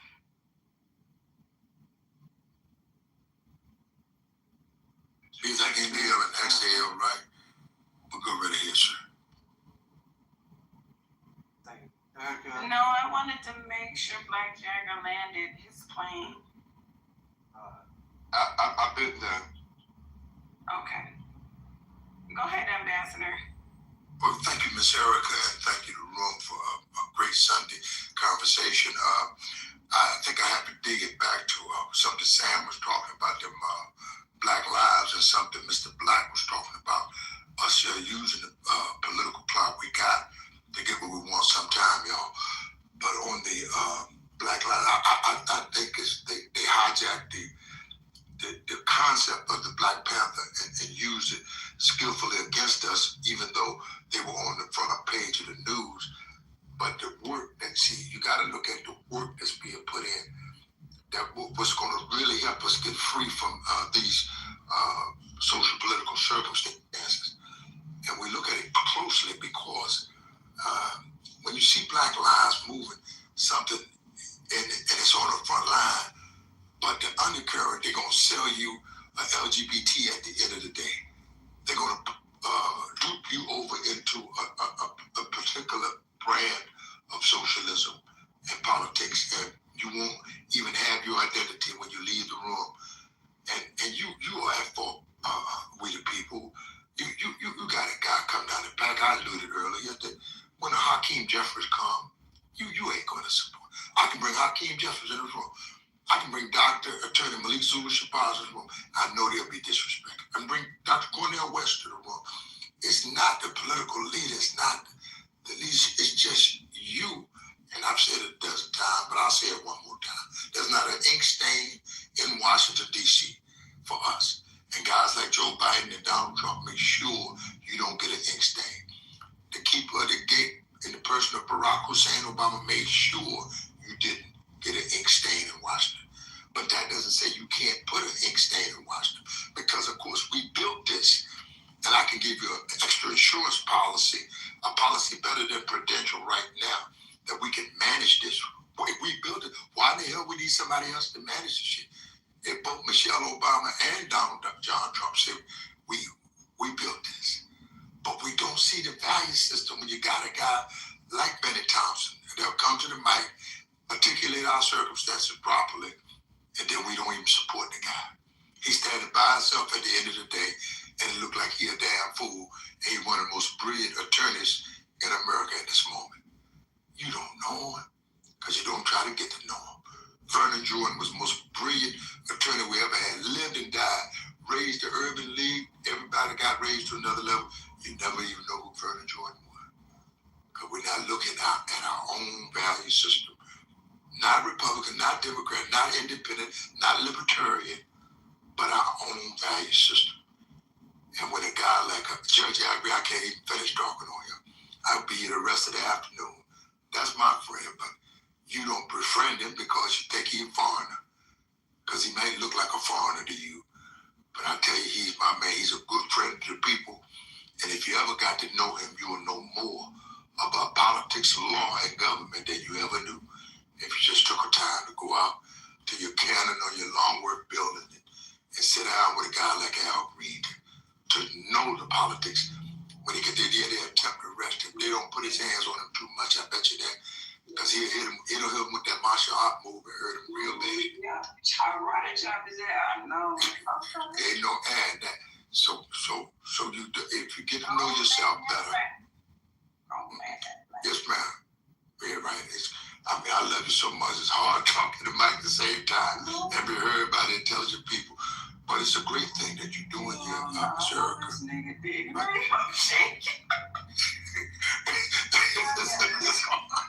It's hard, Erica, but somebody got to do the work. Don't add that. And we thank you again for moderating consistently, damn near 24 hours around the clock. You can hear Miss Erica here. She's the only 24/7 moderator we got in Clubhouse. Not 40 acres. I'm going to give her the 40 acres of the mule plaque goes from Miss Erica. All right, thank you. Well, I mean, there you have another relic of the Number past. one moderator. But I'm not, why is it though?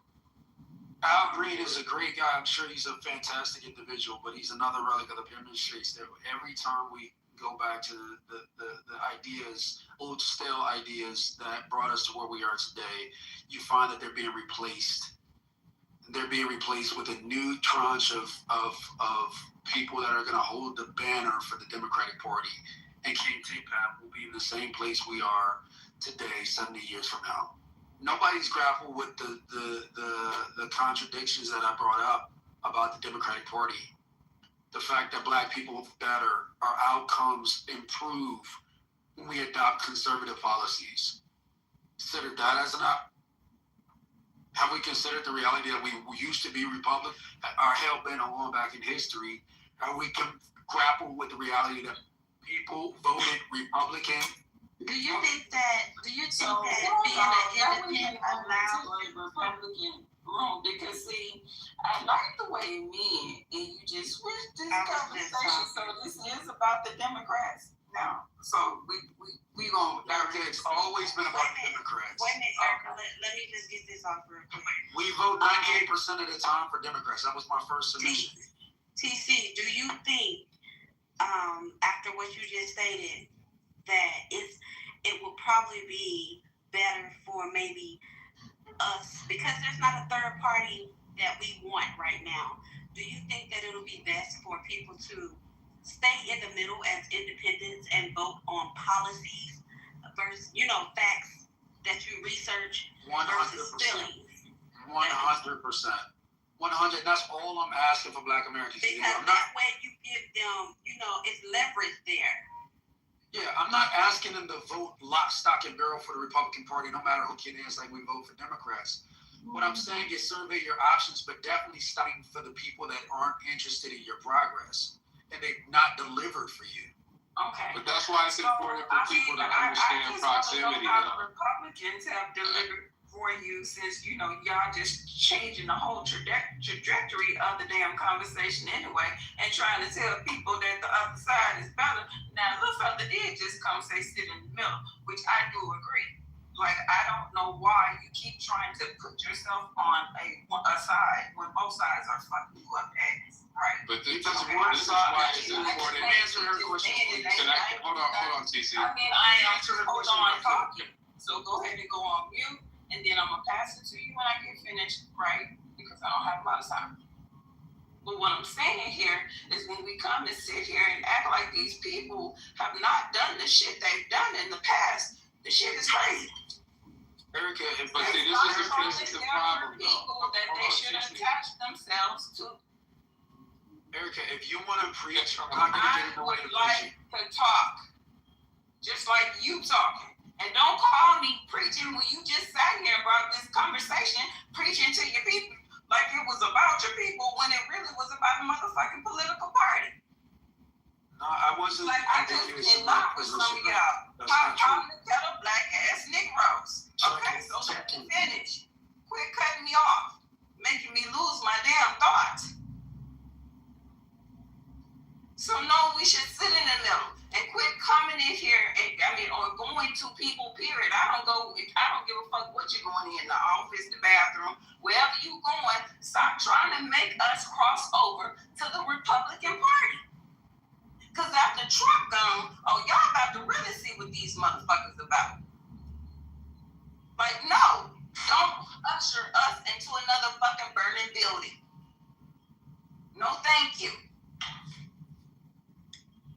Yes, so again, like what I was saying earlier, it kind of went over people's heads. So, if you have can I respond to her, please? It'll be let somebody else talk. Yeah, let Black Jack go. Not asking the uncles. At the end of the day, people have to be able to assess things from their playing field, from where they are. People have to be able to meet themselves where they are in the system. Most people are relying on their employer, right? In the state where they work, in the city where they are, right? So it's very important, more so for them to understand what governor they have, what that governor's interests are. Are they Republican or Democrat, right? Then to understand how that's going to have a trickle-down effect from their local and city government to their chamber of commerce, their district, because then that's where the policies start to affect you, because it's going to affect the business owners, and the business owners are really who are making the decision over how you're getting paid, what type of benefits you have, and that's what people don't really understand about the system, right? And so, yeah, your vote matters to an extent, but ultimately the people who are the elect are the business owners, the people you work for, right? And they're going to do what's best most of the time for their employers or for the labor. For a long time, the Democratic Party represented the labor force, right? So that's why a lot of people continue to vote Democrats, right? Because they felt like they were getting a benefit as a part of the American workforce, right? And then it shifted to traditionally, most of the business owners were Republican for a great deal. Now, because there's so much corruption, because all of the party is corrupt on both sides of the aisle, right? Because the entire government is compromised, because people don't pay attention to where people are from, and all these people that have dual citizenship from all this foreign interest for so many decades, but that's not the conversation. But it's important you understand civically how you fit within your local and city government and the interests within where you work and who you depend on for your benefits. Some people don't have a job, so who do they depend on? The state, right? Some people work for the government, so who do they depend on? The federal government. So it's just understanding who you are and where you exist. So when the young lady asked me would I prefer black people just vote their interests, and I said that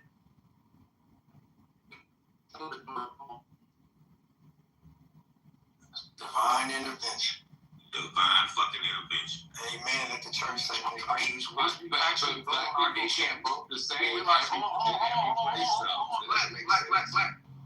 I'm agreeing with you. We're not on two different pages here. We're on the same page, brother. 100%.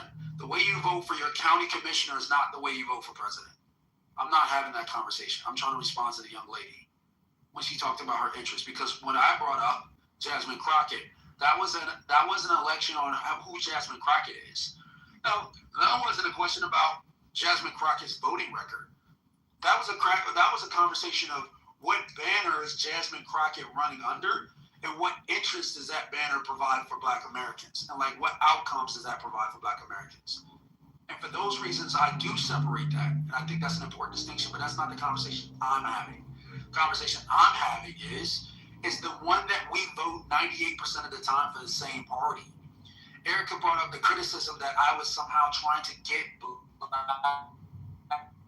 not trying to get Black people to vote on the other side. I'm trying to get Black people to wake up to the reality that their interests are not being protected on the left, so they should consider the alternative. Make some value considerations, not just protected class considerations. I'm a protected class. In other words, you're asking them to protect their labor. So Democrats are for protected classes, therefore I vote Democrat every time. But it's a Trojan horse. And again, I know some people don't have the range for this conversation, so I'm boring you. But if you actually look at the crosstabs and look at the statistics and how your children fare in the democratic education systems, if you actually take the time and like did that research, you'll realize that this shit is deleterious for you. And if you don't know what that word means, look it up. Like, I'm sorry that you guys don't have. I'm sorry that you guys don't have. Hold on. I'm sorry that you guys don't have the range to have this conversation. But it's one we need to have in our community. If you just look at economics, like just look at pure economics, right? I mean, look at every other people group and how they vote, and look at us and how we vote. Why would you keep talking if you think we ain't got the range? I'm not saying I'm talking about the dude that's breathing on the fucking mic like he's Darth Vader. Oh, okay. I'm not talking about you, Eric. I'm talking about the dude that keeps coming off mic to breathe on the motherfucking mic. Well, that's what I'm talking about. He was talking to everybody. Like, I think I made. No, that's me. That's me. TC. Everybody don't jump in. Go ahead and finish up, TC, so somebody can get a turn. I made my. TC, I do agree that. I would like to respond to that because you say democratic education. I live in between two red states. And when I tell you they motherfucking education, what is you talking about? Democrat, what is you talking about? Okay, let's go with what I'm talking about. Can I And then I wanted to make the point. I can answer your question. To be Republican, but you just said you're trying to get them to consider the alternative. What's the motherfucking alternative of Democrat? I can't see the arrogance in TC. I mean, without you saying independent, the alternative is Republican. If you don't understand, you're right. I can't consider the alternative. Correct. I'm not ambiguous. Like I'm not evasive in what I'm saying. I know exactly what I'm saying. I'm not evasive. I'm very clear when I'm specific. And I appreciate that arrogance as well. So I heard what you said. Like, this is just, I don't know why you won't admit it. I just admitted it. I don't know if you're hearing me. Trying to get them to consider the alternative. That's exactly what I'm doing. I don't want to get them to consider the alternative. What's the alternative? Hold on, Black, 1 second, bro. Like, you're asking me a question. Let me respond. I am trying to get you to consider alternative. That's literally what I said, Erica. Not even. The alternative is what you said, not yes. Yeah, the consider the alternative. What's the alternative? It is the conservative movement. Okay, thank you. There's no ambiguity there. The mic around, please. I don't know why. Hold on, but I want to make sure my clear. The reason why I'm doing that is because the alternative that we don't consider might be the alternative that spare us. Okay, thank you. I mean, if you would just be straight and stop doing this, maybe this conversation for you would flow a little bit better. But you keep having to come back. I don't know how straight I can make. I literally said I want us to consider the alternative. You can't get more clear than that. All right, thank you, TC. Okay, it's my turn. Yeah, so can I just make my comment real quick? Go ahead. Yeah, so I mean, he's bringing up a good point, and I think what he's trying to say is that there should be now a way that people unionize their labor so that they can demand more value consideration for it, right? Because obviously neither party is protecting the labor of a particular class representation, right? And so in order for new demands to be met, there has to be an organized movement to move that labor underneath a different structure, right? With whether it be locally, regionally, because it's going to be difficult to nationalize something like that, but regionalized unions can work, right? Because then now you can increase essentially the tax on the specialized labor that the community provides. Black, I think you're at a solution stage. Your mind is sitting at a solution stage based on what you said. But that's definitely not what TC just said, okay? We ain't got to think about what he said. We heard what he said. He told us what he said, and he came back and clarified it. Even though it keeps changing, he's here. He can speak for himself, and he did not say what you just said. But I think that's a good idea. Can I go, Eric? Wait, because it's more. Yeah, hold on, man. We already heard from you. It's my turn, TC. He said take your value consideration and take it serious. The mic is on. I'm sorry, not TC. I'm sorry, Sweet. The mic on Sweet. TC, yes, man. No problem. Thank you. And so, again, exactly. I appreciate, like we like to do as black folks, Black Jag. We want to argue the case for somebody else, but that's not at all what he has done. It's definitely not what he just got through saying. He specifically said, yes, I'm trying. Ultimately, when Erica pressed him, he had to bow down and recognize that his motive was on display. He said it was to push people to the conservative party over there. So it wasn't no try to get y'all to vote in your best interest and get another third party in the union. None of that. That ain't his agenda. He recognized he jumped over there from the conservative side first. So he want everybody to go over there and get behind him so he can then be whatever his ego want him to be, man. But that ain't got nothing to do with what's in the best interest of black folks. That ain't got nothing to do with him. I see what you guys are saying. Hold on. You know what I'm saying? So he got a different motive. You've been around him long enough, you understand. But forget about being around him long. But in this room, Erica can recognize and hear, hold up, man. You came in on this generic, let me just have a conversation about the recent Jasmine Crockett and let me just talk about the vote in Tyrico and just this everybody 90% voted for her and but up underneath it, eventually it came out. Whatever his real thing was, we know it had to do with this idea that, look, y'all get off of that Democratic thing and put all your hope over here like I've done in Donald Trump and the MAGA movement and the ultra-conservative right and everything that's going to be better for y'all. All right, can I respond? So there was no ambiguity in what I said when I came off mic. It was to consider the alternatives. If you do just a pure face-to-face comparison, you'll find out that you fare better. But you can't have this conversation with people that are intent and they have a chip on their shoulder because I said something maybe 2 years ago that made you feel bad, Sweet. I can't deal with your personal, emotional fragility, bro. Like, this is not about TC. Nobody's talking about TC. We're talking about ideas, bro. You need to get off that shit.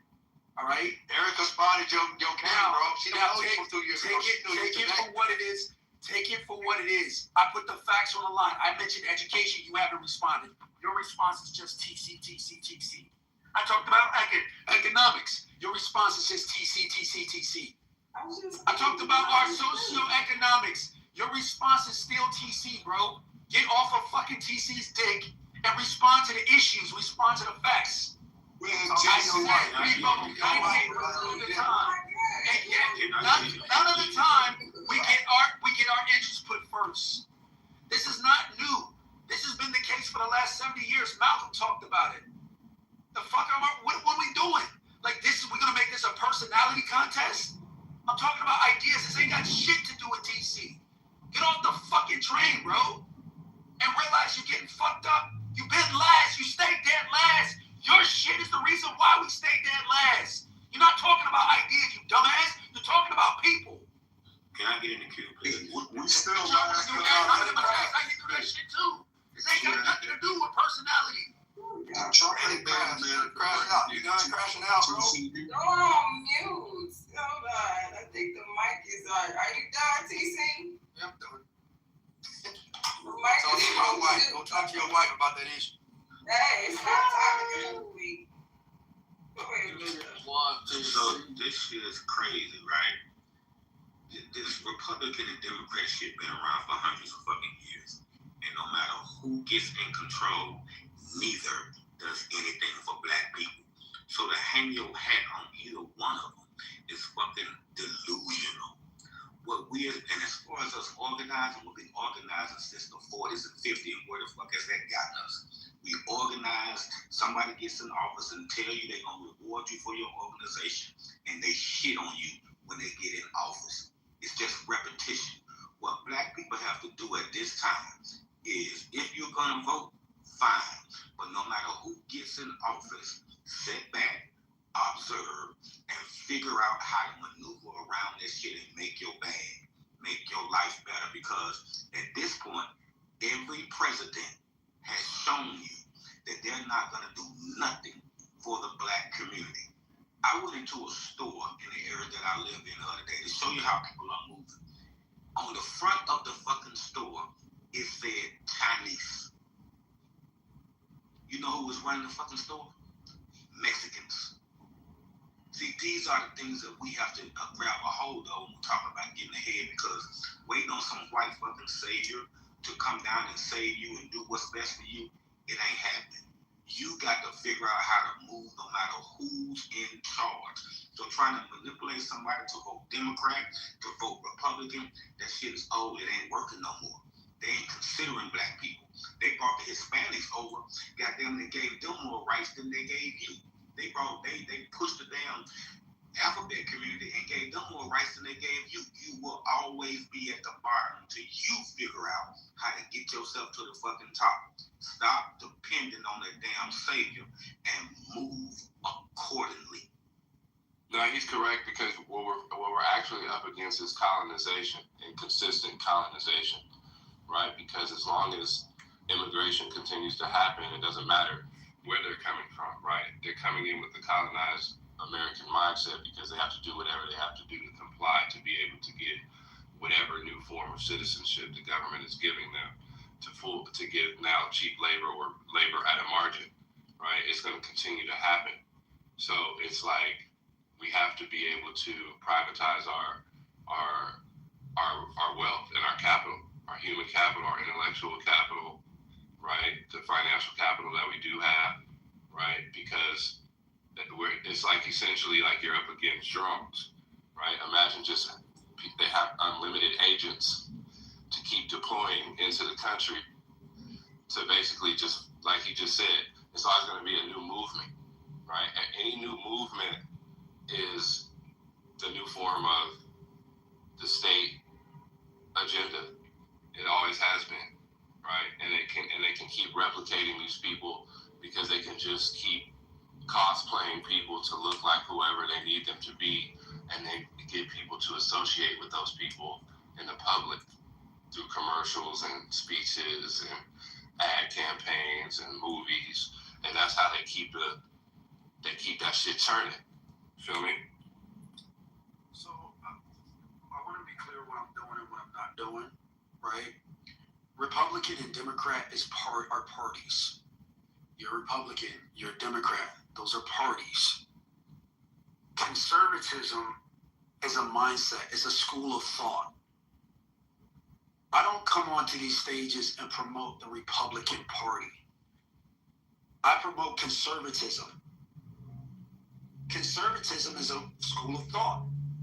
It centers on the importance of family, strong individual sovereignty, protection of your interests, ownership. It's not about collectivism. It's about individualism. That's a mindset shift. What I'm trying to convey is consider the alternative mindset, the alternative school of thought for Black Americans. There's no manipulation happening here. I'm not attempting to manipulate. I'll know probably that this is now my third invitation to anybody on this stage to grapple with the alternative consideration, the conservative consideration when it comes to education, when it comes to economics, when it comes to policy. But for the third time, you guys are going to kick me in the back and say, oh, this guy's trying to get us to vote Republican. That's real surface level, limited, shallow thinking. And I don't know why we continue to do the same thing. But we continue to do it, and we get the same outcomes, and we wonder why. All I'm saying is this. I've had enough of the rhetoric. Like, let's have a fact-based, rigorous conversation.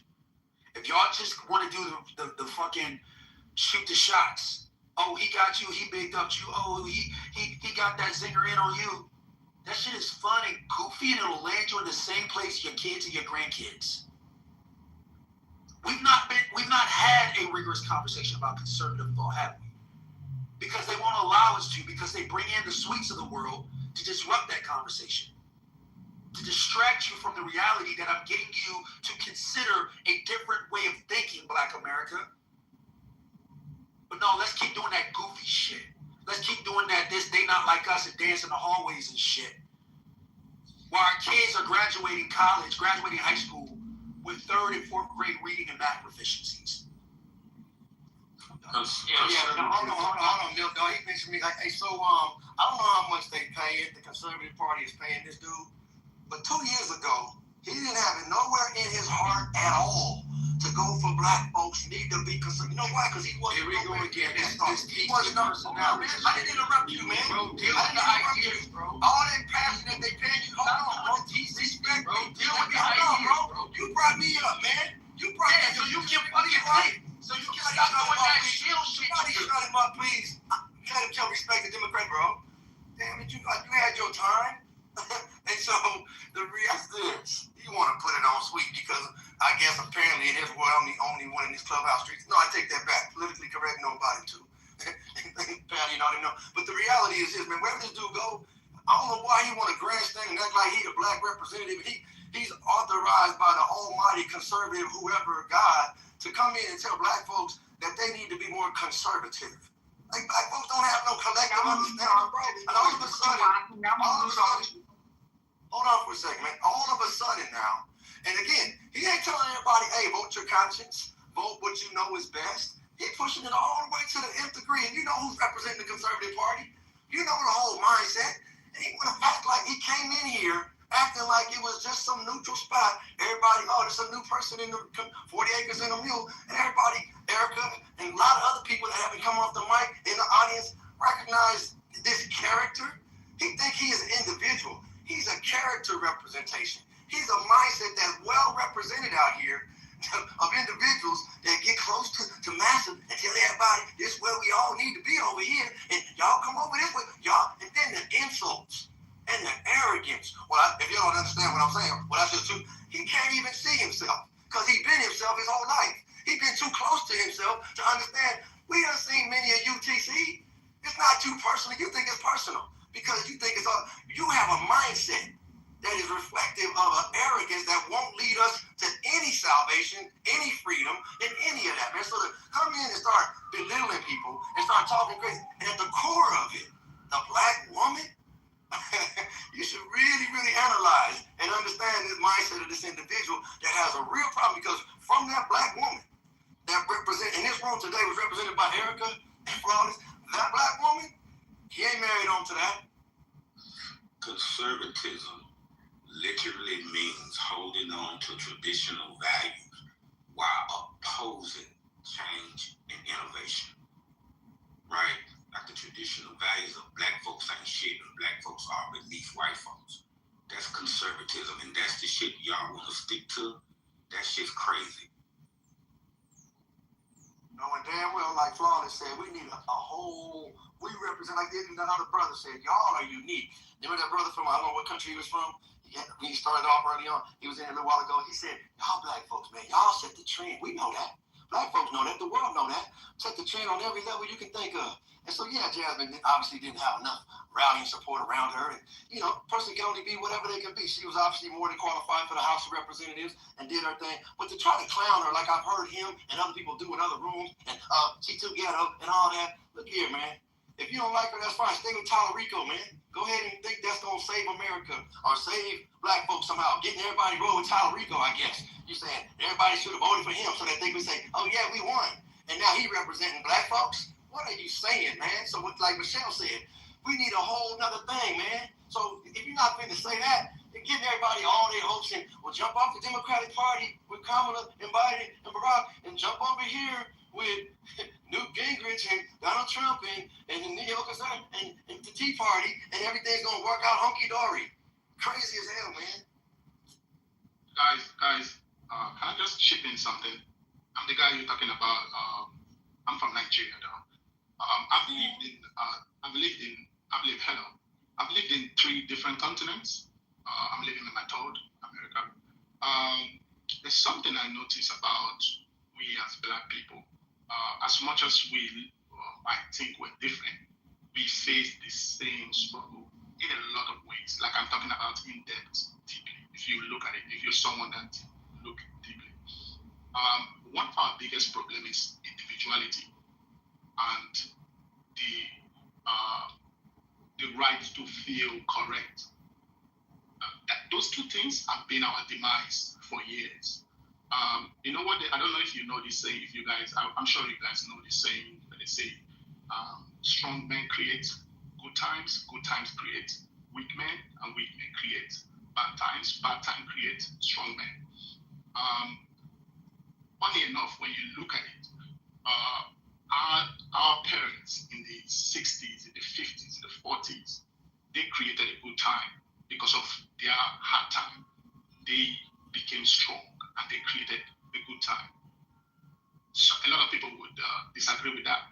But healed just because of reading.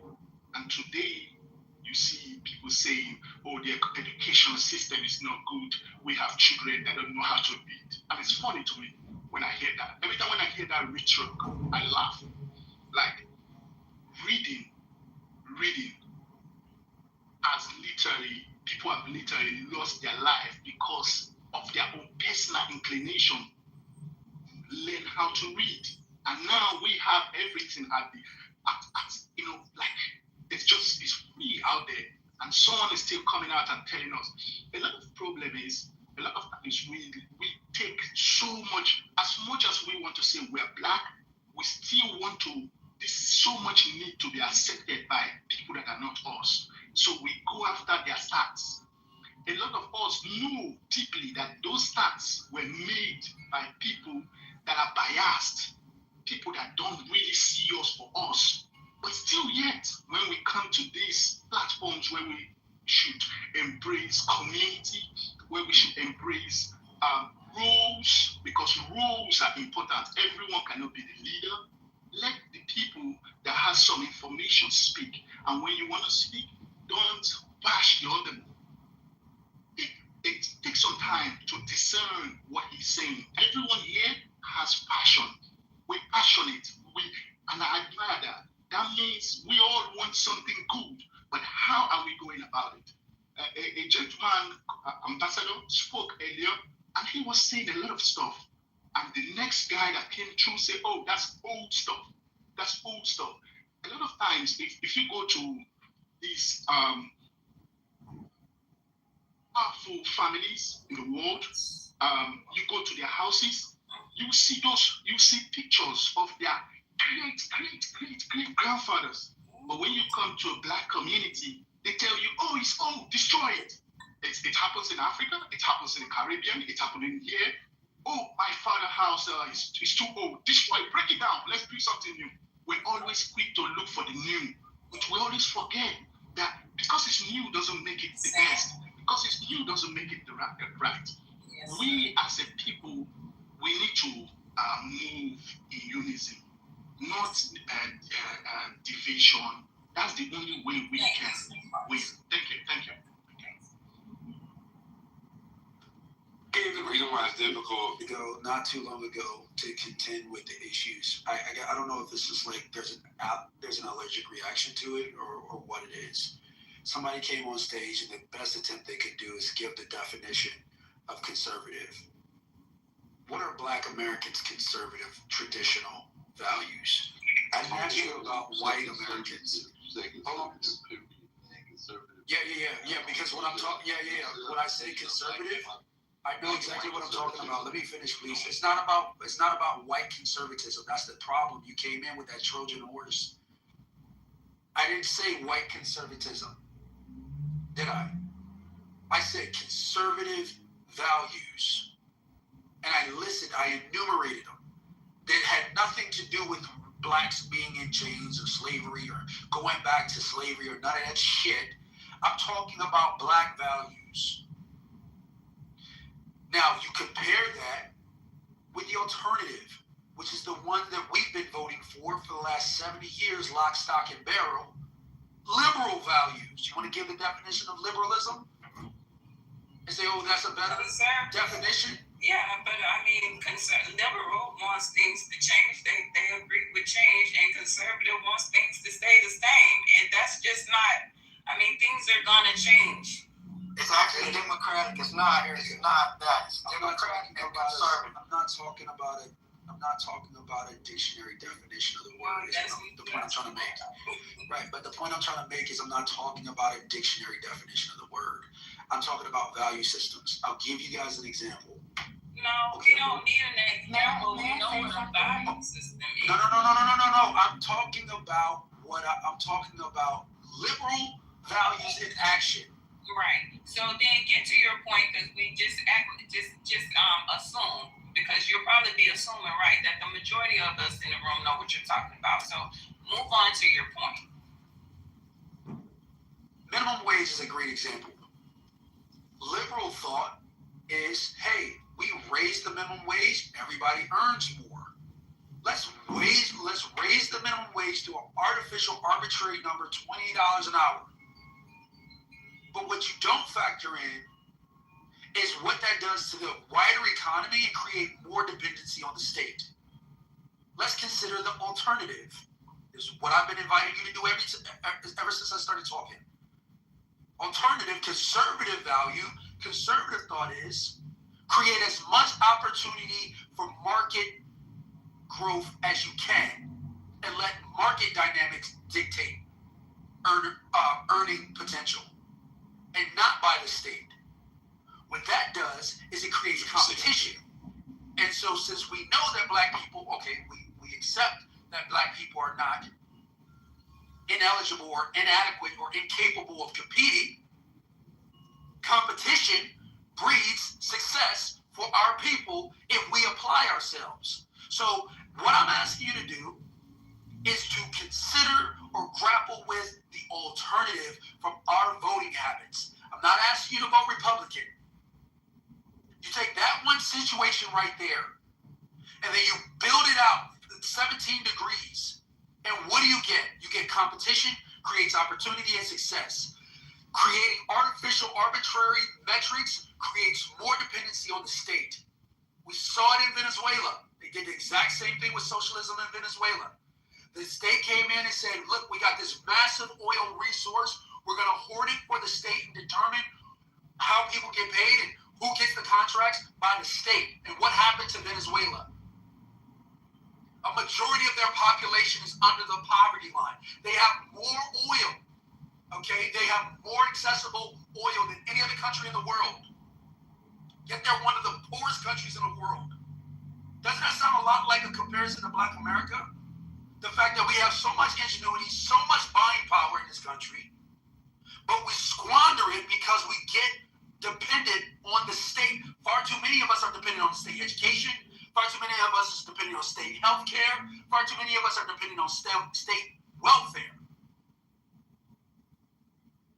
Those are my thoughts. Yeah, boy, it is difficult when people want to look at these issues in the macro instead of the micro. Boy, it's a lot of shit that's going wrong with that. I mean, it would take a long time to break all the shit down that you just mentioned. So I'm going to just go, and it ain't just, goddamn vote for the conservative. That's gonna fix the shit that's going on. But because I do remember a time when this country was ran by conservatives and your ass was over there drinking out of separate water fountains and all that bullshit. They was beating your ass with water hoses and spraying you down, killing your ass, hanging your ass. I don't know what the fuck is happening these days, but I don't know if the youth this thing, we gonna start here.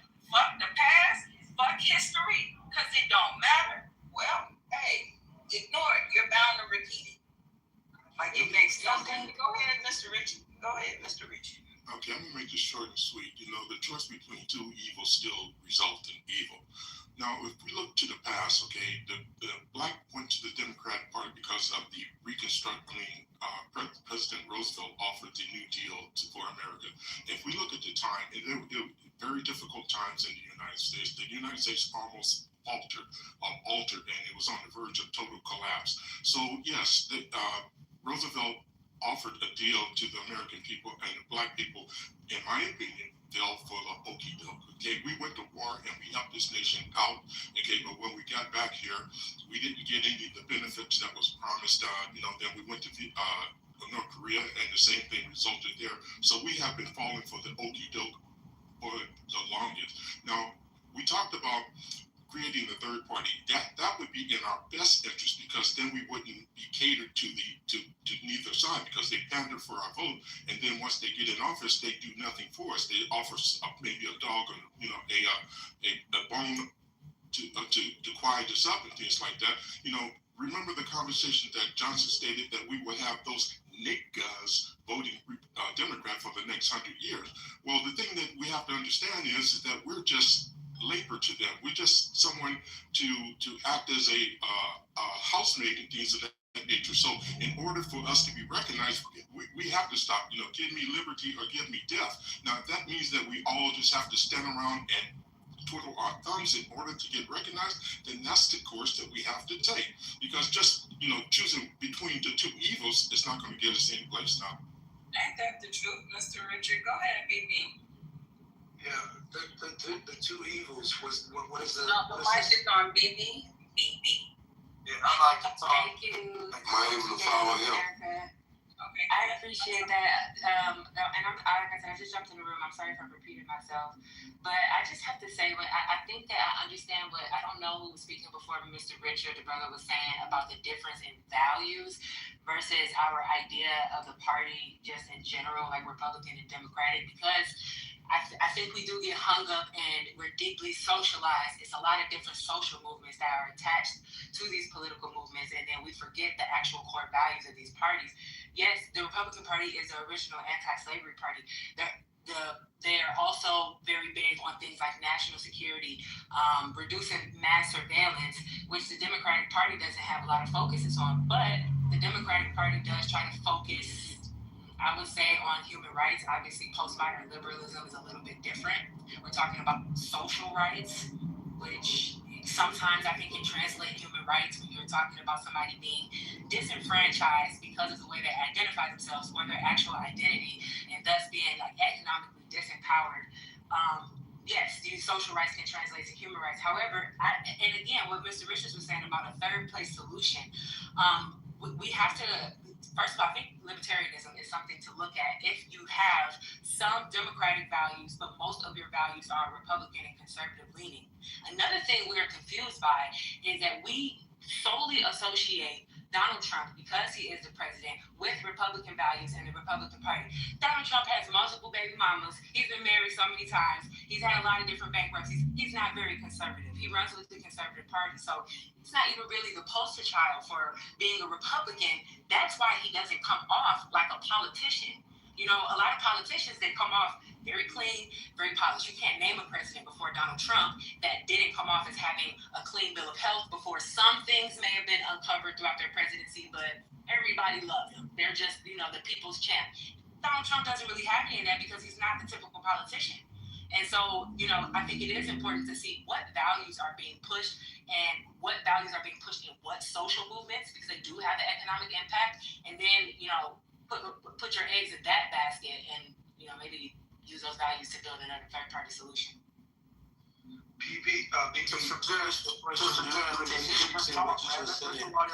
How is a third party option viable? It's not that they're not. It's not that a third party. It's not that a third party doesn't exist. You know, there are other parties that exist when you go and vote on the ballot, and we don't pay any attention to them because we're not socially warped by them. You know, it's not really common for you to be hearing news about what's going on in the Libertarian Party. But a lot of people that, like I said, that have Republican values as far as how they think on a state and national level, but Democratic values on a social level, they tend to vote Libertarian. But they don't even give enough votes for it to matter, for anybody to get pushed, you know, to primaries. So it's not that a third-party solution doesn't even exist in the first place. And now it's like, oh, well, we need a fifth and a sixth-party solution. Maybe politics is the issue in the first place. Why aren't some of the geniuses that are mathematicians, economists, that are teaching some of the minds that build the software for them to maintain the financial infrastructure in the United States Department of Treasury, why are they not the commander-in-chief? Why is it the most intelligent person? You know, here's the thing, BB. The Republican Party under Donald Trump, as it is right now, there's nothing conservative about. There's nothing about that party that represents black folks. That's not that to say that even that party represents where black folks' conservatism exists, and to say that Donald Trump, who again so many days ago was Democrat himself, but he recognized that in order to be president, to work the magic that he's working right now, he could not do it on the Democratic side. So he jumped over there and then just got all of them to believe in him. And we watched it all play out, and he knew it was a two-choice thing. And he knew he could go against Barack in the climate that America still is in, and he was going to win a lot of people that understood, hey, just vote for me. You know what I'm saying? You know, I represent y'all. Don't trip. You know what I stand on. Yeah. And he could nod and wink. Just to laugh real quickly. And so the idea that then now to have somebody coming along, and as he just said, like, no, we can't. What makes you think that you could have a third party that could be better than that? And so therefore, you just have to jump in over there under Donald Trump, under the umbrella now of saying this conversation around, oh, that's where the conservatives, I'm looking out for y'all black folks. But go ahead, baby. So, I'm sorry, I was going to ask, do you have an idea of what, you know, because you said that conservative party, they don't represent black conservatism. Do you think that the Obamas represented that? I'm just curious. Of course not. Of course not. They don't represent black folks as conservatism or democratic justice values and everybody get a vote either. They don't stand on that either. And that should we be looking for a leader? Are you saying that it would be in the best interest of all of America to have a leader that represented what black conservatism looks like? No, I'm not saying that. I'm saying back to your original point of value. No, that's not what I'm saying. Let me explain to you what I am saying. Since you asked me if that's what I'm saying. No, it's not that. Let me explain to you what it is. What I am saying is that black folks, we don't need to run around here trying to beat everything to all peoples. If we, as 50 million of us, even if 30 million of us was on the same page about a collective block, that would be more than enough to sway, like the other brother was saying in here, to sway America to understand we ain't just looking out for black folks only. When you talk about black values, you're talking about the love and do the right thing for everybody. That's why that's so important.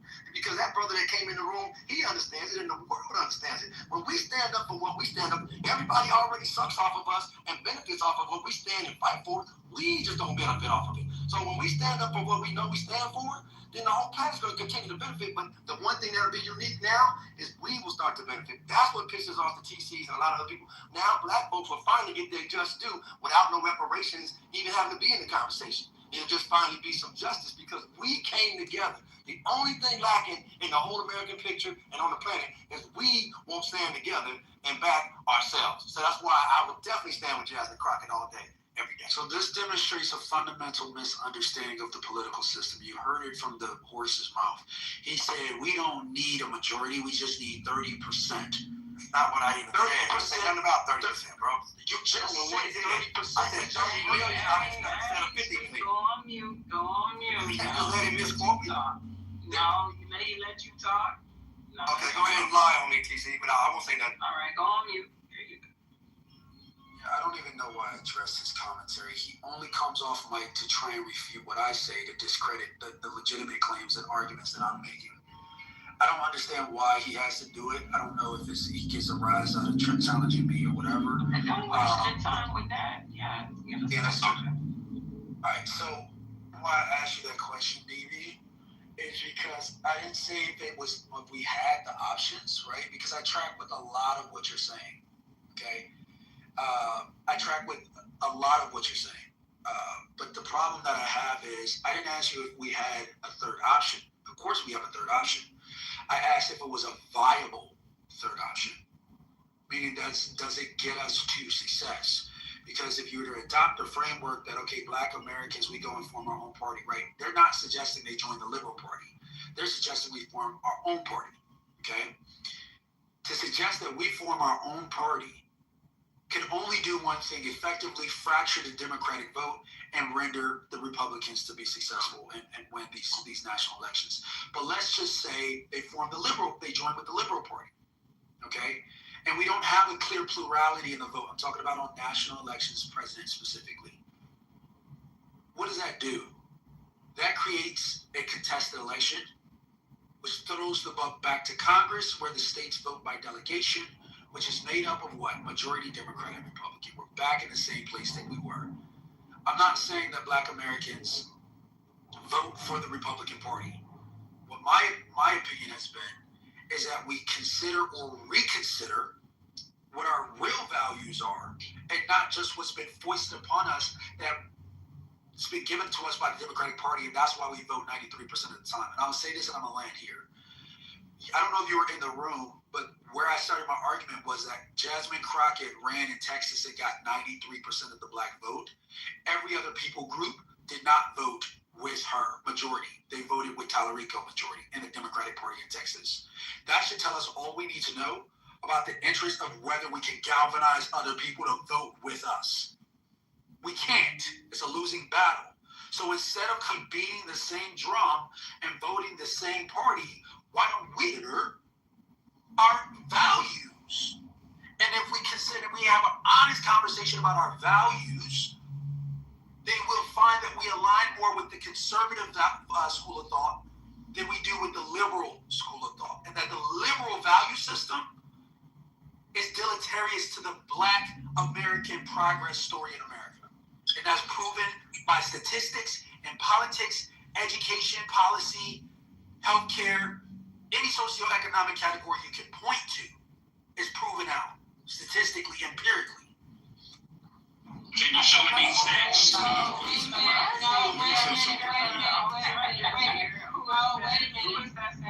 minute. It's Michelle. Yeah. The reason why, and I agree with you, those other groups of people didn't vote for her because they didn't agree with her values. But I wouldn't agree with her values. But it could have been another Black candidate that I could have agreed with their values. So don't act like that we all as Black Americans don't have values, because we do have values. And I don't have to value what a Republican Party values. You know what I mean? Just because we align on one thing and this other thing, I don't really like it. I'm not fucking going with that shit. It's either all or nothing. And at the end of the day, you can't have a third party because there's so many other people that do align with values that are not strictly Republican conservative or conservative liberal or liberal whatever the fuck Democratic liberal. There's people that range from a variety of point of views that don't align with those two parties. And if you're going to sit here and say that people aren't going to want to find another alternative, that is a defeated mindset. You're defeated already, and there's nothing anybody on this stage can even tell this man, because he's already defeated and he's already joined the other side because he's comfortable with being docile. Because if he can't beat him, because he's conquered already, he can't beat him, he gonna join that shit. And I land. That was going to be my statement right there, is that you see his whole argument is based upon if you can't beat him, then join him. Okay? To me, that's a whip. That's a cop. I never said if you can't beat him, join him. I said literally evaluate the conservative party. I think, Titi, and I borrow this. I think I'll pass it to you when I get done real quick. But this is the best way to approach this is how about you just look at the pros and cons of each party.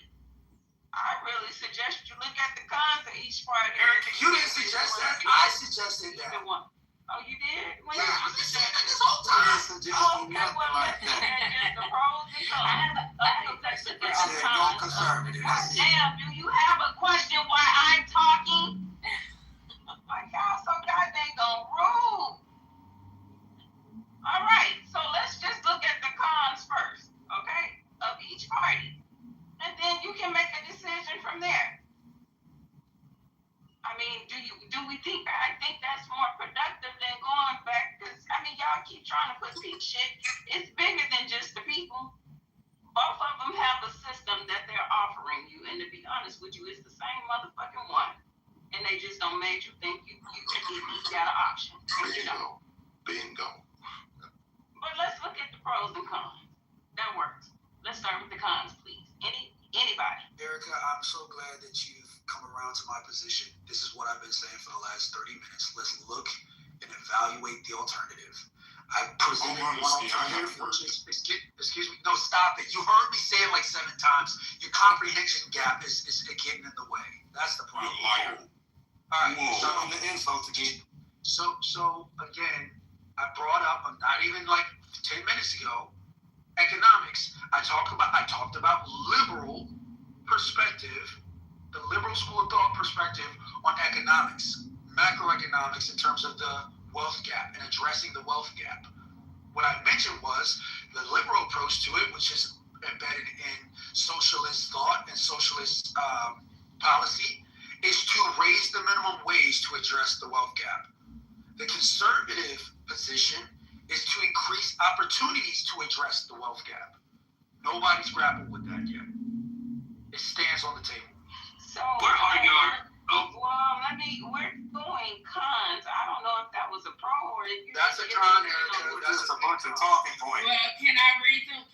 That's a con on both sides. You gave a con for who? The Democrats? That's a con for the liberal school of thought. Yes. Okay. So So the Republicans, this is my thought, right? You go with a Republican system, right? They're conservative. They're not gonna give you the rainbow babies and all this other shit they're gonna give you. But what they will do is control your body, right? They'll uphold oppressive systems. Like, that's not gonna change. As a matter of fact, they doubling down on the shit. They say you done undid that shit too much, so I need to put it back where it was. And they are absolutely in the motherfucking process of doing that. Did they do that law that where they were silencing you if you talk about Israel? Did that shit go through? Because I forgot to go back on that one. I mean, so in the alternative, right? The con to that side, because I mean, we can go on for days, and I'm sure people into this. But if you go to the Democrat side, right? Okay, they gonna give you the fruity babies, which is more than likely gonna encourage your babies, like, you know what I'm saying? So you got the identity issue that's going on the other side. What else we got over there? They lying, making it seem like they doing something good for you when they doing more for another group than they are for you, but they make you think it's for you. But they really oppressing your ass too systematically. You just don't realize it. And so on and so forth. So like that, can we do it like that? Is that possible? I don't think that's as rigorous as I figure we should stay. Oh, we can get regulars now. You can come and give us the good, but I just want to deal with. I wanted to focus on the economics. Like, I know you want to, but I don't want to, because see what happens when you go to buy a car. You know how they get you to buy a car? They get you to get in that motherfucker and drive it, and you be like, this motherfucker's so smooth, man. How much fuck how much this one is. I would just want this car. It's nice. Fuck the price tag. I want to look at the price tag first. Because if I saw that price tag, I might have never got in the motherfucker. So let's deal with the price tag. Yeah, and drink the Kool-Aid. Well, when you look at it, so we're going to look at these pros and cons, right? I don't know which one you want to look at, but like as far as these cons, when it comes to the Republican Party, somebody's out there, Mike. Can you please meet? Oh, it's Melissa. Oh, my bad. Let me see. She in the kitchen somewhere, cooking it up. Cons on the Republican side, right? Common cited cons. Those are reduced social programs, healthcare access issues, environmental policy, and tax cuts and deficit concerns. So the cons on the Democratic Party is higher taxes, bigger government, regulation on businesses, and immigration policy concerns. All right. So then when you look at the pros of the Republican Party, they say lower taxes, small government, business-friendly policies, strong national defense, and traditional values. But when you look at the pros of Democratic Party, social programs and safety nets, healthcare access, civil rights, and diversity, and that's just suiting it up. These are suiting up with the equality, because they mentioned that underneath there, LGBTQ, inequalities, anti-discrimination laws and stuff, environmental protection and education funding. So that I just wanted to put that out there so everybody have a good idea when you look at these two parties, what they represent. When Erica says, look at the pros and cons. I just want to go on record by stating I am a registered independent. I went independent over 15 years ago. I don't get involved in the politics of Republicans or Democrats because I recognized long ago that it's just two wings on the same bird. When have you seen an ass with only one cheek? They both talk this good talk, but they are not for the people, okay? And that's the bottom line. So you might form any type of opinion you want about me, but I have done the research on this beast that we live in. It's a divide and conquer to keep people always at each other's throat so that they can operate in a state of secrecy. Man, one cheek on the ass. What you say, Mr. So the list that you gave off of the pros and cons, who's that list given to you by? All right, my syntax is bad. My bad. What's that list given? My bad. I'm in the garden, but I didn't read out the full details under each list. But I ChatGPT it. I'll look it up. I knew you did, and that's not a slight to you, but it's a point I want to make. ChatGPT has been documented to have slanted views towards liberalism, so I don't think it's a fair arbiter at telling Black folks what the pros and cons of those value systems or schools of thought are. I think it's slanted and it's biased. So ChatGPT is a liberal. ChatGPT Gemini it's a Democrat. Dude, you don't have to take my word for it. Literally, you can Google it. Because it literally gave a biased point of view of both sides. It literally just gave you a biased point of view. So what is the problem? What was the problem with what it said? That's what I was getting to. But yeah, if you allow me to finish, I would like to address those. The framing of the problems with conservative policy, the top framing that stood out to me was the suggestion that conservatism is against essentially programming that benefits the populace, labor unions. That's not actually true, is it? Right? We know that in an environment where there's free-flowing cash, there's more sustainability, there's more sovereignty for these business owners to be able to act without the weight of heavy regulation on them, that actually wages increase. They don't decrease. That business owners actually operate in the interest of their workers because the opportunities are so vast. And they're not being stymied by ineffective regulation and overburdensome regulation that restricts growth and opportunity. So the reason why I said that is because if you were to take the perspective of an unbiased criticism of conservatism, would be that it falls sway to populist movements that distract from the core value system at the center of its theory, right? So you take, for example, MAGA, the MAGA movement. is a populist movement that's bastardized. Pause, because you just gonna keep on going. So he don't have an issue with what it said about the Democratic Party, but all you worried about is the cons that it gave, and these are actual factual cons of this Republican Party. Because this past year, didn't y'all see cuts to healthcare systems and food programs and welfare? Vulnerable populations may struggle. You know, it's a little bit of struggling going on here. They have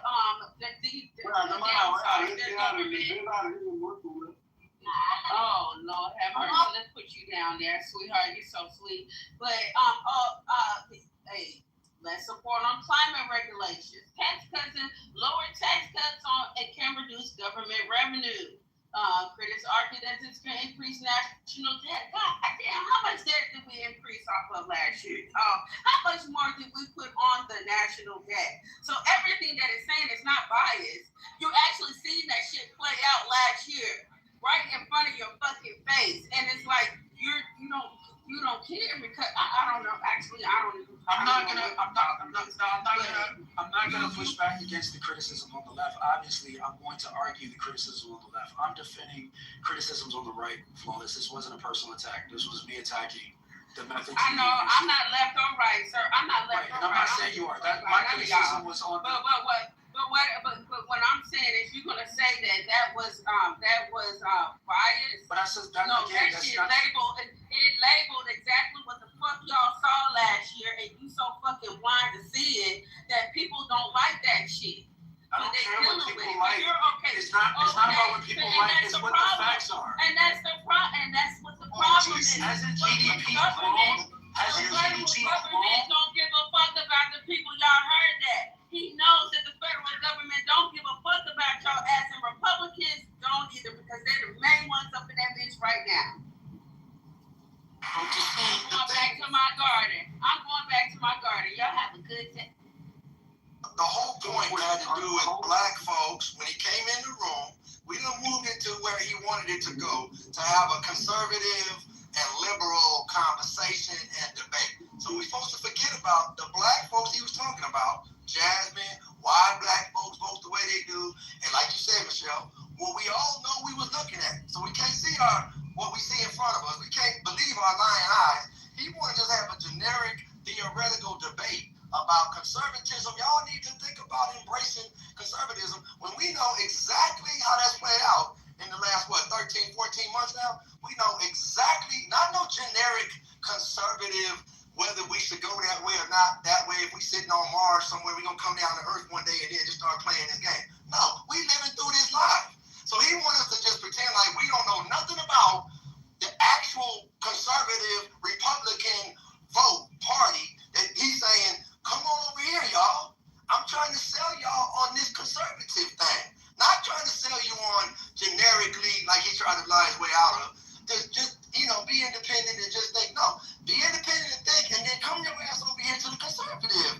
Once you start to analyze how jacked up Kamala Harris is. See, I don't know the history of dude. He jumped off that bandwagon when it was Kamala immediately. And you don't know the verbiage that was said against her while he was over here defending Trump before the election ever happened. See, I have that background. And that's why I know it's totally the continual doubling down on Trump in all things Republican. And every one of his arguments going to just go around that. But again, had it not been for Biden jacking up in that debate, he was hook, line, and sinker. The hell with conservative, Republican, everything. It was Democrat, Biden, he was going hard in the paint prior to that debate that Biden had with Trump, and looked like dementia kicked in. And then Kamala stepped up with some backbone. Immediately, he went anti that. So now all the rest of this, it's just smoke and mirrors to try to get everybody over there where he went and tell everybody you stupid if you don't. But now gonna frame it as black folks, you need to be more like you're conservative. Come on. This guy has a serious problem. He needs to get that shit. I got no problem, bro. You got a problem with me. I don't have no problem. Trust me. I'm just talking facts. This guy has had the whole time to himself, and he only talked about Trump. You isolated talking about me, so we having a conversation. What's going on? This is crazy, bro. Like, get that shit checked out, bro. Yeah, it is crazy, bro. No, you do you, man. Keep on maintaining your life with you and your wife, man. Don't worry about me. You're talking about the conservative party of black folks. I'm gonna allow. Am I gonna allow Jasmine Crockett and Toledo, bro. Am I gonna be allowed to speak, please? Stay No, it's not y'all. This is not y'all. Hold on. Let's make sure. Let's make clear. Like, this is not y'all. And y'all can do the fighting in the back channel. Erica, this is not y'all. Yeah. I didn't make one comment on. No, it's both. No, it's not. Yeah, it is. Yeah, it is. No, Erica is not. I'm sorry. Like, I didn't make one comment about him. I didn't talk about his political. No, Erica. You did, bro. You did. I didn't make one comment about him politically. Listen, okay. So this is what we're gonna do, right? Just so we can just move on in the conversation. If Sweet says anything else about TC, I'm just gonna put you in the goo and vice versa. If you say anything else to or about Sweet, I'm putting you in the goo as well. Right? So same rule for both people. All right, let's move on. Thank you. So I'd like to finish what I was saying. I voted Democrat my whole life. Okay, since I was like 21, since I was 18 actually, my first election. I voted Democrat. Up through college, graduated college, started my business, voted Democrat. It wasn't until the election of Joe Biden versus Donald Trump that I started to consider my political leanings. If you'll know, the average story for a black man in America that comes from a majority black city, the story is the same. They vote Democrat because that's what their parents did, and that's what their grandparents did. And that's what I did. Because that was the political theory that was foisted upon me, and that's what I believed. But it wasn't until soon after I left college, and I put my kids in school, and I looked at the disparities between the education system in the inner city where my kid was going to school, and until I took them out of that school and put them in a private school, the outcomes was completely different. It didn't even take a whole year. So I started to advocate for choice-based education, Erica, which was a conservative policy. And then I was shamed, attempted humiliation, exactly like what just happened to me on this stage. Oh, this guy's crazy. He doesn't know what he's talking about. He's stupid. He's dumb. He's uneducated. Forget about the fact that I am educated. Forget about the fact that I employ over 40 people. I made my first 7 figures by the age of 21. Forget about all of that. I'm stupid because I'm taking a principled stance on an issue that's important to me. It was at that moment, Erica, and I'm landing here, that I said I'm reconsidering my alliances, my political alliances, just because that's what we always did. And it was from that moment on when I started to question all of those political decisions. Why am I pro-abortion? Why am I pro-trans rights? When I started to evaluate it, why am I pro-taxes? Why am I anti-gun? Why am I anti-Second Amendment? When I started to evaluate that shit, I realized something, Erica. That shit didn't line up with the type of life I wanted to live and the type of life I wanted my kids to live. So yes, I changed. I made a principled decision to change the party that I aligned with. It was the best decision I made politically. And for that reason, I stand 10 toes down on that shit. It got nothing to do with Kamala Harris. It has everything to do with my political outcomes and the outcomes of my family. And guess what? A lot of black Americans are waking up to the same reality. And they also voted Democrat their whole life. They voted blue no matter who. And now they're reconsidering that shit. And I'm glad I did. I'd like to say that. Yeah, I feel the same way. I used to be a vote Democrat only because my family, I came from a Democrat and shit. That's it. Until I started to realize that both sides was full of shit. So I didn't run to the other side though. I just started to realize they was both full of shit. I vote based on the candidate. Let me ask you a question. If you had the opportunity to put your kid in a private school, I'm sorry, say it again. If you had the opportunity to, would you put your kid in a private school? Well, no, I would not. I wouldn't, because what I thought was better was to if you can give your children or child the total experience, the environment and the school. So I've always had my children, lived in the, upper middle neighborhood, and my children went to schools like that. So I lived in Brentwood, Tennessee. Even though my nieces are in private school, I think it's stupid.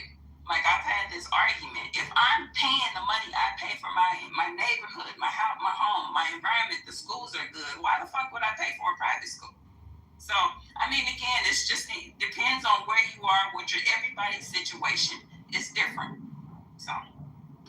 Well, I appreciate you for answering honestly, but what I took away from that answer is that if given the option, you would want the choice. No, I would not. I mean, I don't need the choice, but again, everybody's situation, or did not need the choice. Everybody's situation is different.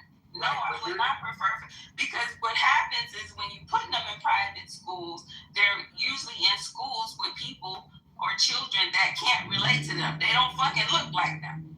Like I have a coworker that's going through this issue. So it's a lot of shit that's going on, and again, every situation is different.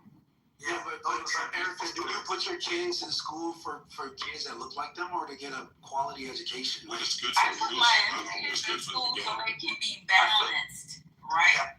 You send a girl to a school, no one in there looks like her, no one has her fucking hair. That's a self-esteem issue that she's gonna have because she grew up around children that she could not fucking relate to. Now, she ain't gotta be able to relate to all of them. She needs to be able to relate to some of them.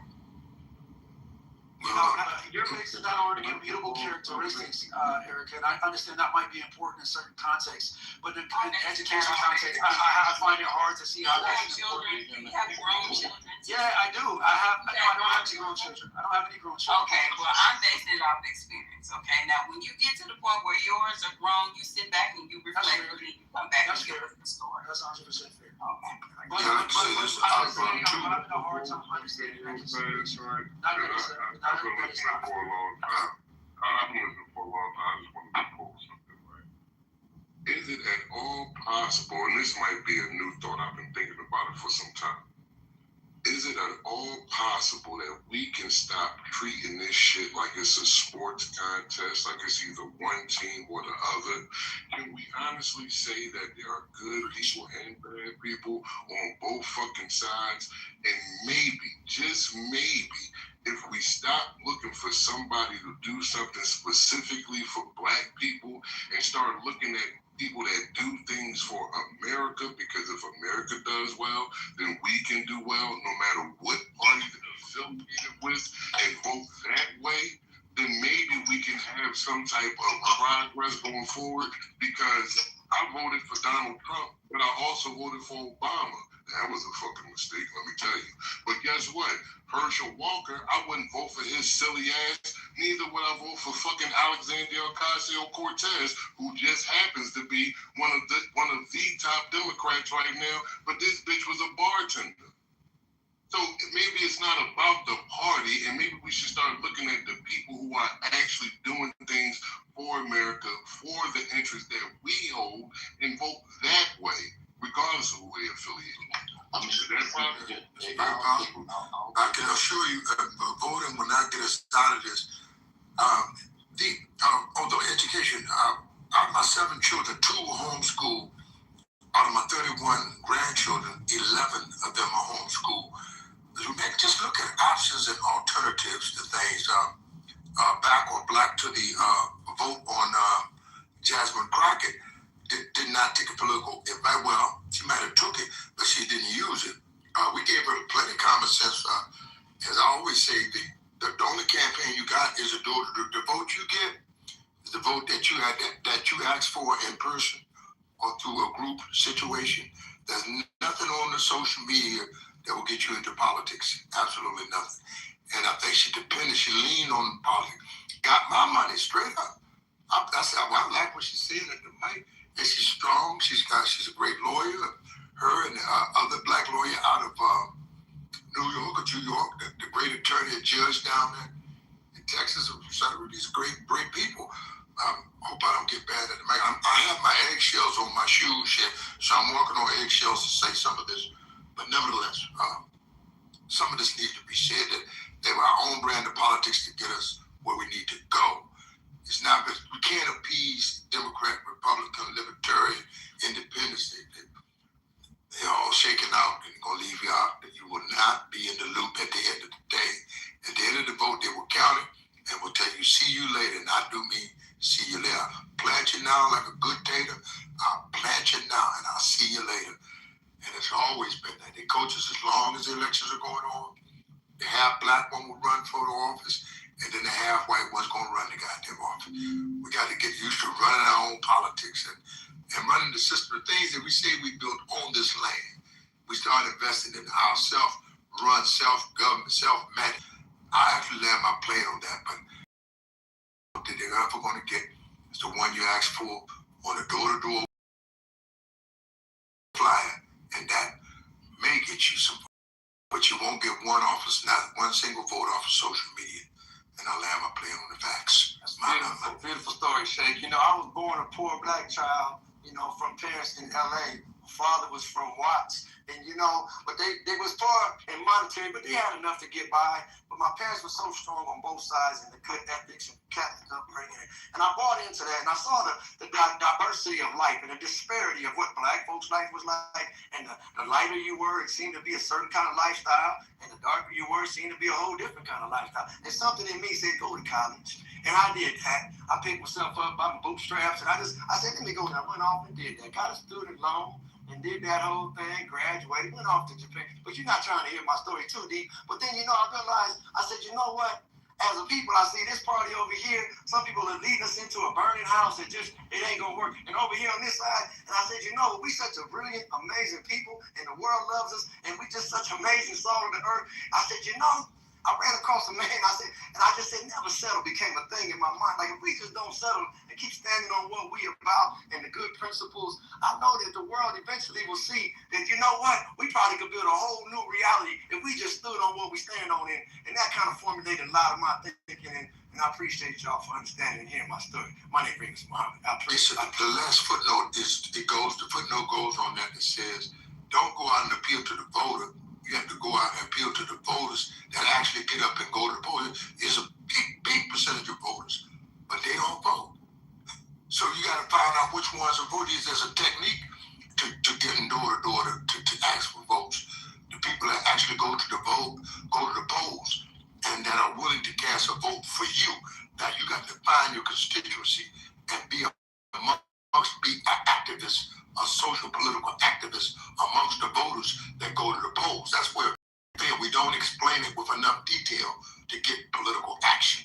Yeah, that's motivation action. I'm going to go out here and find these voters that go to the polls, leave their home, and willing to leave their home and go to the polls on voting day to vote off. They vote absentee ballot, but when they cast that vote, it will be for me. That's a science, and I'll give you some more, Muhammad Ali, later, my. I mean, just to address a little bit more Jasmine Crockett, does anybody know, like, we keep talking about how good of a person she is and all, like, what policy was she pushing? And then, is this the same Jasmine Crockett? And this is what I mean about this being voting for the party and treating it like sports. Ain't that the same Jasmine Crockett that when the idea was floated of giving Americans $5,000 from the tariffs, he was like, what's that going to do? Now, that's still good, right? But the same Jasmine Crockett that is advocating for these corporations to get a refund from them tariffs, is that beneficial to the people or is that beneficial to the corporations? And is the only reason why she's doing that is because the other party's advocating for the other side. That's not beneficial to the people. That's not keeping the people in mind. Fuck if you like the other side. $5,000 to the people, regardless of what you think, that would be better than that money going back to the corporations. Do I have anybody that disagrees with that? Yes, sir. I disagree with I the don't fact. disagree with it, but it would be nice to know the report card on the other side as well. Exactly. Now, you got your JC Watts. I'm just saying because we were talking more specifically about Jasmine Crockett, so I just addressed Jasmine Crockett and something that she was doing. Yes, sir. I will go up to the mic and tell you this. I can name you 10 constituents. Start with J.C. Watts, Armstrong Williams, Nigel Ennis, and name that list that you got. And you can't find one of them today, including Michael Steele is out of there. Sure enough, Colin Powell is out of there. And where's my black conservative? You can't find a bunch of them. That one they got stuck on the housing, urban development, and Trump cabinet. I can't even count him. That's a total Negro position. So, and he said he flipped Dr. Ben Carson saying we flipped him as a person. What decency is that? How are you respecting me to put my doctor of the Surgeon General as the health secretary? I mean, as the housing urban development secretary, and say you did Negroes a favor. So these things, there's no difference in Trump doing that or Bush appointing Clarence Thomas or Trump putting in John Kavanaugh as a head of the Supreme Court. So all of these, it's just craziness that we do, seeking something that's never going to pan out for you on the conservative idealism. J.C. Wallace was a staunch party. You can't find J.C. Wallace. You can't find Armstrong on the conservative front line, GOP front line, anything. And that they'll sort that Negro out, find and boot him out in the person of Michael Steele. He fixed the whole goddamn Republican Party. You can't find Michael Steele over there. Oh, I'm just saying to you, there's no loyalty to us anywhere. And the loyalty is a loyalty to yourself.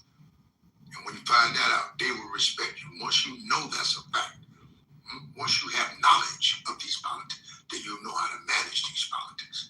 As long as you stuck up somebody looking for, he said, well, right, remember Charlie Rango? He said, I just need a ride. As long as you're looking for a rider, that's just what you're going to get, a ride to the other side, saying, my. No, I don't know if there's been a defense of liberal policy. We started this exercise trying to do comparisons, and I've not heard any defense of liberal policies. I guess I'm the only one in defense of conservative policies. I put before you choice-based education.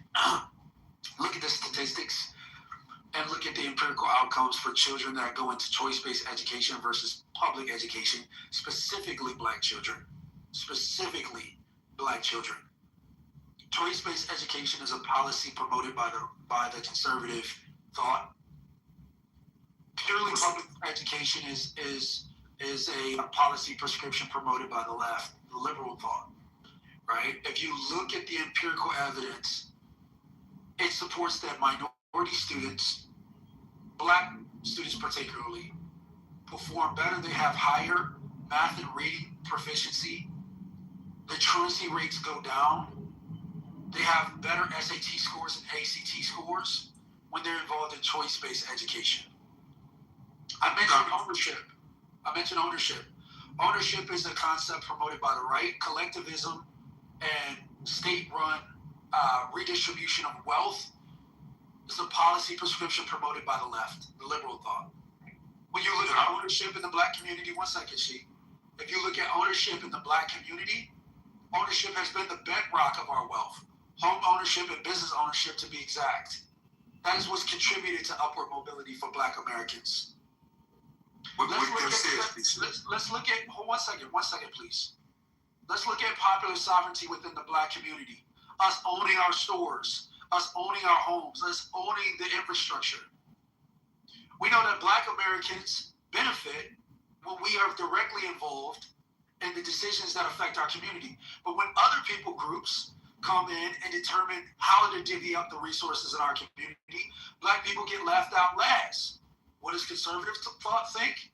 Don't import illegal immigrants into the community, into American communities, and displace the resources for people that should have never been here in the first place, particularly the ones that are bringing high rates of violent crime. They should be expelled immediately. What is the liberal left policy on this exact same issue? No, let them stay here. And if they do commit crimes, don't withhold, don't come incarcerated under a bail system. Remove the bail system and go for free until they show up on their court date. Hold on one second, I'm landing here. If we take an evaluation, I'm happy to do the evaluation. If we take an evaluation on just those topics alone, you understand that conservative thought is actually more consistent with traditional black conservative values. With that said, Mr. T.C. Carpenter, I would like you to explain to us here at the 40 Acres and a Mule, to our vast listening and participating audience, exactly why and how every single conservative I know has been booted out. Can you explain to us why every conservative to this date, to this moment, has been booted out and killed at the GOP? I don't know what you're talking about. One of the most prominent conservatives, Senator Tim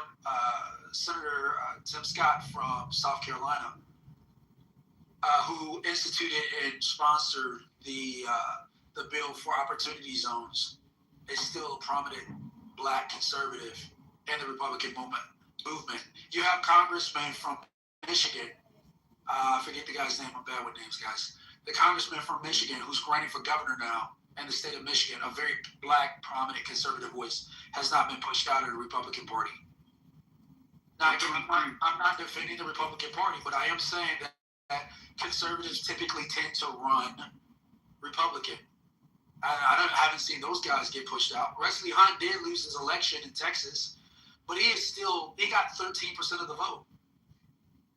Just so happened that the electorate in Texas is consolidated around more statewide name recognized candidates like Paxton and Cornyn. But Wesley Hunt got elected to Congress in the state of Texas as a black conservative. He wasn't kicked out. I think it's the very same thing as you find in the Ivy League colleges out of Harvard or Princeton. They use that graduate a few years when they get the usage value out of Tim Scott and others. And then you'll see there's a team ready to do the straw man, the 10-man, and they're going to sweep them out and rid themselves of the excess waste. Every one of them been set up by the Conservative Party. But who are you talking about, Sheik? The person of J.C. Watts. These are personalities that I know. Okay, I don't know about Watts. Do you know about Colin Powell? Colin Powell leads the list. Colin Powell, that was one of her mentors there. Then you got J.C. Watts and Armstrong Williams. Where are these guys from? Are they saying here's Trump out of it? What happened, man? To all of those, there's a couple dozen more I can't even bring to mind right now. They all see them all get washed in and washed out. Terrible things have happened to them, all the way up to death. Michael Steele actually rebuilt the Republican Party, and they vilified him, ran him out of there. Michael Steele is a liberal. He's noted as a liberal. Stop. Michael Steele's not a liberal. He may be currently a liberal. He might be currently. He was a Republican. He headed the Republican Party, sir. He headed the Republican Party. And he walked himself out of the conservative movement. Stop it. Condoleezza Rice, that's a name I'm sure you're familiar with. Condoleezza Rice was just spotted walking into the White House, I think like 2 or 3 days ago. Condoleezza, it's a black conservative woman. She was former Secretary of State, very prominent black woman in the conservative movement. Withstanding, I know my point stands up. In human history, when you really study your politics, you see all the Republicans have been. Well, Condoleezza is an exception. Plus, she's a woman. But and they always have extra usage value for the women, up to Omarosa and all of that. But let's do this then. Let's go to route with women then. And why would a woman like MGT or MBGT, Margaret Taylor Greene, why does she want to separate from a nice party like that? Why would she leave? No, she didn't only leave. Don't you know that the state of she turned in her commissioner. Top, what's his name? Donald John Trump supporter, orange toupee guy specialist.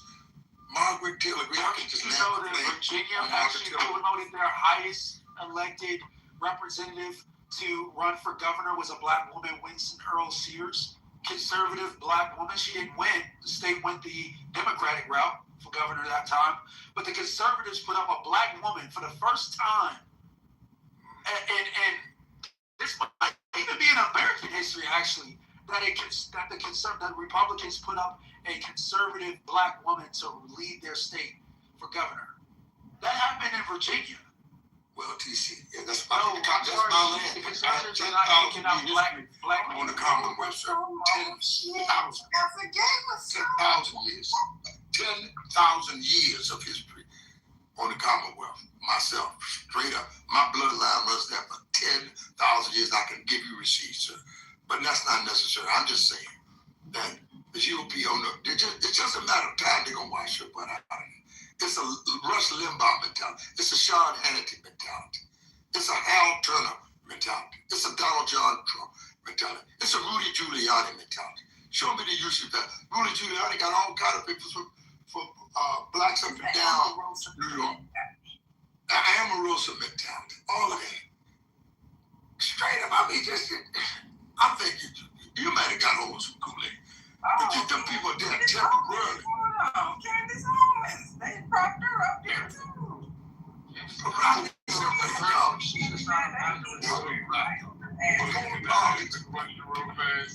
don't get a better Republican. Does anybody know who Winsome Earl Shears is before y'all seeing this stuff? I don't know. Like I said, I'm not gonna play no mind game. Who is he?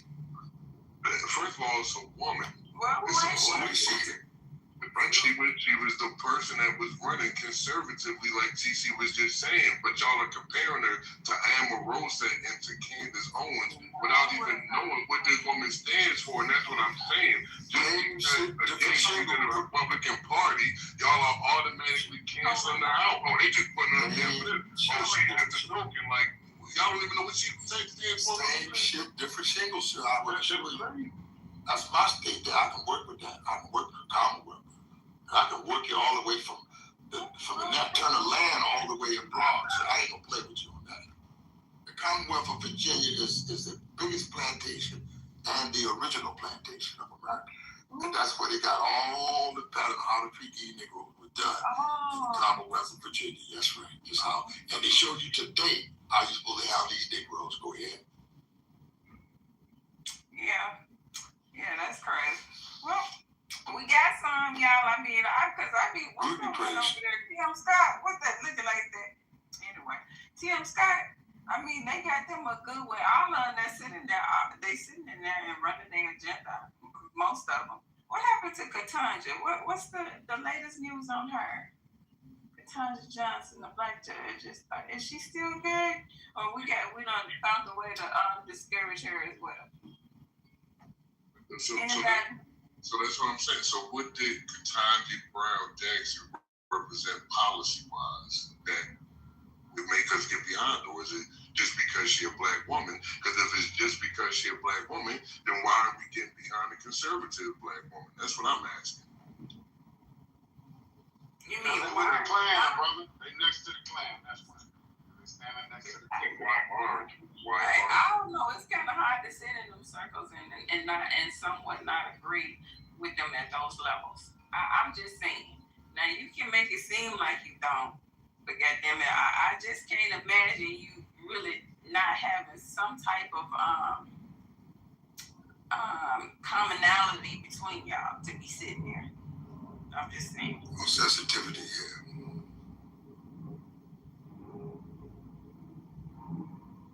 I mean, hell, even on a local level, state and local level, I mean, it's corruption. At that level, I mean, at the federal level, you think it's any better, or you think it's worse? Well, that's what I was saying.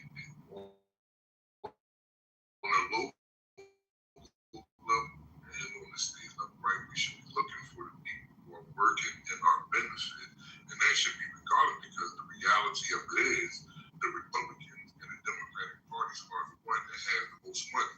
For people to get out there and get their message out there is going to take money. That's why these people are running Democrat, Republican, but not everybody that has that tag represents the entirety of that thinking. And that's my point. We can find good people that are in the interest of the people.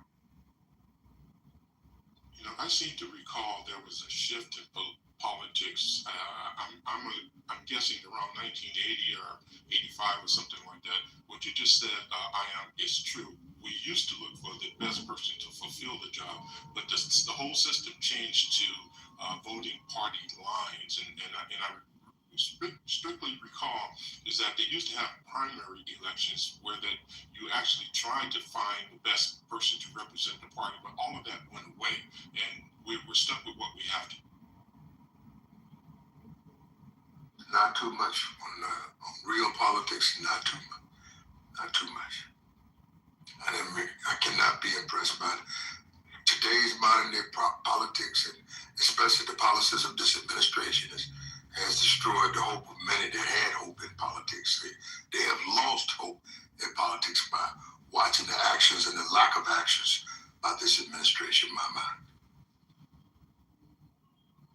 I think what happens is some of these people run on what they think their constituents want, right? They tell us what they think we want to hear, right? And they have an individual thought process of what they want to do. But once they win, they're engulfed in the party's identity and lose focus on why they ran. Well, one thing that I do recall is that, see, it shifted to the person that had the most money, that had the biggest coffin, I think that's what you call it, that actually won. So the search for the best candidate kind of died with that thing. I think there was a law passed, something like that. There was a limit on how much money could be used for a campaign, but now they took that away. And so it became whoever had the most money actually generally won the election. Politics more mainstream than Wall Street, knowing that they get the Senate job or get the governor job or mayor. Once big pharma or big corporations ask for you to go to the senator or go to that higher up, that governor level, you pretty much bought out. Then you in Wall Street versus Main Street, where you started out with the mom and pop shops. Your local community voted you in. You helped them get a park, you helped them get a nursing home rehabilitation system set up for the elderly. Those things people love you for. In the big form of the big groups, they give you an offer you can't refuse. For the most part, in my opinion, that's what I've seen. And that's even adjusted. Now it's just corporations.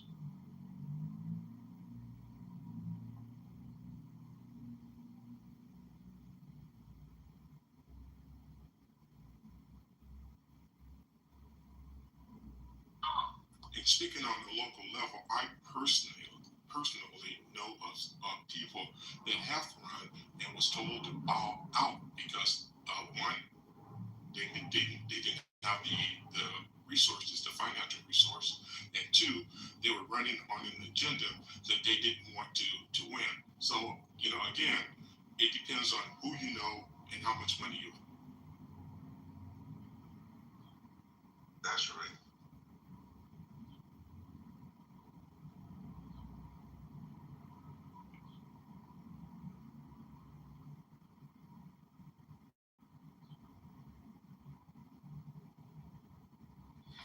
See, it's a fact that we still have the mental drama and trauma of loving self. We still need validation, unfortunately, as a people, from outside of ourselves. We still have to assimilate before we just love ourselves. We still have to fight off the thought that says, black folks, if you love self, that means you hating everybody else. we still have to get past that. And as a people, we've proven we're not past it yet. Individually, collectively, certain little pockets, for sure we've passed it. But as a body of people, we don't support it, Jasmine. 50 million people on the same ticket, 30 million, 20 million, 10 million. Oh man, countries wish they had 10 million. They wish they had the power we have that we just disperse out to the rest of America, therefore the rest of the world. And look at our dilapidated communities, man. All it comes back down to is, you know what? We've been taught to hate self. And that's a big fight. You listen to a person that loves themselves, you listen to a awake person. You listen to a natural person. Because they haven't been taught to hate themselves. If you see the Chinese all of a sudden wanting to get rid of their become something other than self, just know you're looking at damaged goods. Just know that. Ain't nothing wrong with who you are, who your mama is, who your daddy is, and loving self and loving your grandparents. That's a sign of healthiness. Wanting your species, wanting your race, wanting your group to live. That's healthy. Squirrels understand that. I promise you, the giraffes, they know that game. The whales, they're not trying to be like the bumblebees. I promise you. They cool with being who they are. But one day, I got hope. One day, for Jesse, on behalf of Jesse, I'm going to keep that hope alive and that faith. I got faith that one day we gonna not apologize about love itself, and we not gonna fall for the okie doke banana and tailpipe no more. So speak. What's some of the policies that Jasmine was pushing that we should have got behind that was beneficial for us? Bro, I'd rather not go down to that lower conversation when I'm talking about the bigger picture. Because that it got me out there. No, she should have policies that represented that. No. See, that's done. Right? I can't afford to look backwards. That's done. Ain't no Tyler Rico. Yeah, that accountability right there. You know what I'm saying? Looking backwards by saying that. Yeah, we should have. Right. So now you want me to spend the rest of my life breaking down why Jasmine didn't win? You just talk for fucking 5 minutes about nothing. And when somebody asks you what was the latest policies, you can't even take another 5 minutes to break that down. You want to talk? You want to know why? Milk Dog, tell me why. I know why, because Ramadan. Yeah, no, then you shouldn't be on this motherfucking phone. Ramadan, get your ass off this phone. If it's Ramadan, you need to get peace somewhere. Because right now, you can be on this phone arguing with people on Ramadan. That's exactly the fucking problem we got up in here, y'all. Because this is a whole man. You just got finished talking, and that man asked you to answer a question. You can't answer it, but you keep talking to justify that you don't want to answer because you don't feel like you gotta answer it because you want to look back, but you just look back at the fact that nobody wanted to vote for the lady. So if you can't, if you can't list the lady policies, why are you vouching for it? This is the shit that we've been saying up here this whole time. If you're uneducated about the person that you plan on voting for, what is the point of voting? Because when you find out that the person goes against one issue, you be like, damn, I would have never voted for her if you did that. That's the problem. We have to stop.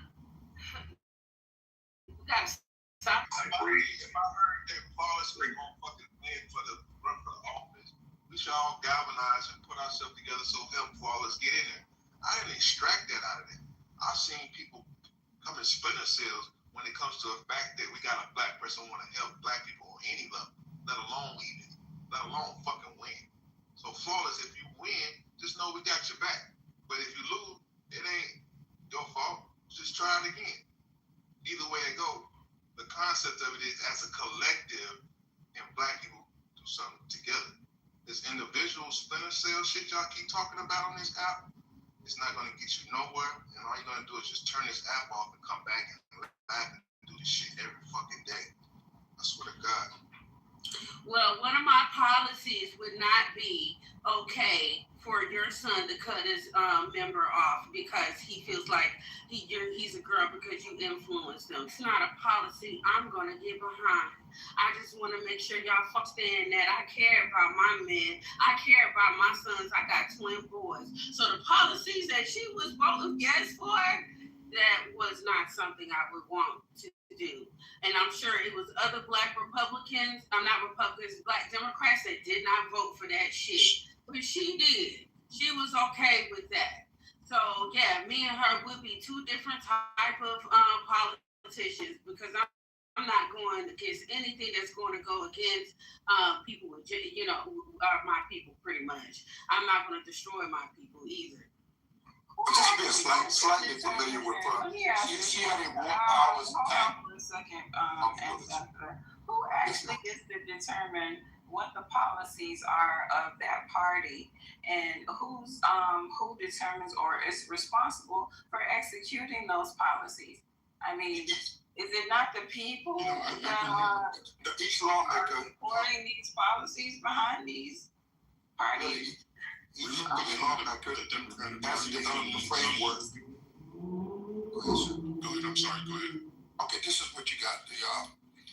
The policies are set by the lawmakers, and they run on the policy, local, state, and the local government municipalities, meaning the city and the county within the municipality, a county gov, and then they have small cities within that gov, and then there's a block that is a congressional district. and the voter constituency of that district supported them as the policy maker or as the congressional representative. And therefore, she had war powers. She had quite a few. That's quite a laundry list of things. I'm surprised men don't know. The pay disparity between men and women is a bunch of that she was working on. State and local government, the human rights policies and issues.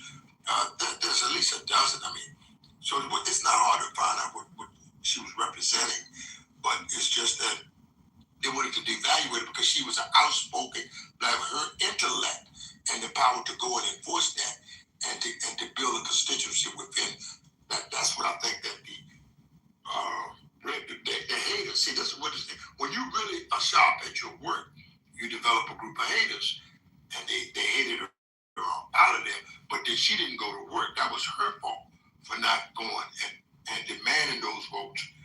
You have to be live. You got to be a grinder to win anything in the state of Texas. And she just wasn't rough enough and tough enough to get the vote. But she, as far as policy, she was right on point. And she had a gun policy. It was a rack of that stuff. The rights on government and reproductive. She had a rack of stuff that she ran on. But nevertheless, and she was set policy. She's a proficient, able-minded, and able-bodied lawmaker. That was the thing that I think was most impressive to me, that she was able to articulate what was the issues at the mic. And I'll land my plane. Somebody asked the question. Let's give you a pertinent answer, and I'll land my plane. What the facts is, I recall. I'm sorry. Let me just say this. I really think that, y'all. Listen, fucking. I think that we got some type of Stockholm syndrome or something on. Because as he was speaking, I was thinking about Jasmine and the reason why she's such a turnoff to a lot of middle to upper class black people, if that shit even exists. Because they don't like how outspoken she is. But and she really does get punished for that. But she's literally in an environment where the other side is the same way. Have y'all seen? I think she the press secretary, that white chick that be on there giving the goddamn news for Trump, the updates. What's her name? Carolyn Lovett. Man, her personality, she's a nasty heifer. Very much so. There's nobody talking about that woman. She has the same disposition that y'all giving to Jasmine. But nigger, and I eat the fuck. Oh boy, damn. Anyway, she has the same type of fucking. I just think that we got Stockholm syndrome, and we demonizing her for the way she is. But the ones around her are the same, if not worse. But we don't pick that out. It's like the ass on a black woman.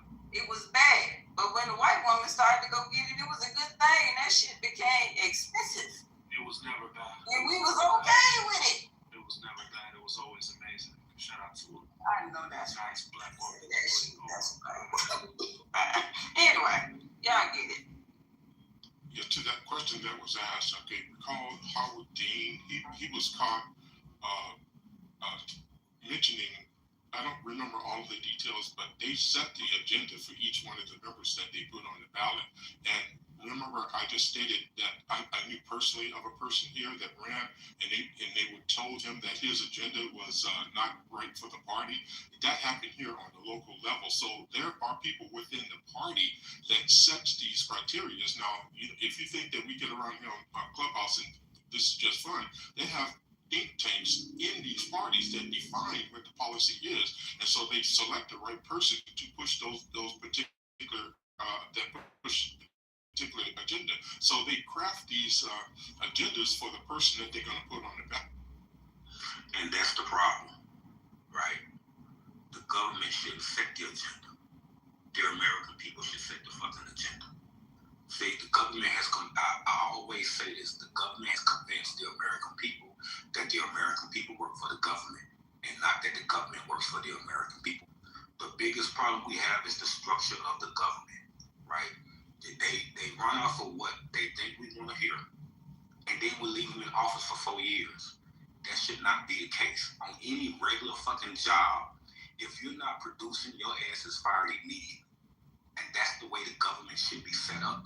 If you got a 4-year term, your ass should be graded every year on the policies that you're bringing forth. If they're not in accordance with what the people voted you in for, your ass should be allowed to be kicked out before your 4-year term is up and not take any of the pleasantries with you as far as being taken care of with insurance for the rest of your life and being paid for the rest of your life. That's the way it should be, and that'll stop a lot of that bullshit. If you're not carrying out the policies that we voted you in for, we should be allowed to vote you out before your term is up. Well, that's fucking. Well, I just looked up. Well, wait a minute. I just looked up, and I was looking up some of the votes that whatever she voted for, yes or no, for certain bills. So you got a bill that, on considering several bills, including police reform and technology measures, she voted no. She voted against bringing this package to the floor. She voted yes to Protect Taiwan Act, supports this measure regarding U.S.-Taiwan relations. Housing the 21st Century Act. I'm not really sure what that is, but I'm going to look into that. But it says, yes, she voted in favor to expand and improve housing policy. I think that's very positive. D.C. Tax Conformity Act. She's not going to be voting on. I don't think she's on the floor anymore. So those are just a couple of things I found that it's on her website. What this is, I mean, first you gotta understand how politics work. You can't get them out of there before. Second, you don't want to push the narrative. You'll be black people treated very bad. Like if what you just said went through, right? You know how many niggas would be out if I could just rate you based on the year you had. Let's say a rough year. Let's say you got a black mayor that got a rough year, a black governor that got a rough year, and these black people up on 1 minute vote. They have about it. Oh, let's say he had a great year. Let's say he actually doing something or she's doing something that actually you get enough people together on the other side of that ticket saying, hey, we gonna push her out or push him out. No, you can't do that. You gotta remember, whatever is set precedent on one side will be on the bad side. You don't want to set a precedent on some shit like that, and then they be like, okay, well, let's play ball. Since that's how y'all want to do it, just because y'all feel a certain way. Next time, they do that now. That would be fucking. That would another way for them to just get out. Everything that dog said, right? It sounds great, but think about it. They use them in all white politicians. That would just be another legal way that now they set a precedent. Black people wanted this. They voted for it. They said yes. Let's go with them plan of action. Then that would be the fucking. That would be the fucking mob. You know, I often use the analogy of if they can come up with a vote. What's crazy is this is what we do anyway, right? This is how you get out of office when your term is up. So to say that's insane when it's actually what we do any fucking way is insane. I'm just saying to have more control for the American people, we should be able to do it on a smaller level. Right? If your constituents if you're running for state senator and you ran on certain ideas and the whole of that state voted for you and you don't deliver your first year and you got 4 years in office, that same people that voted for you should be able to get your ass out of the first year because you shitting on them. But you want to be shitting on for another 3 years? So to say that's insane, that idea is insane, but that's literally what we do any fucking way. If you got a 4-year term, you got to win another 4-year terms. That's idiotic to say that what I said was idiotic when that's what we do any fucking way. But you're winning the president. You're winning that space in time. Wait a minute. Be there for 4 years to have ups and downs. God, he was off the mic. I got off the mic first. This is my second. No, Pedro, man, I was kind of courteous to you. Now I'm gonna take my mic, okay? Brother, Listen, no, brother, let's be patient, okay? You came in the room hot. You didn't even know what the conversation was about, and you're offering your 2 cents, what you have a right to do. But brother, please wait, okay? Listen, I've often used the analogy: if they can come up with a voting system for the American Idiot or the American Idol program that could tally all of the votes by the next day and then publish that vote by the next day, how come they can't do it for the electoral system? They don't want to, because they don't want to know what the people think. They want to dictate to the people what they want us to do. And ain't that right, Mr. Richard? I ain't never heard it put that way, but that's the truth. Well, Eric, y'all know the reason why they can't do that. American Idol shit is flawed. They don't play. Listen, you niggas ain't picking the president, and they not picking the fucking artists on stage. But what is it crazy that system of everybody calling in and phoning in, and we know the same day? You think that's actually how they get picked? No, they already know who's winning, just like they know the president is winning. The reason why it takes a little bit longer for the president because they don't have electoral college. But who got picked the president? American Idol is about in real time. We just seen the other day when I had a debate with Brother Sheik in the room, how you political like for policy that will work perfectly. You know, instantly, so we gonna instantly come up with laws they just pass them. Man, that's crazy. You gonna believe the number they put up on TV? This is crazy. See, we live in a republic, okay? That's the reason why we elect the representatives and send them to Congress. They're supposed to be representing us and voting the way that we want them to, but they don't, okay? That's where the issue is. But how could you? All right, so they gonna represent us. You know how many people that work in the Navy, all the military branches, right? They get a vote too, right? So how are they gonna get their vote? They got to mail it in. That's the reason why you need an electronic system to tally everything. We have the technology, we just don't. If you use that technology, so then you tell me you gonna really bank on that?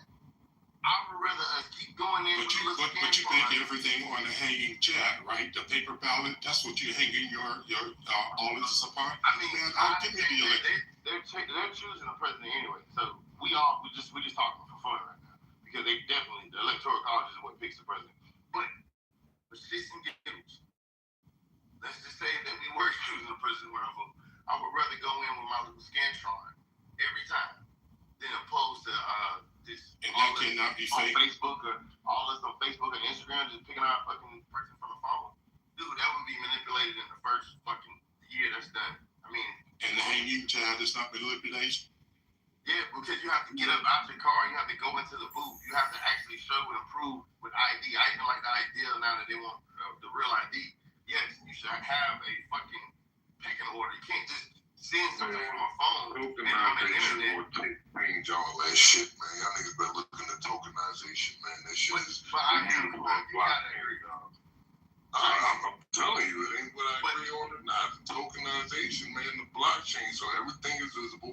Everybody can see it. Each person gets their own authentic token. That's why the blockchain is so important, because that shit is trustless. You don't have to trust anything. Everybody can look and see what the fuck happened, and you can't change it. Yes, you can. It's a you can't change it. Powerful idea. You vote. And if you don't vote, who cares if you don't got a token? But if you do vote, it's gonna register. It's gonna know who you is. You can't lie. They can track your vote. I don't know why they don't do that. Is y'all serious? Y'all saying the computer can be manipulated with these tokens? Oh, y'all are crazy. I'm talking about the blockchain. You don't understand tokenization in the blockchain. Yes, I do. I understand how you obviously don't.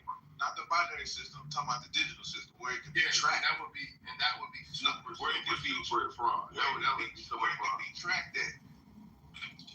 Who gonna track it? Dude. See, this is what happens.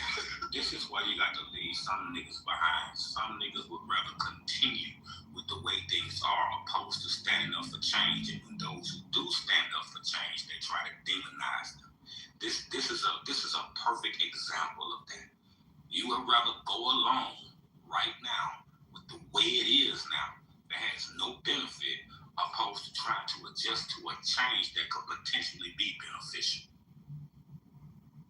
I need y'all to really think about what y'all saying right now. Just stop. Don't hate Pedro. Don't hate the message. Just think about what you guys are saying. The system we have now can be corrupted, right? So y'all think taking the digital and because they told you the blockchain can't be corrupted, y'all think that's going to solve the problem? Do you know how the blockchain actually works? You would be able to superinflate numbers. Nigga, what we saying is the way it's set up now doesn't work. Let's try something else. Now, if you don't want to try something else, sit in your motherfucking car and suck your thumb. I think what they did was but don't demonize others for trying to come up with a solution that could potentially work. That's all I'm saying. Well, they tried already. Well, I think this year, the next election coming up, with the real ID, everybody has to have an ID, birth certificate, social. I think that's definitely gonna weed out my thing because you have to actually show a birth certificate. I mean, everybody should have a birth certificate that's gonna vote, right? So if you don't have a birth certificate, you can't vote. I really think that's awesome. Yes. No, that's perfect. What do you mean? You kidding me? So dead people have been voting. Y'all know dead people been voting, right? People. So if you you'll be able to eliminate that's the system you want to keep. Yes. No, listen, I'm saying so the next system they're gonna require a birth certificate, right?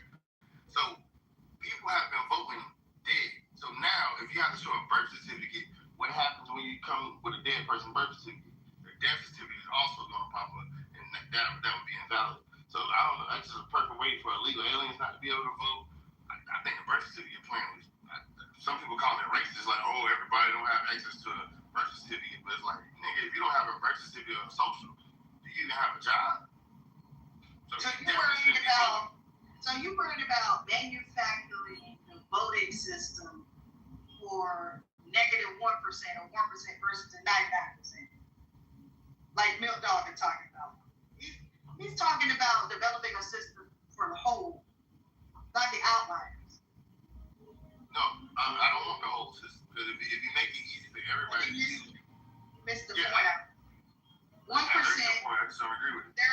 Look, hold on. There are people that are voting that are dead.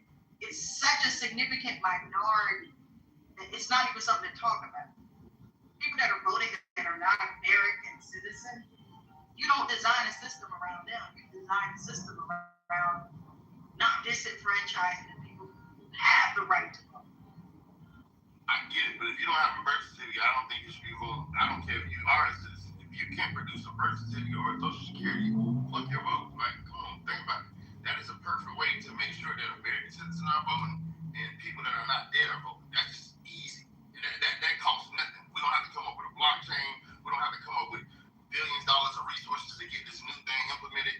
Pull up with your birth certificate. It's done. See how small the thinking is. Yes, I do. We're thinking a bigger box. This nigga is compartmentalizing. Right? You're thinking about something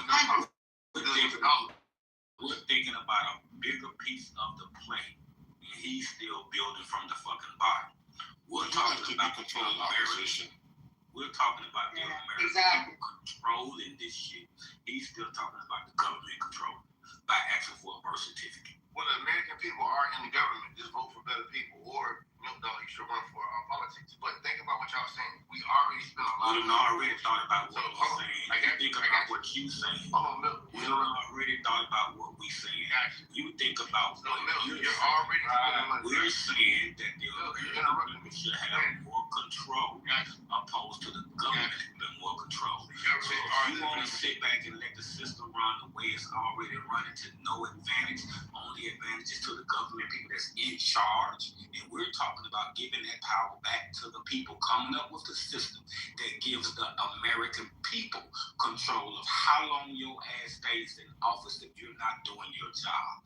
That's what we're talking about. If you can't see that, then that's your problem. All right, cool. You interrupted me. All power, all. So again, if you do that, guess what happens? Now you have to come up with a system with money. That takes money, billions of dollars to implement what you're saying. That would be cool. That would be terrific.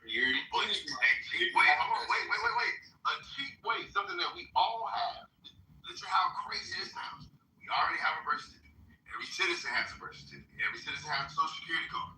This is easy, free, basically ironclad. Opposed to the system you're talking about,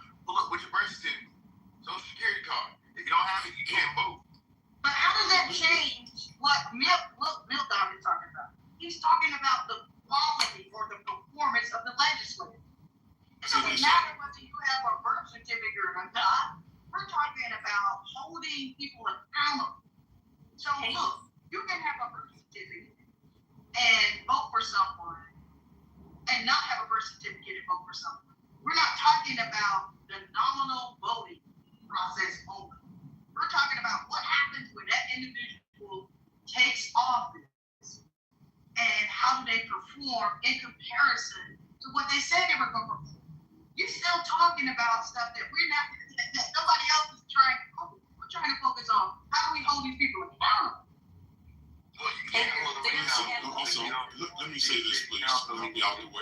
If you don't go to your city council meeting, if you don't go and petition anything, you can't. If you don't have a super PAC, or if you don't start with it locally or for your government, if you don't push, you're not going to get heard. So, I mean, you guys aren't doing it, but many people are doing it. They already have those things in place, Pedro. Get your real ID. You have to have your birth certificate and your social security. It's already on file. It may not be in every state, so you don't have to carry it with you. In order to have a driver's license, I know Maryland does have to have it. When you have the passport, they give the option. If you don't have it when you went out of the country, then they give you all the what you're saying. You do it the long, hard way. So what you're talking about, they already have it. I don't know about every single state, but that's what they're going for, to have it in every single state. So you don't have to carry it. It's already in the file. So there's no reason to carry it. So we can go to the next conversation. So but that's not what it's doing. They're trying to hold on the fact that you bring it with. Let somebody else out the way for a moment, please. Yeah, because he's talking about restricting voters. He's talking about restricting voters and defining who is a voter. But people are also talking about the fact that when these people are in power, are they doing the job of the people? And that's what Pedro, you're focused on the wrong side of the equation, because you're focused on the conservative side of it, is that they want to minimize and limit the amount of people who have the right to vote. And you know why they want to do that. They want to do that because they want to put people in place to do their bidding. We're not talking like that. That within itself is ridiculous.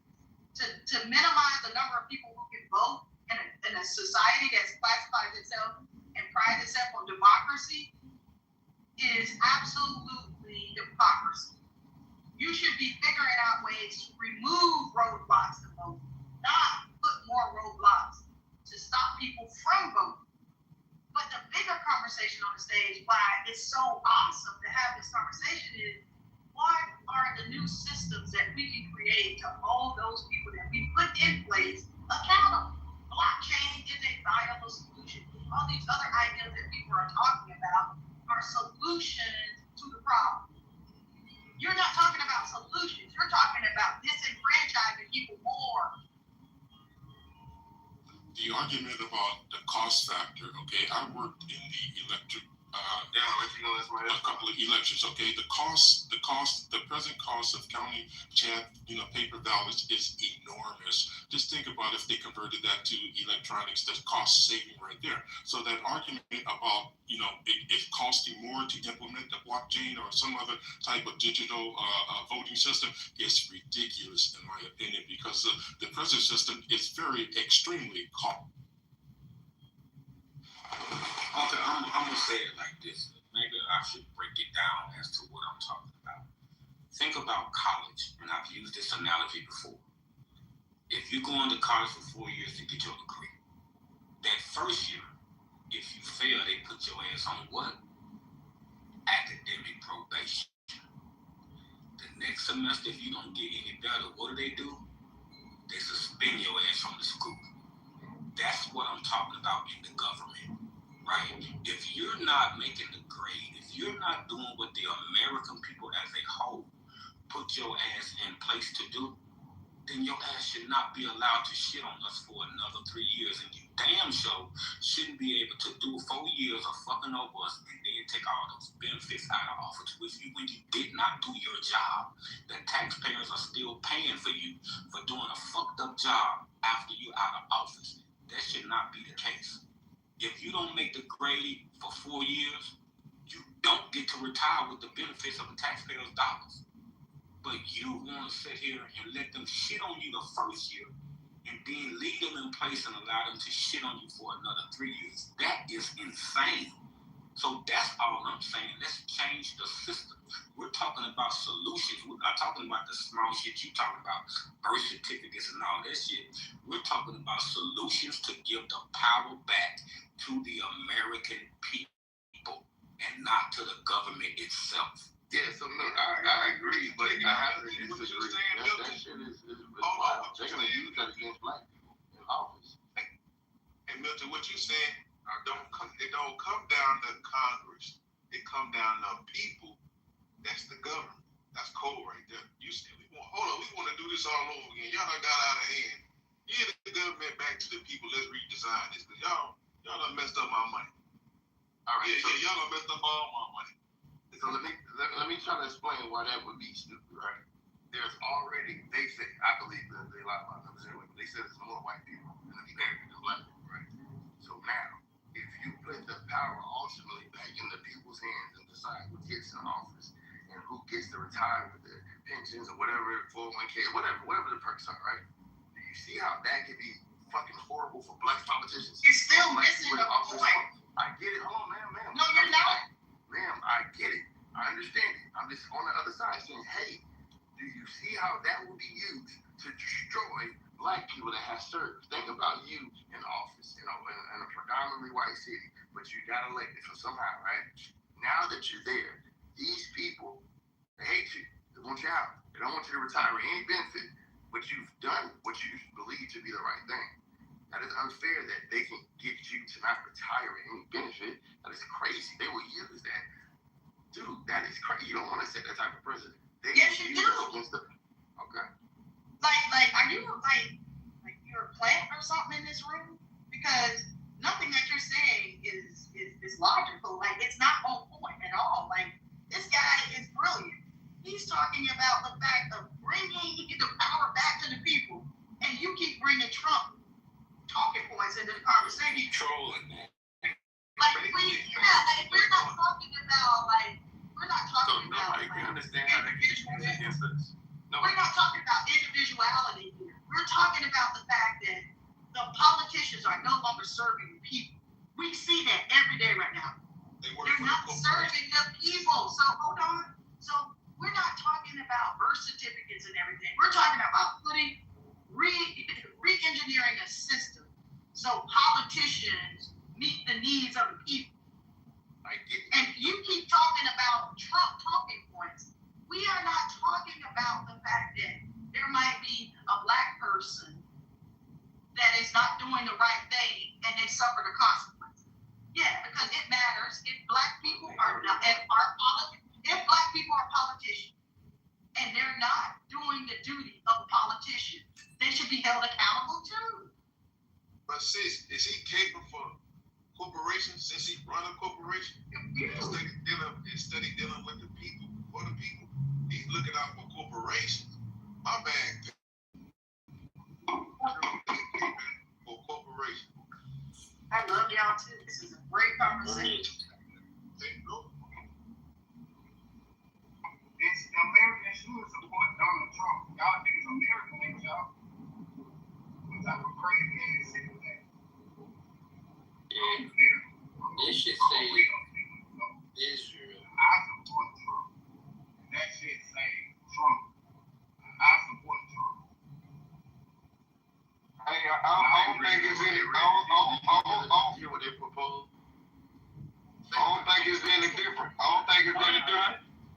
Hey, somebody like hire. What you mean, like you don't think one's any different? I don't think it's any different from like the stigma or the position mentally that black folk find themselves in today, and what you would call the house nigga found himself in years ago, right? Nothing has changed. You still on the plantation, niggas. You ain't changed that shit. So is the hold on. Support for Trump. I ain't going. Okay, right. So what you gonna have is basically a whole bunch of niggas. Stupid, somebody. Stupid, bro. Mute this. Man, what's wrong? You having a Tourette's attack or something? Calm down. We'll get to you in a second. Go ahead, IQ. See, right, we're talking about government, right?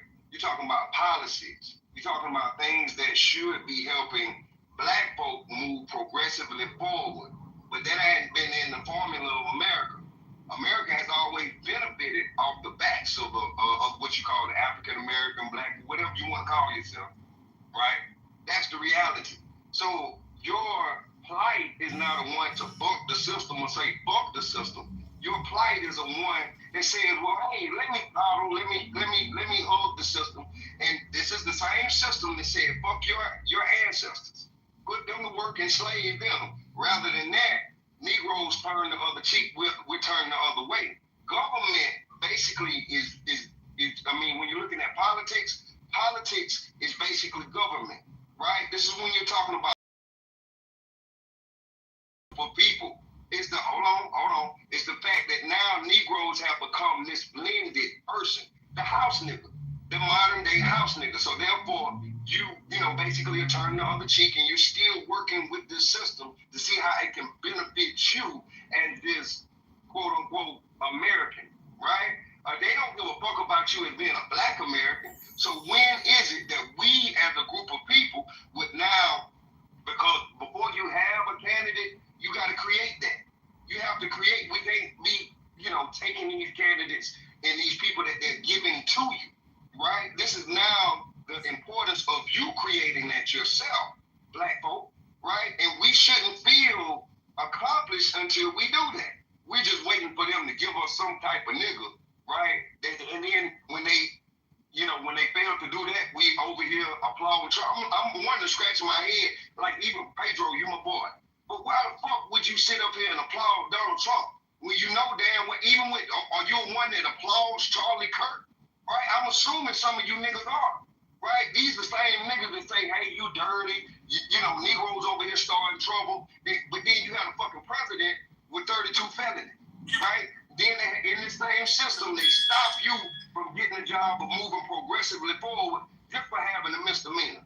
And you niggas applaud that shit. Right? Again, I'm going to land with this. What I see is the modern day house nigga. The modern day nigga that's okay, with seeing his brother and sister being harmed, as long as he is able to now find some confided space in the fucking plantation. Right? And I mean, we got to be honest with that. Even some of us that are making these claims, you got to be honest with that as well. The house. Praise that white man. Yeah, but I didn't think No, I wasn't just coming at you, bro. The house nigga is the one that says, I'm okay with the way Master is doing things right now, so I don't see no need for change. All while the Master is feeding his ass out the back door and not allow him to have a seat at the table when decisions are being made. So look, hold on. It probably be my finish. It really was my goal, cause IQ wouldn't even supposed to go before me, but I think she said milk dog, bro. All right now, come on now. Yeah, I'm gonna let you read. You know what? Go ahead, Red. You just came in and ain't been talking, so pass the mic to Red. Go ahead. I'm going after Red now. Since y'all was attacking my points, I said, like, y'all can call a nigga a house Negro and all of that shit, but again, then them same niggas burn the plantation down, kill the slave master. Why y'all ain't doing that? Same house niggas that y'all talking about. What about the field niggas that's in the field? Ain't y'all supposed to be the nigga to burn down the plantation and do all of the other shit that the house niggas don't do? Why y'all ain't doing y'all job? Yeah, it's coming. So hold on, I ain't through yet. I ain't finished. So listen, that's literally what we're saying. So no. I heard what you said. What we're saying. Burn shit down and start anew. That's literally what we're saying, bro. So again, right? When y'all talking about niggas who support Trump, right? Because I ain't say I support America, nigga. I'm an American, but Trump himself, before he got into politics, right? All the shit that he did for niggas, y'all niggas seem to forget about all of that, right? Y'all seem to now, since he's in control of the system, everything is his fault, right? Everything that done happened up until this point is his fault, right? Everybody forgot everything that this man did all these years ago for y'all niggas that he in the position. Conversation, bro. Again, you can make your point when I'm through, because at the top it says that's not the conversation. The topic says, should we support Donald Trump actions? The fuck are you talking about? So that's not the topic. What he's talking about is we were on a topic and not the one at the top of the room. You know how the conversation usually just evolves onto something. But I'm going. That's I'm going off of the topic. Like when new people come in the room, I'm gonna speak to the topic. I don't know what y'all talking about, but I'm gonna speak to the topic. I know I did. Maybe you should listen to the conversation. Don't feel so privileged that you can just come in and change the dang on topic. I'm not. Like I said, what's going on? Like I said, that's a really arrogant stance, there, Reed. It's not, Erica, because again, it done been plenty of time when we done been talking about other shit and y'all niggas will say, oh, well, no, let's get back to the topic. Then when I come in and speak to the topic, no, we ain't talking about the topic. I read the room. What the hell? I do that, but again, most times when I come in the room, most times when I come in the room, I do. But again, I wanted to speak. I wanted to speak to the topic. I just wanted to speak to the topic. Show his love for Trump. Let him show his love for Trump. I just want to speak to the topic. Can we get back to the and I said, please get back to the conversation. And I said when I got through talking, y'all can get back to making y'all points. But we don't want to. Y'all couldn't be out there to say that shit. Nigga, we was having a great conversation. And you still can get back to it. Y'all keep saying that shit like y'all can't get back to it. Hey, where we at in the conversation? Y'all be real much, boy. Y'all being something else with y'all. I can't wait till y'all talk about some shit and I'm gonna come in here and change the whole shit. That's all right. I'll be back another day. What we at with the conversation? Erica, what we at? When we get through with dealing with Red and his goddamn ego, we gonna get back to where we was with the politics and the house Negro. Yes, ma'am. I'm gonna get us back on topic. Because I wanted to Erica, when he's done, I wanted to read off this bill that just came out. They're going against the central bank and digital currency. So y'all go ahead. I'll try to look around. Okay. Red was trying to respond to one of you at the Listen, Red had left. I was going to go out to Red. I feel like back on topic. I got some questions to ask other people that's around. What they're saying, they want to be said and unopposed. So now, these people are proposing that politicians should get graded yearly and be able to get taken out of office, and if they don't do what the people think should be done, they shouldn't be able to leave office with any benefit or covering from their service from office. Now that sounds like a great idea when you only think about us taking from white people. But I would want to ask the room, black people, please don't, I ain't said nothing about Trump. I haven't said nothing about Trump since I've been here. Remember what I just said. Milk Dog proposed something. They ain't proposing things. I'm saying it slower. That every year, politicians are graded, and at the end of their term, or at the end of the year, we can either remove them, right? And we can have them leave office without pay, without benefits or anything. They won't leave with anything tied to their name. That sounds good when you're just speaking out of hatred towards white people. Now, smart black people in the room, doesn't that sound like a tool that could be used for white supremacy? No, they could go, hold on, let me land. I can go to Atlanta, or any black city that got black leadership, and get enough people to say, hey, I don't like how this mayor is running this town. I don't like how this governor is running this town. I'm going to make sure that when they leave, they don't have any benefit from their service. Let's say Erica is running the town and 100,000 white people just don't like Erica. Erica doing what she got got to do. She ain't did nothing wrong. She ain't did nothing illegal. But just because, no, listen, when Milk Dog, when y'all impose this new law that we can just get you out of there, we don't like you, that means white people outnumber some black people in certain cities, certain states. That will be a horrible thing for politics when it comes to black people. Comprehension is a motherfucker. I think you don't know what's saying my plane. No, hold on. I got this my turn. I can't let my plane. Why is only you and Milk Dog's theories getting out? Why can't I talk about Man, you finished. Are you finished? I'm not finished. I mean, because you said the same thing over and over again. Milk Dog said the same thing 40 times. You had no problem with it. Hurry up, bro. Dominating the state. You have no problem with the people they agree with. Why is it competition? Oh my God. Now, Pedro, are you finished, sir? I'm not finished. Okay, well, finish. If my mic is open and I'm talking, how can I be finished? Okay, well, this is what I'm going to do. I'm going to ask you to reset your question one more time, and if you do anything else, you finna take a flight with no turkey.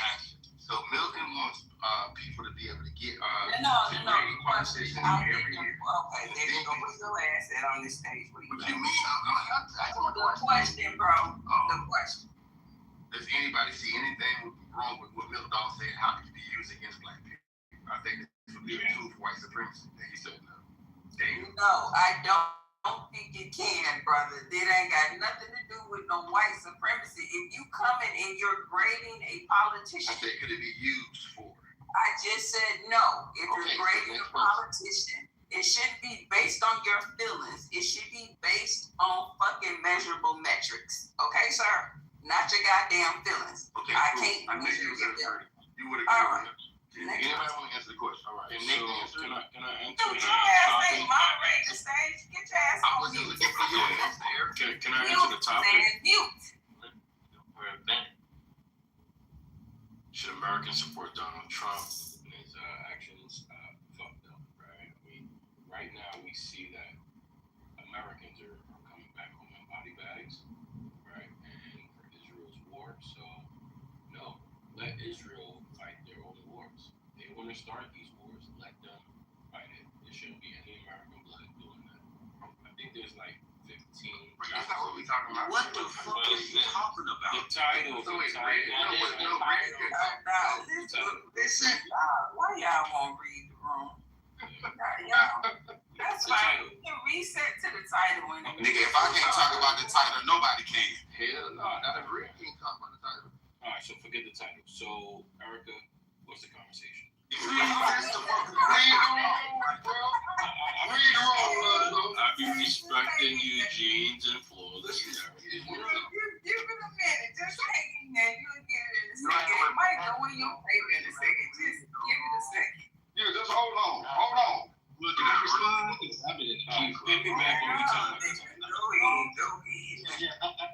I know everybody jumping on Pedro, but I do kind of see a lead, like a way for them to use it, because they use gentrification on us as we speak. So it's not perfect that they can't use this type of thing, because you kind of hear talking to these white people and they slip on the use it in what way, Nathan? I think they can, because they come in here. Give us an example. Shut up, Pedro. Well, how they gentrify neighborhoods, what I know. No, I'm talking about what you just said. How they can use that as white supremacy can use that against us by grading the politician every year, requiring the politician to meet requirements every year, like you do on a regular motherfucking job. Reviews, performance reviews. You know what I'm talking about? Measurable metrics. When that's evaluation.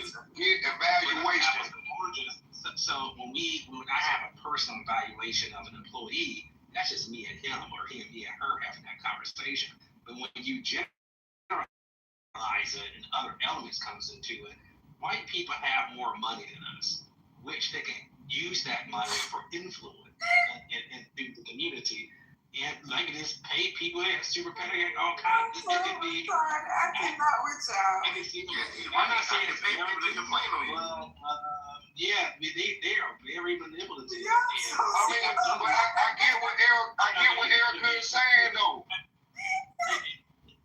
I'm saying it's a way for them. Crazy. Listen, you men, listen, some of y'all stop doing that. Look, brothers, y'all gotta check your other brothers that are doing this. Like this is a bad look. We got that right. You wrong. I definitely agree with sisters like us as men, black men here in America. This is now hold on, listen. Yes, it is. It's nothing but black men, right? Right. But it's nothing but black men. Pedro, calm down, brother. We're black men. So before you have a government, we at least should be able to congregate, have a collective conversation. Niggas all over the motherfucking place. You got niggas that want to work in the plantation. A few niggas want to leave the plantation, but most motherfuckers are comfortable with it. I think that's what we're ultimately saying. What the sister is saying, that doesn't mean that it's going to turn out to be a beautiful sight. The same, but it's like talking about something opposing the current system that we have. It sounds like a lot of us, the majority of us, are okay with being the battered, the bruised, the humiliated black America. They never got no get back. They might get back on the street, but when it come down to politics, your ass don't know shit about get back. You're okay with waving the white flag. If you can't beat them, join them. So ultimately, what the sister is saying is putting the power back into the hands of the people, right? Of course, anything could fucking happen at any damn time. But I think if you have a collective of people that are now probing and are able to probe and evaluate, right, with a conscious mind, right, this takes the hands out. Takes the power out of the hands of just those few people. I.e. them Jews, a lot of them motherfuckers that run the power here in America, right? So now it puts it, but a lot of us as Negroes, we're afraid of that. You're afraid of bucking the system, right? Even if I agree with this or not, it's a buck to the system. A lot of niggas just, oh man, I'm going to argue why we need to be in the same system. Rather than talking about blowing it up, not saying blowing it up, with, collapsing the system, going away from it, putting the power back into the hands of the people. What's crazy is what I just suggested is literally what we already do. I'm just saying tighten it up because you already vote again when their term is up. You either vote them out based on the fact that they did a good job, that they didn't do a good job, or you vote them back in based on the fact that they did a good job. We already doing this, so I don't understand the pushback on putting stricter limits on it, putting stricter regulations on it. So I don't understand the pushback when it's what we're already fucking doing. The pushback is from people being lazy. God damn it, people just want to do some shit one time and go on about their fucking business until the next 4 years. Now, if you say every year, then goddamn, I gotta pay attention to what they actually doing. You know what I'm saying? I got to put a little bit more work in instead of every 4 years. It's every year. That's too much work. That's too much right when you're trying to hold somebody accountable. We can't be doing all that. I think it actually fucks it up though, because now I know. We just gotta let them get in there and do what they want to do. I got you, but I think it fucks it up because now you're hyper-fixated. And like Nathan was saying, if I have more money, I can make the perception look crazy when you're in. If you're a candidate that I don't like, I can make it seem like you're not doing your job. And if it's for a year, it takes time to get in office and get moving and grooving. If black politicians had to deal with this, man, you don't see the turnover rate real high with us. Because they already went, look, see, that girl, she ain't doing it right. She only been up for 6 months. She still ain't changed nothing yet. Damn, can she get her term? Do her term. So now I want to shorten the term to say it's going to be year by year. Okay, cool. But don't do the 4-year term and then every year you trying to goddamn bring me back up. See, no, because they're going to use that against us. Even with the benefit thing, this was the most egregious shit I heard. So even if, let's say I do a bad job, after I'm out of office, you're saying if the people don't vote to give me my benefit package, I can't get my benefits. Bro, if you a black person and you serve the fucking white neighborhood or a white community or white state, nigga, what? You think they're gonna let you think these niggas gonna get their package on Milk Dog? No, they gonna say, you know what?